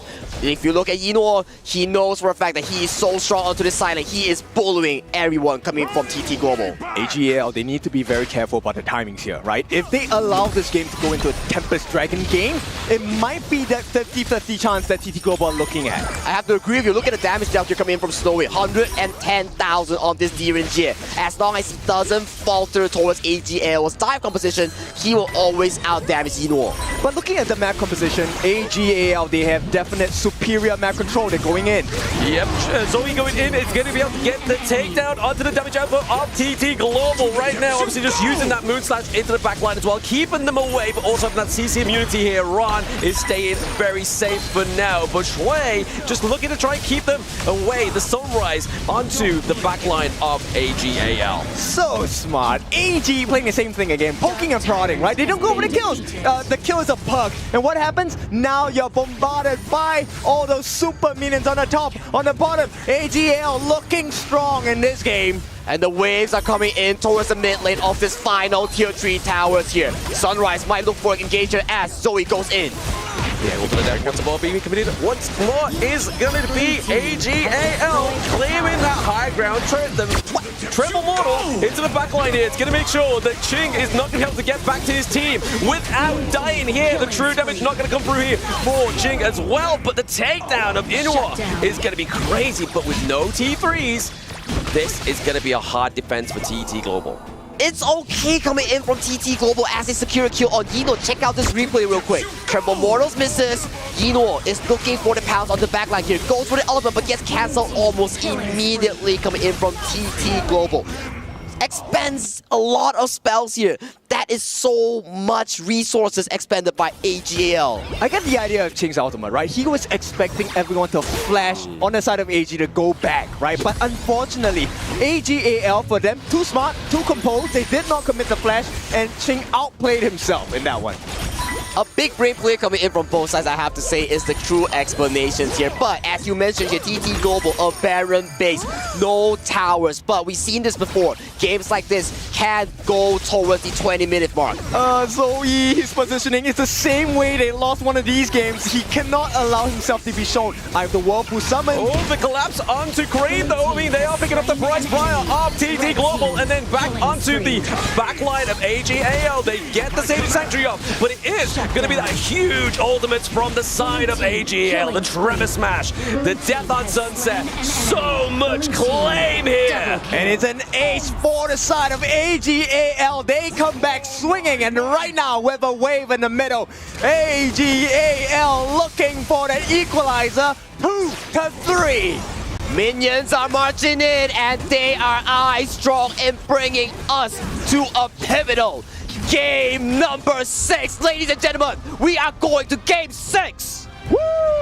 I mean, all the fans wanted this. AGAL, it looked like they had a lot of trouble adjusting to the playstyle of TT Global. But finally, we get this. AGAL, bang your drums! This is why you can never count out AGAL. They are such a strong team, so experienced, so many achievements here. They are calm, composed, and these are the moments where they show up the most. It really is about the map control, right? The KPL Titans are showing you how to play peak HOK. Number one, you don't have to do all the work. Let other people do the hard work. Come in for the Crucial kill theft. Yeah, I mean, the thing was that really kind of set the pace here for AGAL was that crucial kill theft, right? I mean, you are getting that just meant that that early game had so much damage going over to their side, but it's then just down to the draft as well, right? Like the fact that Marco Polo is just so combative against Monkey Pig is crazy, and obviously Crane Buff as well. They were claiming it's going to be a 4-3 to AGAL, so that's what they want. That's what they're looking to get here. And that is what our viewers want as well. They want to see the ultimate battle potentially being unfolded at this stage, at the grand finals of Amazon Arena for this KWC 2025. Yes, it's something that's so beautiful, because if you watch KPL, they have a saying, right? They say 让山追四, which means to give you 3 games and we'll win 4 in a row. And if AGAL are gonna win KWC 2025 in that fashion, can you imagine the eruption in the fans? I mean, speaking of eruption, he's not on the analyst desk, but we're going to throw it over to them anyway and see what they think of this one. AGAL in an AGAL fashion, taking one victory that puts them closer to the comeback, right? Everyone thought, you know what, it might not be their day, but they came in and they proved us wrong. They came in and showed us how AGAL can take control of this.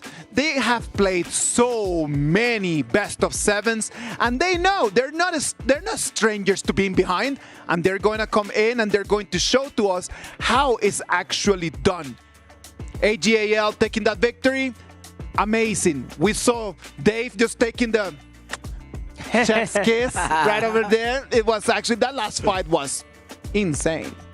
Absolutely here. As you mentioned, this is a marathon, not a sprint, right? While TT had that really good momentum going, now AGAL is kind of finding their footing here. I would like to mention, though, TT did a pretty economical draft there. You know it's economical? Because there's a lot of characters I like on their team, like the Lubu. Yeah. We haven't seen Lubu right in this whole KWC 2025. So. It was the first time. First time that we saw that Lubu in there. I kind of want to say it's kind of like the key to the victory also for the side of AGAL, because their lineup was faster, actually, rather. Yes. And the lineup of TT Global was super slow, maybe because of the Lubu plus the Xiao Kiao combination. We fully understand why they chose this, but then again, look at this. Yinuo, guys, he finally got the chance to play his game with the dashes and everything of this Marco Polo. Dead staring, like locked in to do the clap back and the comeback of this game. You know, have you seen, just as we look at the screen, have you seen that the most critical fights always come at this time? 17:30, 18, 18:30. Because nobody wants to push it for the Tempest Dragon. They decide, you know what, it has to be right over here. Man, in this team fight, Zoe's position was next level. Yes. He had next to red buff Bush for like, I don't know, a good minute. And let everybody pass through, Lubu pass through. Nobody noticed he was there. And just when they find out exactly where Xiao Qiao was, they found, oh, this is a Crane. They went in, flanked the backline, instantly one-shotted him, and then clean up the rest of the team. you're going to see here TT's lineups are often revolving around Snowy here. Look at that damage dealt. It's really hard for him to play the game here when he has Marco Polo jumping on him, he has that lane jumping on him, 2 tanks on him. He doesn't get the room to really play. Yeah. And actually, they don't have the ability to have a kill threat also because of Shang Zero. I would like to commend the Dakyao in this one. Like we fully understand the stun on the Lubu and the rundown, of course, with the Menke and everything. But of course, with the teleportation skill of the mid laner of AG, it was indeed the difference maker of this game. I'm telling you, I agree with Manjin when we say that Shang was one of the key moments, was one of the key persons, to make AGAL be able to take 1 point back. Shang over there with that performance, just understanding the tempos of the game, right, Dave? Yeah, absolutely. I mean, the teleportation. By the way, now we're mentioning Daqiao. Yeah. Did you notice Flowborn Tank played by TTG as well as AGL is 100% win rate. They do not lose on these. It's actually quite insane. We had a 0%, right? For all the other teams outside of TTG and AJL. And they show us something completely different. That's why we want to take our notepads and start taking some notes and seeing how this character is played. The Daqiao as well as the Flowborn Tank. Even though the early game, they had such a horrible opening. But nonetheless, the resilience, the combos, the power of the combo showed off and they won the game. They won the game because at the end of the day, it's about the decisions. It's a matter of the communication. Just being able to have the synergy that would allow them just to fight as one. And I know that Phil has a point on that from the previous game, right? Oh, absolutely. Here we go again, bro. Okay. Oh, let's go. Dave has lost his telestrating privileges. He has returned to his rightful owner as we go ahead and... All right, let me hold this for you. Thank you very much. Here we go. Let's get started here. We're on here. This is going to be a very simple concept, all right? Nothing complex, nothing to get confused on here. Look here. This game drawn out really long, 22 minutes. Tempest is up. Everyone knows Tempest Dragon wins games. Let's watch what happens here, all right? Because of the early game advantage that TT has created here, you see, look at the base of AG here. They have no towers left. Because of that, we see all these elite minions pushing up. That is moving this Byron all the way towards the bottom side there, and they're forced to not have a favorable position for the fight. And once they go ahead and have the Byron go ahead and clean up the wave, TT goes here and forces the fight with the Furball. That moment over there. And it's just that simple. You know, it's nothing too complex. This is just goes down to, it's a numbers game. It's a matter of communication, right? Because in the moment that they have eyes on the Byron just being in the high ground, that is the moment when they say, like, just push, go for pull it. the trigger. Yep. And it's a win-win for them. If Byron doesn't go, those minions will chip down, maybe even take down the crystal of them. And if he does go, they get to force a favorable fight here in this 4v5. Now, I want to also give credit to AG. The amount of resilience, although it's a 5v4, and then to Phil's credit, that's a very important point. Honor of Kings is all about number advantage when team fights. And AG somehow hold their ground in that specific team fight. And just in the very last game as well, despite the horrible early game, they stay cool and collected, right? With Marco Polo, Ino stealing that crucial Tyrant. I think that turned around the whole game. That swung the early game for sure. Yeah, for sure. I would like to commend of course, the endurance of AGAL and the mindset that they have in this game. Again, this is not new to them. They're champions for a reason. And again, going back to my point, if they manage to actually push this to an ultimate battle and probably like get the victory or just push it to the limit, they're gonna. I do believe they're the greatest of all time. I'm telling you that everybody wants to watch an ultimate battle, but the TT Global fans, they just want this, like, no, we don't want no ultimate battle. Just send us right now to get the trophy, and that's it. But I know that everyone else around the world watching right now our live, they want to see that Game 7, because in that Game 7 we could see interesting matchups that we don't get to see every day. But now, before we move into Game 7, we need to move into Game 6. Game 6 is one of the hardest games that you can play because of the VP. It just gets so deep. It gets so hard for the coaches to make decisions that it's going to come down to who set the chessboard in a better way. Absolutely. There's still a lot of draft strategies available for both sides. There's still a lot of really good picks. Lady Sun still hasn't been used. Deer and Jay still hasn't been used. And by the way, the signature hero for Ino Arlie still has not been used. I doubt it's going to be used, though, to be honest. I don't think that TT TT Global is going to allow it, right? I kind of feel it really depends on the side though. Like if TT Global has the blue side, they can actually like steal the early pick if I'm not mistaken. Like Snowy hasn't got a chance to use it as well. Even the Loong, if I'm not mistaken, is still free for TT Global. So the side selection here will definitely matter. If they go like the red side again, they will permaban the early for sure. That's one of the beautiful things about Game 6, right? Like it depends if you're in the blue or you're in the red, it's just going to make a completely different decision, right, Phil? Something to note is since TT actually lost last game, they get side selection here and one of the most important games here. So depending on what they want in their draft, first or second pick, you know, they can take one or two, they go ahead and have that option.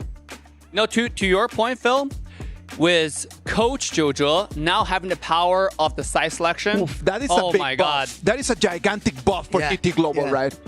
Dude, that might be why we saw some more economical picks last game, sizing up for this next game here coming up. You know, the entire series, we're just studying what does this specific ban or pick mean? Yeah. It's such a masterclass on draft. I think going back, I'm going to take a few hours just to go back and look at every single game's draft because it's so good. And Yixing is actually open all throughout this series. They rather they would rather prioritize the Noah or maybe an Angela. Maybe I'm not gonna be surprised if we're gonna see yet another Angela game for this. You know, these drafts are so complex and so confusing because these players are able to literally play every single character. Anything. You give them whatever hero that they want and they're going to create a composition just out of nothing, right?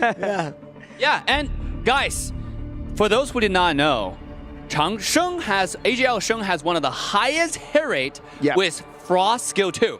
And that hero is still available. Still available, Princess Frost. Wow. Kongming also is still available for the mid laner. So I really want to see this draft right now. So many different options. Ladies and gentlemen, is it going to be TT Global taking that victory and then just going for the totem where they can input their key?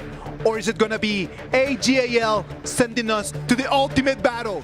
This game is going to be electrifying. Yeehaw! Casters, take it from here. AGAL were able to strike back, but have the tide shifted enough for them to get themselves back into this series, Kindofu? I don't know. This one is so close. Everyone, even in the live audience as well as the chat, everyone's asking, make it 3-3. We want that ultimate battle.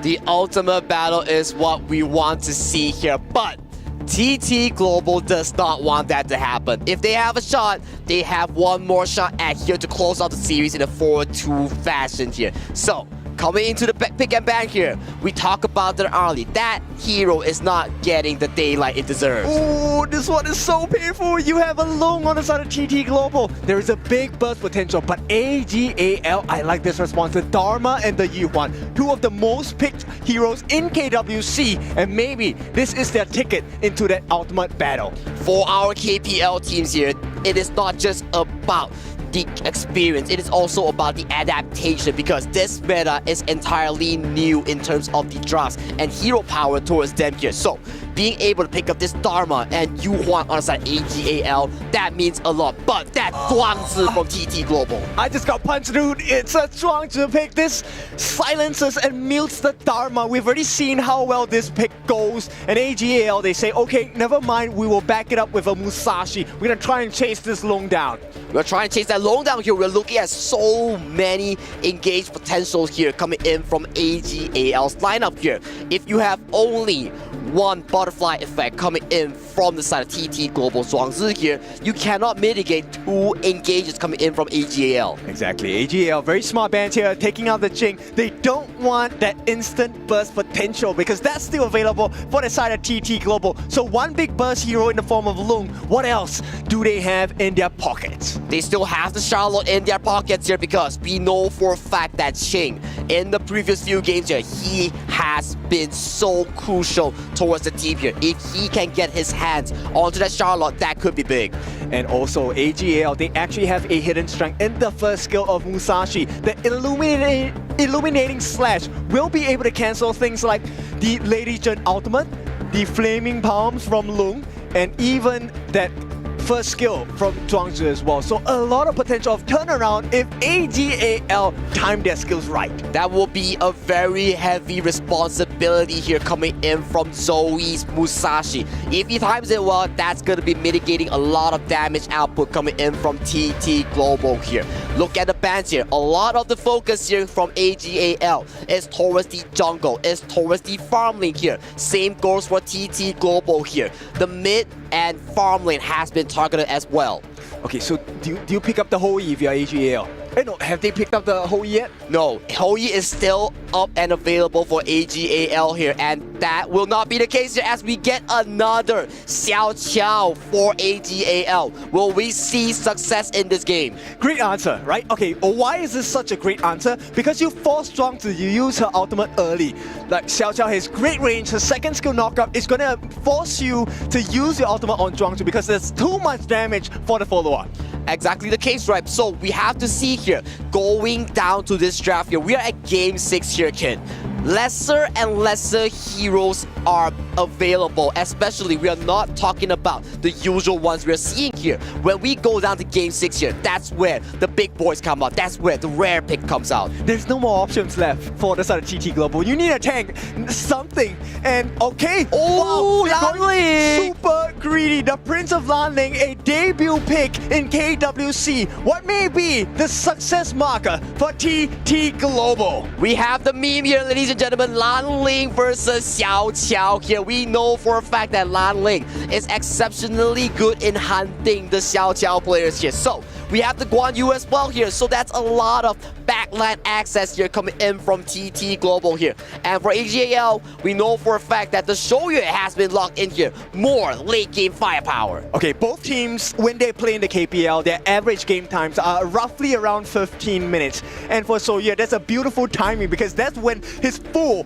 power spike comes. So TT Global, they've equipped themselves with what they feel is the best. AGAL as well. Who is going to come out on top? Who is going to come on top? We have to figure out between these two contestants here because it is going to be a cat and mouse chase between these two lineups. It's going to be actually crazy indeed. I mean, this is exactly what we wanted going into Game 6. You were talking about the fact that the players are kind of going deep into the hero pool, and to get some of these picks, it's going to be interesting going in because, of course, the Prince of Lanling, all eyes are going to be on this hero. For sure. Debut pick, you want to have 100%. I mean, okay, for the stat nerds, it's either 100 or 0. It is 100 or 0 here. Let's talk a bit onto the winning conditions of both teams here. For TT, it's simple. The heroes on your team, Lanling and Guan Yu, you find Shouyue and Xiao Qiao here. Same goes for AG. You need to make sure they are staying alive here and you remove the threat Snowy on this lone. And Sunrise can kind of bait out a lot of skills on the side of AGAL. Yeah, he's going to be able to bait. I mean, that's going to be the biggest thing. But of course, this is Grand Finals, Game 6, match point for TT Global, going up against AGAL. Do they have enough firepower to bounce back and to make it go to the ultimate battle? They need that firepower right now. Both sides, the fans, TT Global fans, are ready for the series win. Their first ever KWC trophy. That trophy is indeed what these two teams are eyeing right now. Sunrise here gets a small jungle camp steal here, but Zoe gets the major of the camp here. Look at the cheer here. TTG, 5 players stronger together, further than ever. They need to get this steal, and it does not happen for the side of AGAL, so they do protect that first camp in the bars, but Snowy falling a little bit low here. Snowy is decently low here, so that control of the fire beak here, that spawns only one time in the game, goes over to the hands of AGAL here, and this Shouyue, the snipes are hitting hard. Yes, this is why you make that first rotation, right? As a mid laner, you want to have the 3-man advantage, push them away, get that initial neutral objective, of which AGAL has hit the point and hit the marker. And that is especially important here. If you get that marker here, you allow this Xiao Qiao onto Sheng, this Shouyue onto Yino to really scale towards the late game here. That is what you need. You need them to have all these resources. And talking about resources, King's Fight redeemed that one. 4,000 EXP for your Honor Pass. Oh, I want that as well. Head to the community tab in your settings. Hit that CD key button and 4,000 Honor Pass EXPs will be yours. Just like the Wild Boars being stolen away by Sunrise. Okay, Sunrise, he makes a trade. There is a potential for him to come in. They know that he's around. They don't know where just yet. and maybe Ran in danger. Ran here smells out the potential danger here, returns back to his tower here as we see a 1v1 here between Snowy and Yinor here. So far, game is looking really, really close in this early game. I think, you know, it just depends, you know, how many snipes can he land onto Snowy before the actual engage, right? That is going to be a determining factor. Sheng looking for the knockup. Sheng looking for the knockup here, does not get the knockup here, might be forcing out the infinite facets here. It has been forced out. Yeah, but the backup is coming on the side of TT Global. They realize that, hey, this is not the point. The snipe does not make the count for now, but we're still safe on the side of TT Global. Well, rinse and repeat is what AG needs to. One more time that happens, and Snowy might be in danger as this fight might break out topside. Yeah, but Sunrise is going to be spotted out. The spider senses are tingling. They know something is astray, but they do have a numbers advantage. They will use this to potentially go for the Sprite, and they do. Yeah, backup is coming, no take. Well, we'll be looking for the opening. Forced back by Shuai, a nice stun, and Ching now has the back off. That health bar not looking too healthy. It is not healthy, and one thing we have to know for AGAL, we've seen they picked up these Shuai's Yuan here, but they do not go for the traditional the tank build. He loves to go towards that magic tank build of this Roam Yuan. Okay, I think it's a good build, right? I will disagree in the earlier parts of group stages, but now you have to go all in. It is time to go all in, right? It is game number 6 here. If you don't go all in here, there will not be an ultimate battle for the potential blind pick here. Yep, AGL playing the map so well, right? So they get the space sprite on the top, they amplify and enhance the farming rate of Zoe, who is at level 7. He hit 7 before Sunrise, and this is going to be a cause of concern because Sunrise, while he is going for a tank, he's not as tanky as Zoe on this Musashi. I have to agree with you, so we have to see here what is the backline access here coming in from both teams here. Whoever pulls the trigger and finds the correct engages will be the one to dictate the game as game number 6, Tyrant has been spawned onto the map. Okay, first Tyrant of the game. It's about the damage. Two-man stun. Snowy taking a lot of it. He needs to go to the skies, and he's going to get on back. Sunrise rolls out with the wild wind from downtown. Hits him from downtown, and they're going to continue on. They're going to get Crane as well. It's a double kill coming in. A third one maybe. They might go for it, but ride the wind, pushing them back. It will create a little bit of space, but the Tyrant, again, still the next big target for AG. Yinor comes up huge with the smite here, getting Sunrise out of the map here. This is the early game we want to see from the Kings of KPL. AGAL gets the Tyrant in their pockets. So do they explode this lead? Because at 2 kills already, they're leading by about 1,500 gold. And there is no way to slow down the jungling rate on the side of Zoe. I have to agree, but right now we have to see one thing's for sure. With that kill, with that Tyrant here, who's on board right now? Sheng on Xiao Xiao, Yinor onto this whole E here. They are looking really, really fresh. Look at Yinor here, holding that 600 gold lead over Snowy. Already has the Eternity Blade, right? This is the maximum critical item on the side of a Shoyue. And he's hitting this power spike very early in the game. Zoe, he's not going to care about this. Yeah, Zoe actually just being a little bit aggressive, but he's going to walk into Sunrise. It goes duel to death on this one, but they're going to shake that one off. You know what? Pick it up, Ching up from afar.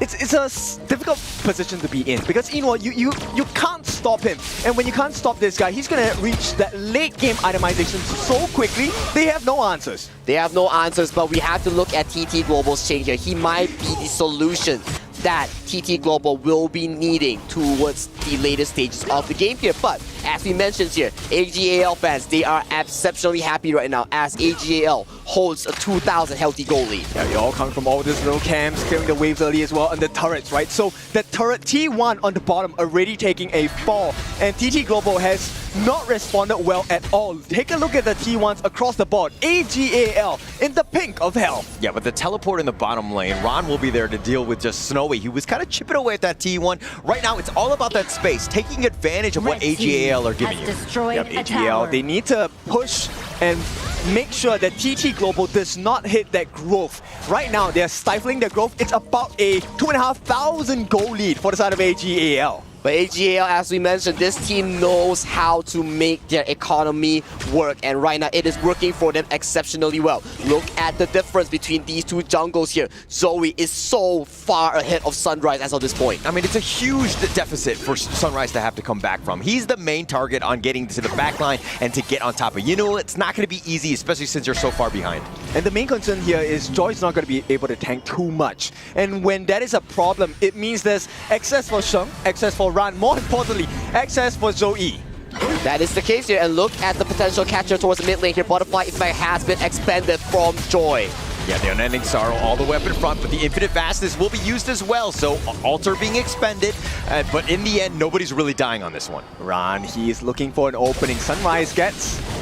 They're going to get the pushback. The top two Clash laners have been going at it for quite some time, but now Yuno is looking to join. He's got that damage, but Zoe getting so low, but Ching will die. He clutches it so well here. Yuno with the cavalry to save his dear jungle here. Ching with the attempt. Good try, but not this time. Showing you that picks are not just that important, the execution as well. 2v1 numbers advantage for AG. And Ran now, he's just ready to give it a go because Joy does not have his ultimate. And you look at the goalie that we keep mentioning time and time again here. 3 kills are the side of AGAL, but that goalie is just ever so slightly glowing as every minute passes on. It's tough. TT Global right now don't have that map control. They've been pushed back. I mean, the 3 kills have definitely helped, but AGAL, the way that they're moving across the map, they're taking advantage of everything. And it's so hard to choose, right? Because on the side of Sunrise, like you said, you definitely want to go for Sheng on this Xiao Xiao, but at the same time, you need to deal with Enor, so they're never standing together.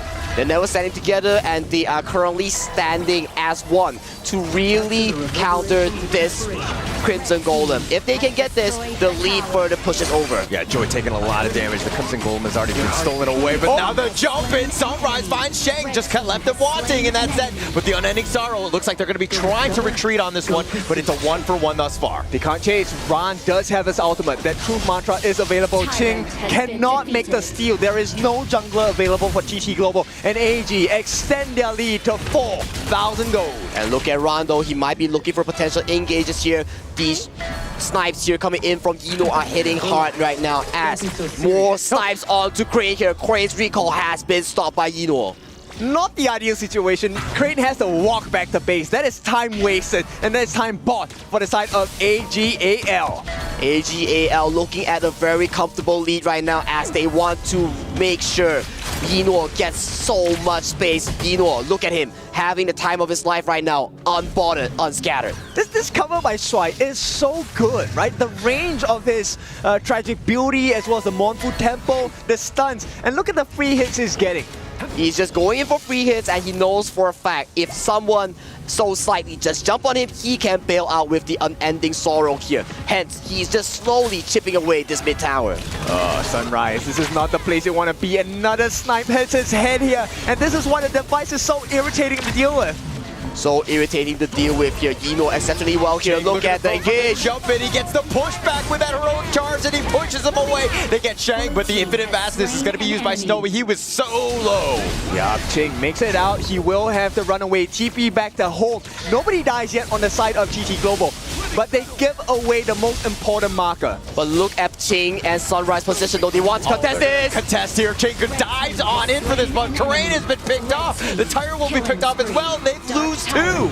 They lose two, and right now the chase continues by Ron here. Snowy does not have the Infinite Vastness. Gets caught out by Ron and Zoe here. 3 kills towards the side of AGAL. Potentially a 4 of the Ching. Oh, they walk right into this one. Ching pushes him away with that heroic charge, and it looks like Shuai wants to go for him. Gets the solo onto Ching. Yeah, man, AGAL. This is a door opening that they did not expect to get, but they will oblige. And AG continuing on, putting that pressure onto the bottom T3. Yunuo hitting like a truck, taking it down as well as the mid T2. 7,000 gold lead for AGAL. That was so many kills. The Shadow Tyrant towards the hands of AGAL right now. They are looking so damn confident. So tough, right? Sunrise was looking for the flank, but he knows that it's too risky of a play right now, especially with Ching down. TT Global hanging on. The counter pick or so, yeah, the device is working so well. Look, Sunrise is now, inhibited. He cannot move around the map anymore. They cannot move at all here. Look at Sunrise. As you mentioned, he's just trying to delay the inevitable right now. More and more damage onto the Zhuangzi. He's not tanking here. He will have to back off, and this tier 3 will be in danger. AGAL starting the siege on that top T3, easily taking it out. But look on the other side. I mean, TT Global took their first tower. The bottom T1 might open up the map, but man, it's been tough for TT Global thus far. Sunrise, maybe he can get a steal here. He is appearing. They know that he's here. They see the marker. They're all chasing in. Yeah, they know. The spider senses are on point. They're trying to just survey the area. They're not able to find him, and it looks like Sunrise will recall back. He will recall back, but the Shadow Overlord has been fallen towards the hands of AGAL. The last tier 3 tower stands for TT Global in this game 6. Look at the top 3 gold charts. All of them going the way of AGAL. They've played this game perfectly. And with these Vanguards looking to crash into the middle lane, it's going to be less and less space for TT Global. No more lifeline for the side of TT Global. They were looking so good at the start of the series. They're looking for something. Yeah, they go in for this one. But the Infinite Fastest, he's going to look to try to go aggressive. They want to go, and they find Yino. That's a huge play for them. But what else can they get? They're on the run. The top T3 is looking to go down, and Zoe just wants to end the game. Slice and dice, and they will go to an ultimate battle. Welcome to the ultimate battle. This KWC 2025 could not have happened in any other way. 热爱黑周 K 的朋友们，让我们用掌声和尖叫迎接这场巅峰对决 AGAL versus TT Global. We are going to game number 7. Ultimate battle, my friends and fans in HOK. There was no other storyline than this. Man, what a series we got in our hands here, kid. We are going to ultimate battle here. We were questioning, are we gonna see a clean 4-1 from TT Global? But no, the resilience, the gameplay, the mature, the experience coming in from AGAL is just too strong. This is why they're a championship team, able to have that resilience to bounce back, know that no hole is too deep for them, and they can climb their ways out. Yes, they still have one more game. They have not crossed that finish line, but they've gotten themselves even with TT Global here. So with this, you know what makes me really happy? Ultimate battle, we will get to see the early. I want to see that hero so bad. Yino's early will be unlocked in this game 7 here. That is a staple pick, the FMVP Yino. His early will be unlocked here. So, game 7 here, we will no longer have pick and bans. It is just blind picks. Yes, you work in silence and you let your results make the noise. AG, 真的是让山追势吗? We have to see, kid. We have to see. Will it be a reverse of what just happened here? Because, man, what a series we got on our hands today. Because right now, we are looking at both of these coaches. They will have sufficient time for the first phase of the ultimate battle, which we will start with the side selection. Okay, let's take a look at the side selection. I am pretty sure they will show it now. Now, what does TT Global for? They go for that blue side pick. They want Prio. They want Prio, they want the blue side map advantage that is in favor of the bottom side. They want to put pressure onto Snowy to carry this game here. And Coach Jose and these two coaches, they shake their hands, and right now they're looking to formulate the drop. They have 3 minutes. But do you really want to give AGAL the red side, the counter pick side? But Ken, you gotta remember, ultimate battle, there is no more counter picks. We're looking at blind picks here, so coaches are going to be thinking, are we going to be drafting the most meta composition, or are we going to be looking at the counter compositions, right? What are we looking at here? You're looking at the buff positioning, right? Because this is where your farm lanes will be decided. If you're on the blue side, your farm lane is going to be at the bottom. The Prio buff to start with on the red side is actually the blue buff, your crimson your Azure Golem, and that impacts your rotations. That indeed impacts your rotation here, but since the side selections have been finalized by both these two teams here, we will definitely be seeing the early here being the pick here for both these two farm lanes here. But I gotta be thinking here, what are the potential other picks here that might be available? I don't know, the jungle, like Ogren, we haven't seen an Ogren yet, right? Are we gonna see like the Ogren or potentially a Jing matchup? Zoe is a godly Jing here. Yes. We have seen him in KPL where he took that Jing to an absolute different level. It may be the Jing here, it might be the FMVP that he got with his pay pick here. There is so many options here coming into this ultimate battle here. We gotta see here, is mid lane gonna be a Mai Shiranui double matchup here? What are we gonna be looking at? I mean, at this point, you have to take a look at the stats, right? Because for AGAL, they are the #1 team in terms of wins in best of 7s. So TT Global, the stats don't look too good. But if there's any day to prove someone wrong, the day has to be that day for TT Global. And Coach Jose has a 100% win rate in grand finals as well, though. So you are clashing two of these statistics here. Someone's going to walk away with 0 today. Yeah, it's going to be unfortunate for them. I mean, I think going into this one, it's going to be key to ensure that, like, you have a well-rounded draft, but at the same time, trying to counterpick what they could potentially throw at you. I think it's okay if we have an Arlie on Arlie action or even Mai and Mai in the mid lane, but some of the other heroes, the jungle one is going to be the most interesting, at least to me. True. Look, this is a battle on many fronts. KWC, sure, you're here as the 2 titans from KPL, but even in KPL, they are now in the S group. They have fought each other. So this is not just pride on the global stage. This is also a home bragging rights you want to have. You want to be having, if you're TT Global, you might be the ones to defeat AGAL in the international stage. And if you're AGAL, getting this win cements yourself even further as one of the best KPL teams out there. So the stakes are extremely high. Yes, an extensive history, as you guys know. If you didn't, Eno is considered a veteran in the KPL server.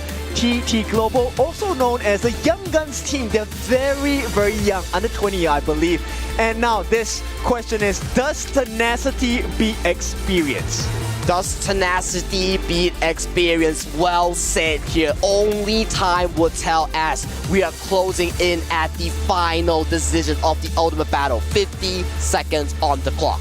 Right, so welcome everyone. If this is your first time watching Honor of Kings, we are at the ultimate battle. 18 teams have come with 18 different expectations, but one destiny to be fulfilled. It was no other way. It had to be the ultimate battle. 50-50, who is going to take it all? Who is going to take it all? Will it be the Youngbloods, TT Global, or will it be the legendary AGAL from the KPL region? Only time will tell. 15 seconds on the clock for the final draft of KWC 2025. Okay, so what do you expect out of this ultimate battle? Are we going like strong, aggressive, go into the jungle, or are we talking about play our cards safe, wait until we have our power spikes, and then we start fighting? We gotta see, right? Because last game, it was so bombastic coming in from AGAL here. All of these teams ramping up into Game 7, they have their own moments, have their own highlights here. It was so crucial for them to get that first Tyrant. I think whoever gets that first Tyrant on 4th minute mark and wins that team fight will secure the mid to early game. I like that you say bombastic because straight away my mind went boom shakalaka. I mean, going into this one, I mean, the biggest thing about this is that they're literally playing this game for about $290,000 USD, right? That's the difference between first and second place. $750,000 for first place and winning the KWC. You're talking about prestige, but hey, money talks as well.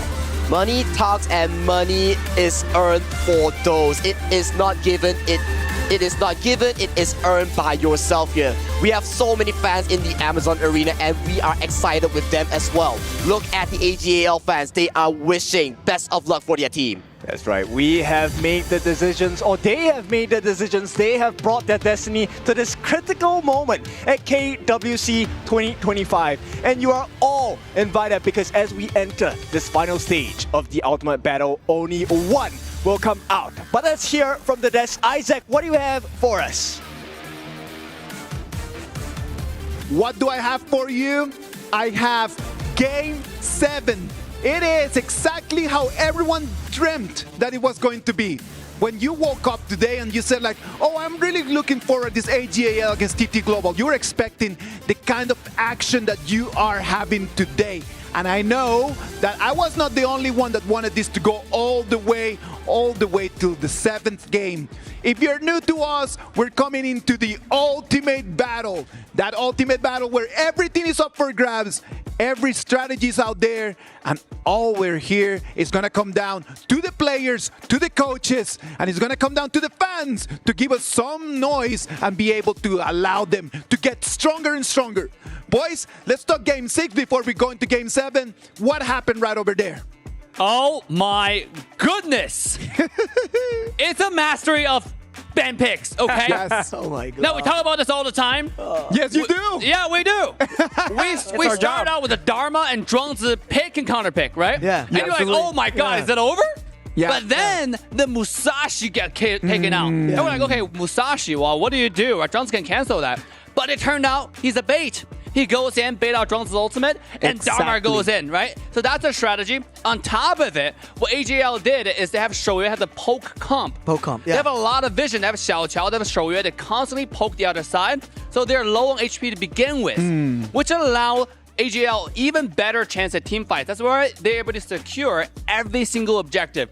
What a game to bring us to Game 7. AGAL, they put in their hearts out like every time, every game. They want to prove to everyone that, hey, this is a championship. We need to go prime time. This is going to be ratings for everyone. Then again, I kind of feel like the Long first pick was a wasted pick there for the side of TT Global because Long was actually already been picked by AG in game number 1. So I kind of like want them to go for maybe a different order or in those picks, right? Yeah, a different order, maybe an S tier, another tier in the Clash lane. But then again, they're the pros. They're not me. So I think that they already had an idea of what they wanted to go for, right? Like they already had a composition in mind, and they already could predict exactly what AGAL was going to do on the other side. But you know what?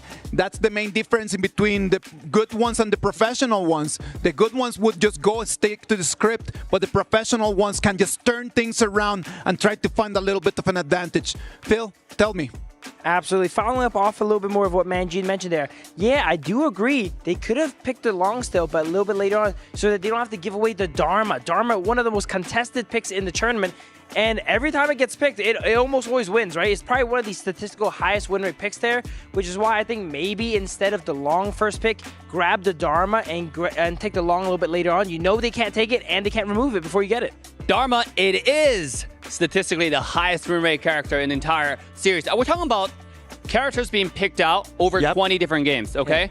That's why there are a lot of stats behind it to support that this hero has performed extremely well in KWC. Yeah. And in esports, a lot of times it's not about how good you are with a character. Yes. Or whether a character is meta or not. It's just about whether it fits or not in a specific tournament. Yeah. And Dharma does that. Well, Dharma was a meta pick in the whole KWC 2025. Of that, I am completely sure. But what about if we just come in and when we explain a little bit about this ultimate battle to everyone watching at home? So all the band picks, right? All the global band picks, all of the heroes refreshed. You can pick anything that you want. And the coaches get to blind pick, which means that they get to each one of them just pick without knowing exactly what their opponents are going to do. Then after we come back, what's going to happen is that each lane, one at a time, is going to show us what is being picked. Boys, what about we try a little bit that? We're going to go lane by lane. Imagine that you guys are the coaches. Imagine that. Imagine that you need to be thinking about the meta. And then when I say 3, 2, 1, then you guys are going to show me exactly what you got. What about if we go for Clash Lane, all right? Clash Lane, one of the most important ones here in this meta. Clash Lane, 3, 2, 1. Fatih! Fatih? Dharma. All right, so Fatih, and Dharma. What about jungle picks? Jungle, 3, 2, 1, go. Ogran. Ogran. Jing. Okay. Mid lane. We've seen great performances in mid lane, and we need to check what you guys are going to pick. Mid lane, 3, 2, 1. Mai. Okay. Wait. Mai for your thing. Mai for AG, but Ganon Mo for TT. Oh. All right. Thank you very much. Okay. My for AG, Ganon Mo for TT. Hold on. Who is Jing for? Both. Oh, okay. All right. Okay. Good. Let's come back. Boys, let me take the game, all right? What are you doing? All right. Farm lane. 3, 2, 1. Arlie. That was no-brainer, right? And then last one. Support. I also do have an adaptation there as well. Phil, but you can come back with an adaptation after we finish with the comps. All right. Roamer. 3, 2, 1. Idea. Wait. The idea for TT, Yuhuan for AG. Oh. Okay. Diadea. I said Liang. And Liang it's for Liang is for okay. TT. Okay. Because he has the Gunmo. Because you know what? We will find out if we are correct, if our analysts are actually accurate with this after this very, very short break.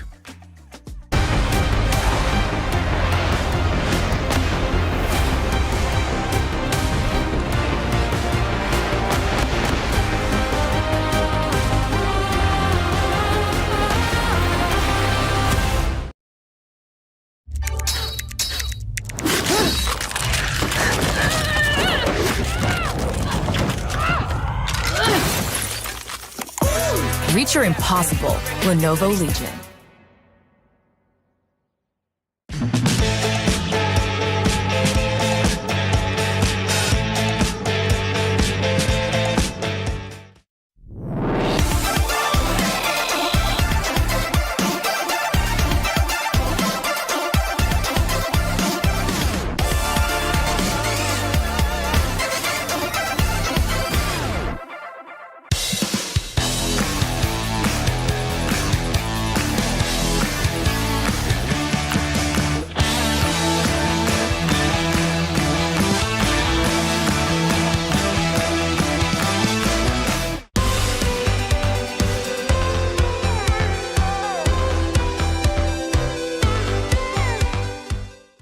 The human body was built to move, not trapped at a desk in one singular posture for 12 hours a day.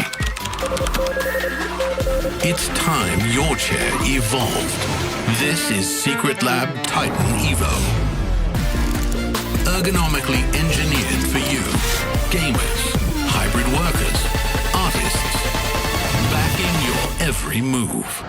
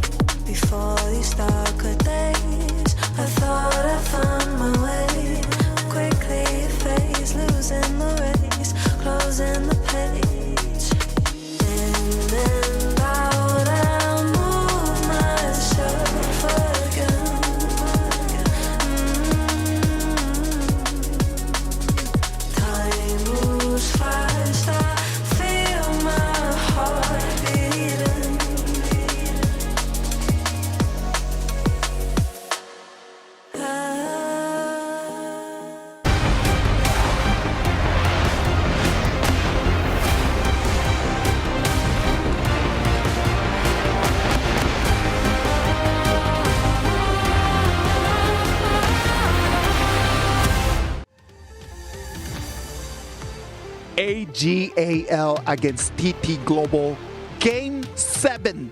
This is the KWC 2025. This is the grand final. A 3-3 draw right now is sending us to the ultimate battle. Ladies and gentlemen, here in the Amazon Arena, I know you're waiting for it.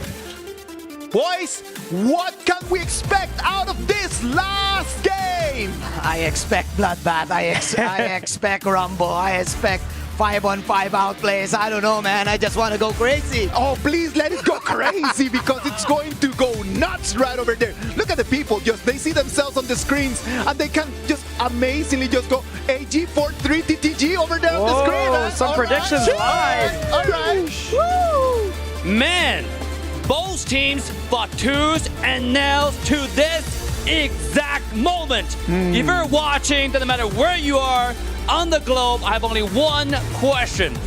Are you not entertained? We are entertained, bro. You cannot ask for a better final. You cannot script a better final. We're 3-3 going into Ultimate Battle, we mentioned how Yino will never get his Arlie. He's going to be banned every game. It was banned every game. Guess what? Ultimate Battle, there are no bans. If he wants the Arlie, he's getting the Arlie. The drums are getting ready right over there, my guy. It's ready to hit on those. Yes, sir. You know it. Oh, you know it. You know it. It's Everyone over there just said they're ready for this to go, Manjin. It's Saturday. It's dinner time. It's probably morning in the other regions. But welcome to Saturday night.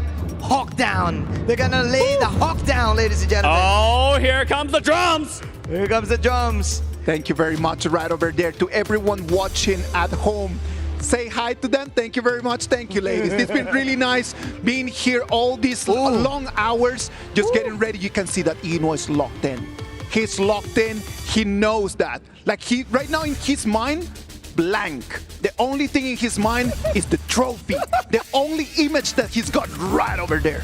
If you're a fan of TT Global, you need to send them your energy right now. If you're a fan of AGAL, you need to send them the energy right now because this next match is for all the marbles. If not right now, when? If not right now, when, ladies and gentlemen? Exactly. For everyone watching at home, it's time to share this with your friends, share this with your community, have them come in and support the team that of your favorite. 对现场的观众，你们准备好了吗？ Seems like they are excited.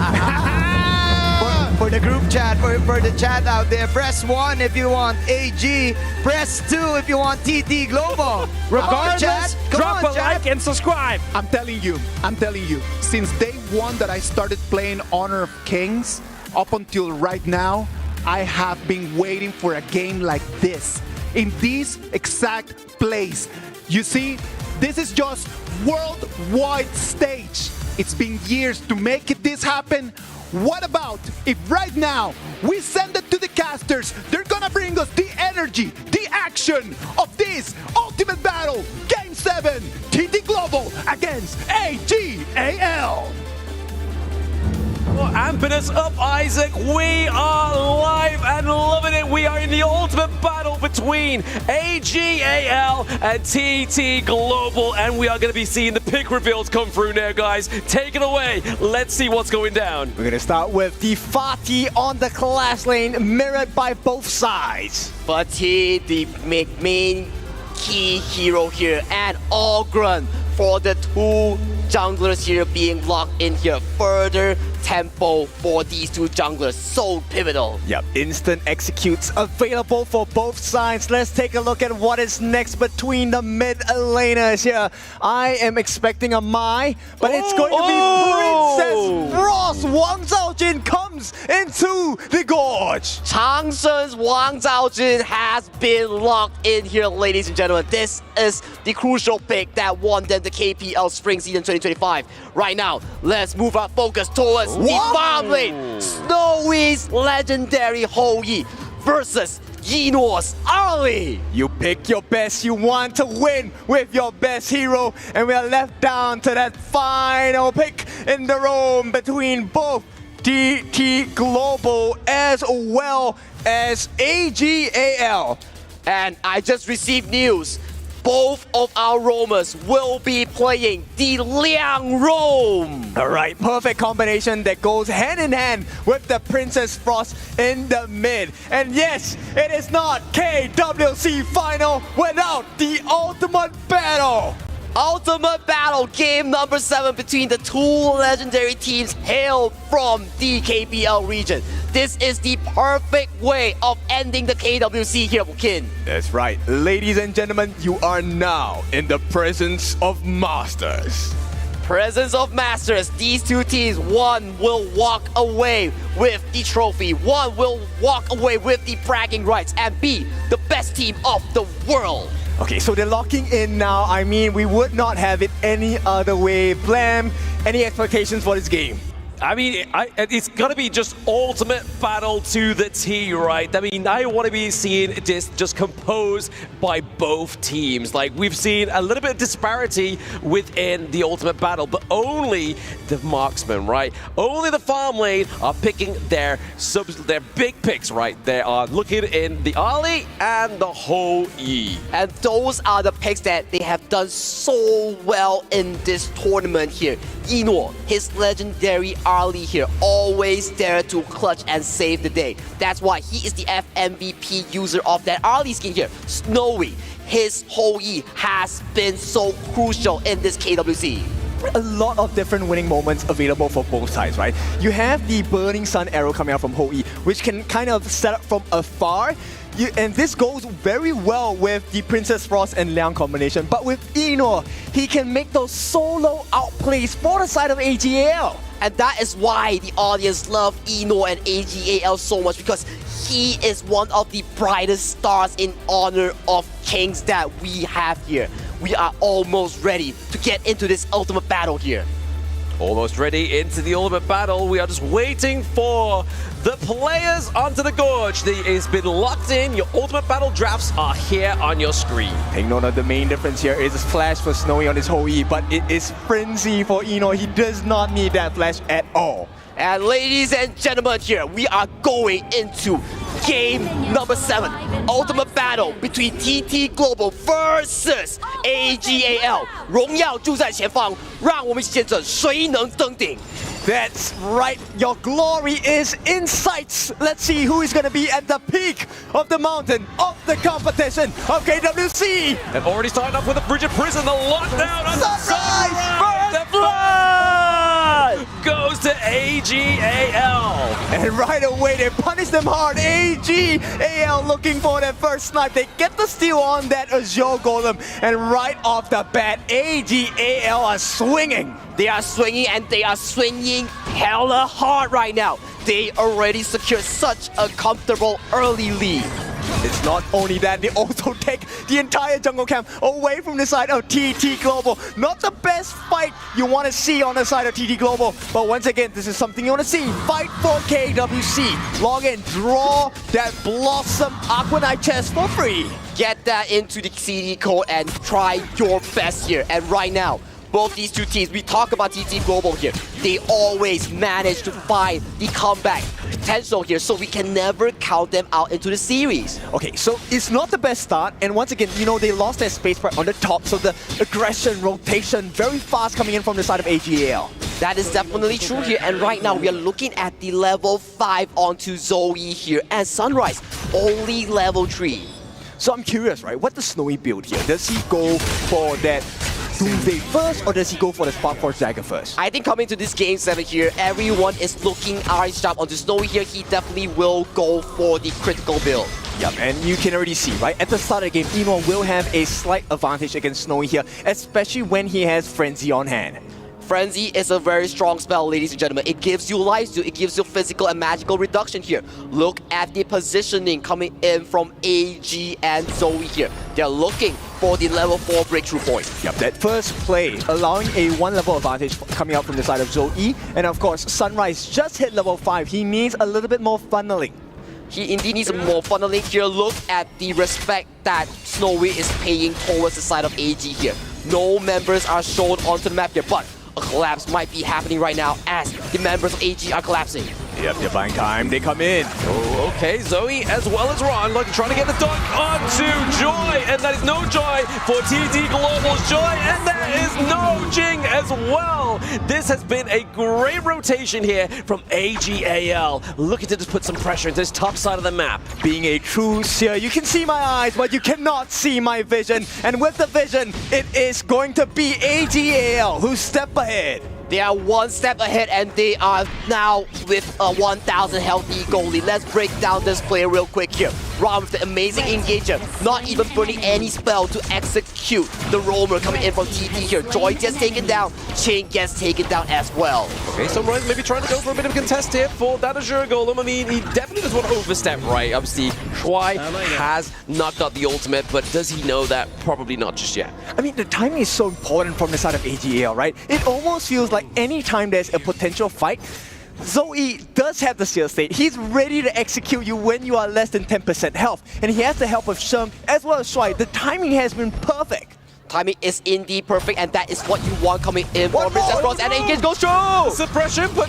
obviously he tried to use the burning sun arrow there, but he got wiped out by the Maple Dance. Exactly. This is timing at its peak. AGAL, you have tasted and poked and prodded the demon. They are on form now. And the 1v1 goes through topside here. Ra goes extremely low. Ching wins out in this exchange as they are forced towards here, and Tyrant spawns. Oh, nice freeze! Okay, the Winter is here. Just going to the side of AGAL, looking to put a bit of pressure into the back line here. We do see that Sunrise already used the Conductor of Souls, but we are seeing that Ching needs to do the damage onto Zoe to keep him away. Looking to contest this Crimson Golem. Song's Princess Frost is so clutch there. There was no setup that he single-handedly frees 2 members of TT Global. And one decision, it is close to a 2,000 goal lead for the side of AGAL. How do you come back into this game as TT Global? It is so hard. And Eno has not been checked at all. He's already at level 7. And this Burning Sun Arrow, unfortunately, representative of TT Global's game state right now. But Kin, we gotta remember, TT Snowy, this man, his Hoi is so darn good here. If TT Global can drag the game to a 15-minute mark, we might see Snowy pop off. You might see, but Shuai has been hitting all the correct markers all game for now. And with the help of Sheng, this duo in the side of KPL has had a great win rate, close to 100% on most of their hero picks. And right now we see Zoe coming in for the flag. It's going to get hit here onto the side of AGAL, and it's going to be Ron getting taken down here into the back line. It's going to be Ching. That's going to be a pick-off trade for trade there. 2 for 1. Snowy going down, but Inuart going down as well. The bad thing here is Zoe has been getting everything for free. He's been getting kills. He has not been taken down just yet. TT Global, they are trying, but trying is not enough. Trying is indeed not enough, but no one is giving an eye onto Zoe right now. He is rampaging across the gorge as all resources are going towards his pocket as we check out this replay. Yeah, this is a nice movement here. Snowy actually committed his flash, so he knew he was out of the battle straight away, gave his life, tried to put as much damage as possible. But with such a monstrous lead, look, the TT Global fans, they know what's going on. They have to hold on. They have to hold on, and Ching is one of the key members that they have to look out for because he was the one to single-handedly remove Eno from that battlefield. But hey, I mean, TT Global fans, you gotta have faith, right? Keep it in, keep your spirits alive. Your team needs you at this point, right? I mean, it's not too far in between these 2 goal leads. It's only 2K. They can still bounce back. Yes, but the itemization is a huge damage, right? Because look, they have to make up for the damage due to the lack of EXP and itemization. So Stolen Sorcery going in the hands of Crane, they're looking for the turnaround, but they need kills to complement and supplement that growth. And when you talk about gold here, look at the difference between the 2 Ogrons here. Zoe, 6.2k versus Sunrise, 4.4 thousand. That level 1 invade here coming from AGAL was so detrimental. And he really is very close to that Blood Rage, that fist in red. At the same time, he also has the Protector Cuirass, one of the heaviest physical defense items available in the game as a sub-item. We have to see whether TT Global has enough time to allow Snowy on this whole year to scale into fruition towards the late game, because that is their winning condition here. If Snowy can outscale Kino, that will be huge. He needs the help of Crane, right? So far, Sheng has been on point with the Frigid Prisons. The freeze has been great. Oh, catching out. Yeah, bit of a speed come through here. 0 to 90 for the side of TT Global. Able to protect down Chuan. But now they are looking to get a few more kills on the board here. Ron gets taken down. But it is going to be traded for Crane and Joy. And we are seeing some joy for the side of TT Global. Or Sunrise gets taken down, and that's a double kill. If you dare come at the Kings, you better not miss, because AGAL will take your life. They will take your life, and they will take your towers, your buffs, everything on the map of TT Global is under the invade of AG. Look at this invade here. The invade starts off with the side of TT engaging on Sheng. He gets removed from the map here. Ching, once again, crucial in the team fight here. He gets 2. He has to back up here. Look at Eno, untouched here. He gets all the damage onto the members of TT. This is why map information is so critical, right? You need to know where the members of your opponents are at, but right now, for 8-minute marks, they will be able to secure that Tyrant for themselves. So TT Global, there is some life, there is some hope. there is some hope. The final hope lies onto whoever gets the perfect engage. Will Ching be able to assassinate Yinor? Will Snowy be able to scale towards the late game? Or will AGAL come out on top in all these team fights? It's not going to be easy at all because Ran just secured that Overlord for the side of AGAL. I was about to say Shadow, but it's not that state yet. Because look, AGAL looking like late game heroes already. Yeah, I mean, you're running away with fairies a little bit there, thinking it's going to get to the 10-minute mark just yet. I mean, it's been pretty much brutal, but there it is, the Burning Sun Arrow with the Winters here, trying to keep Shuang alive, but the flash incoming through for Ran as well. We're seeing here that Zoe is trying to put the pressure onto the side of TT Global. That level equilibrium between Ran as well as Sunrise is hurting TT Global so much. This guy, Ran, on his fatigue, now able to be a thorn in the sides of TT Global, and being in this position of absolute strength, AGAL are playing superbly. They are playing superbly here. This is the AGAL that we, the fans, the audience want to be seeing right now. 4,000 gold lead heavy goes towards the side of AGAL here. Right now, they're knocking onto yet another tier 2. The final tier 2 goes down towards the top side. Yep, this 10-minute mark is going to decide the fate of TT Global here. If they lose the important neutral objectives, it could be game very much over. Game very much over here. 10 minutes has reached for this ultimate battle here. Shadow Tyrant, Shadow Overlord has arrived onto Hero's Gorge. Yep, they have the map advantage here. There is a Vanguard on the top side pushing away that top side wave, and with this, AGAL have complete dominance. This Shadow variant of the Tyrant will go into their hand. Yeah, but Sunrise. The top side of the map is going to be huge here, but the Burning Sun Arrow does land up, but it's not going to actually claim anybody just yet. It's just going to make sure AGAL is able to get that Tyrant, and now they are getting the results from that extra damage. Inwa getting the claim onto Sunrise. The team that is known as the 10-minute buff, they themselves take the Tyrant's buff, and they're going to make absolute value because they are knocking on the doors. T3 open, and here is AGAL. Looking to put pressure onto the T3s here is going to be AGAL, right? 7k up at 10-minute mark, going to that 11 minutes. We've seen that the Winters here been put down to just try to keep away from those minions, but it is enough to wipe out a trade for the trade. Crane and Shuang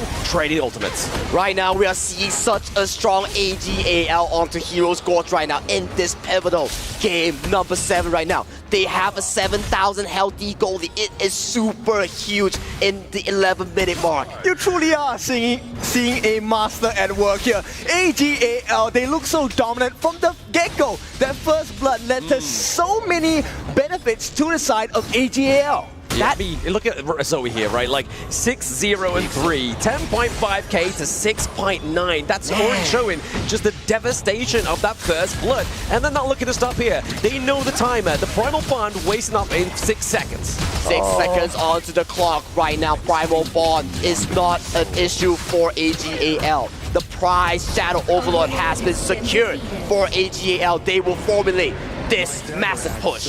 Pressure is increasing for the side of TT Global, and also Snowy went for the full damage build because they need it. And at this point, if they fight unfairly on the side of AGAL, they get the stuns whatsoever, it's gone case. Snowy will be taken down in an instant. That's why Snowy is so important in this coming team fight here. If he can stay alive, if he gets distance of TPS here, he will be important here. But Burning Sun Arrow gets blocked by the early spell to Maple Dance here as the minion waves are slowly crashing. So you have to be careful here for the side of TT Global. They are getting caught out by those CC moves. They have to make sure they're having a bit more of a micro transition here within this fight. They have to make sure they're just going around AGAL. They have to do something. Crane, he has to be responsible for the defense. He needs to block them away. But AGAL, they're so strong. Eno ready to go. Yes, it is activation time, but they are looking to take the T3 in down goes Sunrise. That is your frontline gun. Access into the backline gun, but also Inwa is gone down for the side of AGAL. Do they need it right now? Probably not. They're just looking to get some of these high ground turrets and then push away. Yep, that is 2 T3s for the price of an Inwa. That's a good deal any day, right? AGAL, they'll take that anytime. Also, they get the Crimson Golem. All the resources are going to the hands of AG. Let's look at how that happened right now. Shuang gets frozen. Eno goes in with the 1v1 against Ching, takes a lot of turret damage here. Sunrise, without the items here, he gets taken down. Ching, once again, takes down Eno with him. This is why Eno is so good, right? He's always going for the important targets. The turnaround has to be Ching, because once you deal and push back Crane as well as Joy, there's no other follow-up damage. Snowy cannot stand on its own against 4-5 members on the side of AGAL. Exactly the case here, but Snowy, he has still yet to falter in these team fights. Ron will have to find him in the backline here. Shadow Tyrant has been started by AGAL. Look at the positioning coming in TT. Yeah, Verdict Sonaro being committed once again, just trying to be like, hey guys, we have caught your number here. But I mean, is TT Global playing from the position here where they can be able to expand those Verdict Sonaros at this distance? They can't. There is no fight. AG, Zoe, they cast him out. Okay, the suppression. He does have the Sage Sacred Dose, so obviously Zoe is going to get taken down. Inua! Go down. Inua gets taken down by Ching. Can we get some more here? But no, it's just another one trade for 3. Miniwave crashing through. There is no more life. One more push. AGAL on the cusp of victory. This could be the winning moment. They're looking for it. They're looking for it. Crane's going down here. It's only Ching alive. The Miniwave trying to be feeding through here. He gets frozen. There's minions! Placed down. AGAL wins! Takes the KWC Championship. Truly the kings of Honor of Kings, not just in KPL, but in the entire world. KWC 2025, they came back from a 3-game deficit. 心怀荣耀，勇往直前。The summit stands unshaken. AGAL, the kings of KPL, the tallest mountain and the longest river of Honor of Kings. AGAL is your 2025 KWC champions. This has been a great experience, truly been an honor. I mean, I'm so glad to have shared the stage with you. Blam, Sagi, once again, it's your favorite kind of tofu, Kindofu. The 3 of us, now we will crown AGAL as the champions of KWC 2025. I mean, even more notably, right, Inua has been here twice. He did it with the KPL Dream Team last year. He's now done it with his homeboys from the AGAL Dynasty. They are looking to take another crown, and obviously club membership points as well. That's going to boost AGAL up the board. They could potentially take the entire club championship, because if you win, which they did, you get 1,000 points. And once again, lifting up the trophy, well-deserved AGAL. Your champions of KWC 2025. That is the golden reign that you won from AGAL. But let's hear more from Sky in the front stage. AG! Well done, boys. Please, let's make some more noises for a new world champion, AGAL!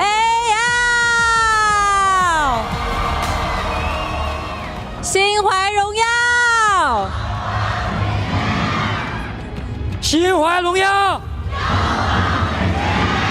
All right, it was AG, it is AG, it will always be AG who make the rules in honor of Kings. This will be the moment that I believe you'll be memorizing for the rest of your life. But I believe now it will be the time that we have a little talk with the world champions. Here we go, Shai. So, miracle does happen in this. How did you exactly make this happen? 大帅，真的，今天这种翻盘太恐怖、太不容易了。你们究竟是怎样可以拿到今天这样的胜利呢？就没觉得会输吧，然后只是再走一次年总的剧本吧。We never think we're gonna be losing, and we think we can make miracle happen one more time, just like what we did last year.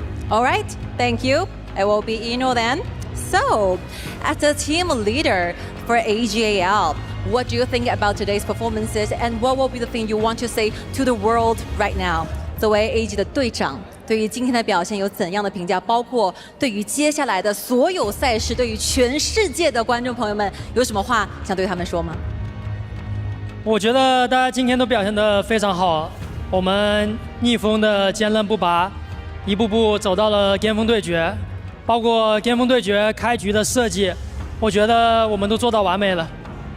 I feel extremely happy, and I would like to give a huge applause with all my teammates. We did make miracle happen. We we show our persistence and perseverance during those times when we are losing and quite behind. And for those opening designs in the ultimate battle, we think we did a great job. Thank you so much, Ino. And up next, will be Shen standing side by me. Sorry, please give me some spaces. 让我钻进来啊，谢谢两位。Okay, Shen. So you have a lot of championship titles together with AG for KPL, but this will be your very first KWC champions. Is that feel differently for you? 我们其实和 AG 的所有选手并肩作战，拿到了非常多的 KPL 的冠军，但是这一次是第一个 KWC 的冠军，世界级别的冠军。此时此刻的感受会和以前会有不一样吗？然后注意好好说啊，这次不要嘴瓢了。之前一直嘴瓢，这次就说一句话吧。既然打到巅峰对决了，就让你们看看我们是 F。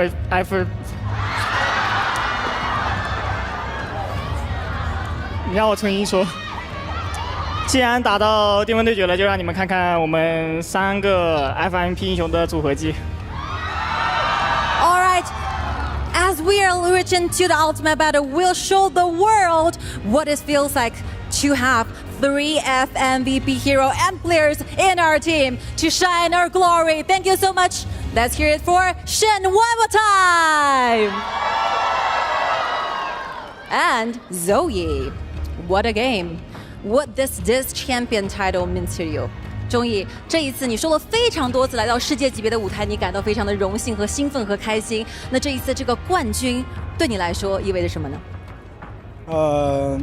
这冠军肯定是来得很不容易的嘛，因为我分享一下我的经历吧。就我们1比3落后的时候，我出去上洗手间的时候，我洗了把脸，告诉自己。这是上天给我的最后一个机会了，这一分，所以说我必须把握住。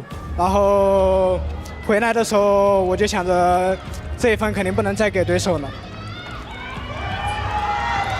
He shared a little story and personal experience for us because when they're 1-3 behind, Jung-Yi Zoe took a wash in the washing room. He told himself that this will be the very last chance that God gives him, and he grabs this opportunity to be crowned as king for this one. Please make some noises for Zoe. And our last player, Ran. Very simple for you. How do you feel right now? 轩然，每一次决赛都会问你这个问题，你现在的感觉怎样呢？太爽了 ！Actually, you can say that for yourself. Learn, awesome. 说这个词，这句话的英文，你自己翻译，我就不帮你翻译了。Awesome. Awesome. All right. Thank you so much for your crowds and your cheering. And I believe this will be the time where we share something more important to you guys. The world awaits for our Sony final MVP. 你们觉得今天谁会是决赛 FMVP 呢？让我听到些声音。Allow me to present you your Sony Finals MVP. He is Zoe!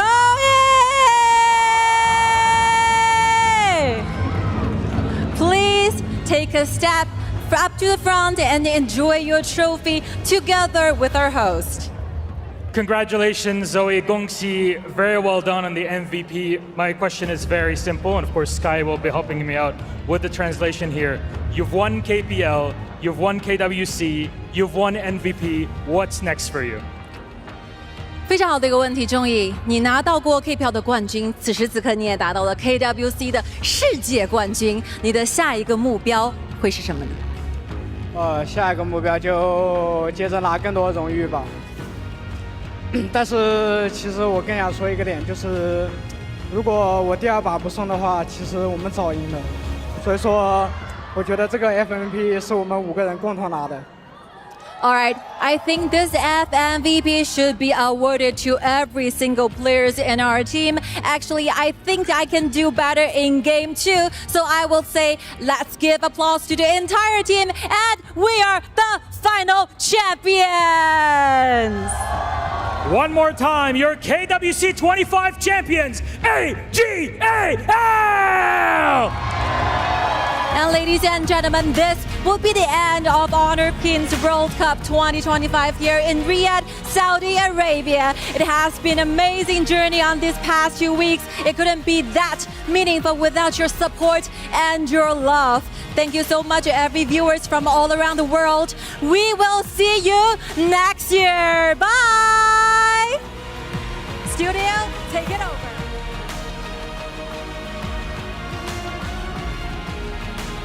AGAL, your KWC 2025 champions. Congratulations to the boys. They came in, they were 1-3 down, and they were able to manage it, turn it around, and finish it in a 4-3. What a final. Boys, your thoughts on this final that has been amazing. AGAL, absolute masters of the game, and not only the game, masters of the mentality, right? They kept their composure while down 3 games. They did not let it go ahead and hurt them, and they went into the ultimate battle, and this was the ultimate final, I would say, too. Yeah, this is also because of their experience, right? All of the tournaments that they won, and I should say, like I said earlier, GGOAT, greatest of all time. Man, this entire series is basically a definition, I mean, it's a ramification of their motto. 心怀荣耀，勇往直前, right? It means like with glory filling our heart, we charge fearless ahead.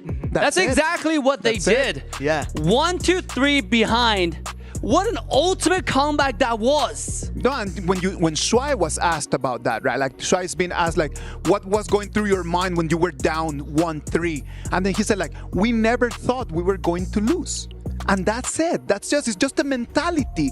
Winning is a mentality. It's a matter of believing that you can win, and at the end of the day, just try to get that result. Work for that result, and AGAL has shown us that it is completely possible. They didn't think about what already happened. They think about what they want to happen in the future, how they want to come back, what they're going to do next game. Do not dwell on the past. Always move forward, waiting for the future. I also like the fact that Zoe has trust on his teammates. Like, he wants to share all of these awards to all of his teammates. Ooh. All right. Let's see. AGAL is going to be choosing right now the keys that they're going to be engraved in their trophy. They have TT Global. TT Global. Genji Esports, it was the first one. And this one is going to be Nova Esports. I don't know how to feel if I would be one of the players inside of those teams, right? It is a matter of understanding that your opponents respect you so much that they thought that winning over you was pivotal for them to make it to the champions. So if I would be their opponents, I would take that with big pride. I would say that was an absolute honor, especially for Nova at the end there. They didn't even play against Nova, from my understanding, right? But they still went ahead and looked at the games probably and saw their gameplay and acknowledged them and respect them enough to put them in the trophy. That is indeed a privilege. Like, for sure, if you're gonna be chosen, you are the 3 strongest teams that they fought, right? I want to feature TT Global. Yeah, I mean, in the ultimate battle, when the entire draft, I would say draft, the picks were finished, when Coach Jojo and ZWI were walking off stage, they were shaking hands. They were like, they have hands on each other's shoulders. They were talking like really good friends. And they respect each other so much. We might be opponents, but we're never enemies. That's super important for people to understand at home. We might be right now just on the opposing side. Yeah. But after this finishes, we can all go back and really talk about what happened. Just say like, you know what? That BP in game 3, wow, that was so good, man. Yeah. Something like that, just like a big HOK family, no? People always say it's lonely at the top. Well, not here, right? No, they're doing not together to the top. Win or lose, they are both great friends, as Dave mentioned there. A lot of great camaraderie there coming in between the teams. And I think they came here as one to prove to everyone that, hey, it all started at KPL and we're gonna end it still in KPL, proving to everyone that KPL is still the region to look at. But then again, also sharing all of the knowledge and all of the learnings and the lessons, especially in playing this type of HOK game. It was just such a lovely event, this match, because of that, right? Like, we got to actually show worldwide to everyone at home just the top level of competition. And when everyone at home can see this top level of competition, they know what to look forward to. they know what the direction is. They know what they need to be working for, right, Dave? Yeah, absolutely, man. When you watch, well, I've said it over and over again, when you watch KWC, it's all about learning. Yes, exactly. Because this is serving the global audience.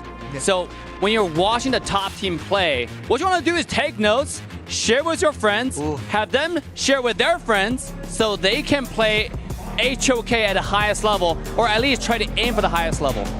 Ladies and gentlemen, look at that. AGAL shaking hands with the one and only His Royal Highness Prince Faisal bin Bandar bin Sultan Al Saud. They're receiving right now more than a trophy. They're receiving recognition. It's recognitions for their discipline, their resilience, and their spirit. I'm telling you, right now, this walk is more than a celebration. It's a reflection of every comeback, every scrim, every doubt turning to belief. They were down 1-3. Here we are. Look at that. The wait is over. The climb is complete. The crown is claimed. In this moment, they're not just winners. They are immortal. They've walked through doubt, past failure, across pressure that most will never feel. And they've come out on the other side with heads high and hands raised. These 5 men, these 5 boys right over there, the champions of our KWC 2025.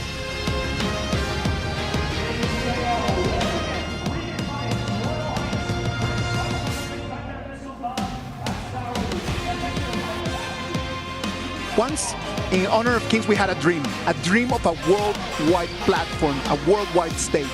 Honor of Kings is no longer just a dream. It is a movement, a world stage, a family, a place where new legends rise, not from the spotlight, but from the persistence, pain, and passion. This victory will echo for years, I'm sure of that. But so will the fire lit in every team that fought to be here. The Alpha 7s, the Blacklist, the BSE, the Team Vitalities, the Nova Esports, all of them. Those who bled in silence, those who lost by inches. It's been a pleasure having you here. We're gonna leave you with the Qiddiya top place of the tournament. Thank you very much. We say goodbye from Riyadh, Saudi Arabia, and I hope to see you one more time. This was the KWC 2025. Good night.